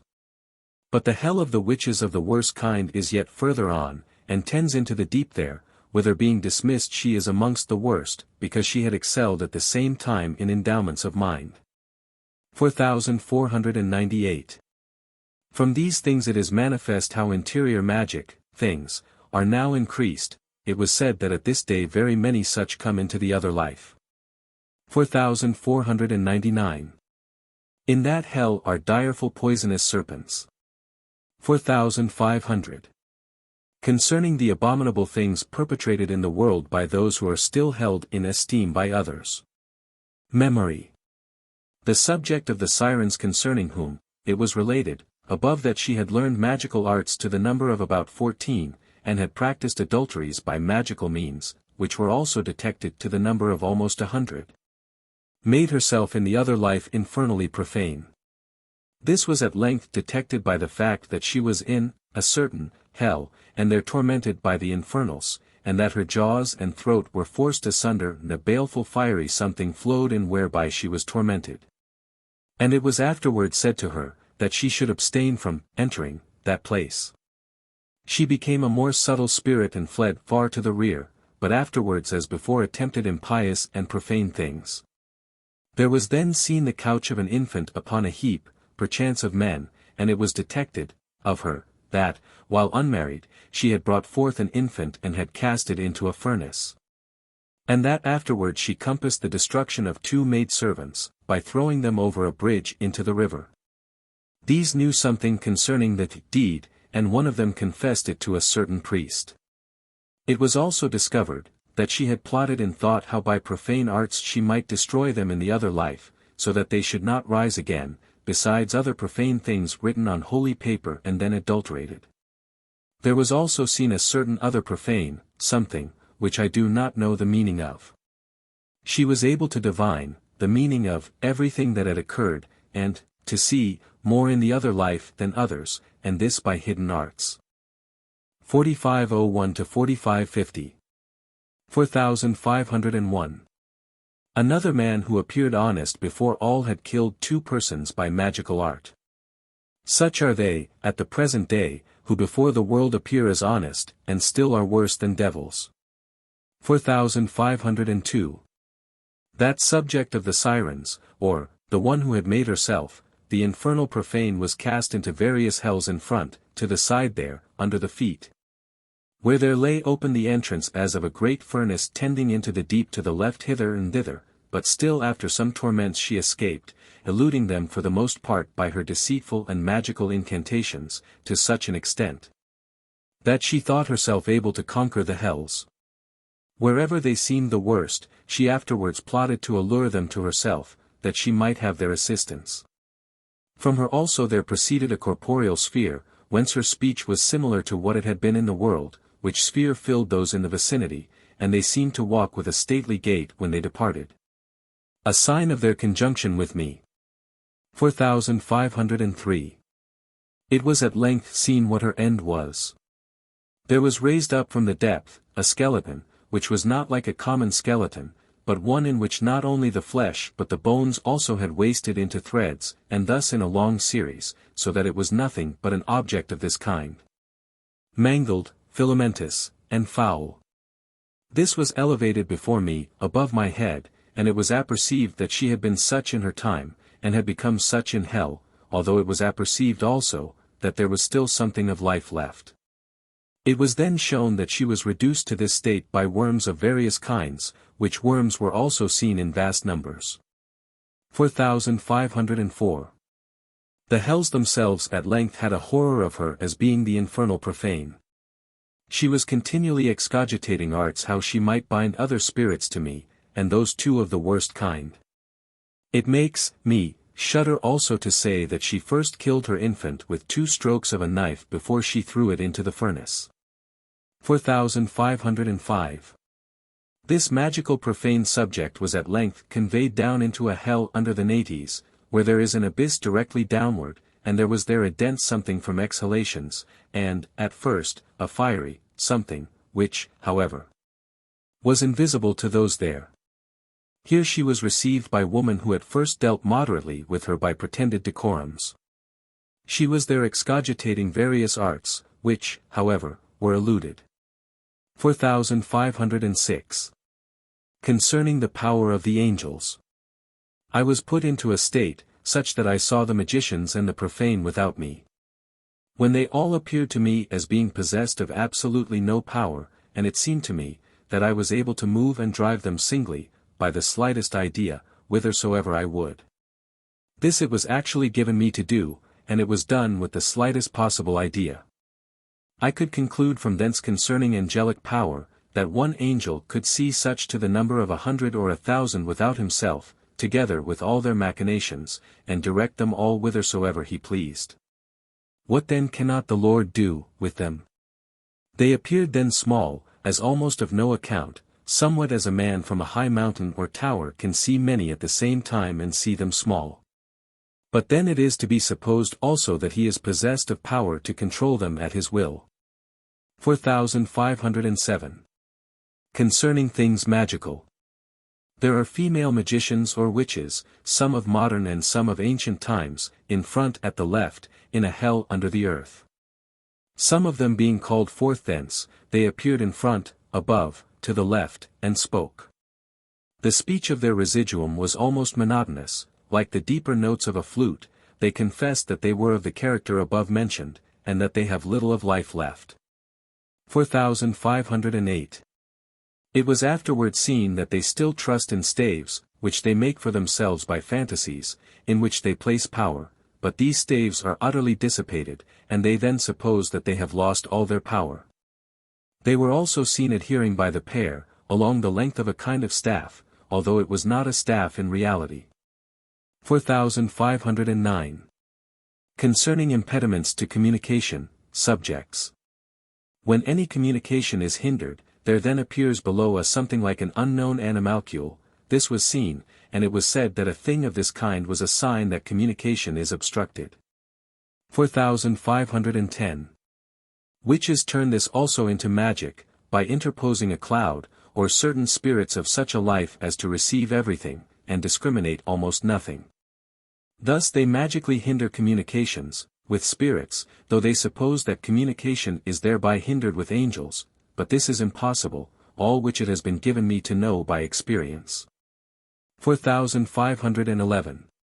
Concerning the hells, the infernals, and the profane.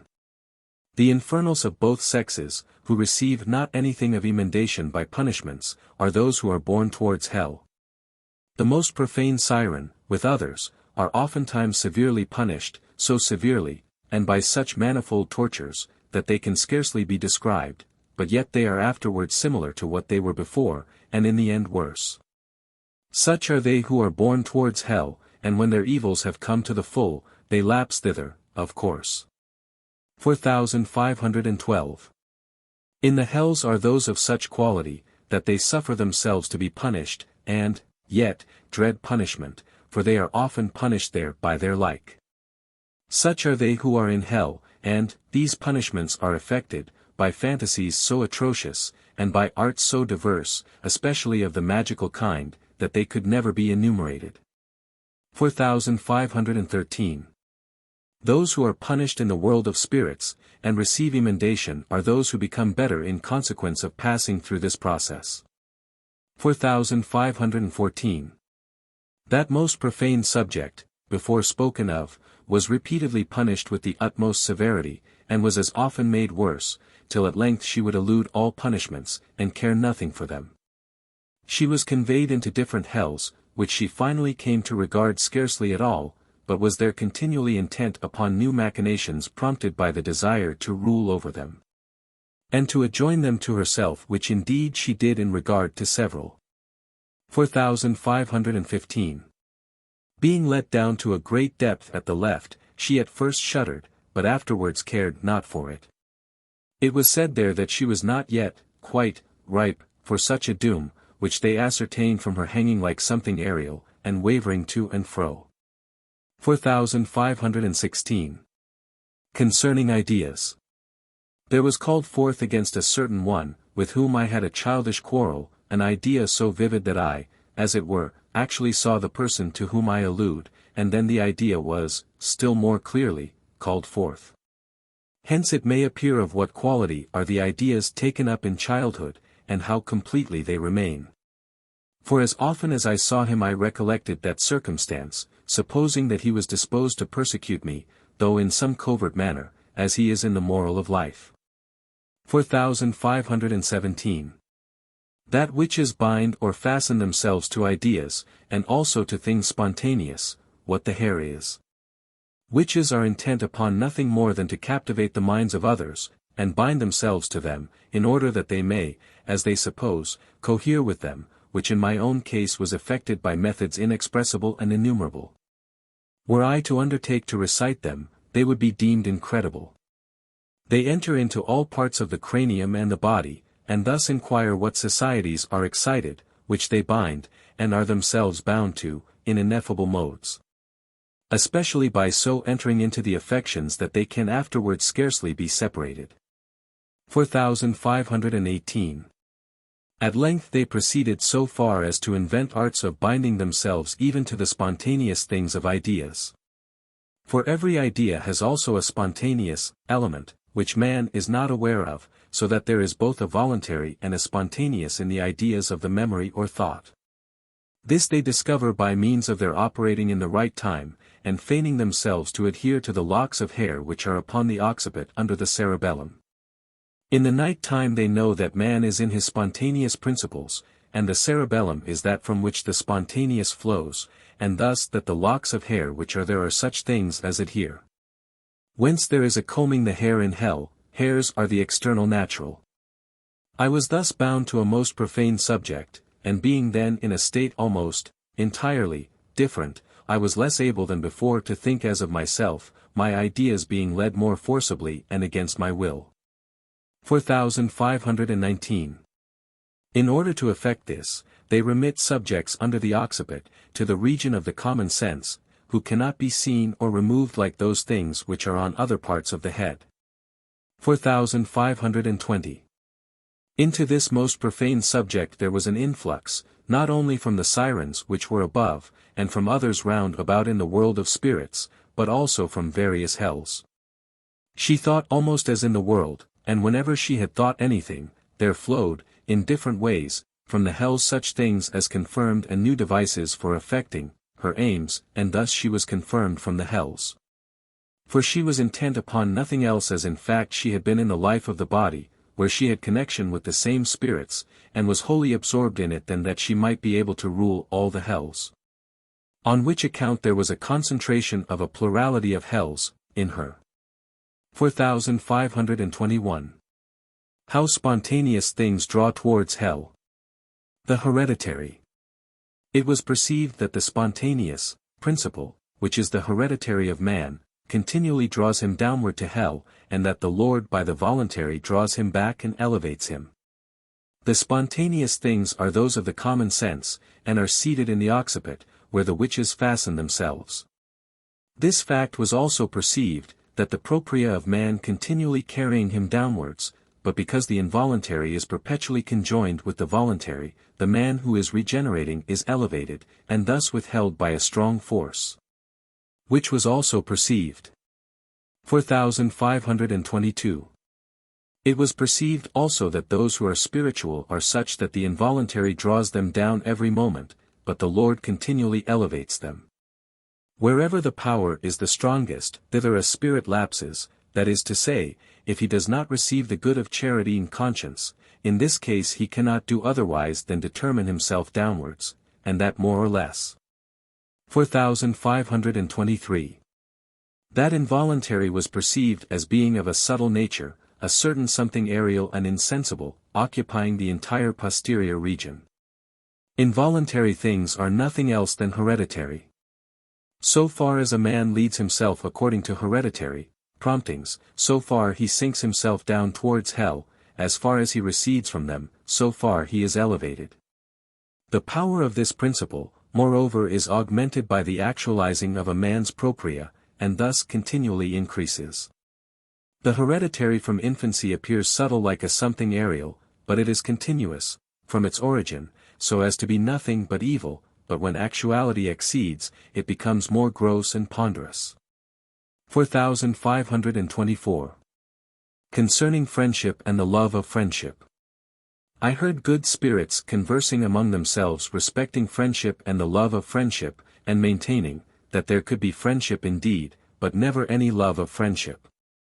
Inasmuch as the love of friendship ties minds, animos, together, notwithstanding the minds, mentes, are dissimilar, which causes much trouble in the other life.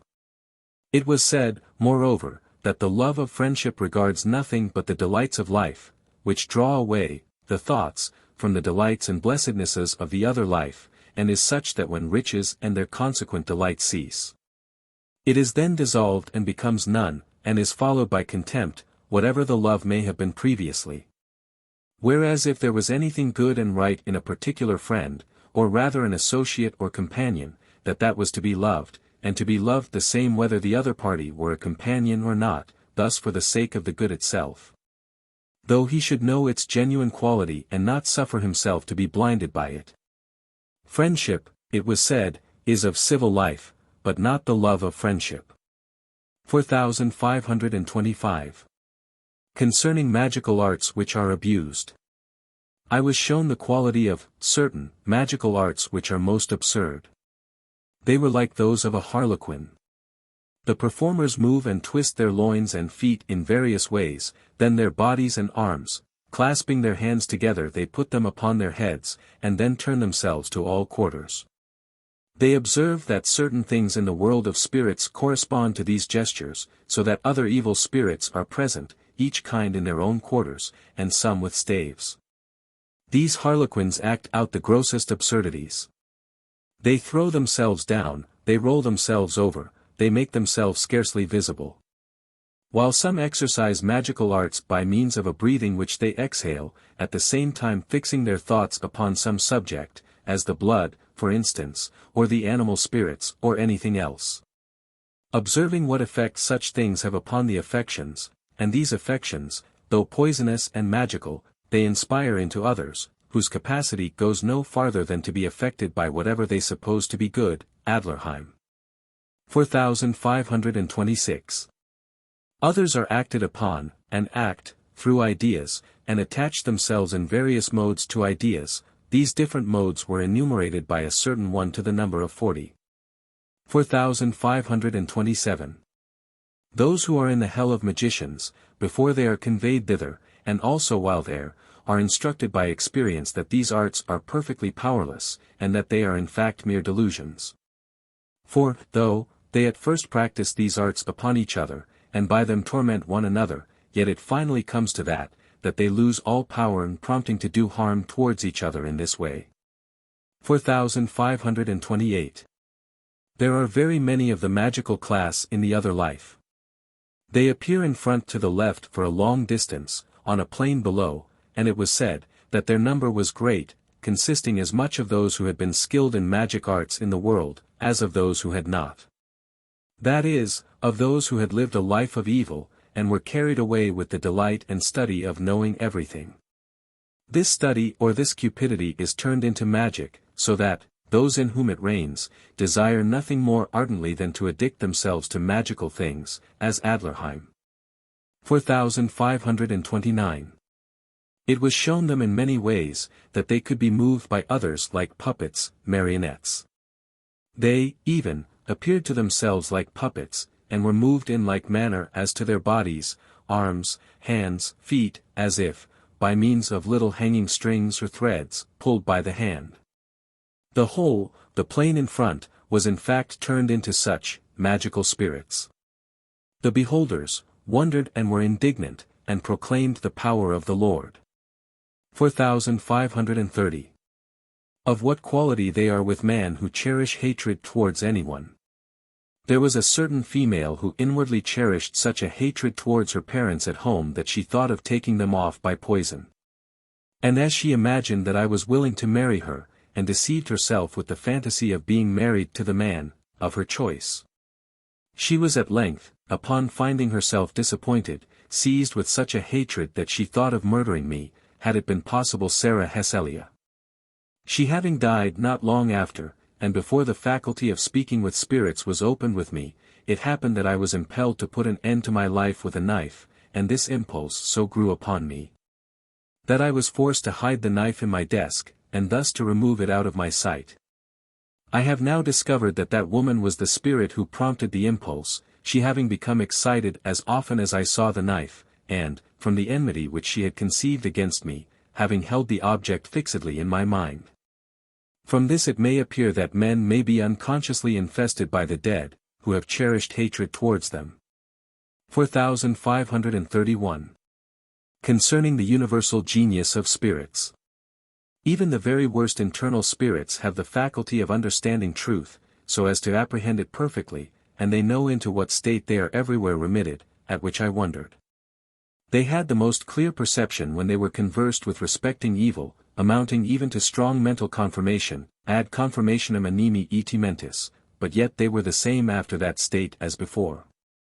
4532. There is with the evil solely the delight of cupidities, and with the good the delight of affection, which bears them, respectively, away. Nothing can be effected, towards reformation, with the evil, however excellent may be their gift of intelligence, unless their delight be broken. Their delight is their life, as may hence be manifest. This, I have learned, from much experience. 4533. Concerning the universal affirmative.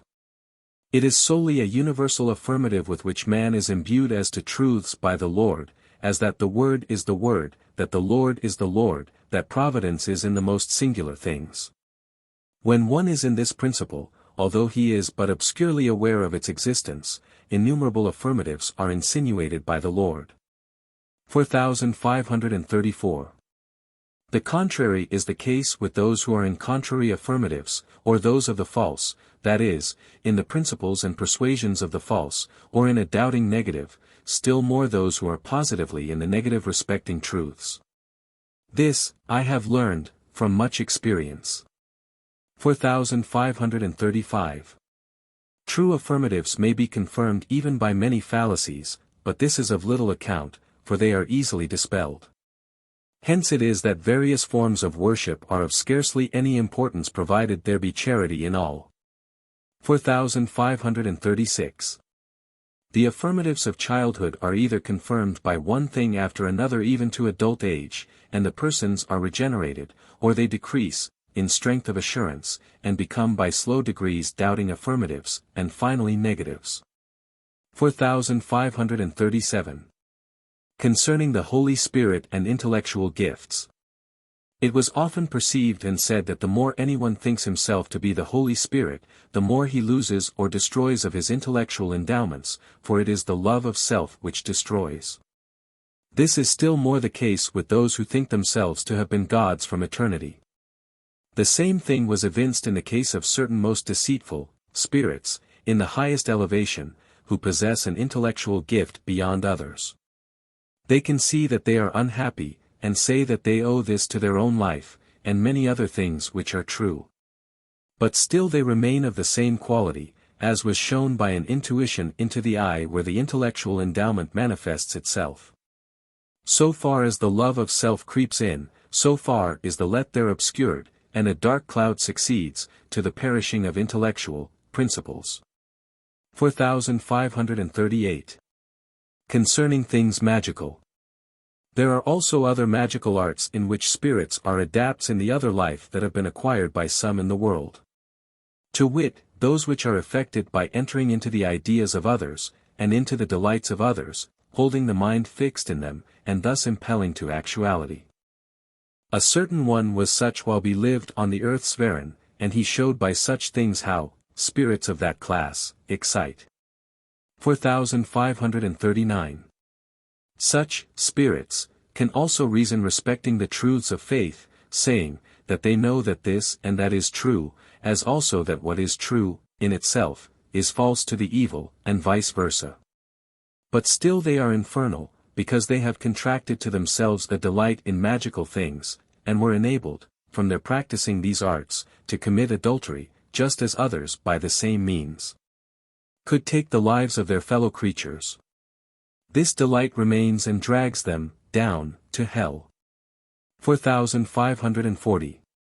From manifest experience it is given me to know that the infernals can acknowledge truths and be convinced, and thus that they can understand.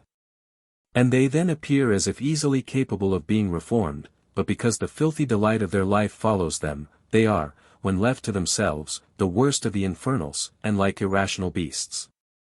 Hence it may appear manifest that such spirits can speak and reason concerning the truths of faith as well as others, who are not in a life of evil, and that they are the serpents spoken of in Genesis. 4541. There were moreover around me during the whole night a great number of magicians, some of them having been previously evoked from hell, and they exercised their arts. Being occasionally awakened, I was surprised to see them disposed round about, above, and in a long row in front, and having their vile subjects disposed also according to their arts, as also other subjects whom they multiplied by fantasies. In consequence of which they could not really be found, although they appeared there. They supposed themselves to be taking away communication with the angels, besides a great many other things, but all in vain. There were some who bound interiors of the body, some who bound the ideas, and the like, but still abortively. 4542. Concerning sudden justification. Many spirits bring with them a persuasion from the world that they may have remission of sins in a moment, and that then nothing of the past is imputed to them. Some attain to that pitch of infatuation as to suppose that they may sin, with impunity, inasmuch as, they presume that, they may, after a certain time, obtain momentaneous remission. There are many such in the various kinds of religions. They retain with them the fantasy that if they could by fantasies get rid of the foul things, abiding, with them they would be free from all kinds of sins, but it was shown them that this was a fantasy. A certain female spirit who was interiorly filled with poisonous serpents of a representative nature, her infernal profane supposed that could she only void those knots of serpents like ordinary stools, she should be entirely freed. Which was, in fact, done twice or 3 times. Such infatuation arises from not regarding life, but saying that faith without works is saving, and that justification may take place in the last hour of life, let one have lived as he may. 4543. Concerning Dr. Nordberg. In a dream I seemed to myself to have a keepsake of gold among several pieces of money. A certain person came, it was Nordberg, who wished to see them. Whereupon he changed the monies into other gold, not into coin, however, and this repeatedly, till at last he had taken away the whole, besides several other things. During this time, he was standing at the back of my head. When awoke I was assured with asseveration, that it was Nordberg, who in fact was seen by me as having been the man, and also as being of such a quality. And moreover that he would not have care had he wounded or killed a man for the sake of getting at the gold, and indeed that he had actually perpetrated something of the kind. Consequently that he was in affinity with spirits of such a quality in the other life, and thus devoid of conscience. It was, moreover, suggested to me to reflect upon the characters of such as were priests, and appeared of upright external deportment. With this man I spoke for some time concerning the quality of his state. 4544. Concerning the wakefulness of the good and the dreaming of the evil, conscience. Nordberg complained that he was in such a dream, and thus had done these things in a dream.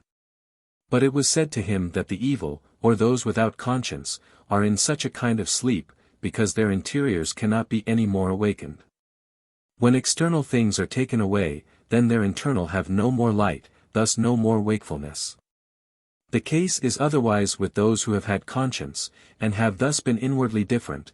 When externals are taken away from them, they are then roused to full wakefulness. 4545. Concerning the hells. Sometimes evil spirits are let down into the hells and led about, and thence are shown, as to their quality, to the angels. At first, they are led according to their cupidities, derived, from the natural life in the world. I saw this on 2 occasions. The 2 spirits led about, were known by me, in the life of the body, and were then held in respect. Thence I was also instructed, what is the situation of the hells. The hells are under the earth, 73 beneath the left foot, in front of this foot are the adulterers, and the deeper you descend, the more wicked and abominable the adulterers are. Under the right foot are cruel adulterers. A little in front, are robbers and flagitious spirits, and the deeper you go the more flagitious they are. They dwell there in dusky and excrementitious caverns. This region extends for quite a considerable distance. Still more in front, for a great distance, are profane spirits, especially towards the right there, where there is a dark cloud in which they are enveloped. 4546. On the left, for a considerable distance also, are the profane antediluvians, in a dark cloud, something like a rock. No one can be let in there, for they are in so dire a persuasion as almost to slay those who approach. Several times it was granted me to observe how one there endeavors to kill another. This occurs with those who strive to get away. On the right, obliquely in front, are the crafty, the deeper you go the more crafty they are. And still farther, obliquely in front, on the right, in an extensive region, are magicians. There, also, are the magicians of Egypt and others of that time. In nearly a straight line to the left, and somewhat to the front, for a considerable distance, are those who have not feared death, and yet, at the same time, have feared neither God nor man, thus who have no religion. And hardly any external bonds of shame and modesty. On that side, closer to the feet, are similar characters, but more timid, by degrees. 4547. At the back, under the earth, are genii of every kind, concerning whom I hear nothing.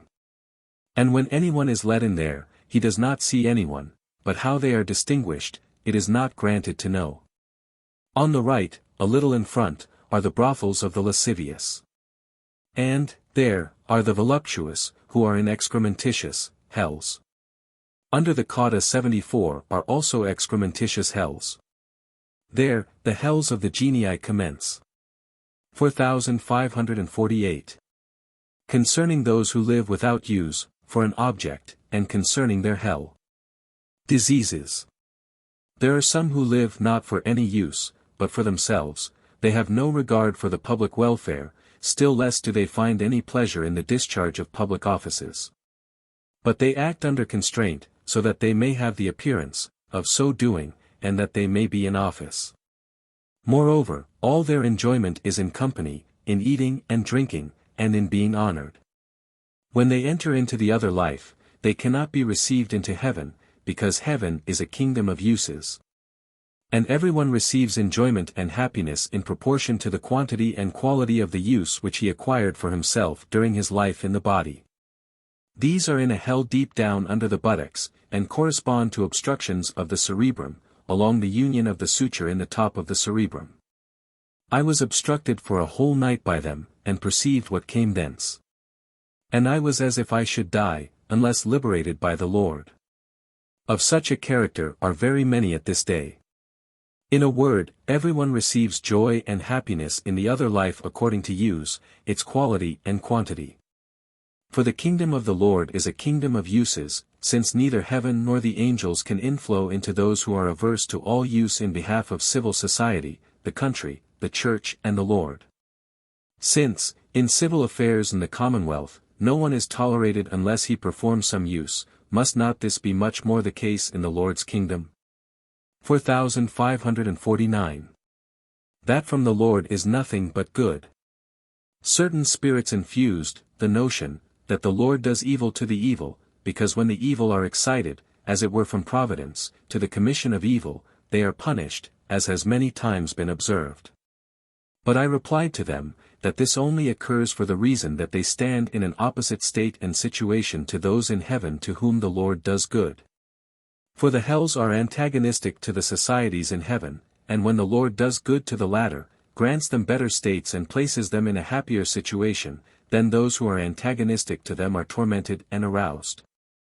Because this to them is pain, although they do not know it. And, so, when the Lord does good, they who will evil are punished. This also it was granted to tell them, for I spoke with them, they were those who were on the right hand in hell, whom I affirm to be of the Jesuits, who are crafty, and also magical, and more subtle than others. 4550. Concerning a blasphemer of the word and religion, perhaps Wolf. A certain one appeared at the left, and there was silence, then he spoke, and it was perceived he was like Wolf. 75 after that, he was nearer, and then was diffused from him round about, a sphere, as if he were the God of the universe, which sphere lasted quite a long time. Meantime, he said to certain spirits that he had been the greatest in the earth, and no one so learned as he, but of this they could not be persuaded. He was told that such things as he had been learned in, were only means to wisdom, wherein there is no wisdom unless they be applied, and that to him they had been a means of insanity and of extinguishing with himself truths. Concerning these there was also discourse with him. He approached nearer but lower down, after which that sphere ceased, for then were granted him other spirits. He then wished to know about everything in the other life, and also the arcana of the internal sense of the word, and this, apparently, from an inclination in their favor. He also learned some things. But, as soon as he repaired to his own spirits, that is, to the life of his own principles, he ridiculed them. It was said to him that he only wished to know these things for the purpose of making himself great, and of getting gain. It was also shown how the case is with this matter, that, namely, such as he, in the world, appear to be under the influence of zeal, which zeal, however, is spurious, etc. -1752, January 11th. 4551 to 4600. 4551. Concerning a council when a distinction was made between the divine and the human nature of the Lord. It was granted to speak with those who were in a council, wherein it was concluded that a distinction should be made between the Lord's divine and human nature. They were on the left, in front, at a distance. They said that those who had the greatest influence in that council, were together in a dark chamber, and made that decision principally for the reason, that otherwise, if they had acknowledged the Lord as one with the Father, as he said he was, the papal throne would not subsist and that the Pope could not have been his vicar in the earth. For schisms existed at that time, whereby the papal power must have slipped away and been dissipated, therefore, for that reason, they assembled, that they might distinguish between the divine and the human of the Lord. And to corroborate their distinction they sought out confirmations from the Word, and so persuaded the rest. They said that they knew otherwise from Scripture, but that they could not accept it for that reason. And they said, moreover, that, in their hearts, they did not believe in the Lord, but that they did not dare to publish this, as, in case they did, they would be driven out or slain. That they could thus rule in heaven and earth, they took from the Word, in that to the Lord is given all power in heaven and earth, and thus they could rule over souls. And since, in addition to this, they desired to rule, over their remaining possessions also, it was said that they were not content therewith, but also wished to possess everything on earth. It was replied that they would thus have complete power. 4552. That evil societies cohere, and adjoin to themselves stupid and simple spirits. There were some of the more evil sort of sirens who approached, when I wrote, because they could thus attract my pleasure to themselves, and deprive me of it. As often as they came, they also brought along stupid spirits, who, in the world, were learned, and hence of a haughty disposition. These were interposed, and as often as they came, they brought simple upright spirits, whose faith in them was such that they believed whatever they said, as if they had been oracles. The sirens appeared in front, on the right hand, beneath. The learned stupid spirits to the right on the level of the head, and the simple nearby. And it was observed, that, as often as the sirens came, the others came also, and arranged themselves thus in order before me, and superinduced darkness upon me, so that I could scarcely know how to write anything, nor to think, save confusedly. This was very often said to the stupid ones, but they took no notice, for the sirens infused into them, the belief, that they were learned, that they were sent hither to rule, and many such notions. Hence it was evident, that there was a league of societies, extending from the evil to the simple upright. But still those who are upright, after being long harassed by such, are released, or liberated, from that league, and come amongst the upright. 4553. Concerning the hell under the heel of the foot. Deep under the heel is a hell. Between the foot and that hell, there appears as it were a vacuum, so that they appear at once as in the depths. These are the most wicked. They explore the mind secretly, so that no one may know it, and plot with others in order to destroy. And this in various modes. Quite often have I observed and seen them. They stealthily pour out venom on those who are above, and breathe in evils and incite to their commission. So wicked are they, and so interior their wickedness, that scarcely any are more so. There appear there, as it were, Jesuits, sometimes in mantles, and sometimes in another guise. They are often chastised. And then they are let down deeper, and shrouded in a cloud like a rock. Those are there who are inwardly wicked, especially of that sort who are called Jesuits, who are of such a character. Others are on the right, in front, nearby, above the magicians, and also below. Those who are under the heel can induce weeping. They also, whenever they wished, force tears out of my eyes. Moreover, they can strike something of fear, and this from their custom of obtaining wealth for their monasteries, from the sick and others they were with. For, then, their artifice was to compel them to weep so as to move them to pity, and to impress the fear of purgatory. There were also observed, midway under the heel, some who appeared to sit there, as in a chamber, and consult together. They also are wicked, but not in so great a degree. 4554. Concerning a great city. In a dream I was conducted about, and came to a certain little city, where were wooden houses.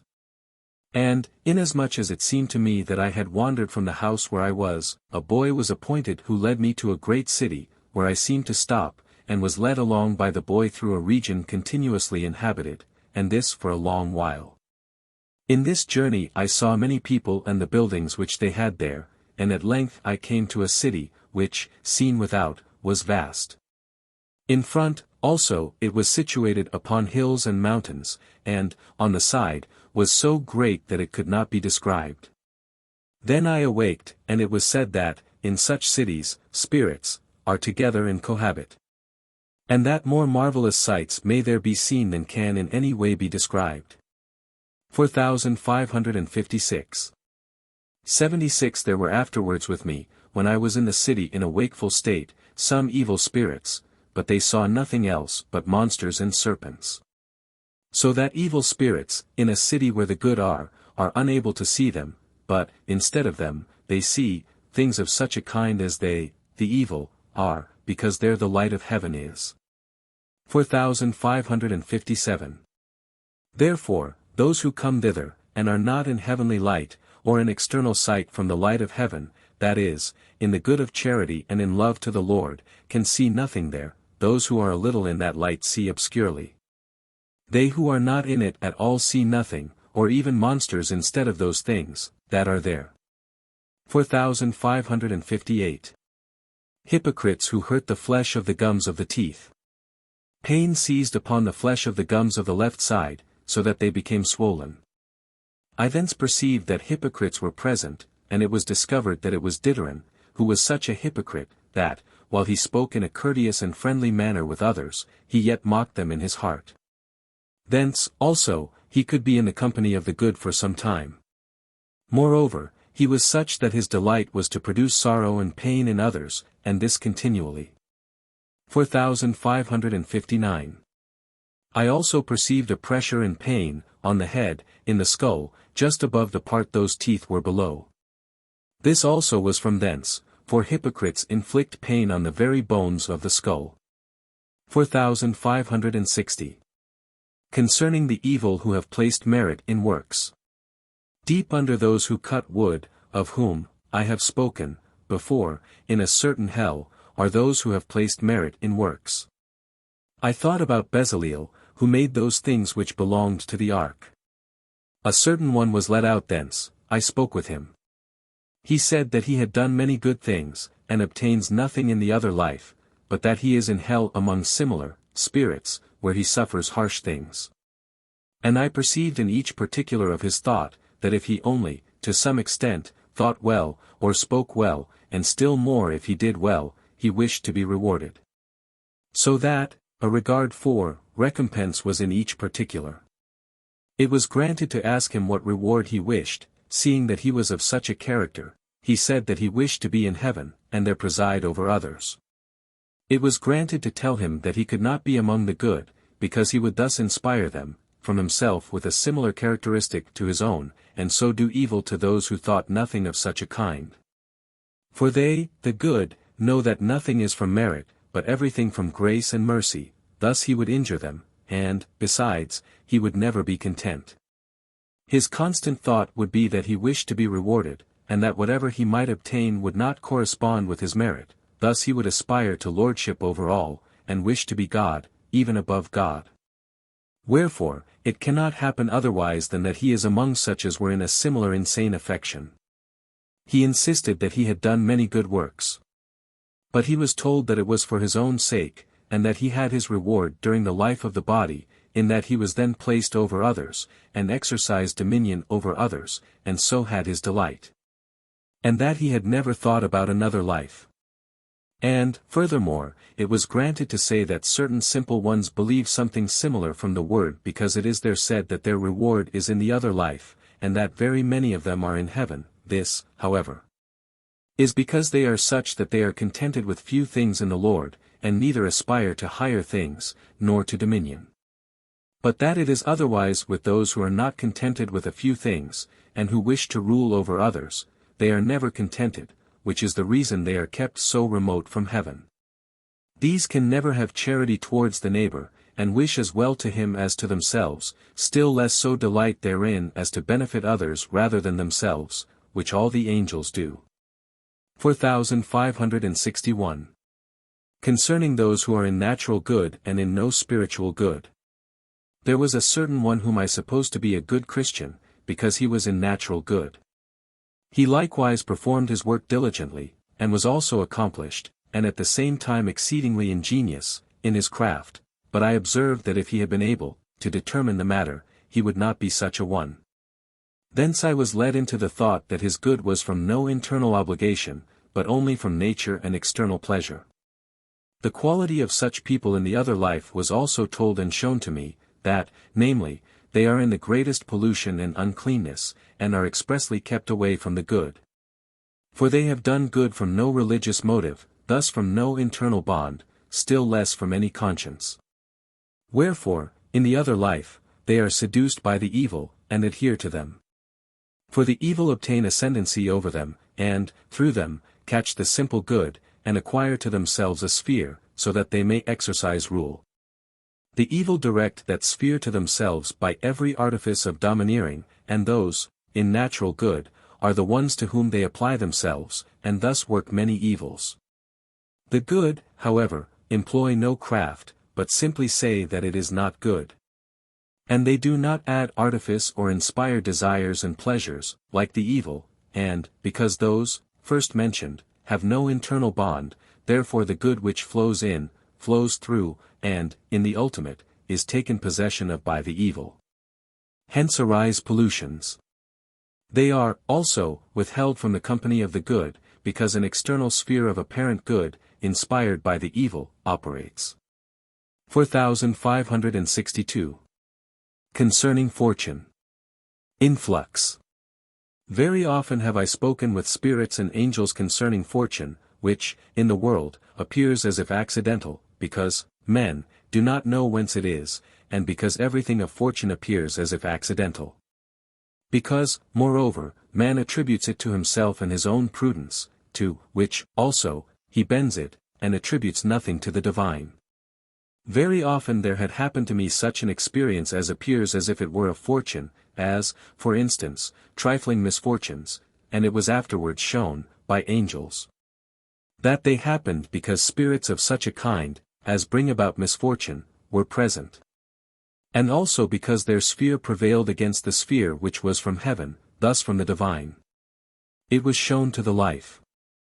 Moreover, evil spirits, by means of their arts, acquired a sphere. And, when they had accomplished this, misfortunes arose, just like accidents or mishaps. Thence, also, it was perceived, that all things, and the least parts of all things, are directed by divine providence, even as to the slightest step and slightest nod. And that when such a state prevails as is contrary to the influx from the divine, misfortune happens. But, real, misfortune is such as concerns man's eternal happiness and felicity, and not that which concerns such things as are in the world. For these appear to man as happy when yet they are hurtful. That fortunate and fortuitous things are thence, and that there is no accident, strictly so called, I was instructed by many experiences, which I cannot here adduce. 4563. Concerning the hell of adulterers. The hell of adulterers is under the buttocks. Those there are in excrements. They continually endeavor to roll themselves out thence, for they desire more than others to come into the world, because they have also been such as loved mundane and corporeal things above everything else. In a certain night, while awake, there appeared there an egurgitation and rising up, as occurs with ashes under which are live coals and firebrands. A mass of them threw themselves forth with smoke. I wondered what it could signify, and also it struck a warm sensation to the cauda 77 and back part of the loins. It was said that hell is in the continual endeavor to thus project itself. 4564. Concerning those who do nothing from themselves but, only, from others. There was a certain one, known to me in the life of the body, Silfverström, with whom, also, I spoke on the day when his body was buried. He saw, through my eyes, the bier and coffin, he beheld the funeral obsequies, and those there, he saw his wife and relatives. When, also, he first came into the other life, it was supposed that he was upright, as is supposed, withal, in the beginning, when they come thither. He was surprised that he was immediately like spirits who have been long in the other life. For, indeed, he supposed that he knew quite as much as I did. But when he noticed evil ones, whom he had known in the life of the body, in a special hell, he betook himself thither, and delighted in their company, and thought altogether like them, thus their evils and knaveries. I then spoke with angels concerning such, saying, that they are of such a character that they may be applied both to the evil and the good, and may be held by the former and the latter in a similar thought, and this because in the life of the body, they had thought nothing steadfastly, but weighed both sides, and inclined to the side of popular opinion and authority, and where lay the prospect of gain and hope of honor. It was also said that they cannot be among the good, because, as soon as they are tempted, or anything inflows from the evil, they are then separated from the good, and betake themselves to the quarters of the evil, and this the more readily because the evil know manifold arts for enticing others to evils and falses, which the good do not trouble about. 4565. Concerning the Word. A certain society was heard where they talked to one another, saying that there had been some conversation about the Word, and it was said that there is nothing divine therein. They also opened a copy of the Bible, and, no matter where they then read, they found nothing else, as they said, than what was merely terrestrial, and nowhere anything divine. Wherefore, they embraced the opinion that the Word is not divine, but, only, received and regarded as holy. But a certain one of them, whom also I heard speaking, had then replied that it is indispensable that the divine should be therein, and that there should be, inwardly in the sense something which is not known. He had also extracted some things from the prophetic writings, and said there was concealed there what does not appear to man, for the reason that there must be some holy divine word on earth. Because man is born in order that he may come into another life. He said, afterwards, that many things had been opened to him which are in the interiors of the word, and that the others apprehended nothing of them. 4566. Concerning hell. Several times, during sleep, I was conducted through various places in hell, and then into out-of-the-way places, from which I longed to get into the highway, but then, everywhere I came across spirits who were robbers, and this in immense abundance, who cherished no other purpose than to plunder and kill. Several times was I thus led about, for several hours, and I afterwards observed to the angels, that, at this day, the hells are very full of such characters, for, inwardly, they desire nothing else than to plunder and kill. 4567. Concerning fortune. Influx. Once upon a time, I played a game of chance with a certain person, and then the spirits around me thought concerning chance or accidental circumstances. And they said that good luck was represented to them by a bright cloud, and ill luck by a black one. They said, also, that they had, at that time, a perception that he with whom was the blackish cloud could by no means win the game, but he with whom was the bright cloud, which also happened. They asserted this, and apprehended whence came accidental circumstances, to wit, that, they are, from the providence of the Lord and his influx into the ultimates of order, where it thus appears. And that such a thing could by no means exist, unless the providence of the Lord were in the minutest particulars of all things. 4567a. Concerning the speech of angelic spirits. Several times, in sleep, there appeared to me representatives accompanied by perception, and this for a long time, and, at the time, I plainly understood what I was thinking and speaking. But, as soon as I had waked, I could not recall what it was, because it appeared imperceptible and inexpressible, as, also, to the sense of the body and thence to perception, for the most part, it was. During this night, there appeared to me, in like manner, as it were a certain something approaching to the form of an arm, then to that of a thick stick, and this for a long time. And I then continually reflected, from various points of view, concerning absolute power in kingdoms. And, afterwards, the arm, or that stick, was more densely fibrated and compacted, and I then considered that this was not an orderly state of things, and consequently, that power ought not to be absolute, but limited by laws. From this it was apparent, that the representatives of power were in the place of a foundation, whereupon was supported a perceptive thought for these things, concerning which I then reflected, and so in other matters. It was also perceived that there is such a language with man, as to interior thought, whereof he is ignorant, and that he comes into it after the life of the body, and that innumerable things can be expressed and comprehended thereby, which can in no way be expressed by the speech of the body. 4568. Concerning the life after death, that man appears to himself to live in the world. I was in discussion with some within the church, concerning the life of man after death. They said that the man who dies is not awakened into life till the day of the last judgment, and that, then, he rises again with the body also.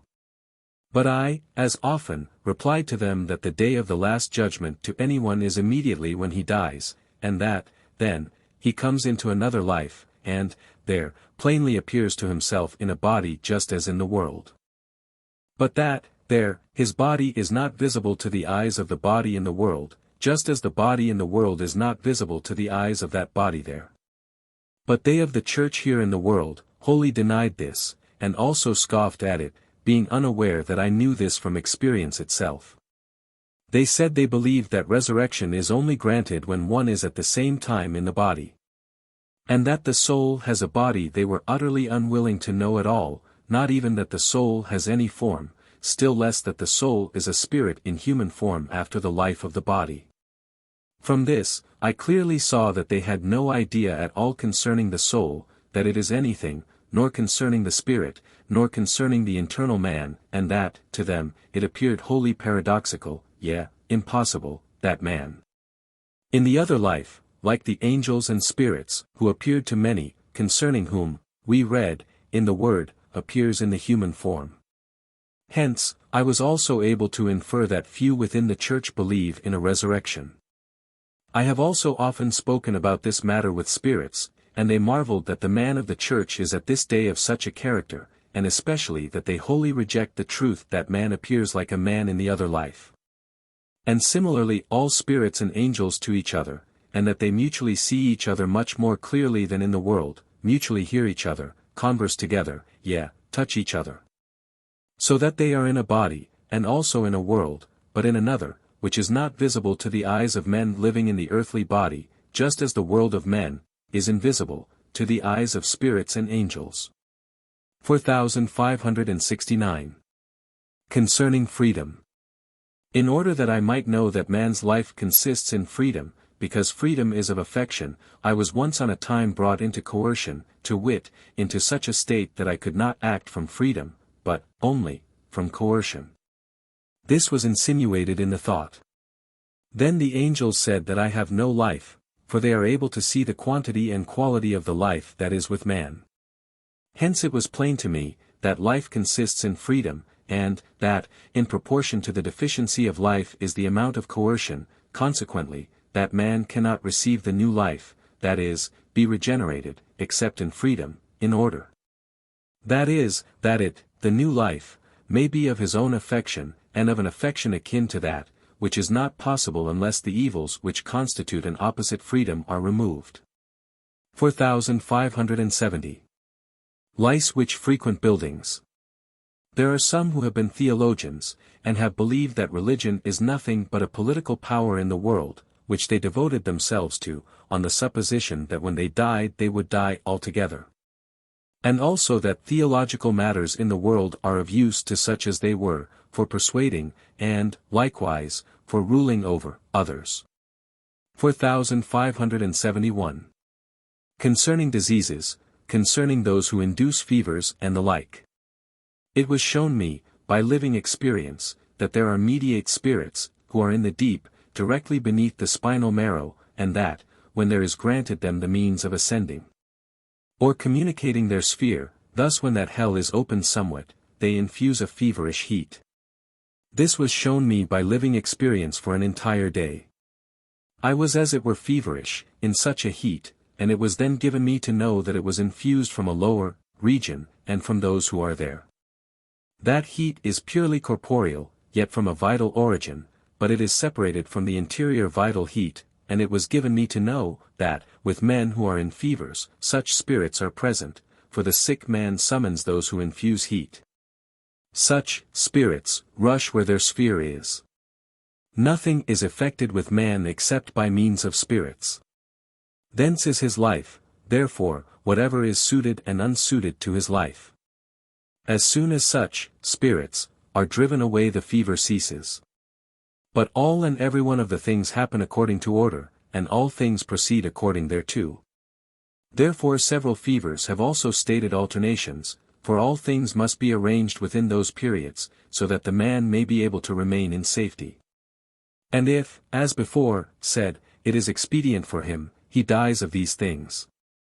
Medical means are likewise mediate causes, which the Lord disposes from providence. That a man becomes restored from the providence of God man knows, for he so says. And some acknowledge it by attributing their restoration to God, and by giving thanks on account of it. 4572. There are also spirits, not far from thence, who infuse cold, and, thereby, paroxysms of cold fever, which it was also given me to know by living in sensible experience. In that region are the most malicious, the most skillful of all in the art of destroying others and the human race. They study nothing else, they continually seek after new things of such a character whereby they can injure.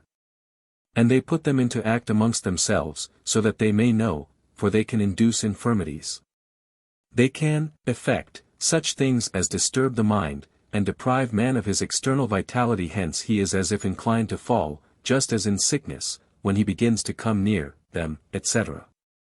In a word, they are most malicious, they separate interiors and exteriors, in various modes, and fill up the exteriors with offensive things, injurious to man, hence, when interiors fall into exteriors, of such a kind, they are turned into shocking and deplorable things.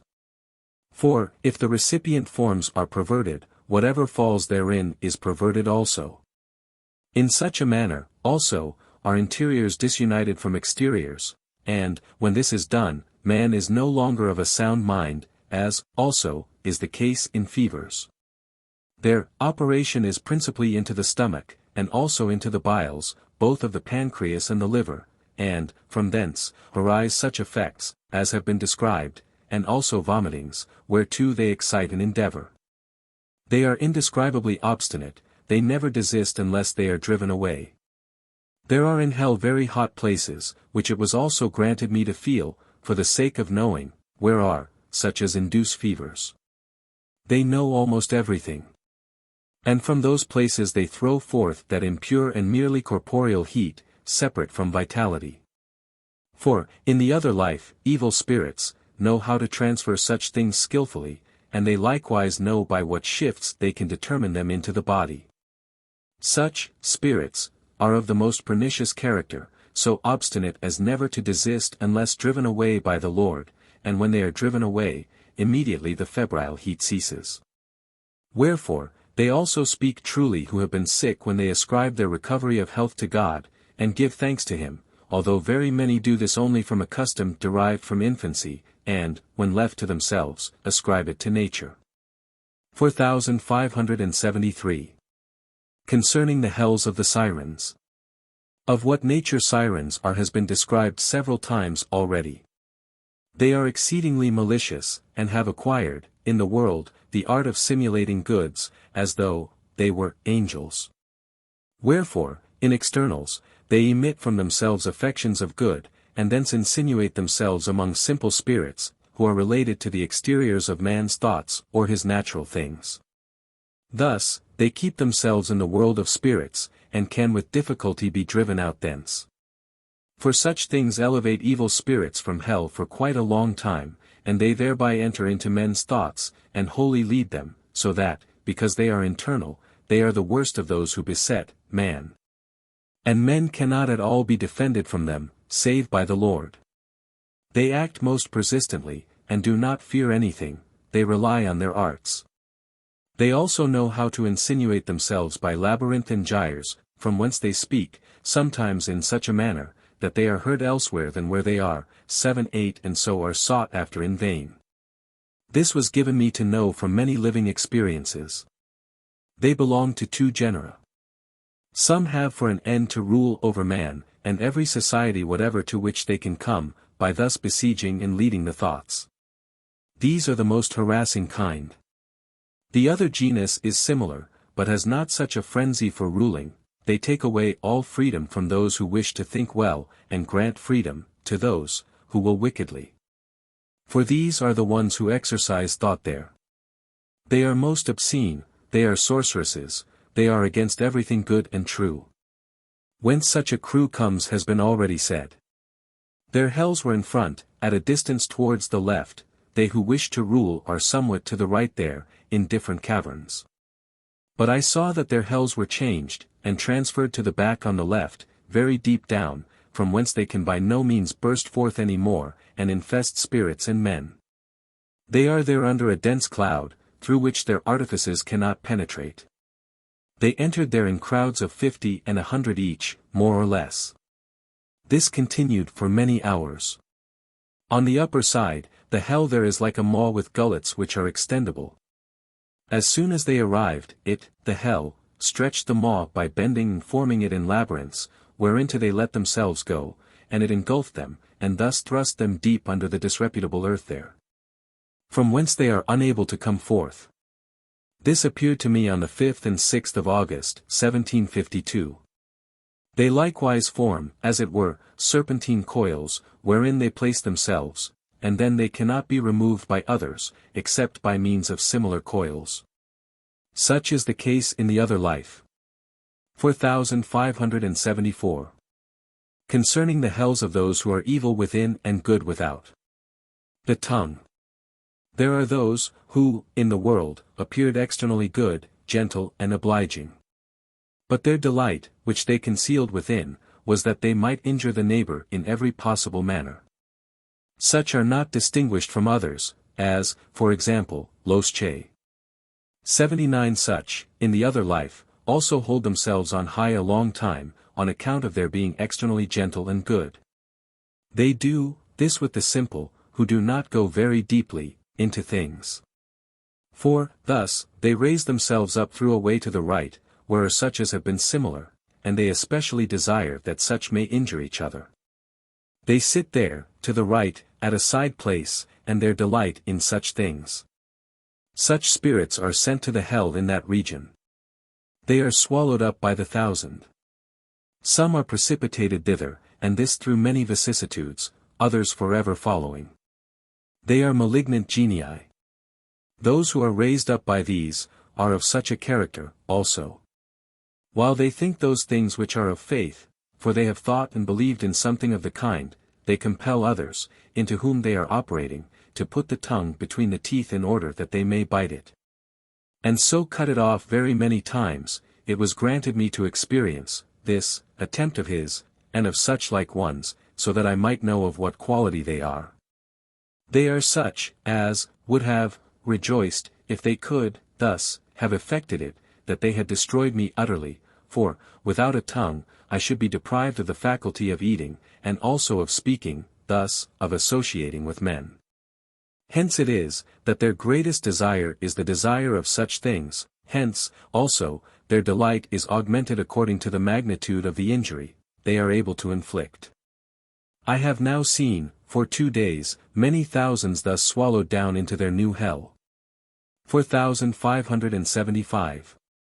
Concerning a vision of a house and spirits there, also of a city and buildings. When I was in bed and asleep, I was let by the Lord into a state of vision wherein I had not been before.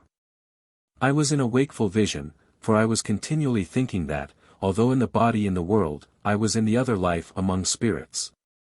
So that what I then saw, my spirit beheld, as it were separate from the body. I saw, at that time, a great building of stone, in which circular stairs, in the midst, led upward, and there were chambers all round about. I arrived at the top of that building, and I saw several of those who were there, to whom I said that I wished to see the apartments of the building, if anyone would go with me. Then a boy was assigned me to show them to me. He led me into various apartments, where were men, and from one room to another. In each something particular was seen, as to utensils and decorations, and in each I spoke with those there, and saw their faces in open day. I also heard their voice like a man's in the world, and all the time as if awake, thinking that I was among spirits, so that I saw them just as they see themselves. They all had clear complexions, and a distinct utterance. I was received everywhere, nor did they inquire who I was. Hence it was plain to me, what kinds of spirits dwell with each other in the other life, and that they associate just as in the world, and that there are much more marvelous things there than in the world. I told them that they were spirits, and that I was in the world, but to this they answered nothing. 4576. After that, I departed thence, and roamed through the streets of the city, not in a dream, but in spirit amongst spirits, and there I saw many houses, into one of which I entered, and spoke with 2 persons, and so returned into the world. 4577. Those spirits were of those of a middling quality, such as were not in the lust of injuring others, nor of ruling over others. But where the angels are the most magnificent palaces, such as cannot be described, and such as the best architect would never believe possible to be produced. They are resplendent with precious wood and stones. And, the angels, live in the most splendid auras, whereof, I have spoken, already. 4578. Afterwards, when I was in the body, I spoke with them concerning the fact that they are like men upon earth. They said that they hardly know otherwise, than that they are men upon earth. 4579. Hell. Concerning such as, in external form, sound of speech and external gesture, appear, as it were, just and serious, and so, are, in authority, many of whom are in honorable office, and yet are the most malicious. In the other life are some such as have been already described, having similarly sounding voices, so that, from the sound of the speech, and from the external sphere, they appear altogether good, and their sphere is powerful among the simple good. Hence, they are able to be for a time in the world of spirits. But yet they are lovers of self, and only benefit those who act in the same manner as they do, promote their honor and gain, and adhere to them. Those, however, who do not do so, they injure in every manner whatsoever. And feel nothing to be more sweet than their distresses and torments. They most obstinately persist in these practices. Such ones hate everybody in the other life, except the evil, particularly those who at the same time torture others. So obstinately do they continue to torture others, and such delight do they find in it, that it is incredible, nor would they desist to eternity.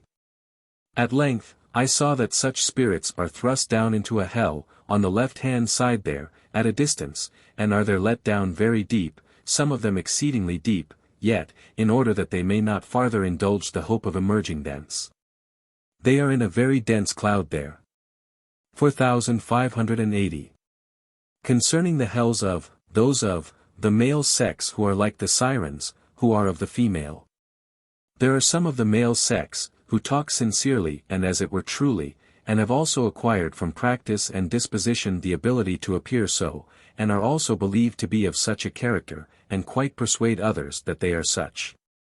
When yet they enter into the affections of others, and inveigle them according to opportunity, and, when their reputation is not endangered, they seduce others to such things, and plunder others of their belongings. In a deceitful and cunning manner. They know different ways of doing this. They are interiorly the most malicious, having no other end than to rule and cheat. Such, in the other life, sound as if sincere and true, and are so believed to be by the simple. They are wholly pernicious, not unlike the sirens. They suppose that they can never be thrust down into hell, they trusted in their art. There is a great number of such, and their hell was changed. It is near the hell of the sirens, but nearer, at a less distance, from me, and nearer to the side, to wit, backwards. When they were cast thither, it appeared as if all were successively heaped together into one ball, and then rolled down into their hell. There, a nebulous cloud receives them. Hence, communication with the world of spirits is taken away from them. They there practice such things upon one another, because they cannot do so upon others. And they torment each other, and this by turn and turn about, and at oft-repeated intervals, even till their malice is subdued, which only happens after many ages. 4581. Concerning the hells of those who bring help to the sirens.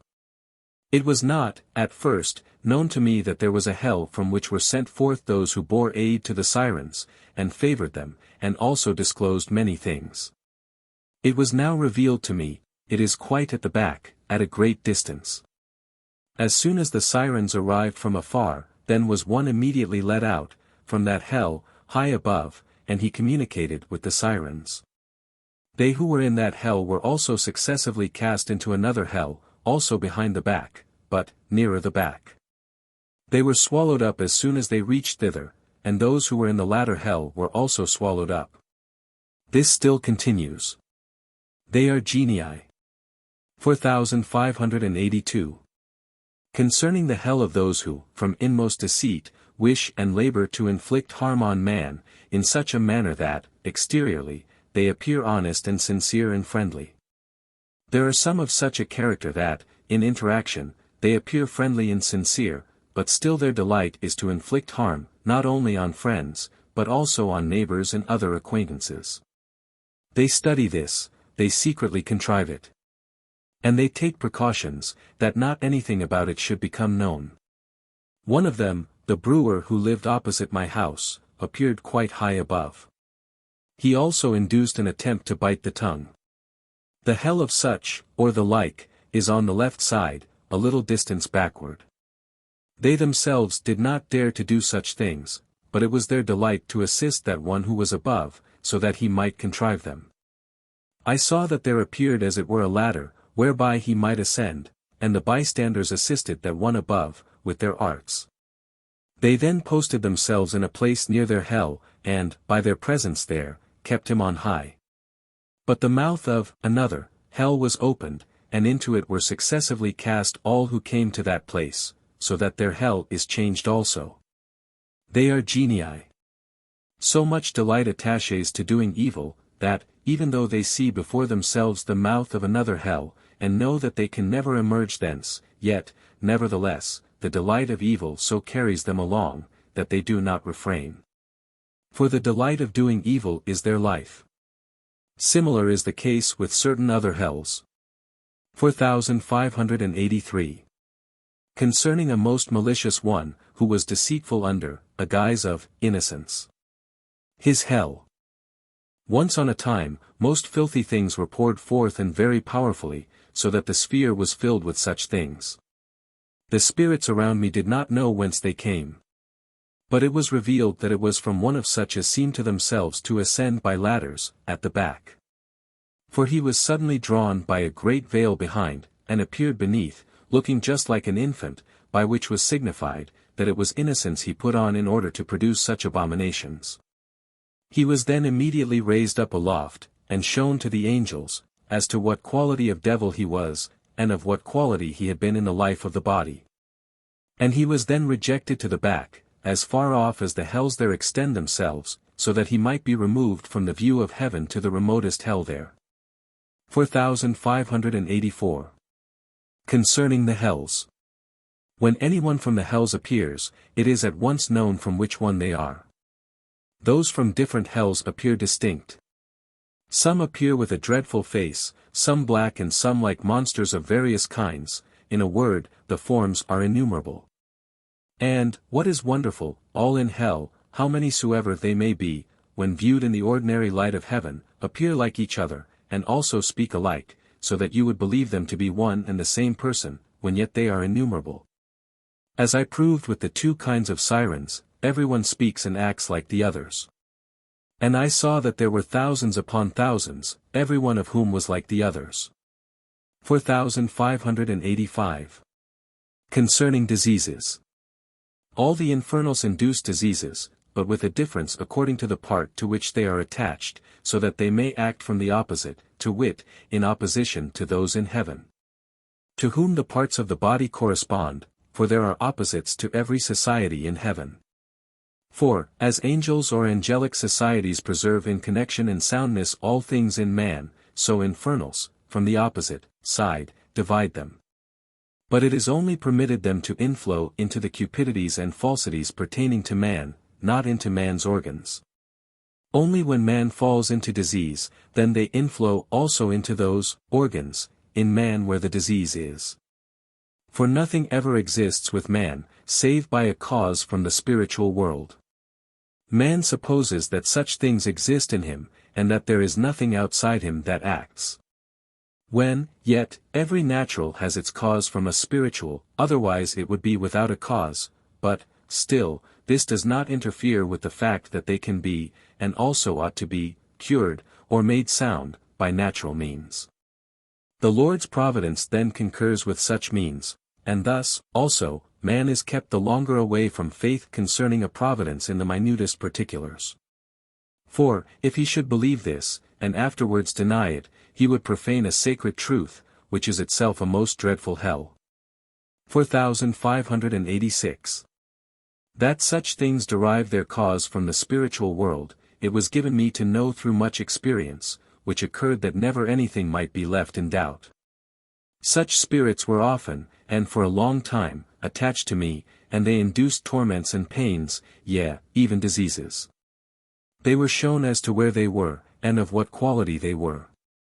Spirits spoke with them, and it was given me to know whence they came. 4587. The most obdurate of all are those, who, in the life in the world, appeared juster than others and hence were in authority. And yet have believed nothing and have lived the life of the love of self, revenging all things which may be done against them, regarding as enemies those who have opposed themselves to them and those who have not reverenced them. When they argued concerning faith, and concerning the life after death, they were believed by others, as, being in authority by virtue of their justice and earnestness. They likewise speak, in the other life, like those who are principled in justice. But they are most malicious. When they are applied, then they induce agony of the spirit, by means of tedium, which they increase and inspire continually, and thus they add impatience.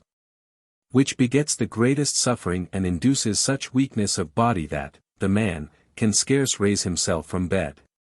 This was shown me by this means: when they were present, such a weakness took possession of me, and when they were removed, it ceased, in proportion as they were removed. They also employ many arts, so as to infuse weariness and thence weakness. They appeared next the head, but when they were turned out towards the left, and cast down into a deep hell there. It is to the left, at a moderate distance. 4588. That all things inflow, the good and the true from the Lord. Influx. For a whole night I was in a spiritual sphere, but awake just as a spirit, and an uninterrupted sphere of influx inflowed that all good and truth is from the Lord. I was in this sphere for many hours at a time, and, also, in the opposite sphere, that all things are from the proprium. The latter sphere continually inflowed, and desired to destroy the other, but it could not accomplish anything for very many hours. But I was constantly in the sphere that everything good and true is from the Lord, and the opposite sphere, which assailed this, was able to effect nothing at all. In such a sphere are those spirits held, who are initiated and confirmed in that truth. They are held in it, likewise, to the end that the opposite spirits may recede. 4589. A hell. Concerning those who inmostly cherish treachery against the neighbor, and, without, appear honest, concerning whom, also, I have spoken, just above. This hell was in the left parts, towards the region of the back. That crew was cast out from the others, and they immediately inspired a longing to bite the tongue, and also a certain pain in the extreme edges of the tongue. They were thrust forth into a hell more in front, as above said, and there appeared, there, a watery mist, into which they were cast. The ones thrust forth, when immersed beneath, came into their own atmosphere. This lasted for weeks. At length, because they did not desist, the watery mist penetrated also into the former hell, and swallowed them up. The watery mist is exterior honesty. These are most pernicious. 4590. Concerning the hell from whence comes febrile heat. Disease. There appeared a great quadrangular opening, inclining obliquely downwards, and, there, at a great depth, appeared a round hole, which was then open, but was immediately closed. It was said, that thence exhales the dangerous heat which is collected there from various hells, being derived from such things as induce heats, as, for example, from adulteries, strifes, revenges, cruelties, and many other such things. Hence exhales the heat which infests the body when it falls into a febrile disease, but with much variety. 4591. The spirits out of such hells are not present with the sick. But there is a general sphere, and general influx, from such heats, that are at once appropriated by the disease itself. Spirits from those very hells were with me, in order that I might be taught whence such things are, and those spirits had communication with those places, according as they were withdrawn, the disease became quiescent. And according as they approached, it became more virulent. Thus it is with heat, with cold, with pain of the teeth, of the temples, of the head, of the hip, and of the various joints. 4592. Concerning diseases. All diseases, with man, exist from no other source, than that just described, and very many only from cupidities, as for instance, from excessive indulgence of various vices, and from the number of them. As from the various bodily delights from lascivious practices, and from anxiety about the future. These are the real causes of all diseases. Nor is death itself from any other source, than by reason of sin. These things vitiate the blood, when this is vitiated, they obstruct and choke up the very small vessels, wherefore diseases break out. Hence it is that diseases correspond to those spheres which are from hell. If mankind had lived in a state of good, then a man would wane, even to the utmost feebleness of age. And then, when the body could no longer minister to the internal man, that man would pass away from its earthly body, without disease. 4593. Concerning heaven and hell. Heaven is in the light of truth, which is from the Lord.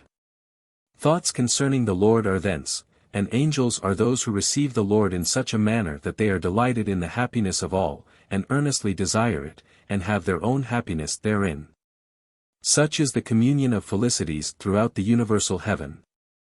But those who will only their own happiness, and care nothing for others, are not able to be in heaven. They communicate no happiness from themselves, therefore, they fall down, like heavy bodies, as if dead, on approaching heaven, for they cannot support the entrance of such felicity. They are in its opposite. I remark to the angels, that it is wonderful that so few, in the other life inquire for the Lord, although the Christian world is so numerous. When yet others, such as worshippers of men and saints, ask for those whom they worshipped in the life of the body, and rejoice because they can find them, likewise Gentiles who worshipped idols. But it was replied, that evil, infernal, or diabolical spirits, are, on the first apprehension, at once averse to that which is truly divine, for the reason that it does not accord with them. Hence it may manifestly enough appear that the divine itself whereto they are averse, is the Lord. 4594. Concerning the crew of sirens and their hell. Those women become sirens, who devise nothing else than how they may enter into the affections of men, over whom they wish to rule and by whom to profit, by enticing their self-love or even self-esteem, so that, being by and by captivated, they may suffer themselves to be ruled by them, and devote all their powers to them, when yet these women have not even the least love towards the men, but in their heart, wholly despise them. They thus act with many in succession, or even simultaneously. Hence, in the other life, as soon as they come to spirits, they enter into their thoughts, and hold the thought entirely obsessed, until they, these spirits, are liberated by the Lord. They cannot but at once intrude themselves into the thoughts and obsess them, from a habit acquired in the life of the body. There, they are spiritual vermin. And, unless the Lord should free the world of spirits from such ones, hardly any good spirit would be able to be in that world, without being led captive by them. Moreover, they do not care for right and wrong, they also practice abominable crimes, in a word, even extremely diabolical crimes, and count them as nothing. When first they enter into the thoughts of a man, they then follow his thought strongly. Afterwards, they lead it. 4595. They are skilled in very many arts for perverting the order that exists in the other life. It is a common practice with them, that they do not speak, in the ordinary way, but, from some other place than where they are, so that spirits may not know their whereabouts. 80. To this end they employ magical art. They wrap round, as it were, with bandages, a counterfeit wand, and this in very numerous folds, sometimes 100, and this magical wand they project to the place from which they wish that the voice from them should be heard. And, also, while they are speaking and entering into the thought, it is not heard otherwise than as if they are in that place. The angels, who do not care for magic, see and point out where they are. But they cannot be resisted unless first that magic wand is unwrapped. Sometimes they mix up with the bandages other things, which they take from some affection. 4596. For several days, perhaps a week or two, they came to me in crowds, because, with me, they were able to see the world, and thus to be in the very corporeal state, and, as soon as they arrived, they flew upon my thought. Which they kept so bound that I had no liberty of thinking, and also, as a climax, they spoke from elsewhere, by means of their magical paraphernalia, which, when I perceived, were unfolded.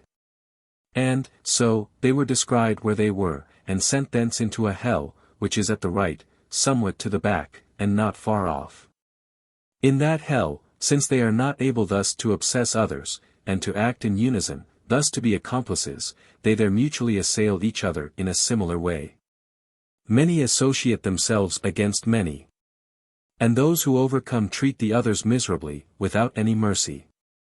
But the ferocious ones among them are removed, and those who are especially cruel are cast into caverns, where they are not able to do such things. The angels continually hold the hells in subjection to themselves, and temper all things there, and this from the Lord. Otherwise, the tortures would be perpetual, and the states in the highest degree deplorable, by reason of the cruelty in which they are. So great is the multitude of such, that it can scarcely be credited, and very many are from the church. They are destructive, even of the human race. They obsess the interiors of man, and inspire everything filthy and nefarious. 4597. Concerning influx. Influx is rarely manifest. But, when spirits who are around, speak about such things as are adverse to the man, and this inflows, it causes an unpleasant, incongruous and sad experience, in great variety. When they speak with each other concerning those things that are agreeable to the man in his disposition, and this inflows, it produces pleasant, cheerful and congruous feelings, in great variety. I often wondered whence such things are. But I was instructed, by much experience, that they are from this source. I spoke with those who induced the unpleasant feeling. They were driven away, and immediately it ceased. Such spirits are in various places, around the head, near at hand and more remote, in the stomach and elsewhere. Thus, it is not their sphere which inflows, but it is speech and the contrary thereto, which they know how to infuse and communicate. 4598. Concerning sirens and ideas. It was related above that they, the sirens, produce, by means of wrappings round, something which they afterwards project from themselves. And, what is wonderful, when they speak by means of that, and the sound is heard as if from the place where that is, although they are at a great distance from there, nor is any spirit able to know where they are. It sounds as if they are there, yea, indeed, as long as that remains in its place they are safe, they cannot be approached or injured by anyone. Inwardly, within that wrapper, is generally a wand, or staff, by which is signified power. The angels know where they are, and, when they are cast together into hell, then also are those puppets unwrapped, and this quite a long time in a long unbroken line, and, after it has been unwrapped or unfolded then, first, can they be approached. They are also accustomed to enfold themselves in wrappings, and thus, also, they are secure, and cannot be approached by any injury, unless they are first unwrapped. 4599. It was inquired what these wrappings were.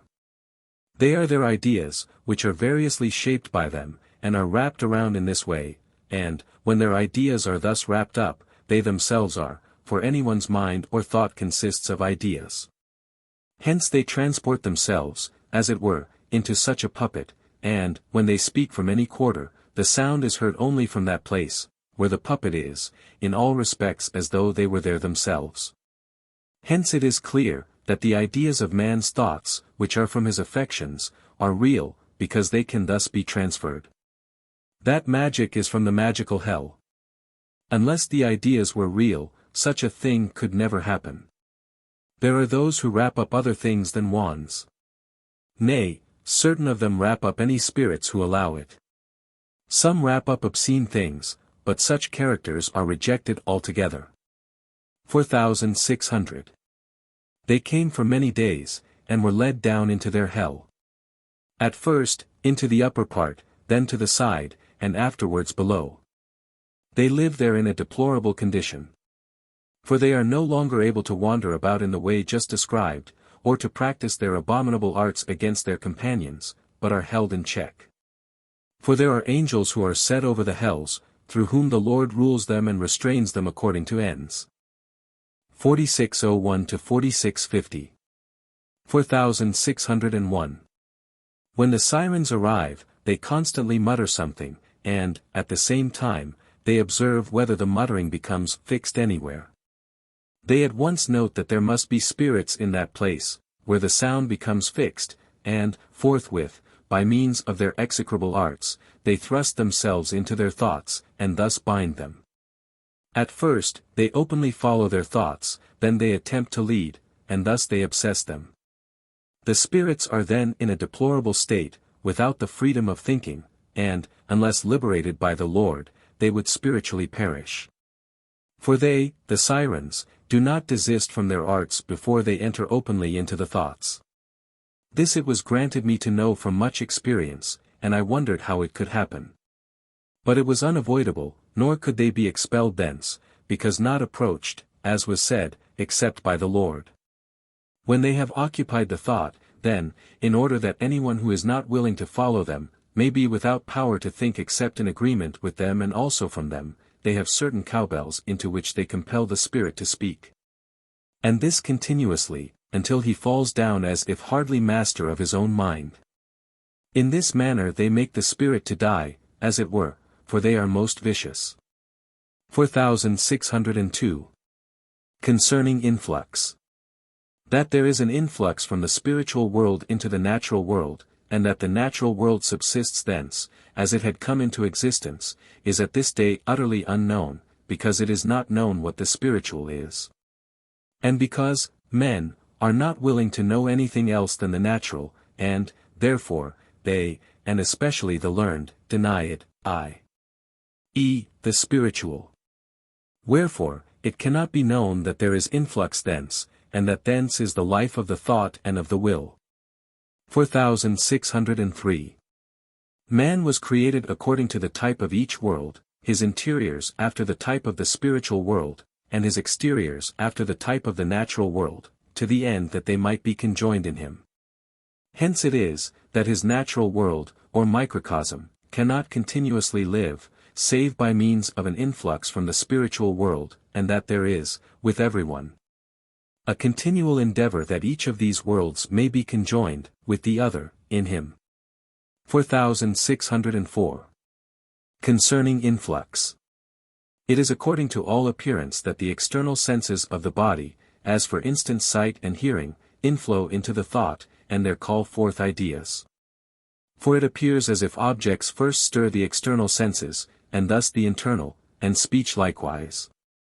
But, no matter even though this appearance is so strong that it seems hardly possible to be got rid of, yet is it a fallacy all the while. For the external, which is gross, can never inflow into the internal, which is pure. This is contrary to nature. But it is the internal sense, which, by means of the external sense, feels, and disposes the sensorium for receiving, the feeling, according to its nature. Wherefore, the sensorium, for instance of sight, adapts itself in a moment to all objects, which it does not from itself, but from influx out of the interior. And, moreover, thought and affection, which belong to the internal sense, determine the sight to objects, which that sense fully grasps, and which are coordinate with it.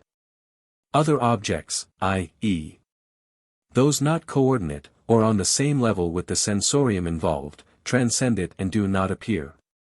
4605.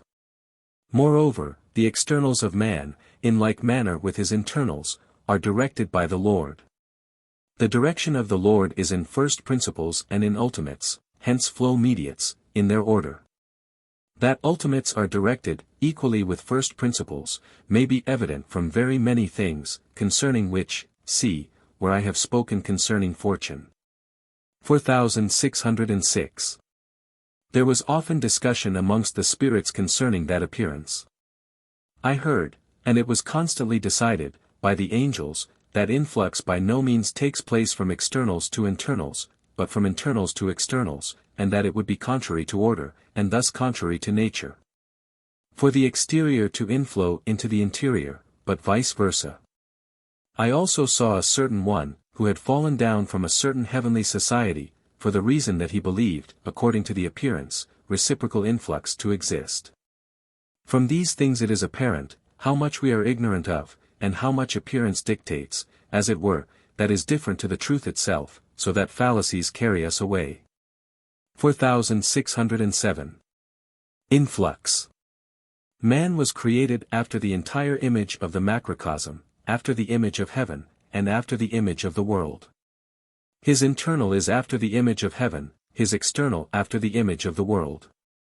Wherefore, it was thus provided, by the divine, that the divine may pass over, by means of man, from the spiritual world into the natural world, and be terminated in the ultimate of nature, to wit, in the corporeal, of man, and thus, through man, there should be connection of the spiritual world with the natural world. So that, by means of man, universal nature may glorify the Lord the Creator. 4608. Influx. Such as man is in his organic principles, such is he in the whole.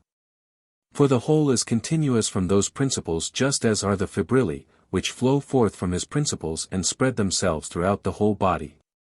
As those principles are, so are all things which are from them, thus the whole man. Hence the man, however great his bulk, is such, and hence there is a spiritual sphere around him, not only from the ideas and affections of the thoughts in the brain, but from all parts, to wit, from the whole body. For the minutest particulars make one, by derivation from the principles. 4609. Concerning ideas. Possibly, some wish in themselves to know what and whence ideas are. To tell it in few words, they are nothing else than the changes and variations in the interior substances of which the internal man is composed, thus they are modifications and variegations there, i.e., in the interior substances. When the Lord's life inflows into them, there are presented ideas, which are called thoughts. He who does not comprehend that the interiors of man are real substances, and more real than his exteriors, cannot take in any perception of ideas. 4610. In the entire body, there is nothing else that constitutes the life than the changes and variations of the forms in the substances there, as, for example, when man speaks, then is varied, according to every word, or sound of articulation. The form of the glottis, of the trachea, of the lungs, of the throat, of the tongue, of the mouth, and of the plain about the mouth. Untold numbers of such variations of form are established there within a minute, although this is in the body. Hence is the speech of man. What may there not be in the interiors of man, where all things are more perfect, and thousands and myriads of variations exist in the time when there is but one in the exteriors, or corporeals. 4611. Concerning influx. There is a continual influx from hell, through emissary spirits, but, on the other hand, there is a continual influx from heaven, through angels. These constantly restrict the influx from hell, and endeavor to turn it aside. But the angels especially inflow into the truths of faith, and into the goods of his, the man's, charity, which are impressed upon him. Wherefore, if a man has not such things, and does not care for them, no assistance can be rendered him from heaven, but, as regards his thoughts, he is carried away like a stream, by hell. And then the Lord operates, through angels, into his externals, what are called external bonds, to wit, that he may live well, and not do evil to the neighbor, lest his wealth should perish besides his honor, life, reputation, and so forth. Thus he is ruled by external means. 4612. Spirits were observed a little to the left, in the plane of the crown of the head, who were there clandestinely, and who drew away the influx which came from the angels. They were subtle, so that they were able to do this. Then those things which inflowed, appeared very hard. But they were detected, and were driven away to the front. There, also, they practiced the same thing. Afterwards, they were cast into hell. They were subtle, of insignificant appearance, but malignant. 4613. That the case is thus, that hell injects evils and falses, and they pervert goods and truths and assail man by 1,000 modes and arts. And that the Lord, out of heaven, through the angels, averts, carries away, mitigates, and checks those things, in an instant, I know by many years' experience. This has happened to me constantly for several years. But the truths of faith must be joined to the goods of charity, into which they, the angels, inflow, otherwise, they have not any plane. 4614. Concerning the tongue. By whom it is affected with pain and rendered rigid. Their influx. There are spirits, nearly invisible, to the left, in the plane of the upper part of the head. They make their appearance in consociation. And these, when they flow near, which is, done, from a far distant hell, when these are present, they immediately affect with pain the top of the left part of the tongue. And, if they operate more fully, it is still deeper into the tongue, which, at the part, on which they operate, they at length make rigid. So that I could not have eaten anything on account of the pain which existed when the tongue was folded at that part. And it also flowed into my speech, so that I could hardly speak articulately. They operate into that part of the tongue from which there is a communication from the left ear, upwards, into the left side of the head, as far as the skull there, also to the left eye, and, downwards, into the left side of the breast. Right on to certain toes of the sole of the left foot, which depend on the thigh. 4615. These are such as in the life of the body spoke much, in external form, concerning faith and charity, and as feigned piety in every manner, to the end that they might persuade others that they were, really, of such a character. And yet, inwardly, they were criminal, inclined to everything nefarious, and destitute of all conscience. And, if those external appearances could not be produced, or would not remain, they would then rush into those nefarious and criminal deeds without any piety, and without any conscience. Such is their true quality. 4616. Concerning the interaction of the soul with the body. Nothing can be known concerning the interaction of the soul, unless it is known what the soul is. It is impossible to speak of the interaction of something known, as is the body, with a thing entirely unknown as to all its quality. Who, at this day, knows anything as to what the soul is? Do not some regard it as a flaming something? Some as an ethereal something? Others a thinking something, existing, in some such way as in a subject? Others as a pure thinking something, without a substantial form by which, to exist. What manner of opinion is held concerning the soul, is plainly manifest from this, that they assign it a seat in some part of the body, some in the heart, some in some part of the head, in the corpus striatum in the stomach. In the striated substance, yea, in the little pineal gland. Yea, indeed, from this it is plain, that, at this day, it is entirely unknown what the soul is, since, men, believe that, after death, it remains indeed, but is kept in a certain somewhere, till the judgment day. If it should be asked whether it has any form, it is feared to reply thereto. Consequently, they believe, also, that it has no quality. 4617. Since, therefore, the soul is such an unknown thing, it is not wonderful that there cannot be known anything concerning its state, and concerning influx, and concerning interaction, as it is called. 4618. As respects the soul, concerning which it is said that it lives after death, it is no other than the man himself, who lives in the body, thus the purer part of the man, which is conjoined with the body, so that, by means of the body, it may perform the functions it ought, in the world. From this the body lives. This, after death, is called a spirit. It likewise appears, then, entirely in a human form. It has the senses, to wit, touch, smell, sight, and hearing, much more exquisitely than in the world. It has appetites, cravings, desires, affections, loves, similar to those which it had in the world, but in a less coarse state. It then thinks, as in the world, but more clearly, speaks with others, and is in society. And, this being the case, if the spirit does not reflect upon the fact that he is in another life, he knows no otherwise than that he is in the world, as I have heard on several occasions. This is the soul of man. And, because that is the interior man, to whose service was formed the body, which, in the world, is supposed to be, and is called, the man, the interiors of this, also, relate to man, as may be evident from the angels. These are in interiors, and appear in like manner as men do, which is also known from the word, when they appeared to men.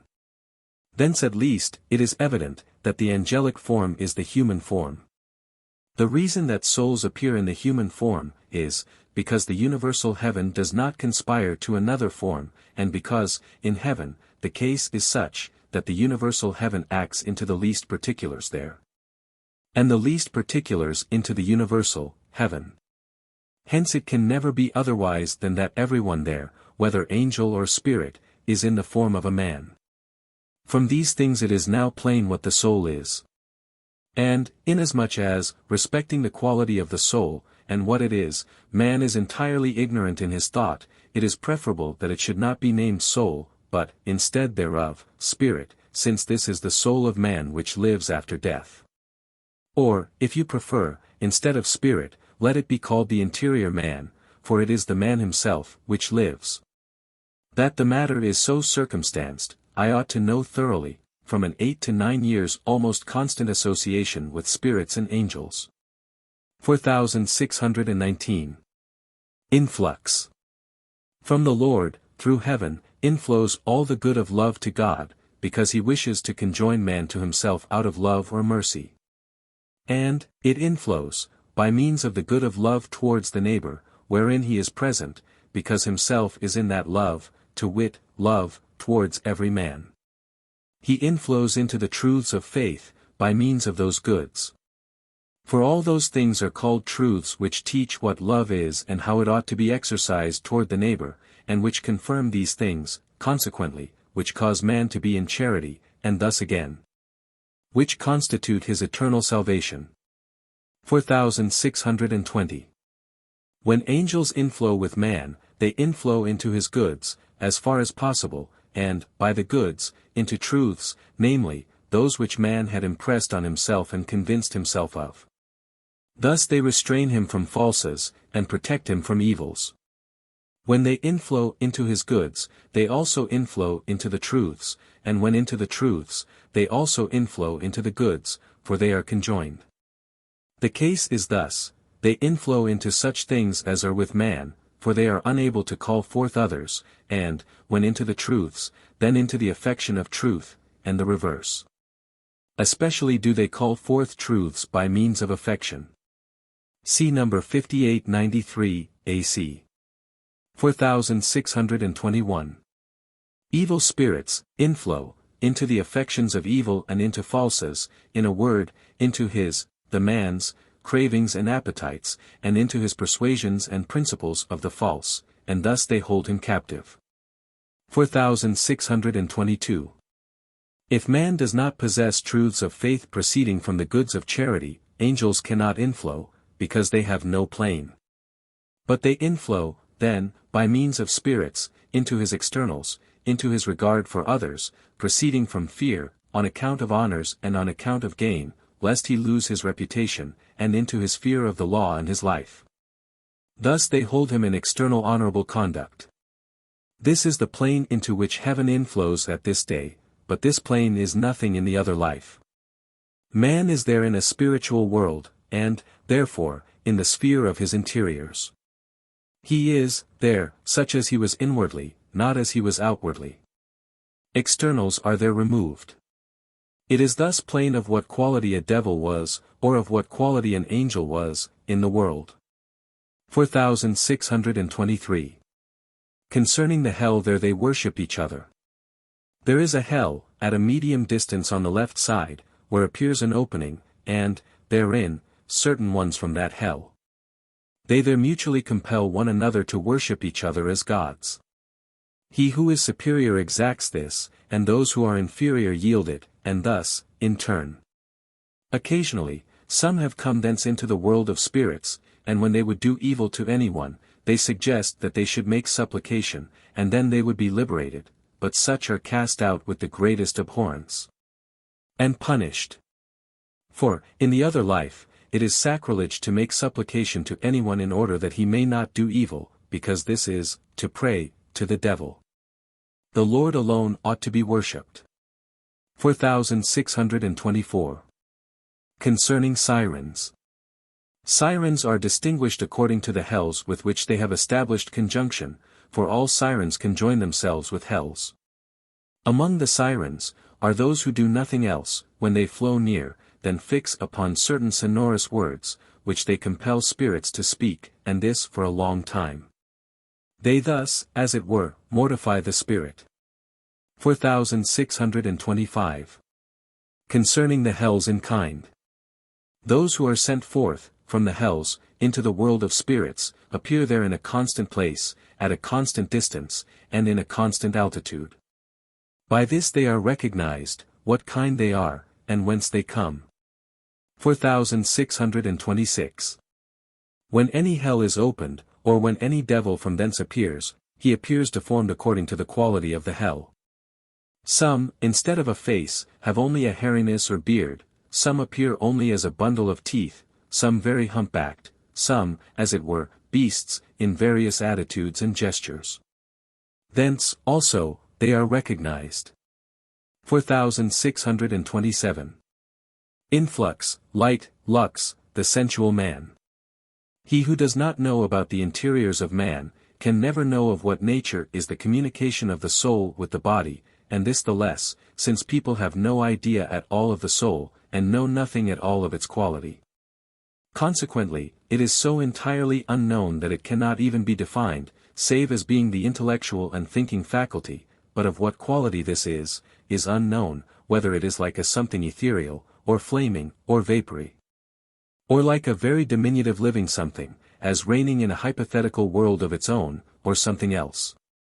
But very many have no idea thereof, especially when they know theories concerning it, for, these quite confuse any ideas respecting it. Inasmuch as it is unknown of what quality man is as to his interiors, let it be stated that, it is the corporeal of man that sees terrestrial things and those things which are of the world, hears those that are speaking. Tastes or relishes those things which are eaten, smells those things that float in the air, and that feels by touch throughout the entire body. This is man's corporeal. This dies and becomes a corpse, with those things which most directly concur in establishing those sensations. The corporeal is also every action and gesture, and also speech, wherefore, it is, likewise, the muscles, and that envelope, which is properly denominated flesh.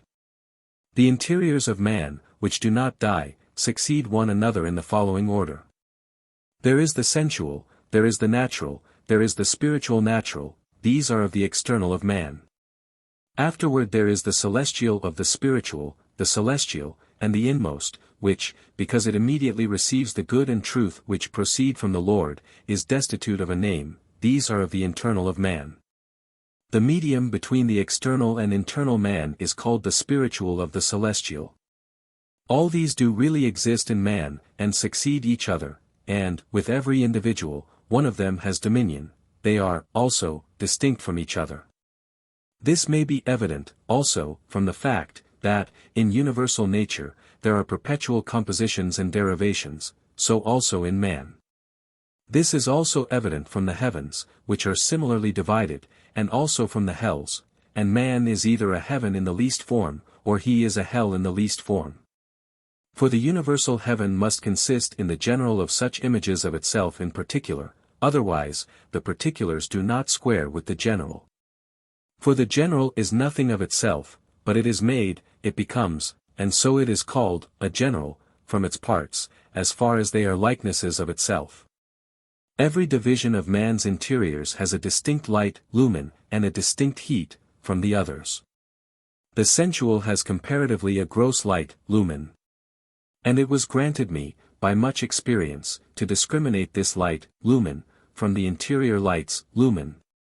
And it was observed, that, as often as I was let down into this light, lumen, just so often there came up, from the hells, filthy and shameful things, so that this light, lumen, is hurtful, because, in this light, lumen, terrestrial, corporeal and worldly things are. This light, lumen, is set up when such things occur to the thought as are fully seen, heard and felt. So that when a man sees, hears and feels those things inwardly, thus when the shameful deeds which he had seen and about which he had heard, filthy words, and many things which are inwardly perceived, occur to the thought, they are clearly, and, as it were, outwardly, discerned, by the senses. But when man is elevated from this light, lumen, so that he is abstracted, or withdrawn, even a very little, from sensuals, he then comes into a more interior light, lumen, which is not of the sensual but of the interior natural. When man is in that light, lumen, he is then in a better state, he is then in discernment concerning sensuals, concerning their quality and concerning causes. If he is able to think still more interiorly, he is then in a light, lumen, still more interior, to wit, in, that of, the spiritual of the natural. This light, lux, is partly from the light, lux, of heaven, within natural light, lux.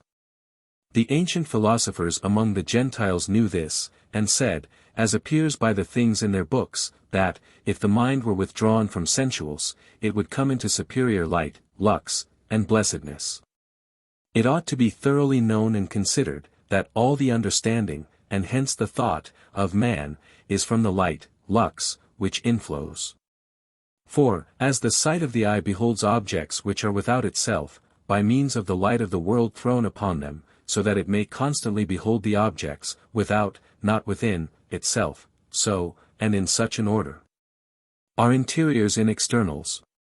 Thus, the understanding sees by means of the light, lux, of heaven, the interior understanding by means of the light, lux, of heaven, simply, the exterior by means of the influx of the light, lux, of heaven into the light, lumen, of the world.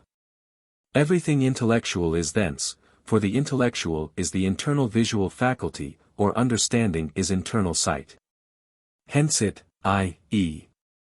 understanding, is from the light, lux, of heaven, which is from the Lord, in which, light, is wisdom and intelligence, for that light, lux, is from divine truth proceeding from the Lord.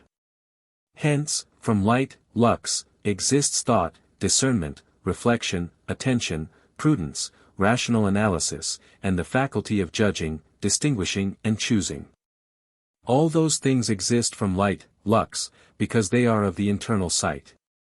Wherefore, whatever man hears, passes over into that light, lux, in order that it may be perceived. But everything voluntary belonging to man, exists from heat. The voluntary of evil is from the heat of the world, into which the heat of heaven inflows, and in which it is adulterated. But the voluntary of good is from the heat proceeding from heaven. For spiritual heat is of the love which proceeds from the Lord as from the Son of heaven. That heat is celestial and spiritual heat, which is love. From that heat is everything good, consequently, every affection of good and of truth, and, consequently again, everything of life, and these things pertain to the will. Hence, also, is all the vital heat in man, which is most perceived when his love is active, for, so far as his love is active, so far he grows warm, and so far his life is inflamed, as if with fire. From these things it may be known what heavenly fire is, and what infernal fire, to wit, that heavenly fire is the love of doing well to all, and infernal fire the love of doing ill to all. And, also, that vital fire is not from the solar fire of the world, but from the solar fire of heaven. From frequent experience, I have observed, so that it was granted me to know it thoroughly, that, when I have been let down into the light, lumen, of the sensual, and as often as I came into it, evil spirits infused filthy and disgraceful things, which at once ceased, when I was raised out of that light. One day, at dawn, it was granted me to see, even by means of sensual light, lumen, some spirits who were in that light in the other life. They appeared in crowds, in a marketplace, carrying sacks, in which were raw materials, which they weighed and carried away. This was a crowd which is in the light, lumen, of that sensual, as are many of the common people, who have thought no more deeply than on those things which they saw with their eyes and heard with their ears. Certain sirens were then present. They said that they wished to be here, because they see men with their eyes, and it was said that those sirens do not see except with an obscure sight. Or rather that they observe spirits who are in an interior light, lumen, in such a manner that they, also, were only in the light, lumen, of the sensual, or of the lowest natural. He who is in that gross light, lumen, to wit, in sensual, light, is also in the pleasures of the body and of the sensuals, which to him are the primaries of life, and he is also in such scientifics as conduce to the furtherance of these. And, when he thinks from that light, lumen, concerning the truths of faith, concerning heaven, and concerning divine things, he accounts them as nothing and rejects them, like such things as are, indeed, asserted, but that do not exist. Because he does not see nor touch them. He believes in the senses only. Such sensual men are, now, abundant in the world. Wherefore, the ancients said that if man were withdrawn from sensuals, he would see marvelous things, and would be elevated towards heaven.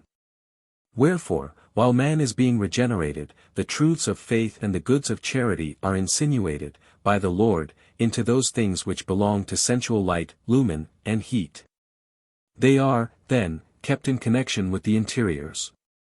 Nor do they, the goods and truths, suffer themselves to be withdrawn, for their spiritual light, lumen, is in that, sensual, light, lumen, and leads it, like the soul does the body.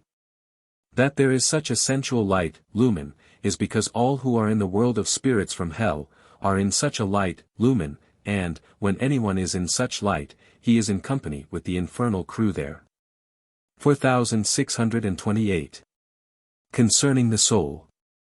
It may be evident how much the perceptions of the learned differ from the perceptions of the unlearned, concerning the life after death. The learned, that is, they who are instructed in the sciences, have, from hypotheses concerning the soul, and from their own thought, thence, concerning it, made the soul either as something ethereal, or as something flamy, or as something fiery, or as something cogitative, and thus, they have made it, to be able to reside in some part of the body, or in a little gland, or in the corpus striatum, or in the ventricles, or in the heart.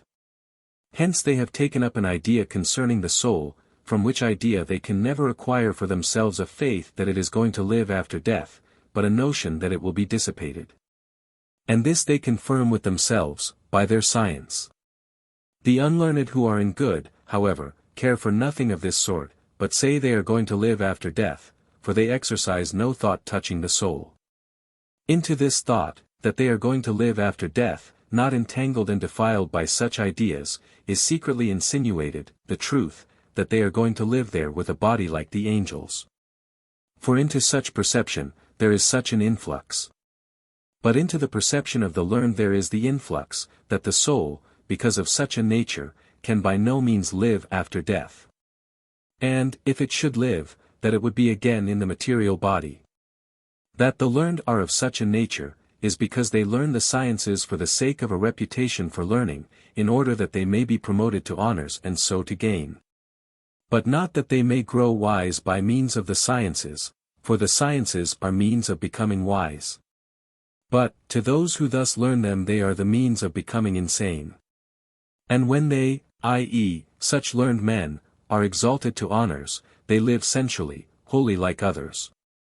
Hence it is, that very many of the learned, if you except a few, attribute all things to nature, and believe that they are going to die like the beasts, and are going to have no life after the death of the body, for sensual men, imbued with sciences, can confirm themselves in such things.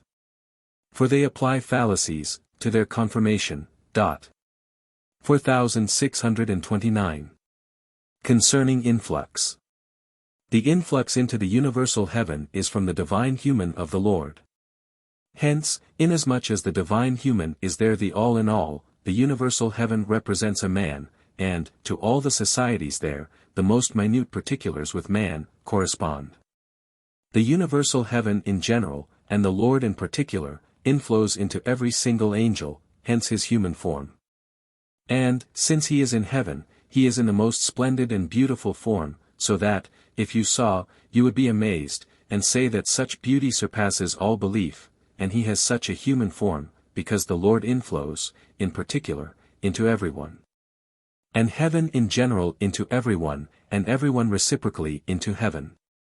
This happens from union, through mutual love, which belongs to charity, and through conjunction, thence, with the Lord.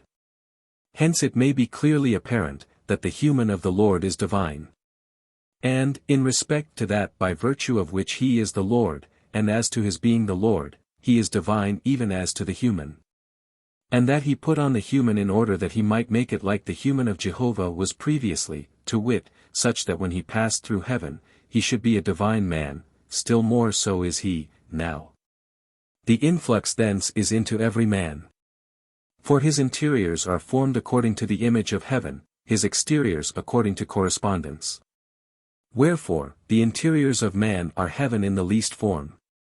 Influx from the Lord, into him, as into a very little heaven, is into every single part and into the whole man, heaven also, inflows, in a general and in a particular manner.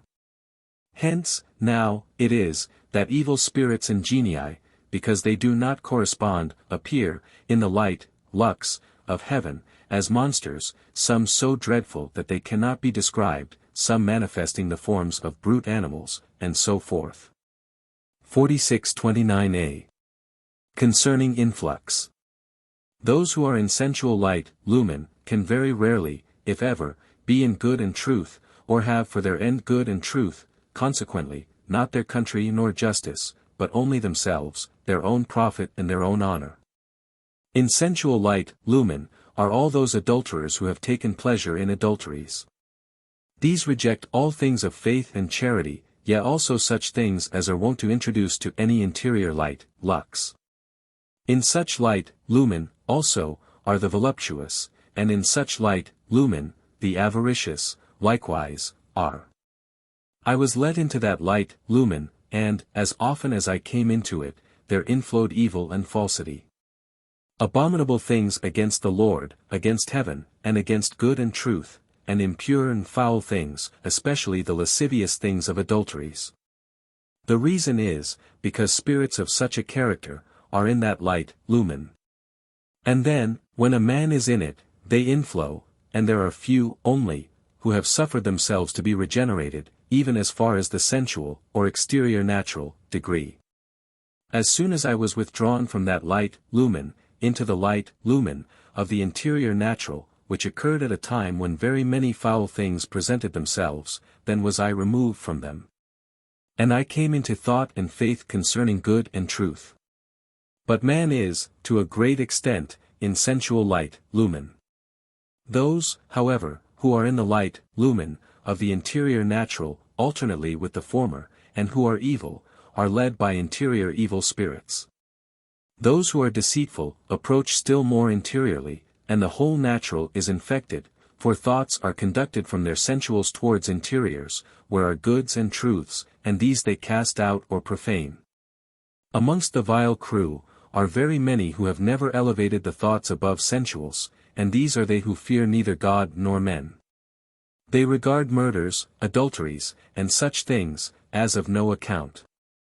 But, amongst those who are in good, who have elevated their thoughts by means of such things as pertain to civil and moral and also to spiritual life, some of them are less sensual than the learned.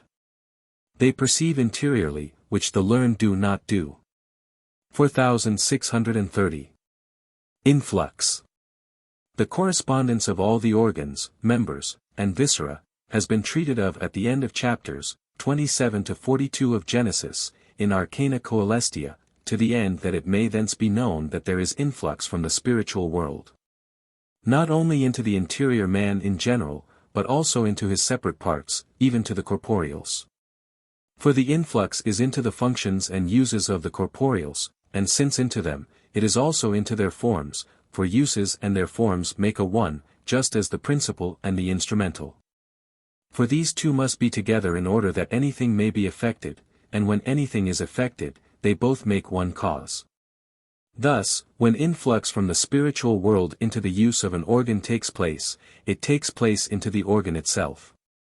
For this is wholly formed for the sake of the use, as is the instrumental for the sake of its principle, as, for instance, the eye for the sake of sight. When influx into sight takes place, it also takes place into the eye, or its organ, and so forth. In order that man might be convinced that there is influx from the spiritual world into a man's separate parts, therefore these correspondences have been there treated of. And, moreover, for the reason that the exteriors of the word are significative of spiritual things, whereto they correspond. 4630a. Concerning those who project themselves into the respiration. There were many of the evil spirits, who injected things subject to them, subjecta, into the respiration. 4631. Concerning the hells. There is a hell in front, at a distance a little to the left, where are those who plot against conjugal love, and study, by indescribable arts, to separate minds, animus, they also make their attempts with those who are united. When they are away from their own hell, they appear directly over the head, above the fontanelle there, and they look, when closely regarded like serpents. To help them they have genii, who are directly under the buttocks, who also inspire lascivious things, in indescribable ways. There appear, as it were, coarse points, which are raised upwards from the head, and which they extend. I have seen these spirits cast down into hell, nor could they be cast down, until those coarse points were turned downward. Those points, which are not sharp, but blunt, are representative of the greatest lasciviousness. It must be observed, that, in all the hells, are deeper and deeper regions. Those who are worse are in the lower regions, and those who are still worse, are in regions still deeper. I have seen them cast down from one depth to another, and this frequently. It was, likewise, observed, that the deeper they come, so much the denser is the cloud which surrounds them. That cloud is an exhalation from them. It is also a proof of the dense light, lumen, in which they are, because they are more remote from the light, lux, of heaven. The former light, lumen, is darkness and fogginess. 4632. Concerning the hells. I saw that sirens descended into the hell which is before the left foot, and wrought wicked things, in order, namely, that a communication might be established between that hell, and the new hell, which belonged to the sirens, behind the left foot. It was then seen, that an angel, from the regions above, looked into that hell, and removed all who were there, who were very many, and reduced them into another order, and this with great force. And that he ejected some of them headlong from thence into other hells. Such power have the angels, from the Lord, and such is providence, that even the hells are kept in order. 4632a. Afterwards were seen, as it were, horses and horsemen, interposing, from above, between those two hells, by which was signified separation, and guard, that there might not be any crossing over from one into the other. 4633. Concerning the hells of revilers. In a dream, there were two who grievously reviled me, and this without any reason, but out of a depraved nature. They wished not only to beat, but even to injure, even so far as to inflict grievous harm, almost amounting to death. And this, also, one repeated in the company of many who had been in authority, in whose presence he had not any fear or diffidence, etc., etc. When I awoke, I observed that such a spirit was present. I spoke with him. And he was of such a quality as he was in the dream. Then was he delivered to others to be guarded, but he has become acquainted with magical arts, so as to liberate himself from their hands, but he tried in vain to escape, he was restrained. Nor did he, then, have any diffidence in presence of those who were worthier than himself, nor in presence of others. Because he was of such a wild beast nature, he was dispatched into the hell where such are.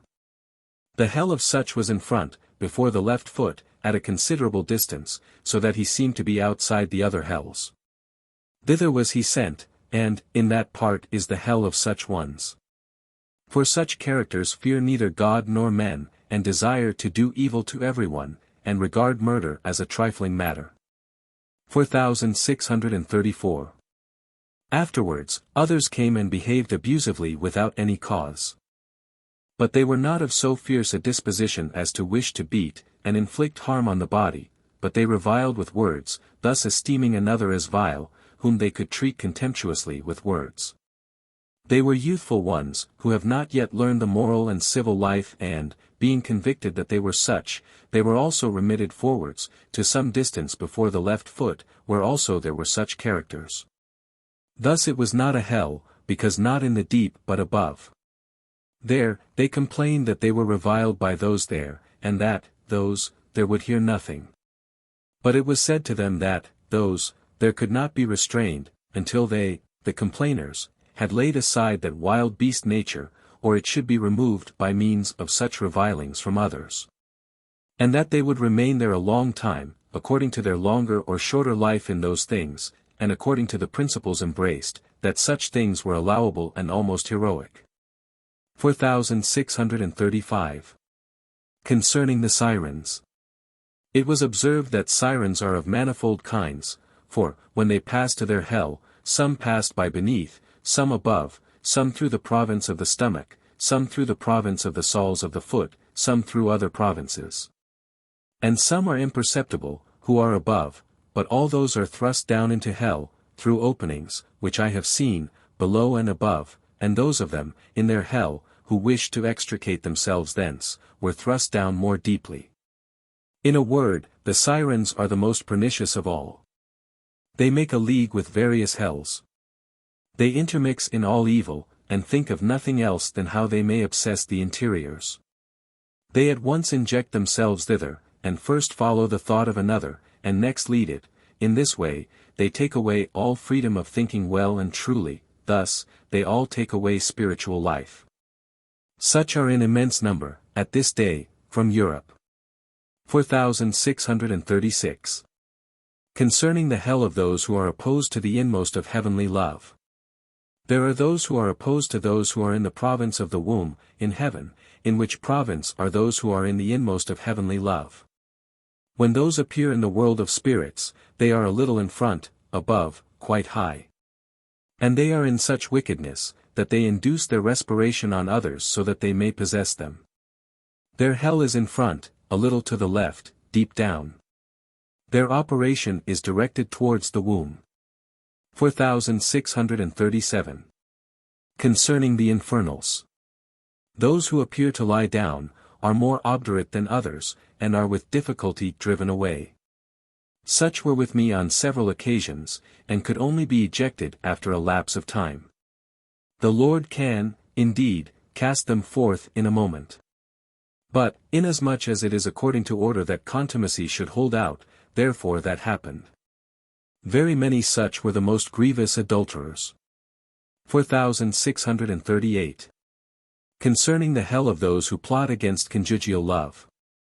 Their hell is under the hinder part of the knees, where these are joined to the lower part of the thighs.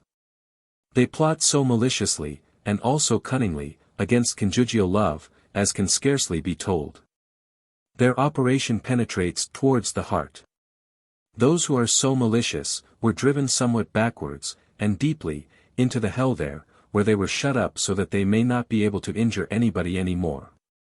They were those who, in the life of the body, would not tolerate married partners living together in love. 4639. Concerning heaven, and the sun there. There was shown me, by a vision, a sun, which is the Lord as he appears in the third or inmost heaven. To those, in this heaven, there appears a very fiery redness, and a very gleaming flame, 81 whose redness and gleaming cannot be described. The whole, of the sun, is such, since it is everything.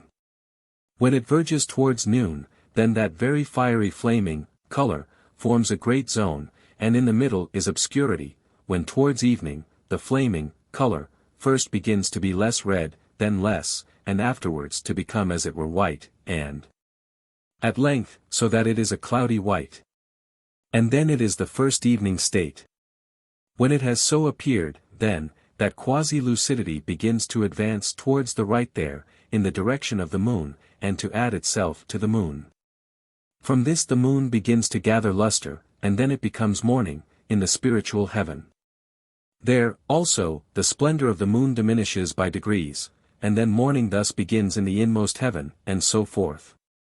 For, when it is morning in the inmost heaven, it is evening in the second or spiritual heaven. The reason is, because the flaming, quality, or celestial good, in the second heaven produces that change, since they are not able to admit it.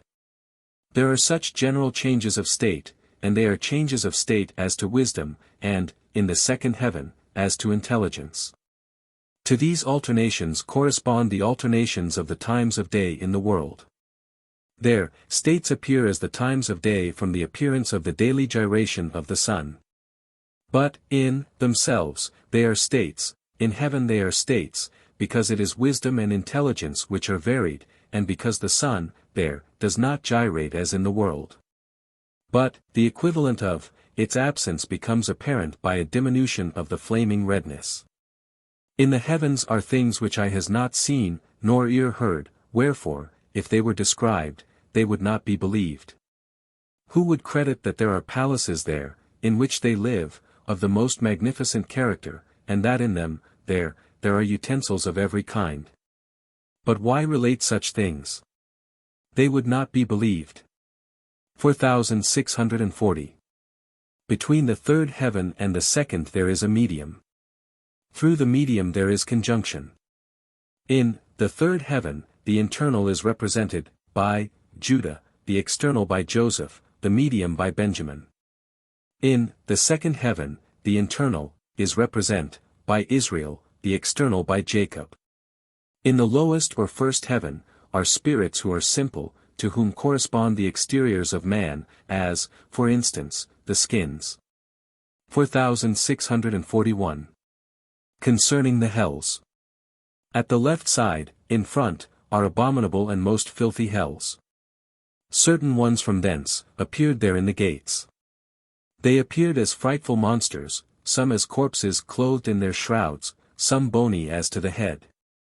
Some in a most filthy situation, and in a frightful form. I am not able to describe these things. They are horrible. Those who appear there, in the gates, are images of those who are in the hells, from the former is known of what quality the latter are. But when these were seen, they, the hells, were immediately closed, lest they should infect the sphere. Those who are on the left, farthest to the front, are bold, they care neither for God nor men. 4642. They who are at a distance on the left, in an oblique line, inclining, a little backward, are those who compel people to worship them as God. And he who can subjugate another is worshipped for so long as he can retain the upper hand, and it is thus, in succession. These things were also seen in a gate. This hell is lower down. The gate of the hell of those who are in front at the right, appears quite high, and, in fact, in the plane of the armpit, under the upper aim.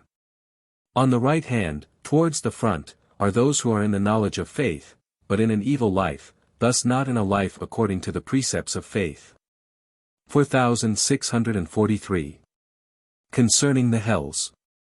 To the right, a little in front, at some distance, is a hell where are those who are in the evils of violation of charity, by reason of falses, like those who do nothing else during all their life but kill and plunder, as do many in Asia. And, in places, where there are great deserts. These are in that hell. 4644. Concerning heaven with man. The communication of heaven with man is wonderful, and, unless one is instructed by the Lord, it can never be known, nor, if known, believed. Influx is rarely of such a kind that it falls into manifest thought, for this, that falls into manifest thought, comes from spirits who are near man, but influx is of the following character. With man are such things as he believes, and by which he is affected from the heart. When the angels who are with him are in such things, and speak together concerning them, then inflows with the man cheerfulness, contentment, and tranquility of mind. But, when such things are not in the faith and affection of the man, then inflows sadness and disquiet, and similar things, and this influx no otherwise falls into the thought of the man, who may be thinking of quite another matter, at the time. Concerning this, I have been at length instructed by much experience. For I did not know whence was sadness, and whence cheerfulness of mind, when I was not thinking or speaking, of such things as occasion them, but I then perceived that the cause was thence. 4645.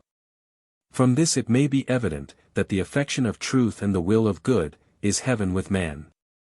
When this is delightful and pleasant to man, then angels inflow and communicate to them, i.e. men, the sphere of their pleasantness and delight, and so produce it in him. It is the communication of spheres which causes it, and one sphere has communication with another, according to similitude. Similar is the case with the evil.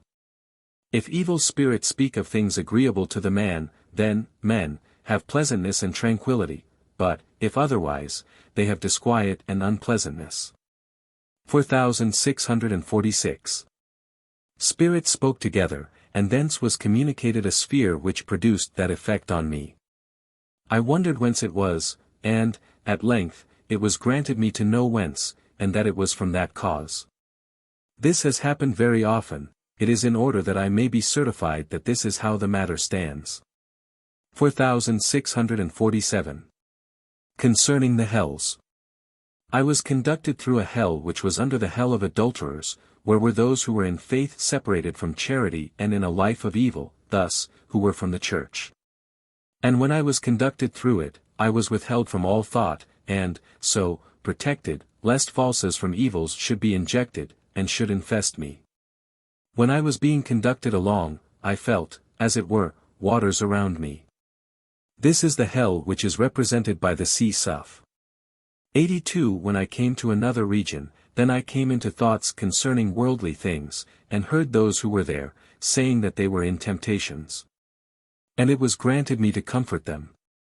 That place is what is represented by the desert, where the sons of Israel were for 40 years. It was dark there, it was not given me to see anything, but, only, to hear them speaking. Afterwards, I was conducted along back from the upper region, to the left, in the plane of the scapula, or highest part of the shoulder. And it was perceived that there is a way there for those who are liberated from their temptations, and elevated into heaven. It is that passage which is signified by the Jordan, which the sons of Israel crossed. 4648. Concerning the hells. There was a certain one, who, in the world, took pleasure in exasperating others, and leading them to reply in anger, that so he might have a handle for doing them ill. He, or another one like him, appeared to me, and wished to bite me, which was also a customary practice with him, in the world. It also appeared, that, with an axe, which was not then seen, he lightly turned over something continually before himself, which was, or, represented, his exasperating conduct, and his perpetual wish to do ill. But, with those who appear with an axe, the axe is tied to the left arm.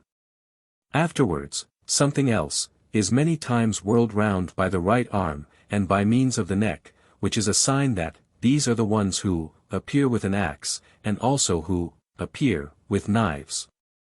This appears afterwards. And they are not able to cast off, the appearance.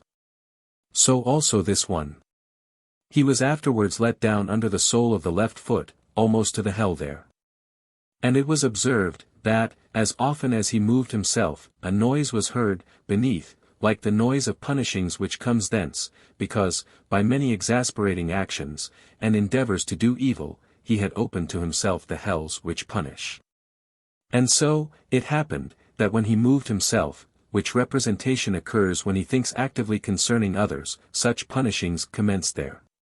This was often heard before, but it was not granted to know the cause. He was transferred towards the back, to the hells of the malicious genii, and, there, likewise, as often as he moved himself a similar noise was heard. At length he was conducted still farther, until he came to that place, i.e. the hells which punish, that he himself might be punished by the means by which he wished to punish or do ill to others, thus that they, i.e., his efforts, might as often return upon him. Such is the fate of those who continually endeavor, and as far as they can and dare, do actually harass, injure, and do ill to others. 4649. Concerning the hells. Sometimes there are burstings forth, as it were expulsions, by way of the back, which are efforts, on the part of the hells, to struggle forth. But they are repressed by the Lord, and those from whom such efforts come are let down into deeper places, and are also grievously punished there by their associates. 4650. A conversation, with the Jews concerning the internal man. There were Jews, who were not of the worst sort, and who also listened to reasons. At first, they were not willing to hear the internal man named. I perceived that this was because Christians so often speak concerning the internal man. They asked whether it is not enough to worship God with the external worship enjoined, but they were told that they must also be humbled before God, interiorly as well as exteriorly. They did not understand this. But when it was said that they should also be humble in heart, they began to understand somewhat. Then I made use of a comparison, to wit, of a comedian on the stage, who carries himself most humbly in presence of someone who acts the king, and, yet, in his heart, utterly despises him. It was asked whether they wished to be like such comedians. They said, no, but that they ought to be entirely humble in the presence of God. In this way they better understood what the internal is, to wit, that they have it, who thought, as well as acted, humbly, before God. It was said that externals are but gestures significant of the internal. If these were separated it would appear ridiculous. It was said, moreover, that we read, in the Word, that this people worship me with the mouth, but their heart is far from me. From this saying, they understood that the heart ought to be in unison, with the mouth, and then the state would be internal. They then declared that they now knew what the internal man is. They added that they had supposed that those who are internal men did almost nothing with the body, that they scarcely spoke, but only thought, and, so, that the thing was a fantasy. Nor did they understand what faith is. They supposed it was to think, and wondered that this should affect anything. It was said to them that faith embraces that which ought to be known, acknowledged and done, as, for instance, that Jehovah is the only God, and that he is to be acknowledged as the only God. This belongs to faith.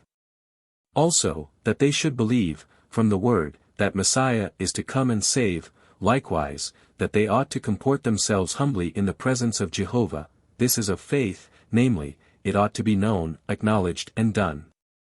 I wish to say that this ought to be believed, but they were not willing to allow that word. 4651 to 4700. 4651. A discourse, with spirits to the effect that they bring punishment upon themselves, and that punishment is conjoined with evil.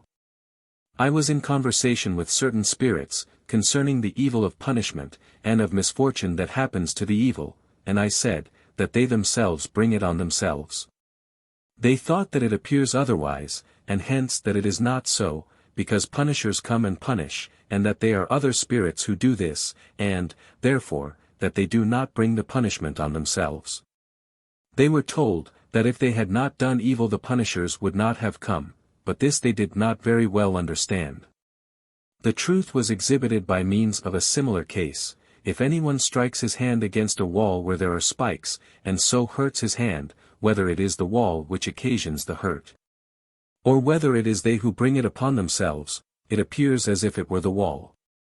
But they know it comes from them, and so, that they do it to themselves. It is still more clearly manifest from laws in the world, he who commits evil is punished, as soon as convicted of having done the evil. For, then, he draws the punishment upon himself, although others administer it. Thus also are evil, and the punishment of evil, conjoined in the world. Such is the intention of the laws. It is still more so in the other life. At length, they comprehended. It was concluded that this springs from the fact that good has in itself rewards, and, conjoined with itself, happiness. Hence is derived the law, in opposites, that evil has in itself punishment, and, conjoined with itself, damnation.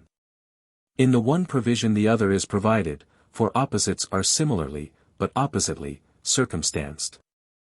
4652. The manner in which some Gentiles, from Asiatic regions make investigation as to whether they are tending towards heaven, or towards hell. I saw a certain Gentile with a dusky blackish face. And it was seen that he came from a warm region, where such as he dwell. He was seated in a chariot. The horse which drew it, turned all round, and, at length, ran whither he would. He proceeded toward the north there. And, before the horse ran, he, the man, marked, with a staff, the spot where was the beginning of the course, or the starting point, so that he might know it afterwards, when he returned, and, also, whether he was in the same place. The angel said, that certain Gentiles thus explore, in the other life, whither they are tending, towards heaven, or towards hell, and with what speed. For, when they return to the first starting point, they then observe how far they are distant from thence, and in what direction, and they thence know the progression of their life, and its trend, for distance shows these things. The reason is, because change and progressions of place, in the other life, are states of life and their progressions, that to progress, to advance, to go, to walk, to journey, have reference to life, see, elsewhere. 4653. Concerning those who are in faith alone. They who have impressed on themselves the notion that faith alone saves, appear according to the quality of their faith. Those who have believed this more inwardly, are at the right hand, beneath, on a level under the sole of the foot. They, also, are there, who form a society of more interior friendship, concerning which society, see number 4439. Those of them who have not so inwardly impressed on themselves the doctrine that faith alone saves, but only know and as it were believe it when they think from doctrinals, are also at the right, further forwards, and deeper down. Thither, also, come those who have both professed and defended faith alone. But those of them who have passed an evil life, are there let down under the earth into a deep place, and more towards the front where they appear surrounded, as it were, by waters. This region is widely extended. But they who have completely believed that faith alone saves, and so have rejected good works, as contributing nothing to salvation, and those of them who have taught it and impressed it on others, from zeal, appear forwards. Close at hand on the right, in the plane of the face. When anything flows out thence, it is perceived as if it came from Luther. And, wonderful to relate, when James, who said that they should show their faith by works, is thought about, there is an appearance as if a knife flew forth from thence to slay those who feel it to be so. But those who knew that the confession of faith is that faith alone saves, but have not taught it, or any farther impressed it on themselves, than merely to assent to it, and have lived a life of good and justice, are in the lower earth. 4654. What he may have believed does not injure anyone in the other life, if only he have rightly held charity towards the neighbor, according to its essentials. For those of this description have led a life of good, and have inwardly possessed truth agreeing with their good. Wherefore, when they are left to their own good, they then, freely, and with joy, acknowledge the truths, to wit, that good is in the first place, and truth in the second, and that truth without good is dead. 4655. Concerning the heaven of rustics. It was granted me to speak with those who were from a simple and rustic race, who were in faith, believed in God, and practiced what is just and right in the life of the body. These appeared in front, in a considerable space above, in the plain of the chin roundabout. They appeared like something misty. And, because they were in the affection of knowing truth, and whether the doctrinal of their church was true, inasmuch as they wished to know this, it was granted me to speak with them. And I said, that in order that truth may be known, it is necessary that it should be known that charity towards the neighbor and love to God are essential, and also what faith is. They wished to hear what is the difference between charity and faith. It was then granted me to say, that charity is all that which is of life, or that has regard to life, not only to give to those in need, but to practice what is just and right with the neighbor, and in every function. All those things are of charity, in a word, which are of life. But that faith is to think rightly and justly concerning everything, as that the Lord rules all things, that all good is from the Lord, that what is good and just ought to be done for the sake of good and justice, but they said, on account of the Lord. And many such things. These are of faith, and are of thought, further, also, that the word is divine, and that they might know, thence, how to live and to think. It was granted me to say, moreover, that those things which are of faith, or of thought, must, in order that they may be of faith, pass into the will, to the end that they may will it, as, that the Lord rules us and not we ourselves. Because he loves us, and knows all things with us, even to eternity, thus, we ought not only to think, but also to will this.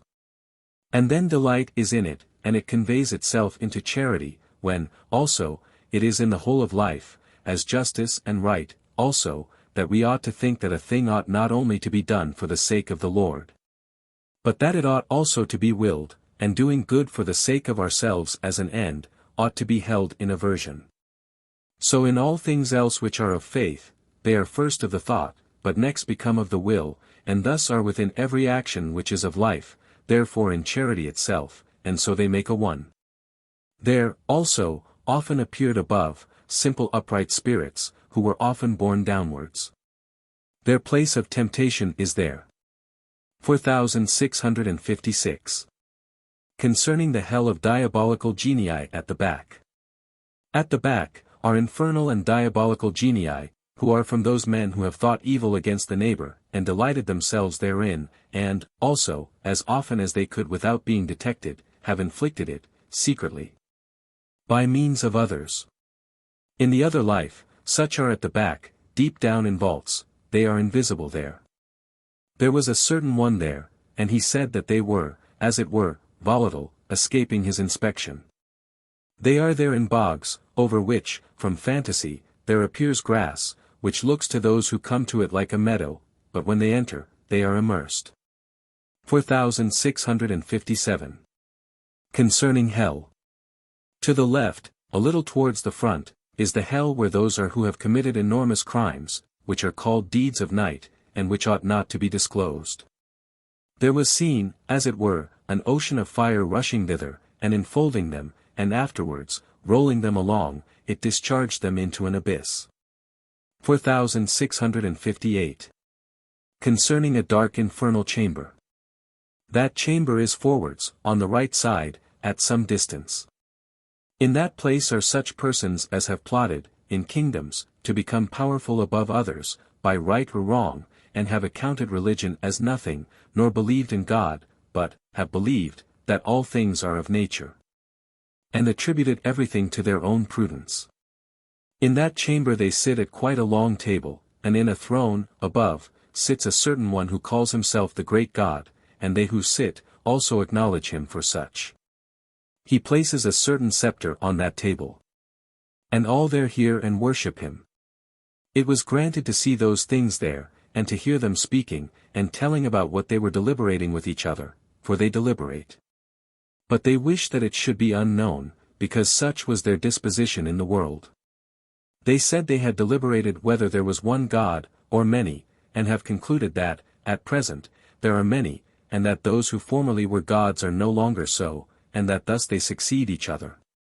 They have also deliberated concerning God, to the effect, that every god should be called the great God by his own worshippers, again, that one God does not act against another, further, that they who are shrewd can aspire to become gods.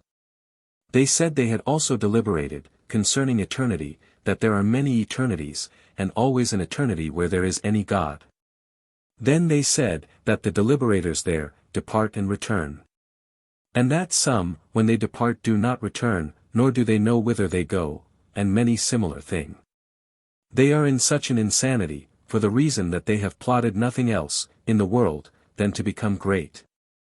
They have quite a strong persuasive faculty. Their God, by means of fantasies, is able to present anything to the sight, which, presentations, he calls miracles. Under the table was a coffin, such as dead bodies are laid in. This was taken away from them, and he then said that he could, then, no longer work miracles. From that it may be concluded, about anyone, that he was of the Catholics.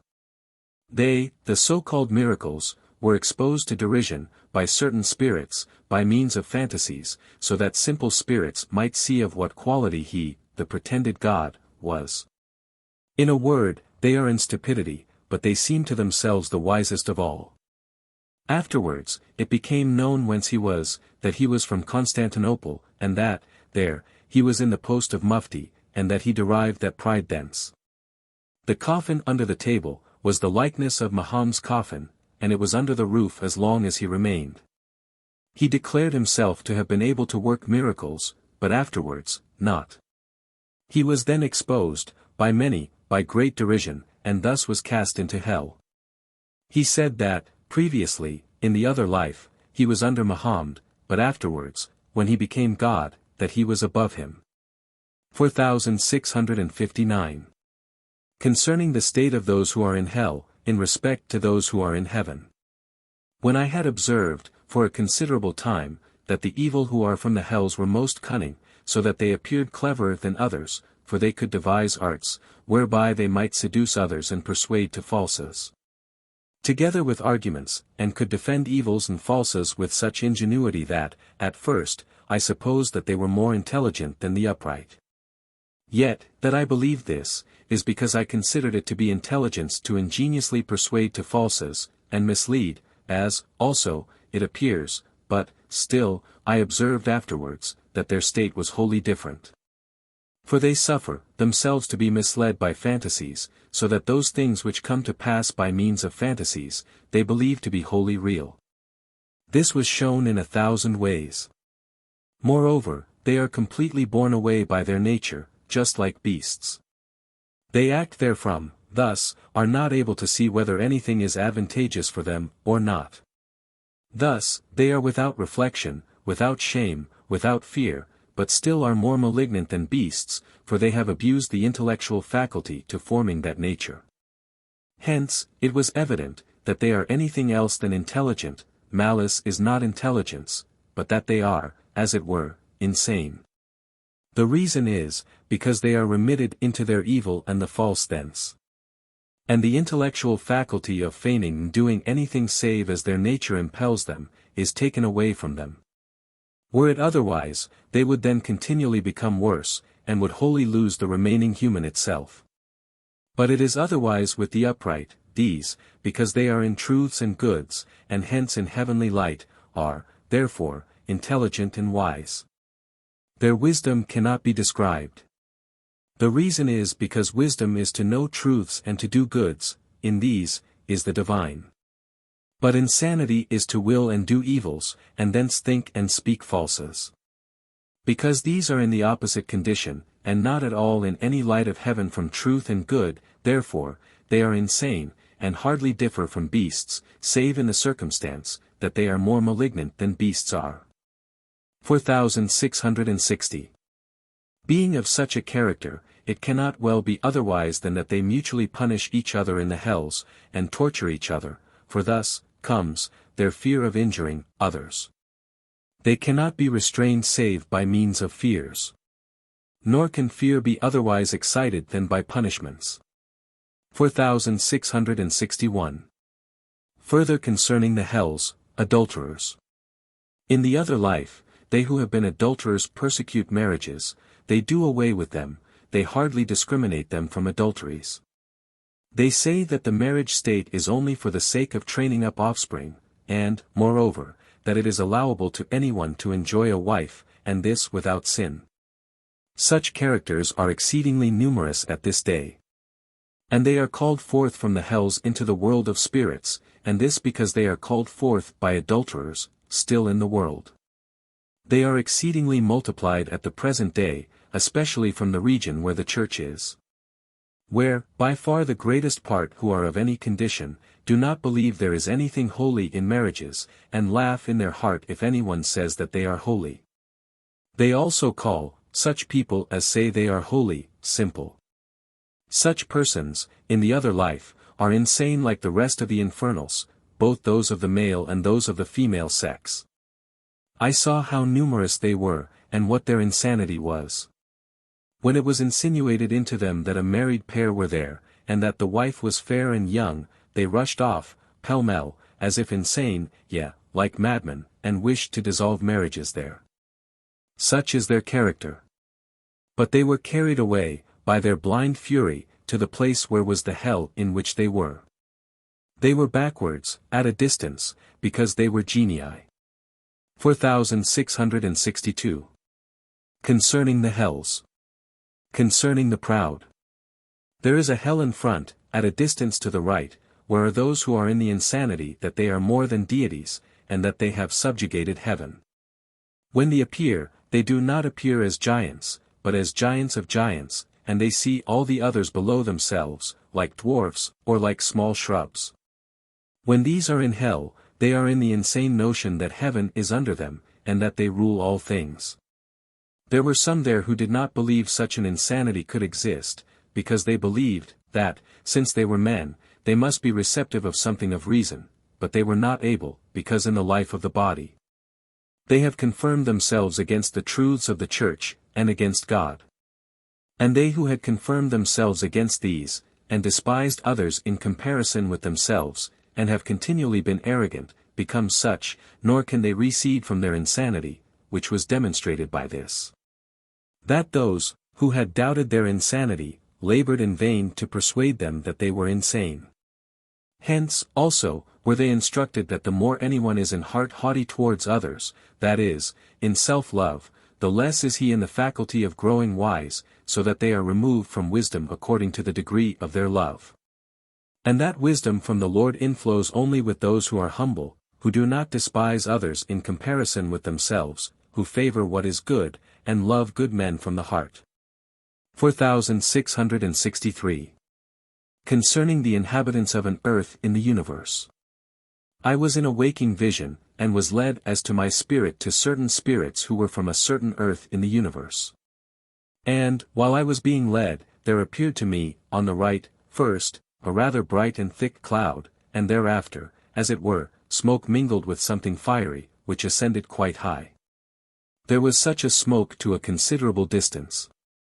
I was borne through it, as to my spirit, in the vision, and then appeared, beneath, very many genii, like men, but, as I did not speak with them, it was not granted me to know what is their quality, and what they did there. This was in the interstice between the world of our sun, and the universe. At length, after 2 hours' time, I arrived at a place, where I tarried. Then, there appeared above me, spirits who spoke with me. And I could observe that they were from another earth, because they differed completely and manifestly from the spirits of our earth. They wondered, at first, that anyone from another earth should come to them. And they also, after exploration, ascertained that we were outside the sphere of their earth. I asked what god they worshipped. They said that they acknowledged a certain angel, who often appears to them as an angelic man and teaches them, and also gives them to perceive what they should do. And that they know that there is, in the sun there, the supreme God, who appears to his angel, and that he is too great for them to venture to adore. The angel whom they worshipped, since they dared not then worship the supreme God, was an angelic society in heaven, to whom it was granted, by the Lord, that they should preside over them. For the rest, they were modest. And they were well disposed and somewhat simple. There was also seen a woman of fine stature and becoming carriage. Afterwards, my sight was opened there, so that I was able to look a little into that earth. And it appeared that there were many fields, and fleecy sheep, further, also, that there were forests with leafy trees. The woman appeared of fine stature and becoming carriage. Some of the inhabitants of the lower class, there, also appeared. They were clothed in a dress like the rustics in Europe. Moreover, there also appeared there, 2 married people, husband and wife. She wore in front, as it were, a stomacher, which was not on the breast. But, just in front of the breast, was placed as it were a certain article of apparel, behind which, the breast, could be concealed, but, still, it was so arranged that she could insert her arms, and so clothe herself, and go out. This also was done. Her husband also put it on, to show how they, the men, were clothed, and placed it on his back, and then the lower part was loosened, and flowed down to the feet, like a toga, and, thus clothed, he walked about. They said that, to them, their sun appeared flaming, just like our sun, but it was not of that size, for I represented to them the character of our sun, and of what color its flame was. That sun is a star. And I have heard from angels, that it was a star of the lesser magnitude. They said, besides, that a starry heaven also appears to them. Sometimes, there appears to them the angelic heaven, which was also shown me. It appears to them like a small starry heaven, but with golden stars, in a quite bright light. But the spirits said that they do not have there any light, save from a certain flame which appears to them, which was like the flame of a torch, quite fiery in yellow. This comes from the fact that they do not adore the supreme God, that is, the Lord, but an angel. Hence their light is not from the Son of Heaven, but from an angelic society, for an angelic society, when it is granted by the Lord, can present such a light, in a lower sphere. It was said by angels, that, in the grand man, they, the people of the earth in question, relate to something in the spleen, which was also shown by a movement, as it were a trembling, when they inflowed. Under them, was the hell of those who are from the same earth. A certain one was shown me, who appeared very hideous, so that he terrified me greatly. I dare not describe his form. There, also, are many sorceresses. And those of them who have been sorceresses in their earth, practice dreadful arts. A certain one of such a character was shown to me in that earth. She was dressed in a green garment.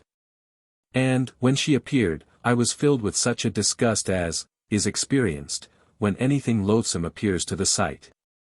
I wondered exceedingly, when I saw those 2 married people, that the husband walked as if he were a grandee, with a sort of pompous step and the like bearing, and that the woman was humble. It was said that such is the custom in that earth. And that husbands who are of such a character are beloved, but, nevertheless, that they are still good, and love their partner quite tenderly, and perform tender offices for her. It was also said, that it is not permitted them to have several wives. And that they are content with one. Since they wondered that such things can be described in writing, I spoke with them concerning our earth, that such things are known in our earth, and that, so far as is yet known, it is not so in other earths. Also, that in this earth are sciences, which are increased by being capable of inscription in writings, and so left to others and to posterity, and that hence are many arts in this earth, as for example, the art of constructing ships. And many other things. It was granted me to tell them the reason, namely, that, from the earliest times, those in this earth wished to be wise in such things, and that this was represented by the tree of knowledge in paradise. And that, because they had eaten thereof, therefore they cannot be made healthy, spiritually, by other means than by sciences, thus by the scientifics which are of faith.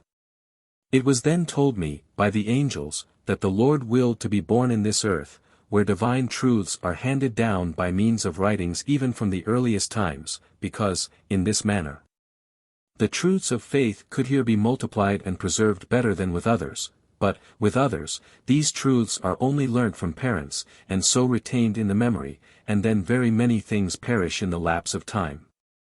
But, here, it is not so. Thus, also, the angels of heaven are able not only to be perfected from the word, but also to perceive blessedness and happiness of life, for the word, read in this earth, passes, by correspondences, even into heaven, as was shown. Thus, also, can the truths of faith be communicated to the angels of other earths. This is the reason that the Lord willed to be born here, and to become, while he was in the world, the divine truth, that is, the Word, and afterwards the divine good, that is, Jehovah. In this earth, more than in other earths, there are sciences and arts quite unknown elsewhere, the following, sciences, to wit, the physical sciences in general, chemistry, medicine, optics, astronomy, geometry, and philosophy. Whereof they know nothing at all elsewhere. The following, arts, for example, the smeltings of metals, the art of sculpture, of painting, music, the art of constructing ships, carriages, magnificent buildings and palaces out of stone and marble, and mirrors. Besides very many arts, which are for use and pleasure. Not only are they, in this earth, skillful in these, but they also have communication, by means of ships, with distant regions, and the gains of different regions are distributed to others. Similarly with the arts, and also with the sciences. These, when invented and known by one person, are communicated, by means of books and writings, to all others. And the things which are known in one region are likewise communicated to those who are in another, and those things which the ancients knew, are also known to posterity, for writings remain. For which reason also, and especially, the word and the truths of faith, could be given in this earth, because, they could be known, in many places, at the same time, and successively through the ages. And so could be multiplied, which could not happen elsewhere. 4664. That there are, from every church, those who believe their doctrinals to be above those of others. Faith alone. There were certain spirits from one church. And they fully believed their own doctrinals were true, and those of the rest, of mankind, erroneous. Then, in order that they might be convinced that it was not so, many were brought to them from a different religion. And, at length, Socinians, Anabaptists, Quakers, Jews. Every one of these affirmed his doctrinal to be true, and that of the rest to be false. Hence they were convinced that they were in error. And that, in whatever church they were born, they ought to inquire, out of the word, whether they are in truth, but, then, they ought to have the life of charity towards the neighbor and love to God for a principle. For, unless there is this principle, there is no illustration. 4665. 83. 4666. Concerning those who are in a general idea. It was granted me to know the reasons why some are in a general idea, which yet is determinate. The great part are in an evil general idea, some, also, in one that is good. They are those who have been solitaries, and have thought much, and indeed determined, concerning matters, either domestic affairs, or concerning commerce, or, on the part of the evil, concerning crafty plans. How they may acquire immoderate profits or deceive others. And, when these ideas are not determinate, then they are as it were in no idea, because only in a general idea of such things. The good, who think much concerning faith, and concerning heaven, also, think, determinately, and are in the general idea of these things between whiles, nor are they then turned aside to other things. 4667. It is otherwise with those who are in an abstract idea, and who did not have determinate ideas except such as were obvious to the eyes, and between whiles were in a general but not a regular idea, or one determined to certainties. But, an idea determined, variously to those obvious things. 4668. Concerning the hells. There are many spirits who wish to return into the world, and they inquire, and, to a certain extent, come to know where men are. And when they come thither, they burn with a desire to enter into man, and obsess him, that is, to lead his speech and his actions. Such do those spirits become, who have loved mundane and earthly things. And they have been horrified at the thought of a life after death, because they would thus lose all the delight of their life. But such are remitted, of the Lord's providence, into places far away from the spirits who are with men. And there, some of them are hidden quite deeply. The place to which they are remitted, appears as if in the extremity of our solar world. 4669. Concerning heaven. It was granted to observe that those who are above, see and perceive all things which are below, but that those who are below perceive and see nothing of those things which are above, that is, which are interior, a manifest proof that superiors inflow into inferiors, and not the other way about. And that the Lord inflows into all things and into every particular thing. 4670. Concerning heaven and the Word. I spoke with those who are in the third heaven, whom it was granted me to understand in part, because there was an angel with me at the time. The speech which prevails there, differs entirely from the speech of the angels of the second heaven. For it is a perceptive speech from affections, thus from the changes of the heavenly heat, the light there assisting. That speech cannot be expressed. They have a perception of all things which are there, and beneath, solely from the varieties of affection. The light assisting, they have discourse, and it is visible and perceptible to them. Nor can spirits, save those who are of the celestial genius, or those to whom it is granted by the Lord to observe it, know of what quality it is. It simultaneously comprehends innumerable things. So that such things as can be expressed by the speech of the angels of the second heaven in a half hour, can here, be expressed, in a moment. And, also, very many things that cannot be expressed in the speech of the second heaven, hence it is clear that the wisdom there is indescribable. In that heaven, all are acquainted with each other, as to whence they are and of what quality. So that, in that universal heaven, where are myriads of myriads, still are they, all, known by each individual. They know, from perception, of what quality they are, and what is the difference of their good, wisdom, and intelligence, and, if they desire it, to what province in the human body it corresponds. They appeared to me in a flaming and very great brightness, and like infants, also high in front. There was as it were a cloud, which was opened, and thus they were seen. 4671. Then, also, a little paper was let down, written with Hebrew letters, just as they wrote them in the most ancient times. They differ little from the Hebrew letters of the present day, but, nevertheless, they differ, slightly. And the angel who was with me, said that he comprehended everything which was written there from the letters alone, and that every letter contained some idea, the sense of the ideas.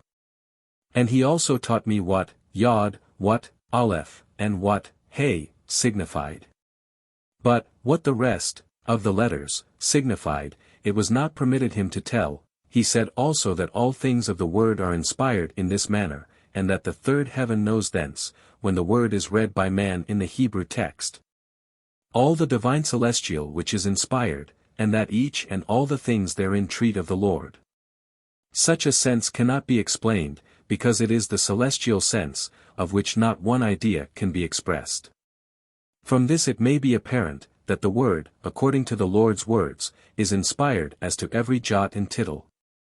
I spoke with them concerning the origin of that thing, why merely the form of the Hebrew letter should present these things, and the cause was derived from the form of the flow of heaven, which is of such a character, and that, because they, i.e., the letters, are in that flow, which makes the foundation of order, they, i.e. the angels, thence have perception.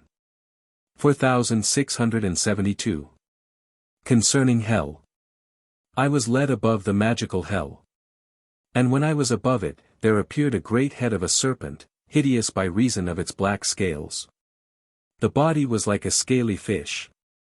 It was said that this magical hell appears thus in the light of heaven. The reason is, because serpents are naturals, and ratiocinations thence, the scaly fish are sensual scientifics, whereby they are led into magical things. Hence it was apparent what was signified, in the prophet, by the great crooked serpent and Leviathan, where, he treats, concerning Egypt, where magical arts, were practiced. 84. 4673. Concerning the dwellers in the universe. I was led by the Lord, above the magical hell, to an earth in the universe, to the left in respect to the sun there, which is the Lord, and at last, after 2 days, I came to certain spirits who were from a certain earth there. They were seen very high above us. And thence they explored those things which are below, and also observed them attentively, and likewise observed me, and then spoke with me, thence, concerning various matters. And wondered exceedingly that anyone should come to them from somewhere else. I told them from which earth I was, and how many earths there were in our world, especially telling them about the spirits of Mercury, who wander around everywhere, in order to acquire knowledges for themselves. They said that they had also observed them with themselves. It was asked what God they worshipped. They said the Lord, concerning whom they had the idea of a divine man, and it was acknowledged that it was the same Lord with our Lord. But they said that they acknowledge and worship, besides, an invisible God, but it was granted me to tell them, that we, also, in like manner, worship an invisible God, but that he is the same as the Lord, because what is infinite cannot be seen. But that he appears as a man, and that, therefore, we worship one God, not several, however we may err concerning the person and concerning the persons. Moreover, they were penetrating in sight. And, because they were on high, they saw from thence all things that were below, and also observed them. They were told that they are like eagles, which fly aloft, and see beneath far and wide around. Then were they indignant, supposing that I compared them to eagles, regarded as rapacious birds, but it was granted me to reply that, I compared them, to eagles, because they see everything below widely and sharply, not that they are rapacious. And that yet there is a correspondence, because spiritual food is knowledge and wisdom thence, but that the food of eagles is birds and poultry that are beneath them, which, therefore, they look for in a similar manner. It was said by the angels that they correspond to the external power of sight in the grand man. Afterwards, it was granted me to see and speak with spirits from the same earth, who were lower down. They were seen lower down, and more forwards, a little further removed, but these were idolaters, for they worshipped a certain idol of stone, resembling a man, but not a handsome man. They were asked why they do that, and why they worship not a living but a dead God. They who were the wiser replied that they worship the living God, when their look is directed to the idol, and that they know that God lives, and is not a stone. But still that their ideas can thus be fixed on the divine, who is otherwise invisible. Reflect on the quality of idolaters. I inquired of them concerning their earth. They said that they there see their sun, which is a star to our eyes, of a fiery color, but not greater than the head of a large man, so that it appears less than our sun. Somewhat less than half. They then said that they likewise have lakes and fishes there, that they have meadows, flower gardens, and woods full of fruit trees. That they feed on these and pulse, and a certain fruit of a tree, which, fruits, are as large as our melons and of a sweet taste. They also stated that there are very beautiful birds there, of a blue color, with golden wings, and also smaller and larger animals, the smaller with backs not unlike camels in a smaller mold, dotted with golden spots. They also said that they have no houses, but dwell in wooded glades, and there, among the trees, place for themselves a shelter for the rain and for the heat of the sun, and that thus they dwell under that shelter. There appeared to me such a domicile, and that an idol was there. They stated that they do not feed on the flesh of animals, but some of them, on that, of fishes.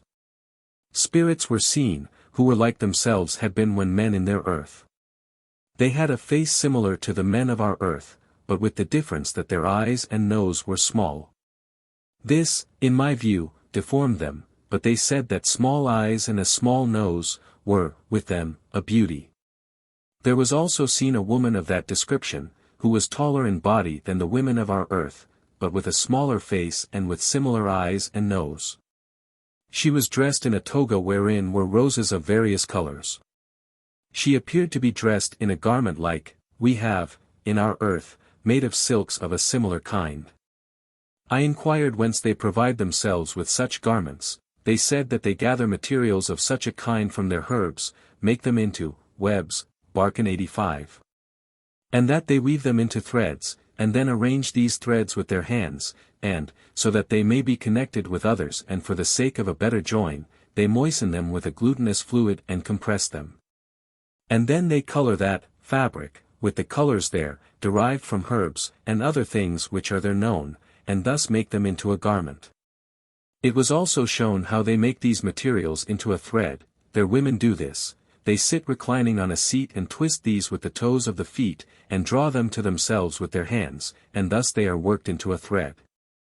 And, it was said, that they are exquisitely sensitive in the toes of the feet. They said that they have one wife, and no more, and that of her they have many children, as many as 10, 13, and more. It was also perceived, that there are many prostitutes there. It was said by the angels, that they are in a world, in the circle of the equator, and the star which is their sun is 86, among the lesser ones there. There were seen many spirits from thence, many women who were sorceresses, and who were cast into their hell. They said that there they do not live under governments, but that there is the family, and the domestics. They were asked whether they were thus secure from others. They said, why should they not be secure? What more is needed, when they have food and clothing? Of what profit is the rest? They were indignant that such things should be asked, because they implied enmity and protection from it, when no family envies another, nor wishes to take aught from it, and that no such thing is perceived. Thus they live, fearlessly, near each other, according to the state of those of whom mention is made in the word 87 where blessedness is treated of, the Lord thus guarding them and averting such thoughts. 4674. Concerning the celestial heaven, and concerning the doors there. I have frequently spoken with those who are of the celestial kingdom of the Lord, who inflow into the affections, and, if into the thoughts, it is by means of the affections. They appear in a superior sphere, above the spiritual, and this, because the higher they are there, the more perfect are they. I spoke with those who are in the middle region there, both often and much, and was informed concerning their state there. I saw and well observed, that they indeed remained above in their places, but that they were continuously transferred, by degrees, and successively, from left to right. So that there is, in some way, an inmost gyration which draws them around, of which they are wholly ignorant. They assert that they are always in one and the same place, so long as they are in their mansions. I saw also the light which they have, and also a light beneath, wherein was an infant. And which is so bright that it immensely exceeds the meridian light of the sun in the earth. This is scarcely credible, but still it is true. I saw it in the midst of darkness, and when there was darkness in the earth. And, when I saw it, there was a part opened beneath them, which happened like as when clouds pass by, and are opened in the middle, and then light appears. Then, also, I saw them in the midst of the light. 4675. It is worthy of notice, that all there, dwell there, with their kindred, in their own habitations, which are mansions, as they are called by the Lord in the word. 88 There are chambers there, there are halls there. There are also paradises outside, where they enjoy themselves. And then, when they wish to see, and hold communication with, those who are below, they open the doors of the chamber, then of the house, and also of the hall, and as they open these, so they obtain communication, and as they close these, so the communication ceases. This I saw. From these things, it is plain, why it was said by the Lord, that he is the door, and the doorkeeper, that is, that mediation is by him. But such is a representative of the communications into an inferior sphere. 4676. Many of those who are in that middle celestial kingdom, are from the Gentiles, from Asiatic regions, and very many of them have been converted to the Christian religion by missionaries. These, when they acknowledge the Lord, and so receive faith, believe in the Lord, and do not care for those intricate questions and disputes concerning faith, whether it, or whether charity, is saving, nor concerning the Pope, whether he is the head of the Church. But they live as Christians. These, for the most part, are there, and enjoy eternal blessedness, a blessedness and wisdom which can never be described, nor believed, by anyone, on account of its superiority. 4677. Concerning consociations and friendships, in the other life, in heaven. When I have conversed with angelic spirits, I have observed that those appear to me like acquaintances and friends of long standing, with whom there is similitude of soul or who are in the society, indeed, who are in that province, where I am. Although I have never seen them before. This was observed on several occasions. Hence it may be manifest that man, after death, receives many companions, friends, and brothers, as if they had been known to him from infancy. 4678. Of what character infestations are, and the doors in heaven. I saw into a city, where many dwelt, and which consisted of stone edifices. Thither evil genii betook themselves, for the purpose of infesting them. And also they entered the houses where the doors were open, but, when they felt, there, the sphere of good and truth that was there, they commenced to be tormented, and appeared then like reptiles in the streets. Seeking with the greatest anxiety how they might be able to depart thence. And, moreover, a way out was shown them. 4679. Concerning the hells. I observed attentively how man devastates and casts himself into hell.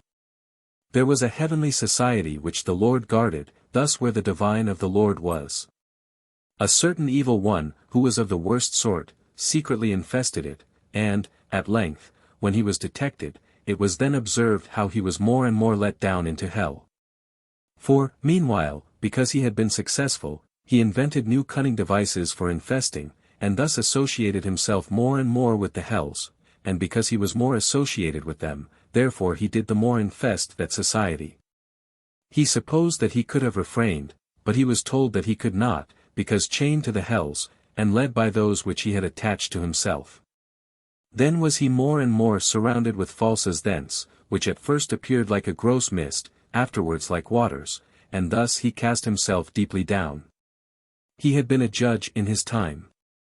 And, by his cunning, had wrought many evils in that capacity. 4680. Certain ones were cast into their hell more speedily. But, in the meantime, they associated themselves with the hells, or, truly, they are associated, with them, when they return into their internals with those with whom they had been in the life of the body, for their internals were with those. Wherefore, when they are let into such associations, they cast themselves more and more into the abyss. This it was granted me to see on several occasions. 4681. Concerning the Jesuits, and so concerning the Romish saints. I observed those Jesuits who are evil, in the other life, because it is believed, in the world, that they surpass others in cunning and deceit, and in love of the world and of self. And that heavenly things are to them means of profit and of striving for honors. Amongst them are some who are good, some who are unaffectedly pious, some who are wantonly evil, some who are cunning, and some who are deceitful. Those who are good are in heaven. Those who are unaffectedly pious appear at the right, to the front, in a place, which is, as it were, a great cistern. When those of them who are cunning and deceitful wish to entrap the simple good into a consultation, they call those, unaffectedly pious ones, forth from that great terrestrial cavern. And, then, they ascend, as it were, by ladders, and stand together on its borders in a row, with book in hand, and pray for those who are above. Some of these are of the Capuchins. Those who are wantonly evil, are those who were not initiated amongst them, but are rather youthful, these learn magic, and openly wish to govern. But these are rejected by those who are cunning and deceitful, because they are of such a character. And they are sent to various hells. The cunning, however, are seen on the right side in front, standing above that cavern. They avoid inflicting evil, unless they cannot be seen. But all the while they think evil continually, they know that if they inflict evil, they will be exposed, and cast into hell. Their number is decreasing, nor do they know whither those, who depart from them, go. The deceitful are more remote from them, at their back, and they, also, appear as if standing. These similarly take care not to be exposed, but constantly breathe in, evil, to everyone, and inspire others to the commission of evil stealthily. They are exceedingly careful lest they be exposed. When they are manifested to the eyes of the angels, they appear like serpents rolled together, and their number successively increases and decreases. For they reject from themselves the wantonly evil, and also those who are not deceitful, for instance, the simple. They cast spirits out of their company, above the head, where there appears before them, as it were a chair, together with a wall. There they are sometimes seen in a long row, and they look down below and devise plots, but they are cast down thence from time to time, and dragged away and cast into hell. Those in that place who are further removed to the left, are of the worst sort, and they are more simple by degrees, according as they succeed each other, in order, to the right. The deceits of these cannot be described. Especially do they feign themselves good, and worm their thoughts into the societies of the good, and are there present, and move stealthily, in order that, if the good can be misled, no otherwise. They may still be ensnared by the external affections of the evil, besides in many other ways, by means of the communications of thoughts round about. 4682. Concerning the hells. Very far in front, are the hells of those who are deceitful and at the same time cruel, where there appears fire, as it were from a sulphureous substance. They are sent deep down, in that place, according to the degree of their deceit and cruelty. The depth is great, for I saw such a one brought thither, and cast in there. At the middle distance of these, also, are hells for the deceitful, which are exceedingly deep. 4683. Concerning the hells. A certain one, who, in the world, had been in the truth of some good, Lagerberg, went in nearly a right line to the front, and noted what he saw there. And he told me that he saw separate regions, where there was a multitude of exceedingly turbulent spirits, of different degrees in the different quarters.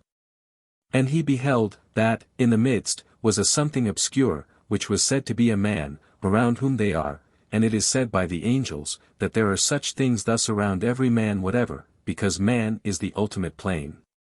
And that, at the present day, there are such commotions around the man of the church, chiefly from the hells, for they were seen in the plane of the sole of the foot, and they are under that plane. The spirits do not know that it is a man. Neither does the man know that spirits are around him. He said that there were many hells beneath those in which they are, and that they who are above, in the world of spirits, act thus tumultuously into a sphere, which thus appears as a sphere bending itself around, by means of a spire, to the center where that obscure something, or that man, is. 4684. Concerning the accursed dust of the hells and concerning a gathering of spirits. When anyone thinks himself to be greater than others, and desires to become greater than others in spiritual matters, which is a sort of spiritual pride, he is treated harshly in the other life, for he becomes as if corporeal, and fills the sphere from his own, so that he appears, in these things, like himself. And then he does dreadful things, which must be kept secret. Then is he still let into his corporeal state, and is transferred far to the left, above a river, or boundary line. There also appears there a smoking pond of fire. He is borne thither. And then spirits are collected to him of such quality as he had been, and this appears to those not present, as if he were rolled in the dust, in every direction, and then as if he were mutilated. And it also appears as if he were changed, when yet he is not changed, and thus he is led into the life which he led in the world, for such pride has such a quality in itself.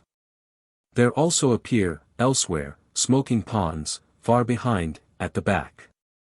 For filthy adulterers, also, to the right, forwards, also, for the cruel. 4685. The accursed dust also appears elsewhere, and that he appears to them, the witnesses, to be rolled in it, is because he is surrounded by such genii and spirits.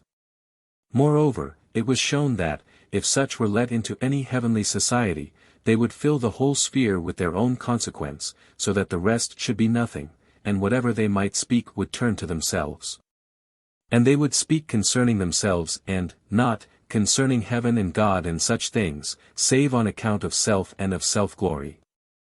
This is their universal ruling characteristic.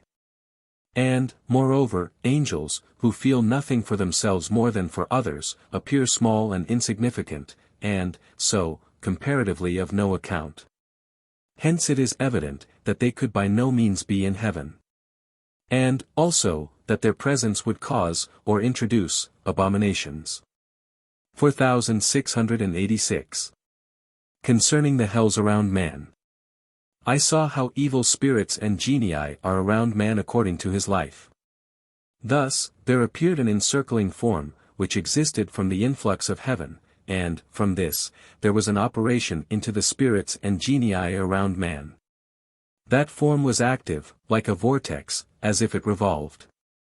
And it existed from the influx of such spirits, or societies, from hell. As is the quality of a man's life, such is the quality of the spirits his life attracts. Life is general, or universally reigning, with its varieties.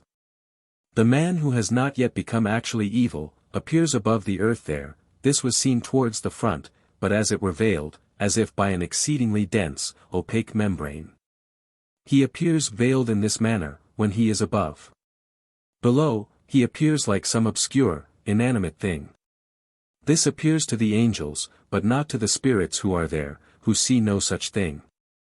When, however, man acquires to himself a life of evil, then is he more and more plunged down there below the plane of the earth, and, presently, up to the feet, afterwards, up to the loins, next, up to the breast, and, lastly, up to the head.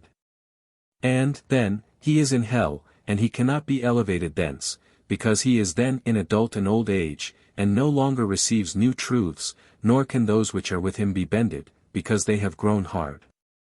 He then appears there, and at last much lower, and it was perceived, that, when man is not far from the end of his life, he droops as to the head, and, at length, becomes bent as to the body, and so forth.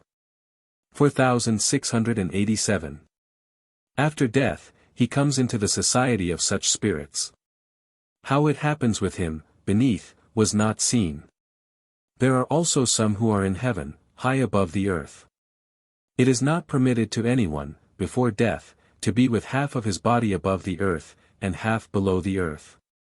This, the earth spoken of 89, must, after death, be either above the loins or below the loins. Love in general is there, if the loins are below, just as it is if he stands with the rest of the body above, and so forth. When about to die, he droops his head, and at last falls. The progression of his life appears by his descending more deeply by degrees. 4688. Concerning those who are in heaven, that the more interior, the good, in man, the better and more beautiful it is. There were those who did not understand that there should be such a thing as interior good, and that it was better and more beautiful than exterior good. They supposed that the exteriors were all. A wife was beheld by her husband. And there were several who assumed her form, so as to counterfeit her. These were evil, they were 8 in number, and the wife was amongst them. It was asked whether he could recognize which was his wife, since they were exactly alike in external form. Then he did not know, he said one was his wife, who was not. Then the exteriors of form were taken from them, and they then appeared like diabolical images, except the wife, who was an angel of heaven. Then was he horrified at them, and went to his wife. Afterwards the external form, which the 8 evil ones attracted to themselves by their magical art, was taken away from the wife, and, then, the wife appeared in a splendid form as an angel, and he was astonished. And, at length, that form also was taken away, and then he was astounded. And he acknowledged, because his sight was opened that far, that he was in another state, to wit, in real celestial love, which so affected him that he felt that which he had not before, to wit, heaven, as regards love towards all who are in good. He thus confessed, that, with the good, interiors are given, which are from the Lord, and thence are more perfect by degrees, and that the interiors with the evil are more deformed and hideous. 4689. Concerning heaven and hell. All who come into the other life, are, by degrees, remitted into the life which they led in the world, and, indeed, with the externals, and nearly with the entire condition, they had there. But, by degrees, external intellectuals are removed from them, and they are remitted into their nature, the evil into their evil and the good into their good, the former are then sent into hell, and the latter into heaven. 4690. Some complained, when they saw the intellectual which they had in the world, as regards externals, taken away, and they argued concerning it, why it is so. But they were told that, otherwise, by their intellectual faculty they would be in heaven, and by the voluntary in hell, whence would arise confusion. If, also, the external intellectual should remain, they would use that to confirm evils, so that evil would rule, and the rational would serve. Thus, also, they would disturb the angels of light, and deceive the simple, who are in the entrance to heaven, and not yet prepared, and thus would persuade them to evils, and quite take away all their capability of amendment, and so, also, they would take away from heaven its support. For these are those who are in ultimates, and like supports. Hence it was evident that the divine order is, that all be remitted into their nature which they have acquired to themselves in the world. And that they come into their nature when externals are removed and they are left to their internals, thus to the interior will, in like manner to their own love. 4691. Concerning intelligence and perception in heaven. Emanuel Swedenborg 90. There are in heaven those who possess perception, that in whom can be insinuated such perception, as is from the good angels, who are around, and in whose society they are. Hence they have a general perception, but not, in this way, of the truth of faith in particular. These are such as have not been diligent in studies, nor have troubled about the truths of faith. They are in perception, and not in intelligence, except in a very general, ordinary one, formed from those things which they believed. They believe that the all of heaven consists in perception, and are averse to such things as belong to intelligence. They were shown that they can be as easily led by the evil as by the good, and that they can have innumerable opinions about one thing, and not know which is true. They suppose that only is true which inflows, and which they thus perceive. It was shown them, by turning the thing over, whence it came about that they have taken up several, even opposite, opinions. But they who have been studious about faith, remain, in all such turning over and hence change of the state of the case, in their judgment, nor do they suffer themselves to be moved therefrom, which was also shown. In a word, the former cherish unfavorable opinions concerning all who are in intelligence and wisdom. They have, also, absurd ideas concerning those who are of the celestial kingdom. 4692. Such spirits have a chamber near themselves, on the east. And, when they do not know how a matter stands, they enter the chamber, and there hear what they may believe, and they then believe this from that moment. Near there, also, are those who confide in their own proper power. For they believe that certain are created to be an impure vessel, and certain to be a pure vessel, and thus that they are elected, and not those who are beneath them. But they were told how the matter stands, that all are elected. But this they were not willing to believe. In a word, they are such, because they possess no scientific which contradicts and destroys their perception. They appear quite high above the head, in a slanting direction. 4693. Concerning the simple and unlearned in the other life. Heaven and Hell. Emanuel Swedenborg 91, and my maternal aunt, who was married to Skånström. Those in heaven who shine above the rest, are those who have studied the truths of faith, and at the same time have lived according to them, for the knowledges of truth and good enter into light there, and are in the light. But they who are in knowledges, and in a life of evil, are in hell, for knowledges, with them, have not entered the life, because they have not entered the will, and thus produced good. They who are in scientifics, and have confirmed themselves against the truths of faith in favor of nature, are in hell, because they have interiorly closed against themselves the way to light. To them, however, who have lived according to truths, the way to light is opened by the Lord. 4694. The simple who have not applied themselves to scientifics or human learning, and whose mind is destitute of such things, these, if, in the life of the body, they have studied the truths of faith either from doctrine and preaching, or from the word, are good in the other life, and better than the learned, who, to some extent, have closed the interior mind. 4695. But the simple who have not studied the truths of faith, except in the most general manner, and in whom scientifics make no obstruction, externals are removed from them, they can be held in some good, by the angels. For they can be led by the angels like infants. But when they come into the natural, which is evening and night, they act from no celestial proprium, nor from any truths, but wholly according to influx, ill, because it is from the evil, the good cannot inflow, because they have no plane. None having been formed by the truths of faith.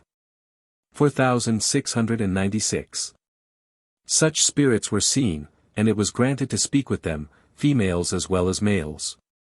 I supposed, at first, that, when in good, or it was morning, heaven could be granted to those who are destitute of the knowledges of good and truth.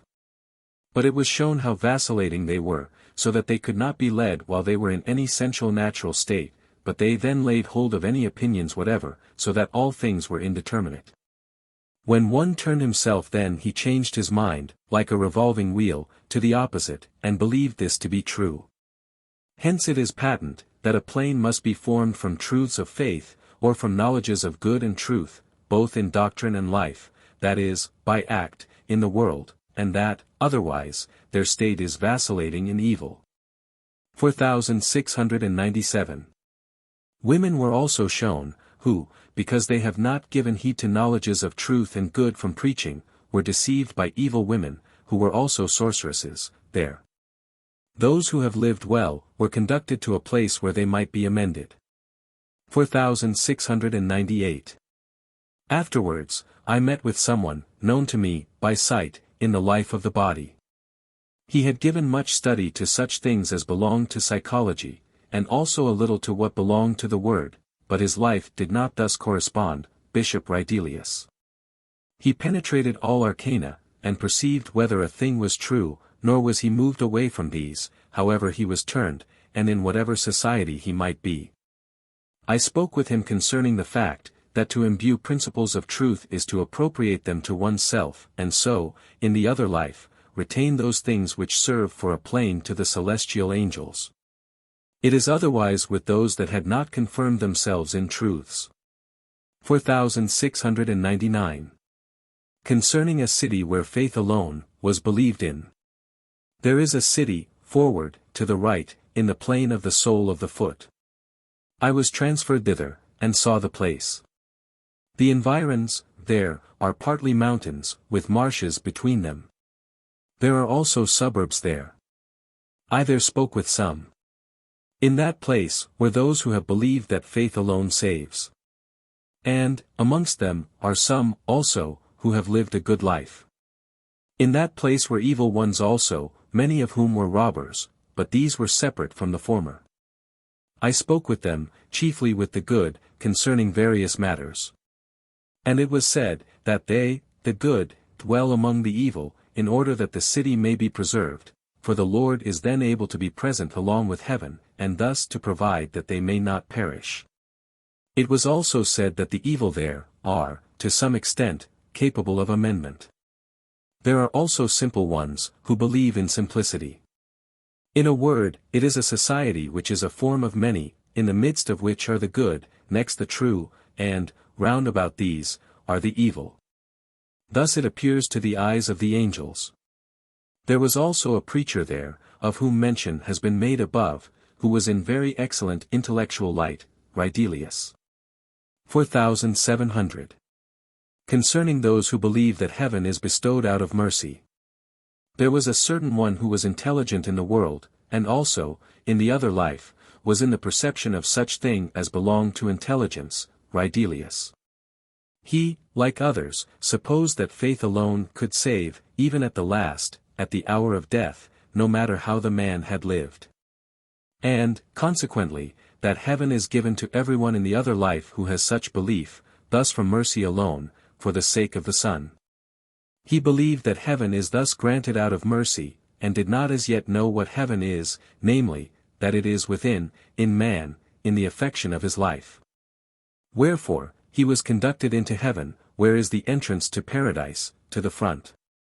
There, encompassed with spirits, and thus tempered, he beheld many things, and constantly said that they were stupendous. He saw angels there of such delightfulness, that he could not wonder enough. In a word, he saw the glory of heaven in the place there. Those who were there, said that they wished that he would remain with them, and a lodging should be given him.